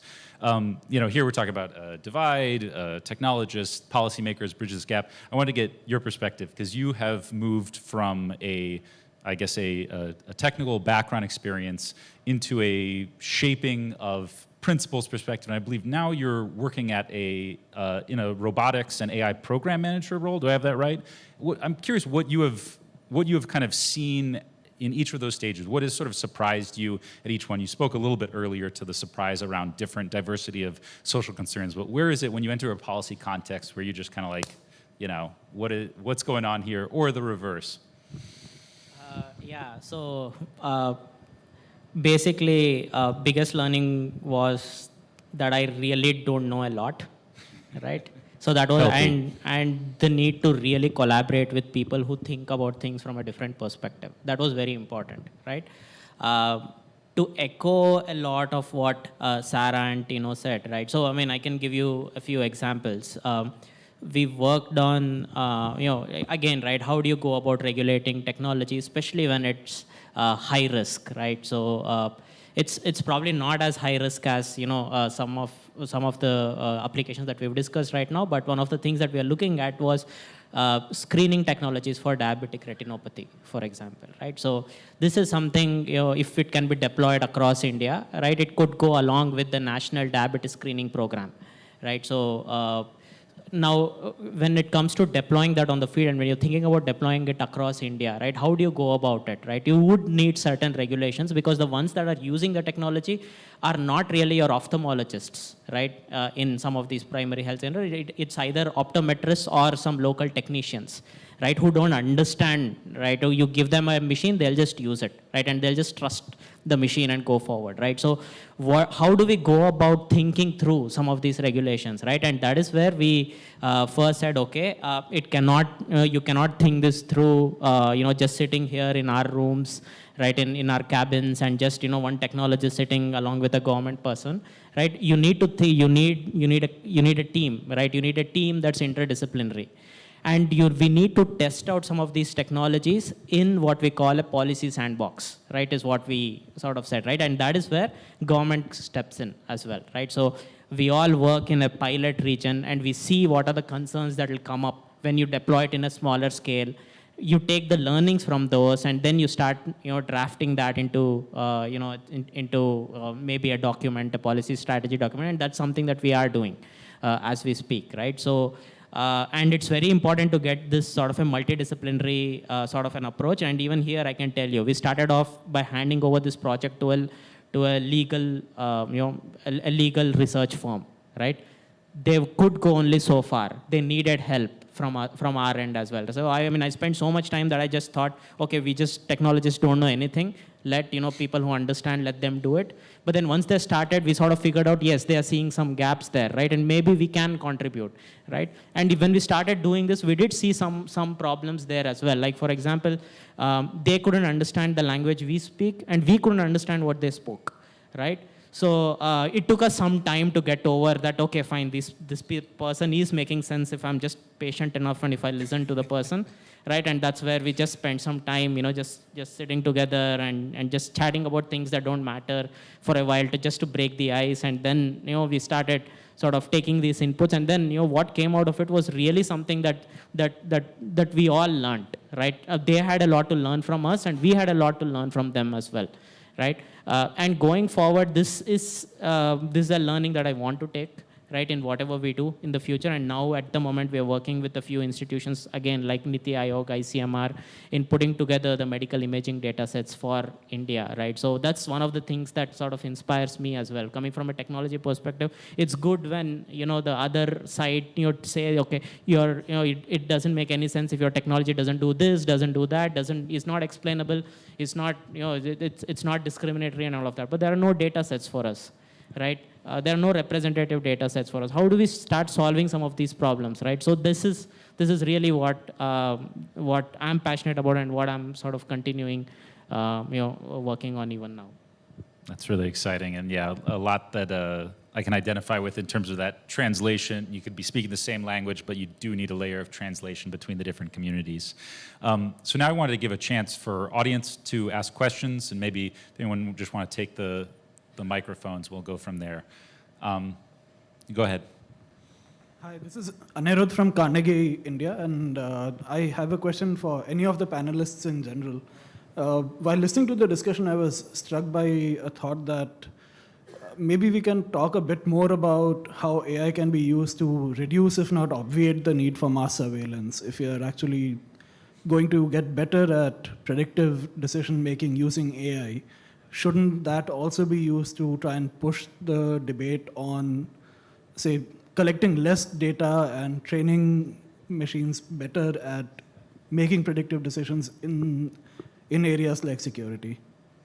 So just to make sure I have the, not that I'm going to answer, but just to make sure to clarify the contours of the question, it's that if AI can be trained on less data, what sometimes is called like few-shot learning or something like that, does that obviate the need for mass collection of data? Exactly. Is that the, okay. Yeah.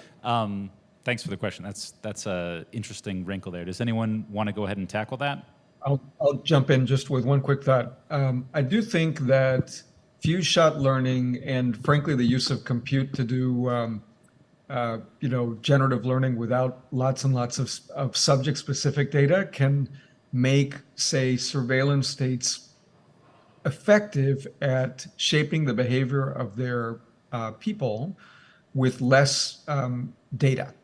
But I still think there's probably a minimal degree of data to know where and how to target the information you might have about somebody. So that is to say, if, instead of having tens of thousands of little details about somebody's life, or even more, depending on how you think about coding them onto parameters, you have just a few details that give you a sense of who's dangerous, who's a disruptive actor in a particular organization. You can use a lot of simulation behind the scenes to know sort of what to do and how to intervene. And one quick further footnote about that is ultimately a really interesting technical question that will drive a lot of the discussion that we're having here in the next few years will be how much one can substitute model progress for just raw amounts of compute, so that can also be a substitute for data and allow for greater deployment of this technology at a lower energy level. And that has beneficial implications like in healthcare, but also potentially really troubling ones for surveillance and authoritarian regimes. Great. Does anyone else want to jump in on that one? I guess my immediate reaction is that Say something again. yeah, my immediate reaction is that I guess I don't have the answer for you from a technical perspective. That's not what I work on. But I guess then the question is what's the intent of the actor using the technology? So from a Chinese perspective, if the intent is to really, it's not just about cracking down on specific behaviors to shape, as Tino said, to shape the way that people and entities act so that they don't engage in activity that undermines the state's interests. Well, it doesn't really matter. I guess, not to say your question doesn't matter, but it doesn't really change the way that state actor deploying that technology is going to act. So that's one thing to think about. Yeah, I think that's the question of whether we're looking at end uses, we're looking at technologies, or we're looking at the sort of the actor within the system is something that might divide or separate out China from some other places in the world on this front. Next question over there. So I was just wondering, how have you all considered the use of AI itself to monitor, say, unsupervised AI systems? So have you considered, this is a fairly old paper now, but in 2017, if I'm not mistaken, there was something called Hexagan, which was based on generative adversarial networks. So it was used for imputation of missing data and stuff like that. Now that, in turn begs the question that can we go one layer beyond that and create more AI to work on this AI and tell it what to do? And that creates like a metaverse, so not Facebook's. But, to what extent do you realistically think that can go towards solving any of these goals? I'll probably give a couple of points because this is also sort of in a way related to the previous question as well. There is research that is happening, right? To be fair, right? And it's very obvious, right? So what Samantha said, unless you can make sure the intent is right, it doesn't matter what you do, right? They could get you, right? So there is research that's happening, but it's not with the intent of some of the things that you've mentioned, right? So either in terms of reducing the need for collecting mass data, or in terms of there's a lot of general AI research that's happening, right, in terms of your, and also programmatic, can you start looking at programmatic sort of ways to make sure the AI is always reliable, right? So there's always a programmatic check on, making sure the accuracy levels, the precision, the recall levels are all always, at a particular point. If it drops below a point, just stop using that solution, right? So there are certain programmatic solutions to this. And there's a lot of research that's happening here, right? And what would really be interesting is, if this sort of a technical research can be backed by, expertise from the civil society and from the legal side on, what could some of the end impact of some of this research could be, right? Can you think about actually reducing, making sure AI is more accountable, right? Through some of these research, right? So yeah, that's an interesting perspective. Can I add just one quick thought about that? I agree with what you just said, but I want to zoom out a little bit and note that when we think about the relationship between unsupervised learning and then AI models that are, directing in some ways and analyzing the results of unsupervised learning models, to me, the larger issue is what is the relationship between data, compute, and model design? And here I would just note that we think of them very often as complements, and this is a sort of a Kai-Fu Lee point that, if China has an ability to suck up massive amounts of data, that gives it a certain kind of advantage. I guess my take would be, in part because of papers and analyses like the one that was just mentioned, they're also substitutes for each other increasingly. And so it's not to say that data don't matter, but increasingly just if you throw enough compute at something and do adversarial learning or, have a number of techniques that you deploy, you can do a whole bunch of functionality acquisition with less data. And then I would note that the way these AI models are being used to sort of refine how we use compute can reduce the amount of compute necessary to achieve similar kinds of functionality and therefore have availability of compute be less of a constraint. So I think we're headed towards a direction where in all likelihood, some of the things that right now can only be done with massive amounts of compute and therefore only happening in OpenAI or Anthropic or, Google or Microsoft or Intel will be possible to do at scale across the world. Great. We've got a little bit of time left, so let's get one last question in. Thank you. I'm Akash. I'm a technology policy researcher. So my question is, on the responsible AI, are you looking at scenarios where AI can be used maliciously? So what are the critical domains? And on the connected question is, I work on advanced persistent threats. So what if let's say, develop an AI model, but there's a malicious actor which remains undetected, but when it reaches certain scale, only then it's get activated. So are you looking at those sleeper cells in the digital era where AI, so my question is are you looking at those scenarios and how do AI react to that? Thank you. Yeah, so I can just start off on this. Yes, we are, right? To put it simply, like for example, the way we are looking at it is, like for example, the PDP bill is currently under discussion, right? When you introduce AI, right? So what are the additional considerations you would have to take, right? For example, I think this was mentioned by one of the panelists as well, right? So when you start looking at, it's not just malicious AI, right? Can you, if an AI is actually getting deployed for a good use, but then over a scale, right? Can you actually influence its decisions through a malicious intent or through a malicious piece of code, right?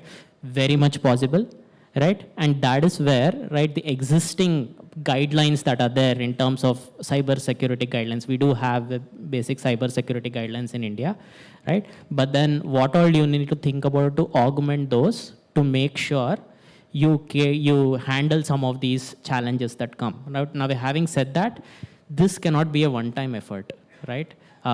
Because the technology is evolving, right? So how do you create structures in place so that there is constant monitoring of what malicious activities could happen, right? And devise policies towards it, right? So again, this is where, going back and saying the same old thing, right? So iterative ways of doing this, and a very important mechanism to do this is to sort of drive it through a body that is more interdisciplinary in nature, right? That is constantly sort of looking into some of these issues, right? And that's basically how we are considering this. Great. We've got just under a minute left here. At the beginning, I was so excited to jump in, and I wanted to make sure all the panelists had a lot of time, so I didn't get enough time to say nice things about them. But I've learned a lot from all the panelists here, from reading them, from talking to them in the past, and from listening to them here today. So if we could all just give a nice round of applause for the panelists.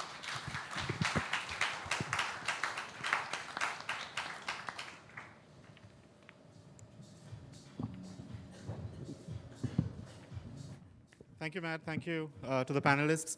We take a quick short break now, and we reconvene at 7:30 for a very, very special part of the evening for the launch of the book After Tiananmen by Vijay Gokhale, Senior Non-Resident Fellow at Carnegie, India.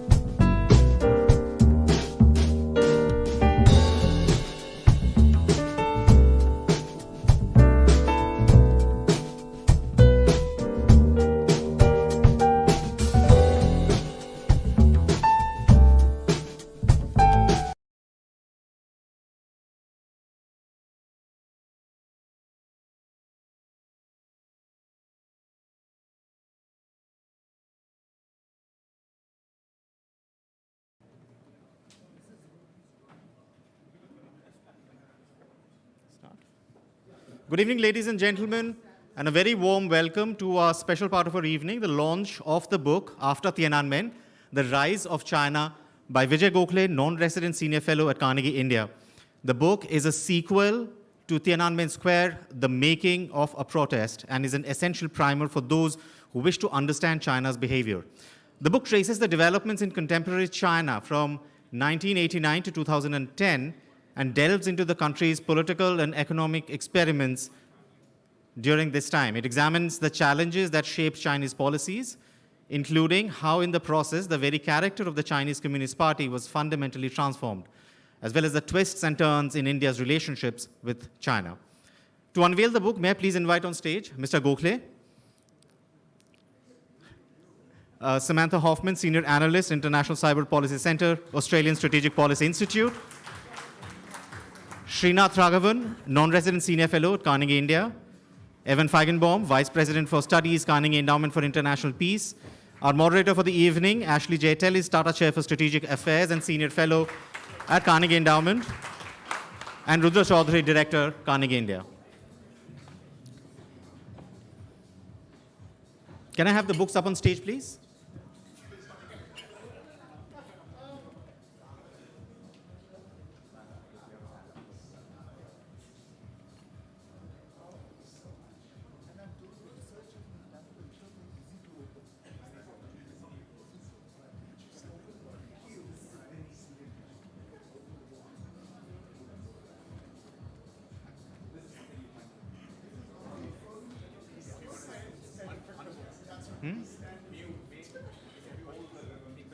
I think you can decide when to take the bow off. Ashley, lead. Take the bow off.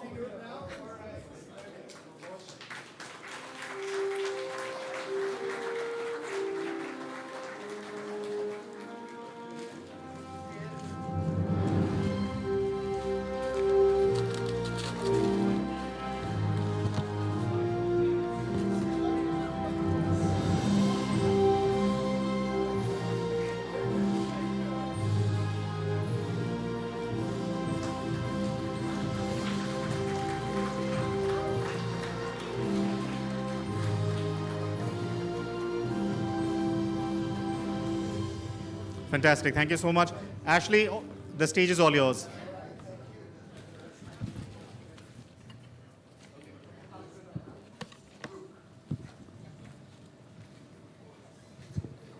Well, good evening, everyone. On behalf of all my colleagues who are here at the podium with me, and of course on behalf of Carnegie India, I'm delighted to welcome all of you to this book launch event for Vijay Gokhale's book, After Tiananmen.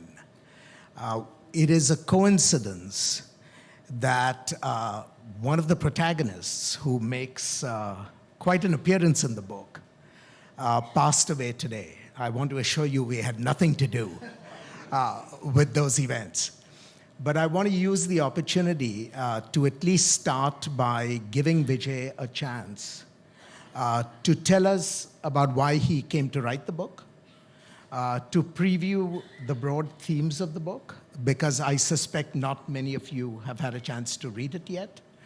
And after Vijay does so, I want to invite my colleagues to offer a few thoughts as they please, after which I will proceed to interrogate them on the subject of the evening. So without further ado, Vijay, why don't I give you the microphone? Thank you. Thank you, Ashley, and thank you, all of you, Evan, Srinath, Sarah, Samantha, for joining me. I also want to thank Carnegie, and I want to also thank my editor, Suchismita Okil, who took a bunch of words and made it into a readable book. So I do now know what the work of an editor is. I just want to say a few words about why I wrote this book. Aside from the fact, of course, that I was unemployed and that helps the creative juices to flow. I wrote because at least in the course of my public service, I felt that we were lacking an Indian perspective on China. And that the public discourse was both superficial and prejudicial. Superficial because it was sensational Every time an event happened, our public discourse was very shrill and was rarely based on facts or on hard analysis. And prejudicial because either we tended to demonize the Chinese or glorify them to such an extent that as Indians we felt we would never catch up with them.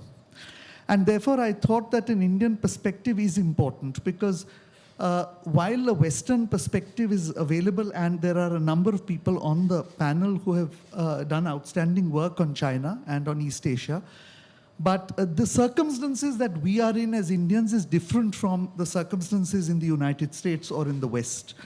For starters, we are proximate neighbors to China, whereas the West is separated by continents and oceans.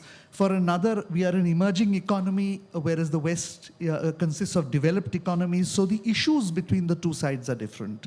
And if we don't develop an Indian perspective, dealing with them as we move on becomes somewhat more difficult. And I hope, therefore, that the book leads many others to write the book. The central theme actually was people tended to see these 20 years between 1990 and 2010 as essentially an interregnum between two towering personalities, Deng Xiaoping, who brought in reform and opening up, and Xi Jinping, who is supposedly leading the rejuvenation of the Chinese nation. But the basic theme in my book is that it is in these 20 years that China laid the groundwork for its rise as a great power. And if you look at it by any measure, whether it is economic, whether it is in terms of foreign policy, national security, culture, science and technology, China leapfrogged in many ways and became the dominant Asian power. And if today President Xi Jinping can exercise that power, it is because of what Jiang Zemin, Zhu Rongji, Hu Jintao, and Wen Jiabao did. And therefore, I think it was the most productive period in the history of the Chinese Communist Party, and we should not ignore that. Essentially, the 2 points that underpin this book are firstly that the leadership took real political risk in doing reforms. Now, of course, in a democracy that we all live in, if you take political risk and you fail, you lose power, you lose office. But in China, you lose more than that. You lose personal freedom, and we know that there are members of the Politburo and former members of the Politburo currently imprisoned. And you lose your life sometimes, as we know during the Cultural Revolution, Liu Shaoqi, Peng Dehuai, and so on. So the risk they took, I think, was significant.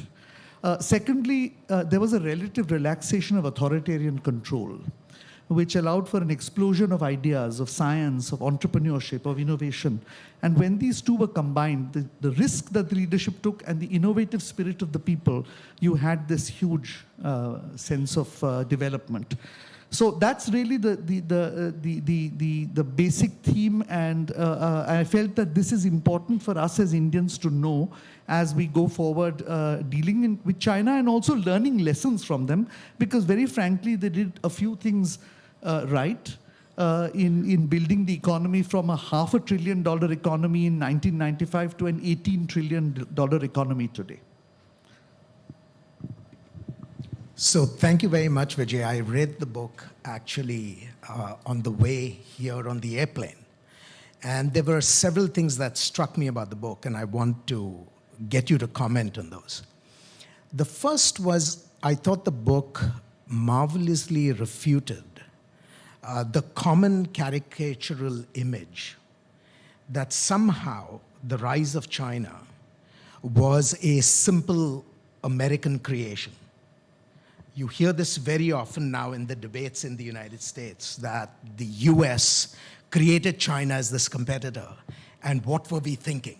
You know, how could we have embarked on a project that would have such tremendous consequences? And what your book did rather nicely was that it decomposed the United States in terms of the external pressures on US policymakers, the role that was played by societal institutions in the US, especially business and human rights groups, and on the corresponding side, the challenges that the Chinese state itself faced and you decompose that in terms of elite politics, in terms of provincial politics, and so on and so forth. Is that an accurate reading of the broad story that you attempted to tell? Yes, I think so, because the fact is that even in 1989 and 1990, Deng Xiaoping had a few negative things to say about the United States. He was as suspicious of the United States as Mao Zedong was and as the current leader is, but clever enough to let that feeling go subterranean because he needed American technology, capital, and talent for his objective, which was to reform and open up so that China would have a level playing field with the West in its quest for great power status. And the first chapter, which is on the survival of the Communist Party after the fall of the Soviet Union, essentially shows how difficult it was for Deng to achieve that. But that his vision was clear. So I share your view that while the United States, of course, to some extent did assist in that process, it was very much a domestic-driven process. And the achievement is the achievement of the Chinese people. There's no doubt about that. You can't grow an economy of 18 trillion because somebody from the outside is helping you. There has to be some inner objective and inner drive. The second theme that I thought came through in the book in a very striking way was, the more things change, the more they stay the same, because you have this detailed narrative of a succession of crises within the Chinese economy and the Chinese state. In fact, starting from the very beginning at Tiananmen and then ending up over that 20-year process. So I'm going to ask you the only contemporary question, for the evening, which is, if there were crises then which were successfully overcome to bring us to the China that we know today, what sense do you make of the current crises that are facing, China's supreme leader today? Are there any comparisons you would draw between the character of the crises covered in the book and the crisis today? Any comparisons you could draw with respect to the leadership responses then and the leadership responses now?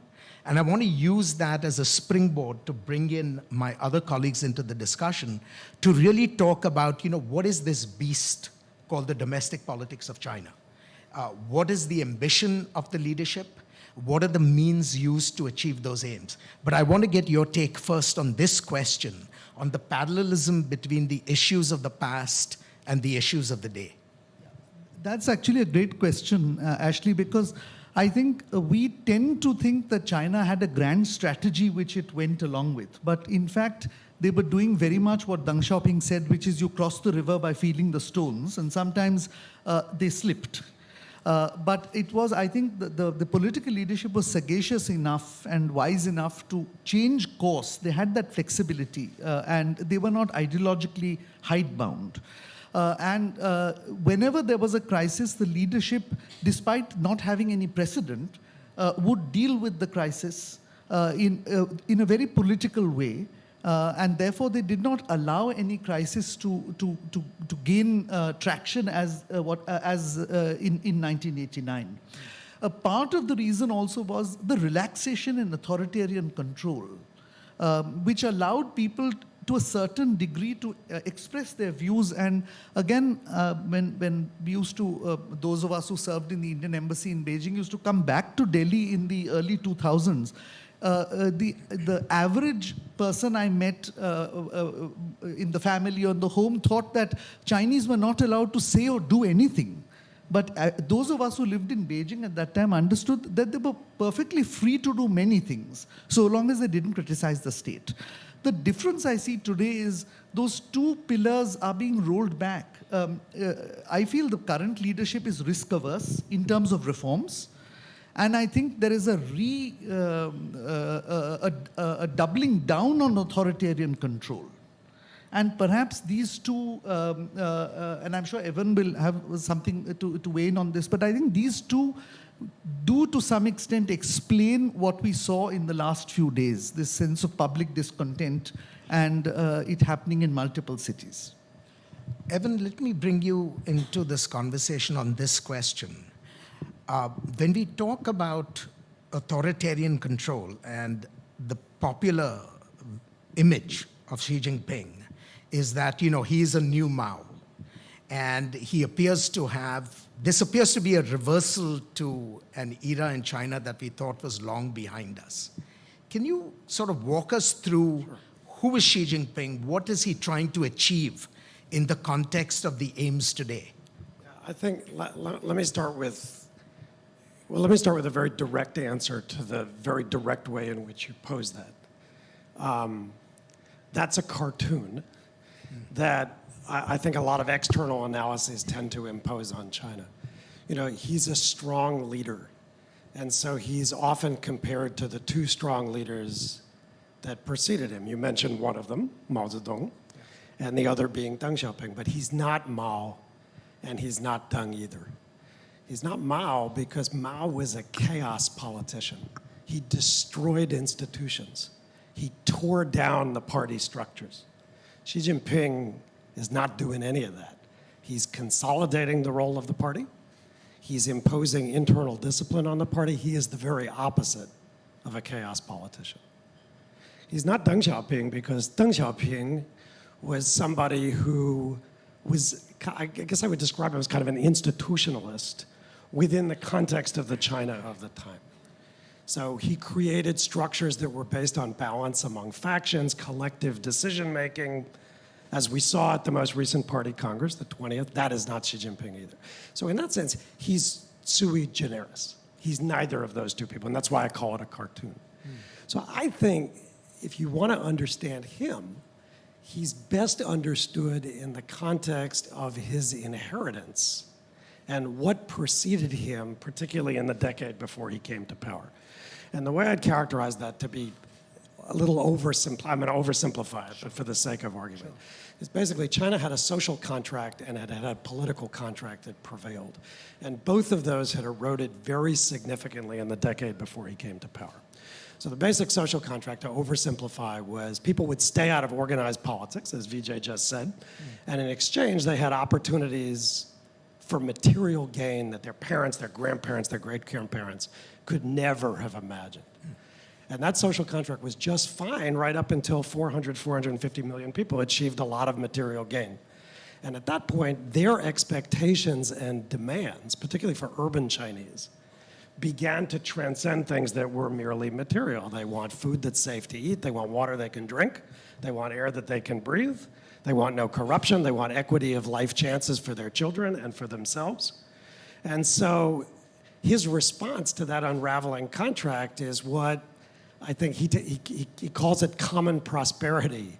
And it's often mischaracterized as kind of straight up redistribution. It's not about making rich people poor, but it is about social equity in a way that the China that Vijay just described was not about social equity. That was about growth, and it was about wealth. So Xi Jinping doesn't talk about growth the way his predecessors did. It's not about growth for growth's sake. And that's why they talk, for instance, about the employment target a lot more than they talk about the growth target. All right, then there was a political contract. And to oversimplify that one, it was essentially, China's a one-party dictatorship, right? So the political contract was you get unrepresentative, but nonetheless responsive governance. But in a series of crises, you called them crises, Ashley, and Vijay described this era, the Chinese state was not looking so responsive. And you had a whole series of crises. Vijay, you'll remember these. An earthquake in Sichuan, a tainted blood crisis, a baby formula crisis. There were a whole series of these. Some of them were scandalous, but all of them touched the lives of individual Chinese. And so this state that was unrepresentative basically didn't look too responsive anymore. And so his solution to that unraveling contract is essentially party discipline. It's discipline, discipline, discipline. Because if you live in a one-party dictatorship, you need that party to be what he has sometimes called a clean party, a disciplined party, a self-regulating party. And so his agenda, first, second, third, fourth, and fifth, has been about strengthening the party, but also imposing discipline internally. Now, does that mean that China has, as some people sometimes put it, no reforms anymore? No. China still has reforms. But the way we thought about reform during the era that you're describing, which was the inheritance from Deng Xiaoping, it was usually called reform and opening. And in fact, in Chinese, the phrase 改革开放, it means reform and opening. And my view is what's happened under Xi is that reform and opening have basically diverged. And so we're still getting reform, but without a lot of opening. And what that means is that the things that are being reformed in his first and second term, things like the price catalog, where they price corn according to the market, or cotton, or residential water pricing.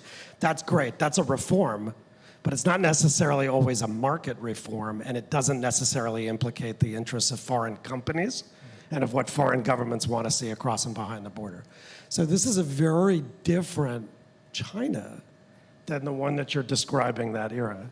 But we need to understand him and the China that we're getting on its own terms, because the cartoon that people have, oh, he's a statist, he's a commie, he's a nationalist. Yeah, he's all those things. He's a statist, he's a communist, and he's a nationalist. But governance is a serious business in China, and China has serious, complex, and multifaceted governance challenges. And I'm American, so I'm ideologically committed to the idea that the way they're going about dealing with these problems is not going to work out for them. But he's a communist, and so he has a different view.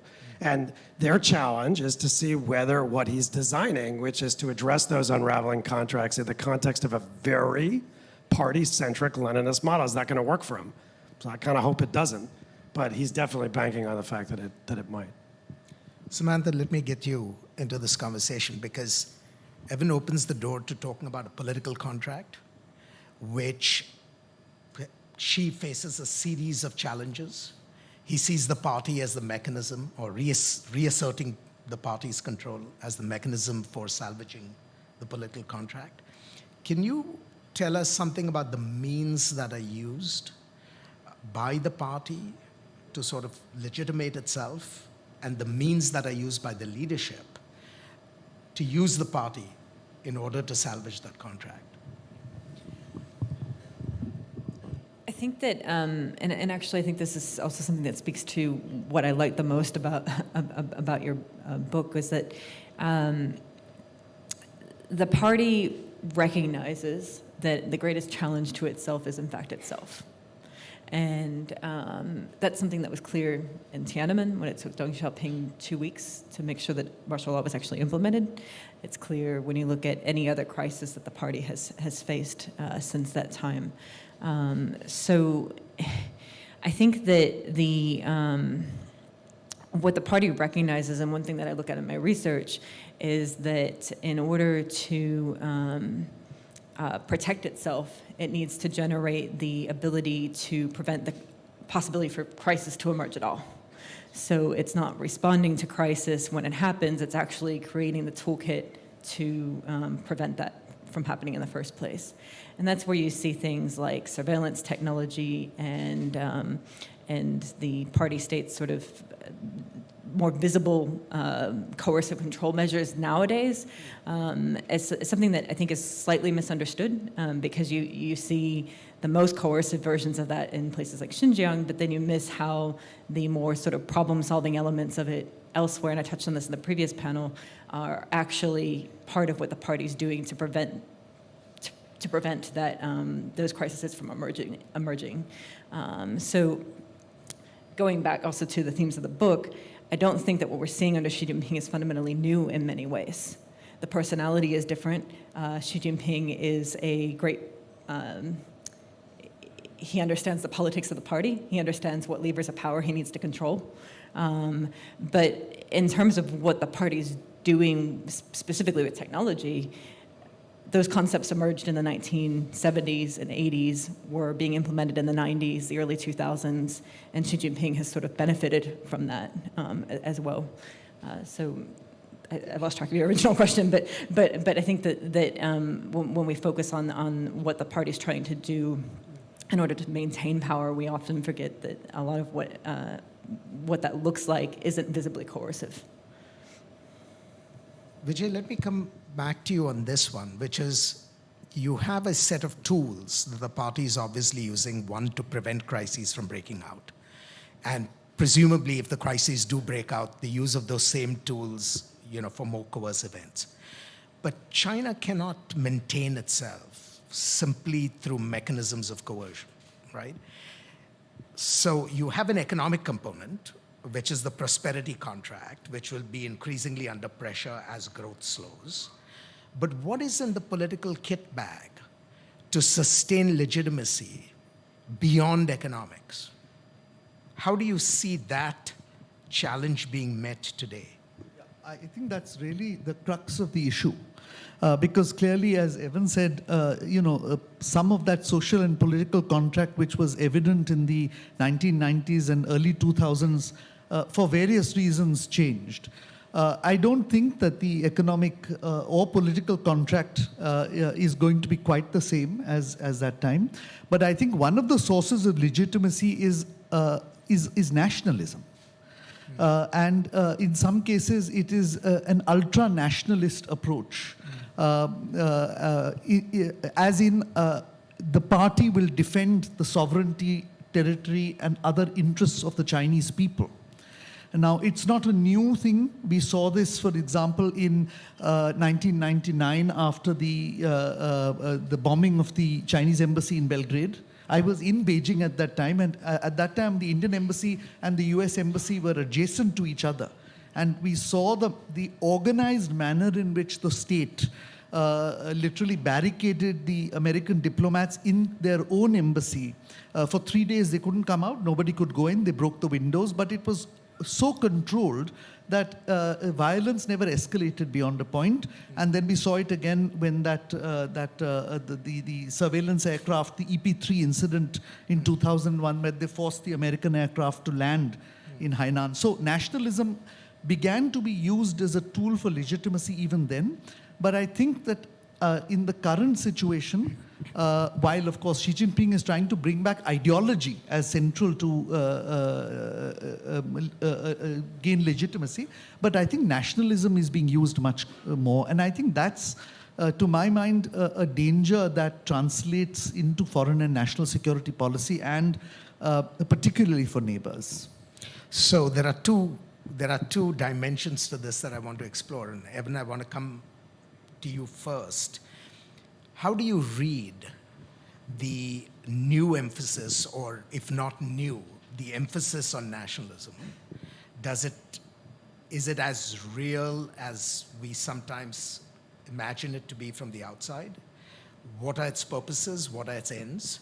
And Srinath, when you think about the broad scope of China's relations, particularly with India, and the recent crises with India, how do you read the role played by nationalism? In fact, I want you to actually go back to the 60s and, starting with the 62 crisis. How do you see nationalism playing out in the relationship with India, all the way down to the developments of 2020? But hold that thought for a moment, and Evan, if you could. That's a hard question. I mean, honestly, I don't think the issue is Chinese nationalism, which, as Vijay said, is not new. We've had 100 years of Chinese nationalism. It's the way in which the Communist Party manipulates traditional notions of nationalism that date back to the Qing dynasty. And the themes are pretty consistent. It's the greatness of the Chinese nation. It's making China less vulnerable to foreign coercion and pressure in all of its dimensions. It's a China that can exercise not necessarily hegemony, but influence in its neighborhood. And it's, restoring what many Chinese have viewed for 100 years as China's rightful place on the world stage. Now, none of that is new. But what's new is the specific ways in which the party manipulates that. And the party does manipulate it. It manipulates in patriotic education. It manipulates it in these campaigns. All of Chinese governance is like campaign-style governance. So this governance campaign is focused on what Xi calls the great rejuvenation of the Chinese nation, right? And the rejuvenation is supposed to be, I guess, complete by 2049, right? The 100th anniversary of the People's Republic of China. So, at the simple level, it's not hard to understand the idea of rejuvenating the Chinese nation. But rejuvenation in this context is very much linked to the aims of the party, and to the greatness of the party as she sees it. So I think that's where the dangers come in. And that's what we have to watch as foreigners who don't want to get on the wrong side of that. But the nationalism itself and the themes around it aren't necessarily new. It's the specific manifestations of what rejuvenation means and the implications of that for the interests of others, which frankly, nobody wishes China ill. Don't want the Chinese, who wishes the Chinese people to be weak and poor? Nobody. But the point is when the rejuvenation gets crosswise with the interests, goals, sovereignty, and more of neighbors, which sets up Srinath, but frankly of countries farther afield, including the United States, my own country. That's where the problems come in. Yeah. Does that make sense? Yes, it does. And it's actually the perfect cue because as you think of these challenges as a historian, say over a 40, 50-year period, do you see these variations in the way nationalism is expressed? And is there some correlation between the variations of expression and external behaviors? And then what does that mean for a country like India, which is next door to China? No, I mean, much more than nationalism, I think, Chinese domestic politics has had an impact on the way that China has dealt with India. I mean, 1962 being a particularly sort of, important case in point. There's an inner party struggle going on there. Mao Zedong wants to look at various ways of coming back to the sort of center stage of politics. And the whole sort of campaign against India is one vehicle through which he does that, right? I mean, but is that a straightforward story of Chinese nationalism? I'm not so sure. In fact, I would go so far to say that even the way that the Chinese think about the boundary dispute with India in those early years, it's actually Indian nationalism which is much more noticeable in the way that the Indians approach the question of the boundary. For the Chinese, it's a question of saying that these are, unresolved issues coming out of imperial sort of treaties, which we have to just set aside and do things de novo. Whereas, actually speaking, it's India whose, I think, nationalism is much more guiding its foreign policy, especially on the boundary question, particularly in the early years. Then, of course, you go through a period where these things take the back seat. But again, I mean, if you look at particularly what's happened in the very recent years, over the last 2 or 3 years, I think the way that the boundary question, the Galwan clashes and other things have been portrayed within China, in the Chinese media, including recently in terms of, the way that particular individuals have been played up, etc. That suggests a very different way of thinking about the boundary question. There was a long time, and I'm sure you have experienced this as well. You would meet somebody from China and they would say that, we knew nothing about the Sino-Indian War of 1962 because it never had any kind of domestic salience and so on. At least that was the narrative that was there. But I think that no longer holds, and that maybe speaks to one of the points that both Evan and Ambassador Gokhale are making, which is that perhaps it's a certain kind of manifestation of nationalism at a certain moment, which makes things interesting. Again, I mean, if you go back to the point at which this book begins, right, which is 1989, and Deng Xiaoping and Rajiv Gandhi and so on. I mean, there too you could say that there's a clear sense that, listen, yes, there are difficult issues, but there are many other difficult challenges that both countries need to sort of work towards. So the best thing is to kind of put more difficult things on the back burner and move ahead. So in the long run, I would say that actually speaking, Chinese nationalism has not been that important beyond the fact that Evan mentioned, which is that Chinese nationalism is an integral part of revolutionary China. I mean, I don't think you can think about communist China without quite taking into account the background, which is, I mean, at the end of the day, the most important thing, perhaps in Mao Zedong's own lifetime, the breakup of the partnership with the Soviet Union happened because of Chinese nationalism, right? I mean, so Chinese nationalism has been a very central force in the way that revolutionary China has operated. But I don't think in the long durée of history, we have seen it playing out in relations with India in quite the way that it now seems to be surfacing. And I'd be interested to see what the consequences might be.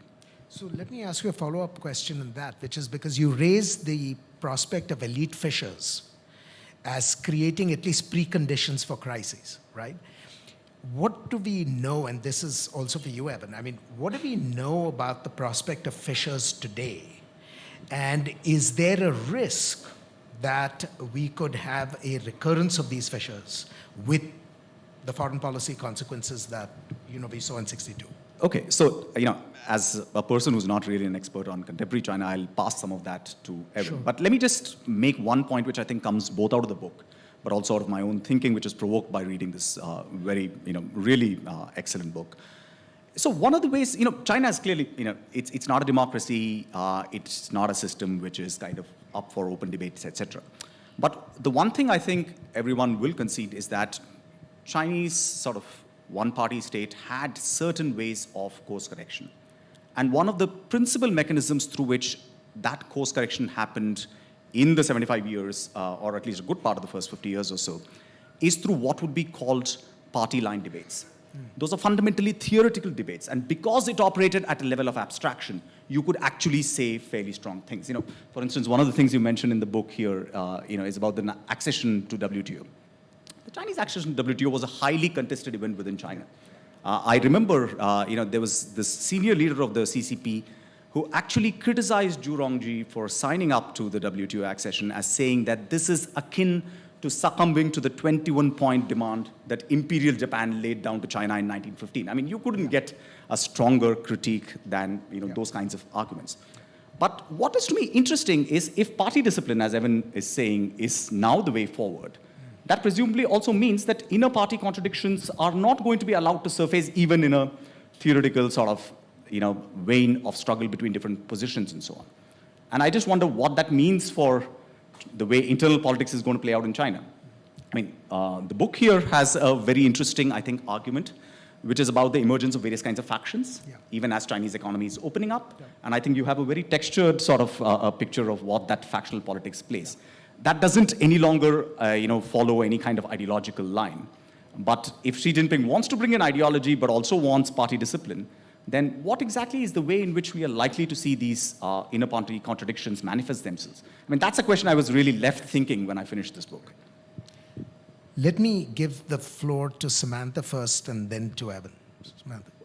On the fissures question, I think that the one bit of power, the one lever of power that Xi Jinping hadn't clearly controlled before the Party Congress, and perhaps it's a little bit less ambiguous now, but is the families, the senior families in the CCP. He destroyed quite a few networks, obviously, but there were, ahead of the Party Congress, a number of indications that that was the one lever of power that he didn't have firm control over. And we still, I mean, perhaps it was worth questioning at the time, the weeks before the Party Congress, well, what does that look like for Xi Jinping moving forward? So I think that's still a question that's left open, especially with the protests that we're seeing unfold at the moment. But he controls the PLA. I think it's fairly reasonable to say. Ministry of Public Security. Trying to think of the right word here, the propaganda department, the pen. So the one that he doesn't clearly control still are those elite families in the CCP. I mean, more so than any. It's clear that he does enough, but that's one bit of resistance. So I would divide my response to that, Ashley, into two parts. So one is, how do we think about fissures in the party? But then the second is, what are the feedback mechanisms that might produce debate in the first place? So on the fissures, I don't think it's helpful to talk about fissures in a general way, right? Because there's at least three kinds of fissures that I can think of just off the top of my head, right? There's personnel fissures, who gets which job? My guy, your guy? They're all guys, by the way. So my guy, your guy, literally, not just metaphorically.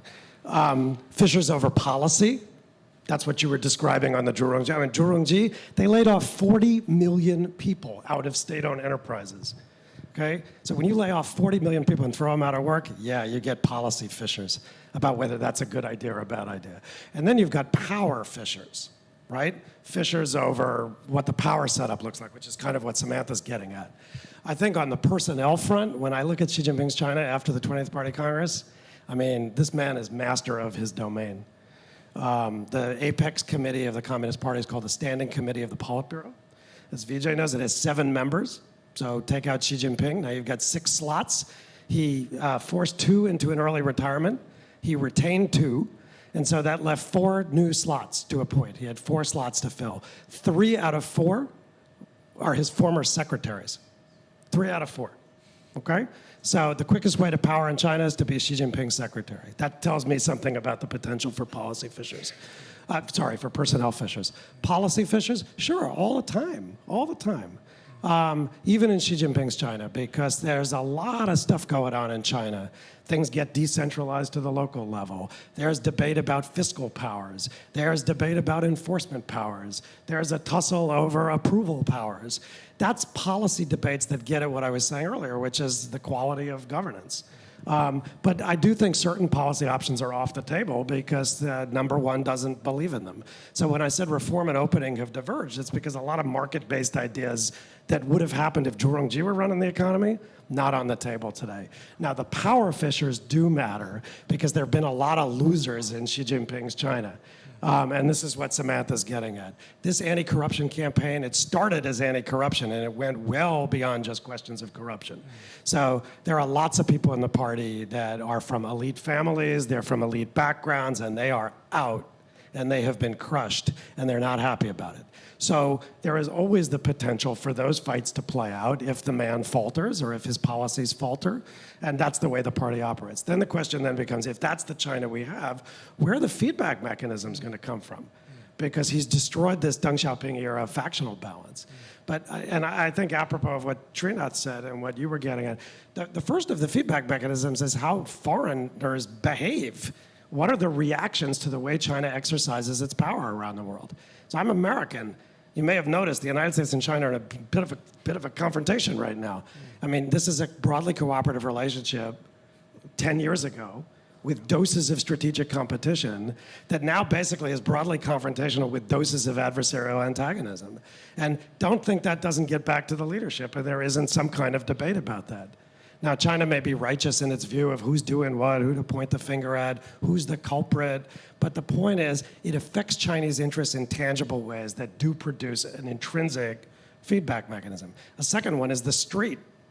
And I don't know if you've been watching the news lately, but there are people out on the streets in China, in, as Vijay said, multiple cities simultaneously. So this is a system that's very well set. It's very well set up for one-point coercion. They whack the usual suspects. They solve the problem locally. It's very brittle in the face of simultaneous multiple crises. Now, I don't personally think this one is going to turn into that, but the point is that's a feedback mechanism that has produced bad policy decisions at the top in the past. Witness 1989, for example. And then there are other things that go on in the party. So there is feedback, but the problem is the more, the more dramatic and less regularized and less institutionalized the feedback mechanisms are, the more likely you are to get crisis. And that's when the power fissures might come into play. Samantha, let me ask you a question about, it makes sense for the regime to prevent crises from sort of gathering steam to begin with. But once these crises become manifest, how does the regime think about managing them? What are the instruments of play, and to what degree can those instruments be manipulated to get the outcomes they want?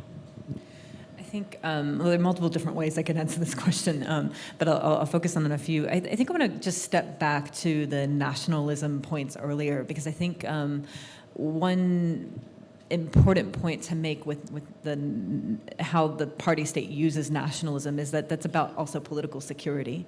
And when you're thinking about the way that the party addresses and thinks about crisis, if political security is lost, it doesn't matter when the crisis emerges, the party may lose in the end, because politics is at the core of its state security concept, national security concept.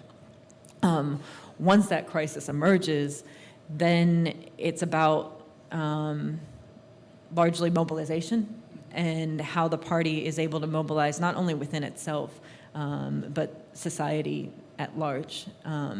And that's where you see, it's interesting to look at the way that China has responded to COVID compared to previous crises. Obviously, you can point to a lot of faults, as the current protests illustrate. But then at the same time, there are aspects of the response where you can see something like technology tools not necessarily solving the party's ability to respond to the crisis, but improving its ability, especially over time. If the party survives this crisis, then it's learned something and can apply that in the next crisis. So one thing I looked at a little bit, and this is slightly out of date because I haven't researched it much in the last several months, but I remember at the beginning of COVID-19, I was looking a little bit at smart cities and noticed that the personnel tracking or tracking of specific individuals that was taking place anyway as part of the smart city surveillance, Tibetans, Uyghurs, other individuals, criminals, those systems seem to be the ones that were being applied to the COVID-19 health code apps. And so there's sort of a thinking around how how you can leverage normal management and normal problem-solving technologies or tactics and use those to streamline crisis response. Again, there's a number of ways I can answer that, but I think that the one thing to keep in mind is that the party tries its very best to ensure that that political security element is there and makes response. If you don't have that, response can fail no matter what. At the very least, they never forget the security aspect of it, right? I want to before I come to the floor, I want to address a question that you have some tantalizing remarks about in the book, which have to do with the history of India-China negotiations. You've been party to some of these negotiations, and I want to bring Srinath in as well, because what you tell is a story post-1987 of a moment of promise that at least provided some reason for hope that there would be a managed solution to the border dispute which has been vexing both sides since the 40s. And then that moment of hope disappears, and the demands that appear to be levied by the Chinese on India become even more sort of burdensome. Can you start by giving us a sense of what you think changed to account for that shift? And Srinath, you've looked at this in excruciating detail yourself. I want you to, tell us whether you agree with Vijay's assessment, or add anything to that assessment if you agree with it. Because this is a live issue that, I suspect is going to remain with us for a while. Vijay. So the moment of hope occurred because I think towards the end of the Cold War, both countries found themselves in a very different situation. From our perspective, the West had made up with China. And the Soviet Union's Mikhail Gorbachev was already signaling to the Chinese that he wanted to normalize relations. So we didn't have any wiggle room. And therefore, we had to adjust our policy as well. From the Chinese perspective, the Tiananmen incident was a big development because China faced Western sanctions. And therefore, in a unipolar world, the peripheral security became important, and India was a very important part of that periphery, the vulnerable southwestern part of China, Tibet Autonomous Region, largely borders Nepal and India. So I think that moment of hope was because of certain international circumstances. But I think almost immediately after the Cold War ended, both countries turned westward. So China pursued technology, talent, and money from the West. India also subsequently under Prime Minister Narasimha Rao pursued a reform policy which meant an improved relation with the United States and with the West. My own sense was that therefore, certainly in the Chinese eyes, India fell lower and lower in the list of priorities. I don't believe this was the case with us. We always, whenever foreign policy was crafted in those 20 years between 1990 and 2010, and we had a number of different governments, China was always placed as one of the central points in that. I don't mean as necessarily as a friend or as an adversary, but as a central point. I think in the case of China, India just fell lower and lower in that list of priorities. When we had our nuclear tests for a brief period. Vijay, was that also because by this time the asymmetries in power between the two countries were becoming more and more manifest? But that's only after 2000. In the 90s, it was essentially a lack of interest in India because they are pursuing other goals. And then when the nuclear tests happened, they woke up and there was a period of brief but intense engagement leading to Prime Minister Vajpayee's visit in 2003. But then the differential kicked in. There's huge growth in the economy and in the military capability. And my sense is that by 2007 or 8, the Chinese made two assumptions. One, that we would never be able to catch up because they were growing at 10% on an economy of 5 trillion and we were growing at 7% on an economy of 1.2 trillion.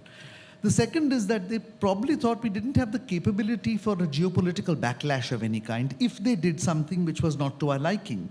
And so they started to issue stapled visas for citizens of India from Jammu and Kashmir and Arunachal Pradesh. They started calling Arunachal Pradesh South Tibet. They tried very hard, and of course you know this better than anybody else, what they did in the nuclear suppliers group in 2008 before the United States stepped in and got India that waiver. And there are a number of other things, including the Mumbai terrorist attack, where even though a Chinese citizen was killed, and I was present when we played the tape to Yang Jiechi, the foreign minister, where the Pakistani handler is telling the terrorists to kill all foreigners, including Chinese, but they did not allow the listing of Masood Azhar in the UN Sanctions Committee. And all this was because they didn't fear that India had a capability for geopolitical backlash. And I think that's really the problem. But I mean, Srinath, I'm sure, has his own view on this. Srinath? Well, I mean, if you were to sort of focus on the boundary question itself, right? I mean, I think you're right that yes, the 1990s was a period when there is a certain kind of modus vivendi. But to me, I would say, just putting on my hat as a historian, is that I would actually say the Vajpayee visit of 2003 really was perhaps the moment when there was a real prospect for a breakthrough. Because for the first time, India actually accepted a Chinese proposal to take an overall view of the boundary dispute and comprehensive package settlement, which was something we had been refusing to countenance since 1960, when it was first put forward by Zhou Enlai to Jawaharlal Nehru. So I think that was a very important period that led to the appointment of an explicitly political process through the special representatives. Again, I have no offense to Indian diplomats and decades of diplomacy on behalf of boundary negotiations, but these were supposed to be explicitly political. Dai Bingguo, who's the Chinese special representative, is actually on the record as saying that the change of government in 2004 led the Chinese to sort of reassess what the prospects of a settlement would be, because they believed that a Congress party government would not, because of historical baggage and other reasons, be willing to do it. Now, that may just be rationalization. I think certainly we were seeing power differentials on the ground. I mean, I still remember, it was in 2000 that the Chinese constructed a 6-lane highway between Chengdu and Lhasa. And that meant that, and I was a junior officer in the Indian Army, but, you had to really start rethinking all your existing military plans, because the Chinese could now do mobilization in one season. They didn't have to do a 2-season mobilization. So the game was changing quite rapidly even on the ground. And I think that's where what Ambassador Gokhale is saying, I would agree with it. I think the Chinese came to a judgment, perhaps not incorrectly, that they had now, a great divergence was kind of playing out, and that they did not have much to fear from what India could do, except perhaps the India-US angle, which they, I think, have retained concerns about consistently, which you know as well. And I think the Bush administration that way was wise to some of those concerns and allowed India to sort of, play a role which I think in the longer run would enable to balance against China in a broader sense. But certainly, yes, I think from about 2005, there is a very clear sense that the Chinese do not want to really even use the opportunity which was opened up by the special representative process. Now, again, I do not want to make it seem as if the ball was entirely in the Chinese court. I mean, again, as a historian, I believe that no government of India has really looked very hard about what it would be willing to do in order to get a boundary settlement politically. Because it's a difficult question. But I don't think things ever got to that point with the SR process, partly because the Chinese just decided that, you would put it. And again, I mean, the LAC, line of actual control clarification, which is something they signed up to in the 1990s agreements, was something that they reneged from. Prime Minister Modi, on his first visit to China, publicly stated that this is something that has to be done in order to get some degree of predictability along the line of actual control. But the Chinese have never sort of said yes to any of those negotiations. So I think it's fair to say that there was a moment, but that moment was allowed to pass simply because the Chinese believed that time was on their side. I mean, whether it really was or not, only time will tell. So let me ask you one last question before I invite interventions on the floor, and that has to do with this intriguing development of the principles that they agreed to with respect to an eventual settlement. And it had tantalizing ideas like taking into account, the status of populations and so on and so forth. What accounted for that shift? Why did that come about? And two, what accounted for the resiling from that agreement a few years later? Yeah, so let me give my take, and I'm sure Ambassador Gokhale has a more informed view. So what accounted for that was, I think, quite clearly the fact that the United States and India were pushing towards a civilian nuclear deal. So in 2004, the Chinese not just wanted a boundary sort of, principles, kind of political parameters settlement, but actually wanted a strategic partnership between India and China, an announcement of which was also made around the same time. These two things happened together. The political parameters itself was, I think, something that the Indian negotiators could actually, I think it's a feather in their cap, because they managed to get certain kinds of provisions which could be interpreted, but as always, the ambiguity in these things can be played out.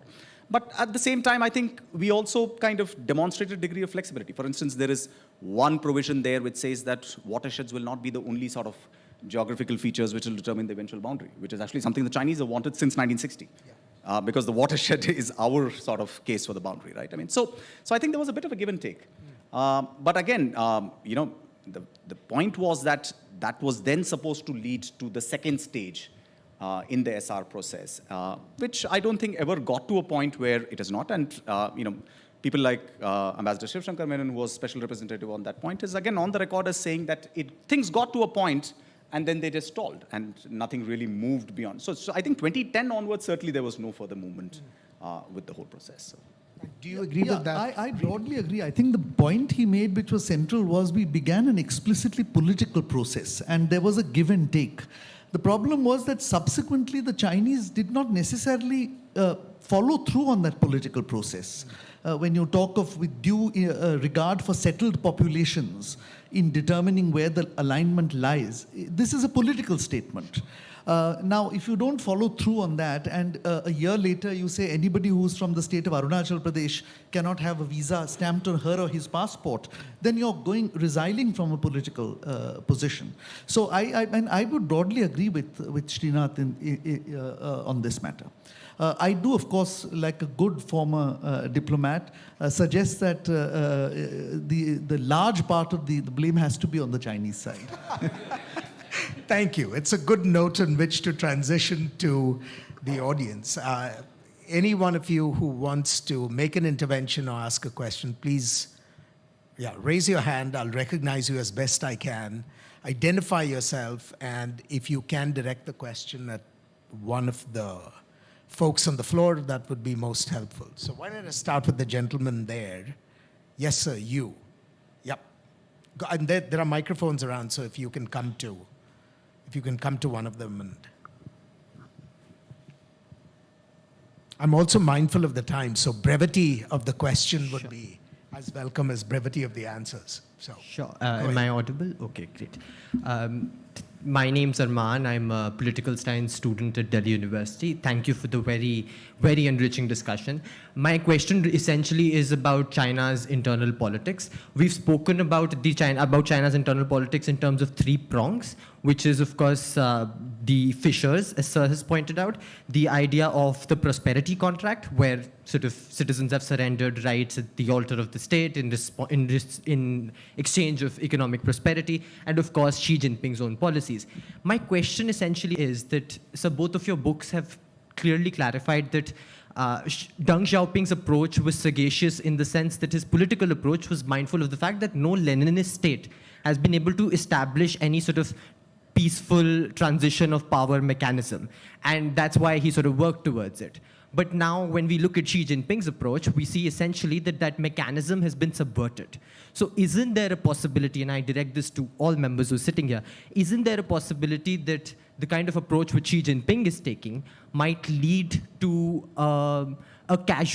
might lead to this sort of his own political dominance becoming a casualty in this particular one-party state because of how he is going about, and as Sir said, there is a lot of resentment even within elite families towards his rule. So won't this idea of dominance which he has sort of established there, won't it become a casualty of the kind of approach which he's taking? I mean, Evan should weigh in on this, but my own sense is that there is, I mean, China has been a Leninist state even under Deng Xiaoping.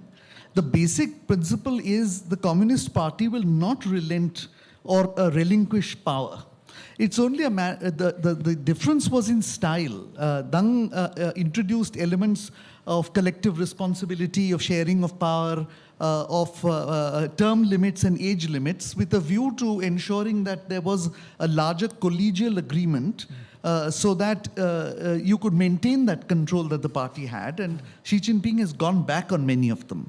So yes, certainly, I'm sure this change in age and term limits and so on makes him vulnerable in the sense that now all responsibility will be pinned on him in case something goes wrong.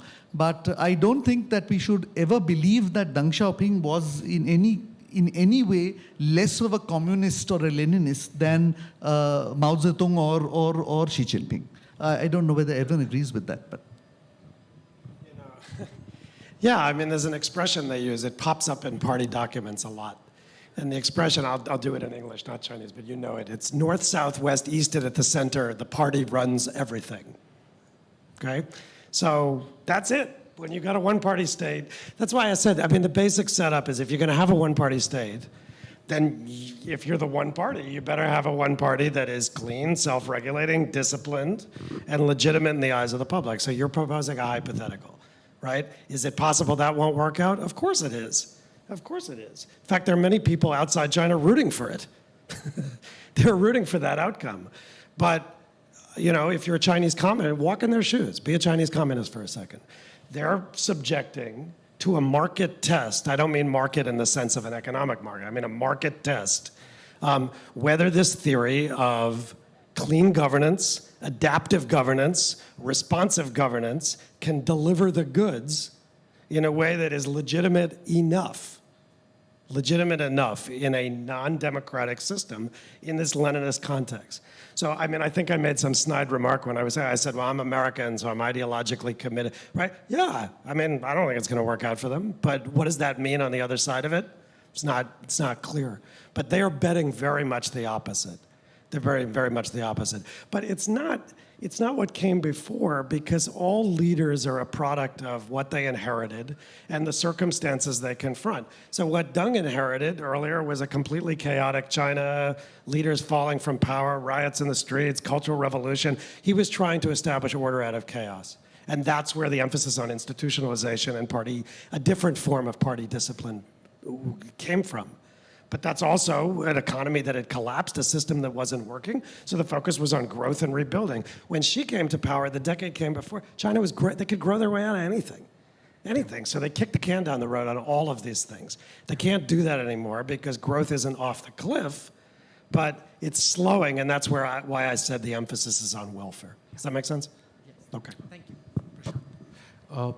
Srinath, I wanted to go back. Prashant Jha, I'm with the Hindustan Times. Srinath, I wanted to go back to that period between 2003 and 7 that you were talking about. Was the India-US strategic partnership, the defense agreement was signed, the negotiations for the civilian nuclear deal with Ashley was so closely involved started. Was that a consequence of China shifting goalposts, or was that a cause for Chinese belligerence that we have seen? That's the first question. The second question, which is that if the boundary settlement was framed by the Chinese as an unresolved issue left from history and is now being used as a tool for domestic nationalist mobilization and is being framed within the context of sovereignty, does that make the boundary dispute intractable? Okay, so, let me answer the second question first.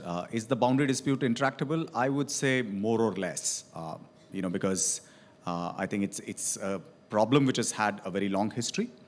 The Chinese have a track record of settling boundary disputes only when they feel that situation is either extremely unfavorable or is favorable for them. I don't think either of those conditions is likely to obtain anytime soon. So I think this is a problem, that either we learn to manage or we will have to learn to endure. And I hope we will not have to endure. Now, on the question of the United States, I don't think it was either a cause or a consequence. I think both United States and both China and India, in the entire period that this book covers, actually, I think one of the things which comes out very clearly is both are grappling with the consequences of unipolarity in their own way. You're sort of moving towards sets of relations. You understand the United States is extremely important, but you also have your own equities that you're trying to protect, and you want to sort of make sure that you are able to emerge as a significant power center and as a developmental sort of state. And it's pretty much in that context that these things are happening. And of course, the Chinese understand what the consequence of a US-India partnership will mean as far as India is concerned, particularly in the broader Asian context. And I think they were wise enough. And as I said earlier, and Ashley's also written about this, I think the Bush administration was also very wise up to it fairly early on. From about 2002 onwards, I think they had a sense that, listen, India has to be, as part of several other countries in Asia, given that opportunity to rise up in order to be able to play a countervailing role against China. So I think these were things which happened more or less independently. I don't think the Chinese position on the boundary has ever been defined by what India's relationship with the United States was or wasn't. I think that has got its own logic. It's evolved at various points of time. I think the Chinese have shown indications to do, settlements which they believed were sort of, fair enough. You saw that in 1960, perhaps in 1980. But those were never acceptable to India because it just seemed like a very asymmetric kind of a deal which was being put on the table. So I think till such time there is a situation where either the balance of power and the power gap closes in, or the Chinese feel a lot of geopolitical pressure of different kinds. I don't think you're going to look at a settlement of this. So if anything, I think the US angle is something that the Chinese are concerned about, and that makes it all the more reason that India will pursue that relationship to its logical conclusion. So, Hello? Yeah, okay. So my name is Rijul Sachdev. I'm a GTS Young Ambassador from IIIT Bangalore. And my question is to the panel in general. So actually it has two parts. So the first part is, at the risk of sounding a little stupid, how different do you think, I forget the Mandarin term you used for it, but the reform and the opening up of China is from Gorbachev's Glasnost and Perestroika? And why did it work in one case and not so well in the other? And since this is a technology summit, I wanted to bring some technology into it. So at the MIT Media Lab, also in the Changing Places group, people have been tracking citizens by their cell phones and plotting them on a map, right?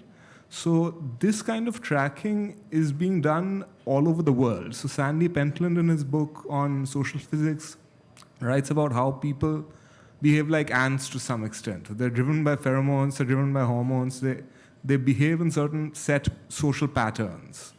So in that context, how would you describe the difference between, I mean, I know it's a stretch to put US and China in the same bucket, but how would you contrast the two in that regard?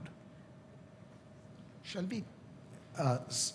I want to just give as many people a chance. So why don't we take another question as well, and then we'll come back to the panel. Samantha, if you could address that. Go ahead. Thanks. I'm Josh White. I'm at Johns Hopkins and Brookings. I have a technology question not related to pheromones, which is the Chinese state under Xi seems deeply concerned about its technological prowess and ambitions. And we tend to think in the present day very much about this being central to the party's understanding of its future.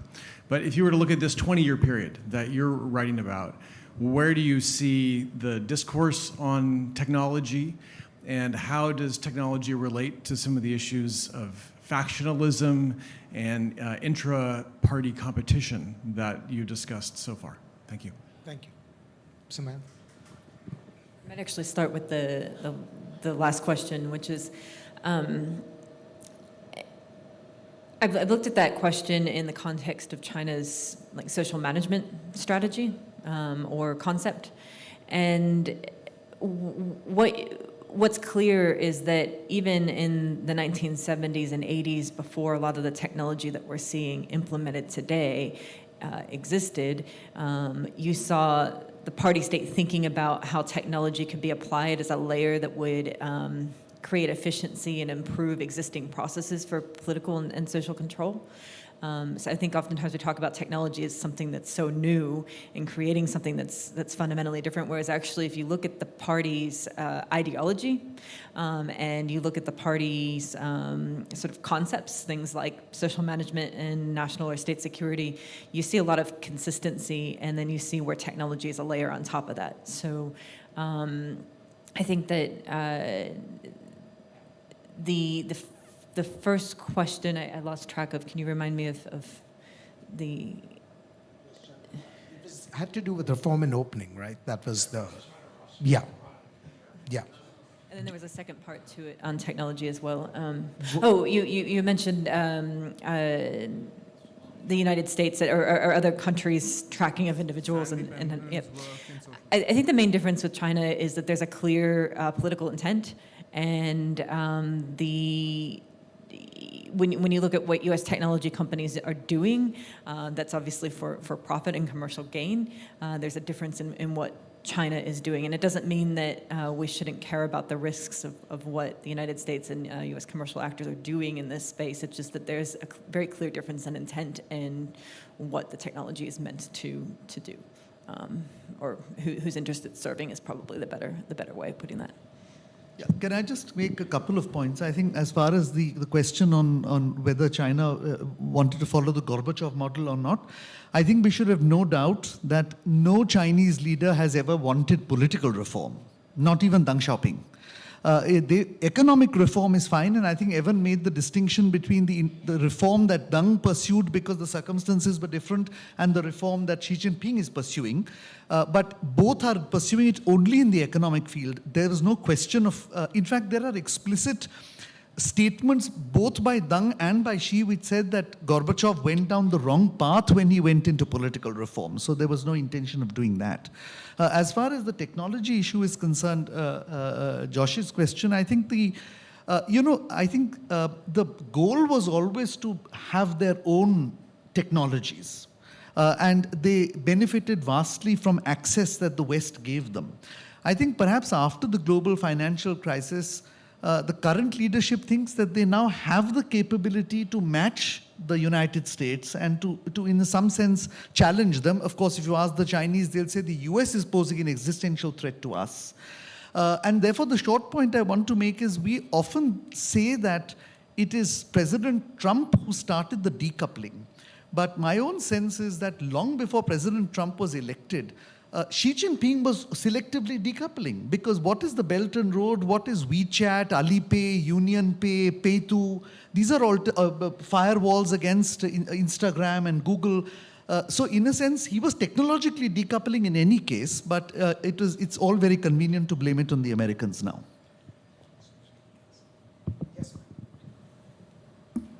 Am I audible? Okay, yes. I'm Dr. Geeta Kochar from Jawaharlal Nehru University. My question is to Ambassador Gokhale. actually, when we are talking about reform and opening up, most of the time we are actually talking from late 70s, that is 78 or 79 onwards. And probably 79 is where the democracy wall movement happened, which has resonance of the kind of protest that is happening against the leader. At that time, it was Deng Xiaoping, and today what we have is against Xi Jinping. So do you see Tiananmen incident as a slip in the growth of China, or the path to China took in terms of reform and opening up and the rise of China? Because the 10 years from 79 to 89 itself is also crucial because of early 80s, the successes the China was making. Thank you very much. No, I don't think it was. I think it was a consequence of the reforms and of certain downstream consequences, including the overheating of the economy, the worries that people had about getting jobs, and so on. And when that popular movement began, I think there was the splits within the party led to some people using the students and the other people participating in the demonstration for their own political ends. So, I mean, at least my perspective, and I bring this out in my first book, Tiananmen Square, The Making of a Protest, is that this was by no means a democracy movement. I know that many Western media at that time called it that, but I was there in the square for most of the time, and a number of my other colleagues were there. None of us ever thought that this was a democracy movement in the way that we would see, for instance, a movement for democracy, because I was in the university the year that the emergency was declared.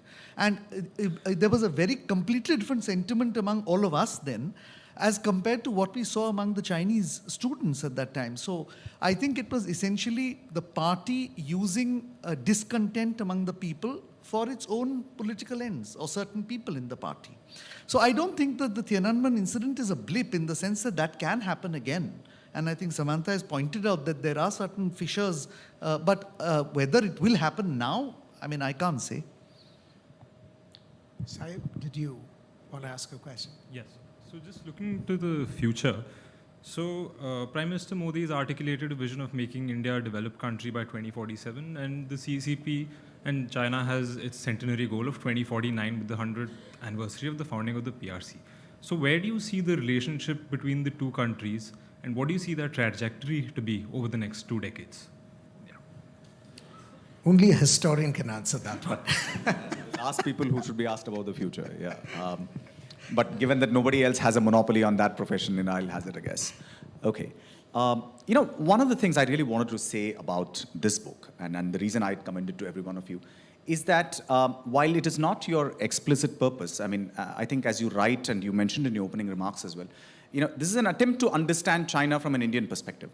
And I think one of the things that I was thinking about was, what does it even mean to say that we want to understand China from an Indian perspective? And my takeaway after reading this book was to say that, it puts the China story in a different contrastive and comparative light. Because much of that story is understood in contrast and comparison with the West, which is seen as normative in terms of its models of economic development, its models of political and social sort of development, and so on. Whereas when you see from the vantage point of India, the China sort of story then appears quite different. I mean, take one example. Both countries, as we've heard in this discussion, kind of started embracing globalization approximately at the similar time. Maybe the Chinese had 7-8 years of rural reform, which was quite beneficial in the 1980s. We came late to that bus. But nevertheless, the way that China has industrialized and the way that India has industrialized, very different. I mean, 93% of this economy is still not formalized. That's not the case with China, right? In China, less than 5% of rural households employ farm labor. 45% of Indian sort of farmers employ workers to work on their farms. So it's a very different sets of trajectories that these two countries have taken from that starting point. And I think what this book allows us to do is to look at that.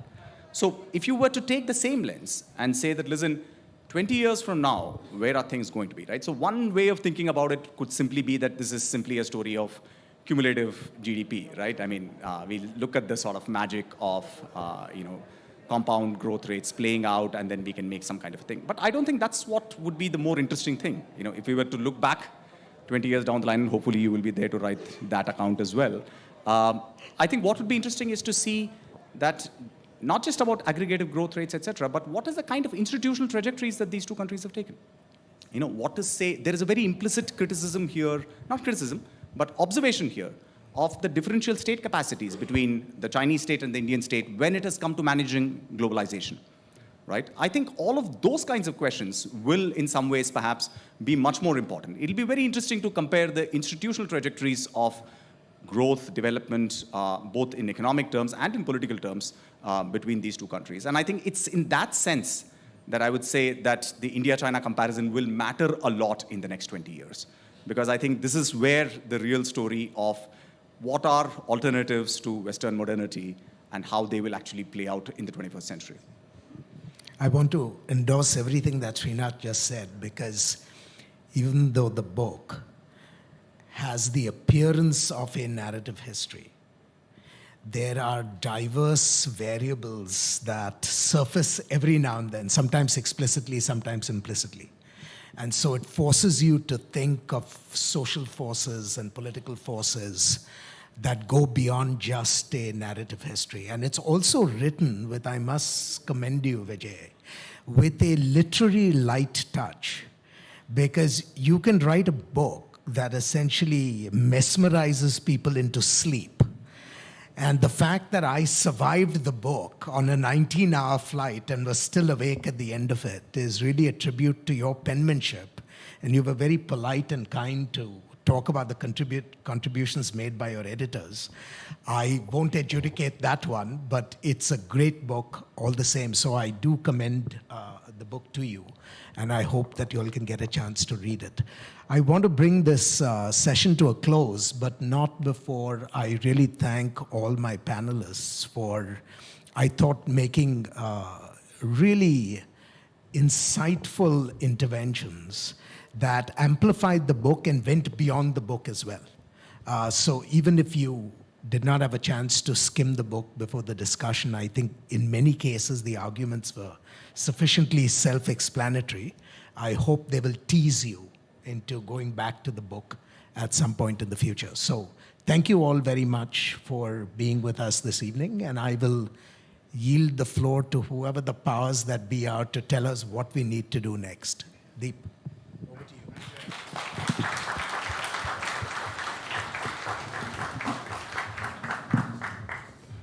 Thank you, Ashley. Thank you, everyone else, for that wonderful conversation. And with that, we come to an end to today's proceedings. Thank you very much for joining us. But before letting you all off, a quick note on day 3 of the Global Technology Summit. Tomorrow, on the first day of India's G20 presidency, we have a number of interesting sessions to look forward to on data democratizations, lessons from the Ukraine war, on the architecture for biosafety and biosecurity, and on sustainability and net zero ambitions. For more details on these discussions, you can scan the QR code on your badges, or you could even go to the Carnegie India website, or there are detailed agendas available outside. So thank you again, the panelists, Ashley, and everyone that is here, and please join us for dinner outside.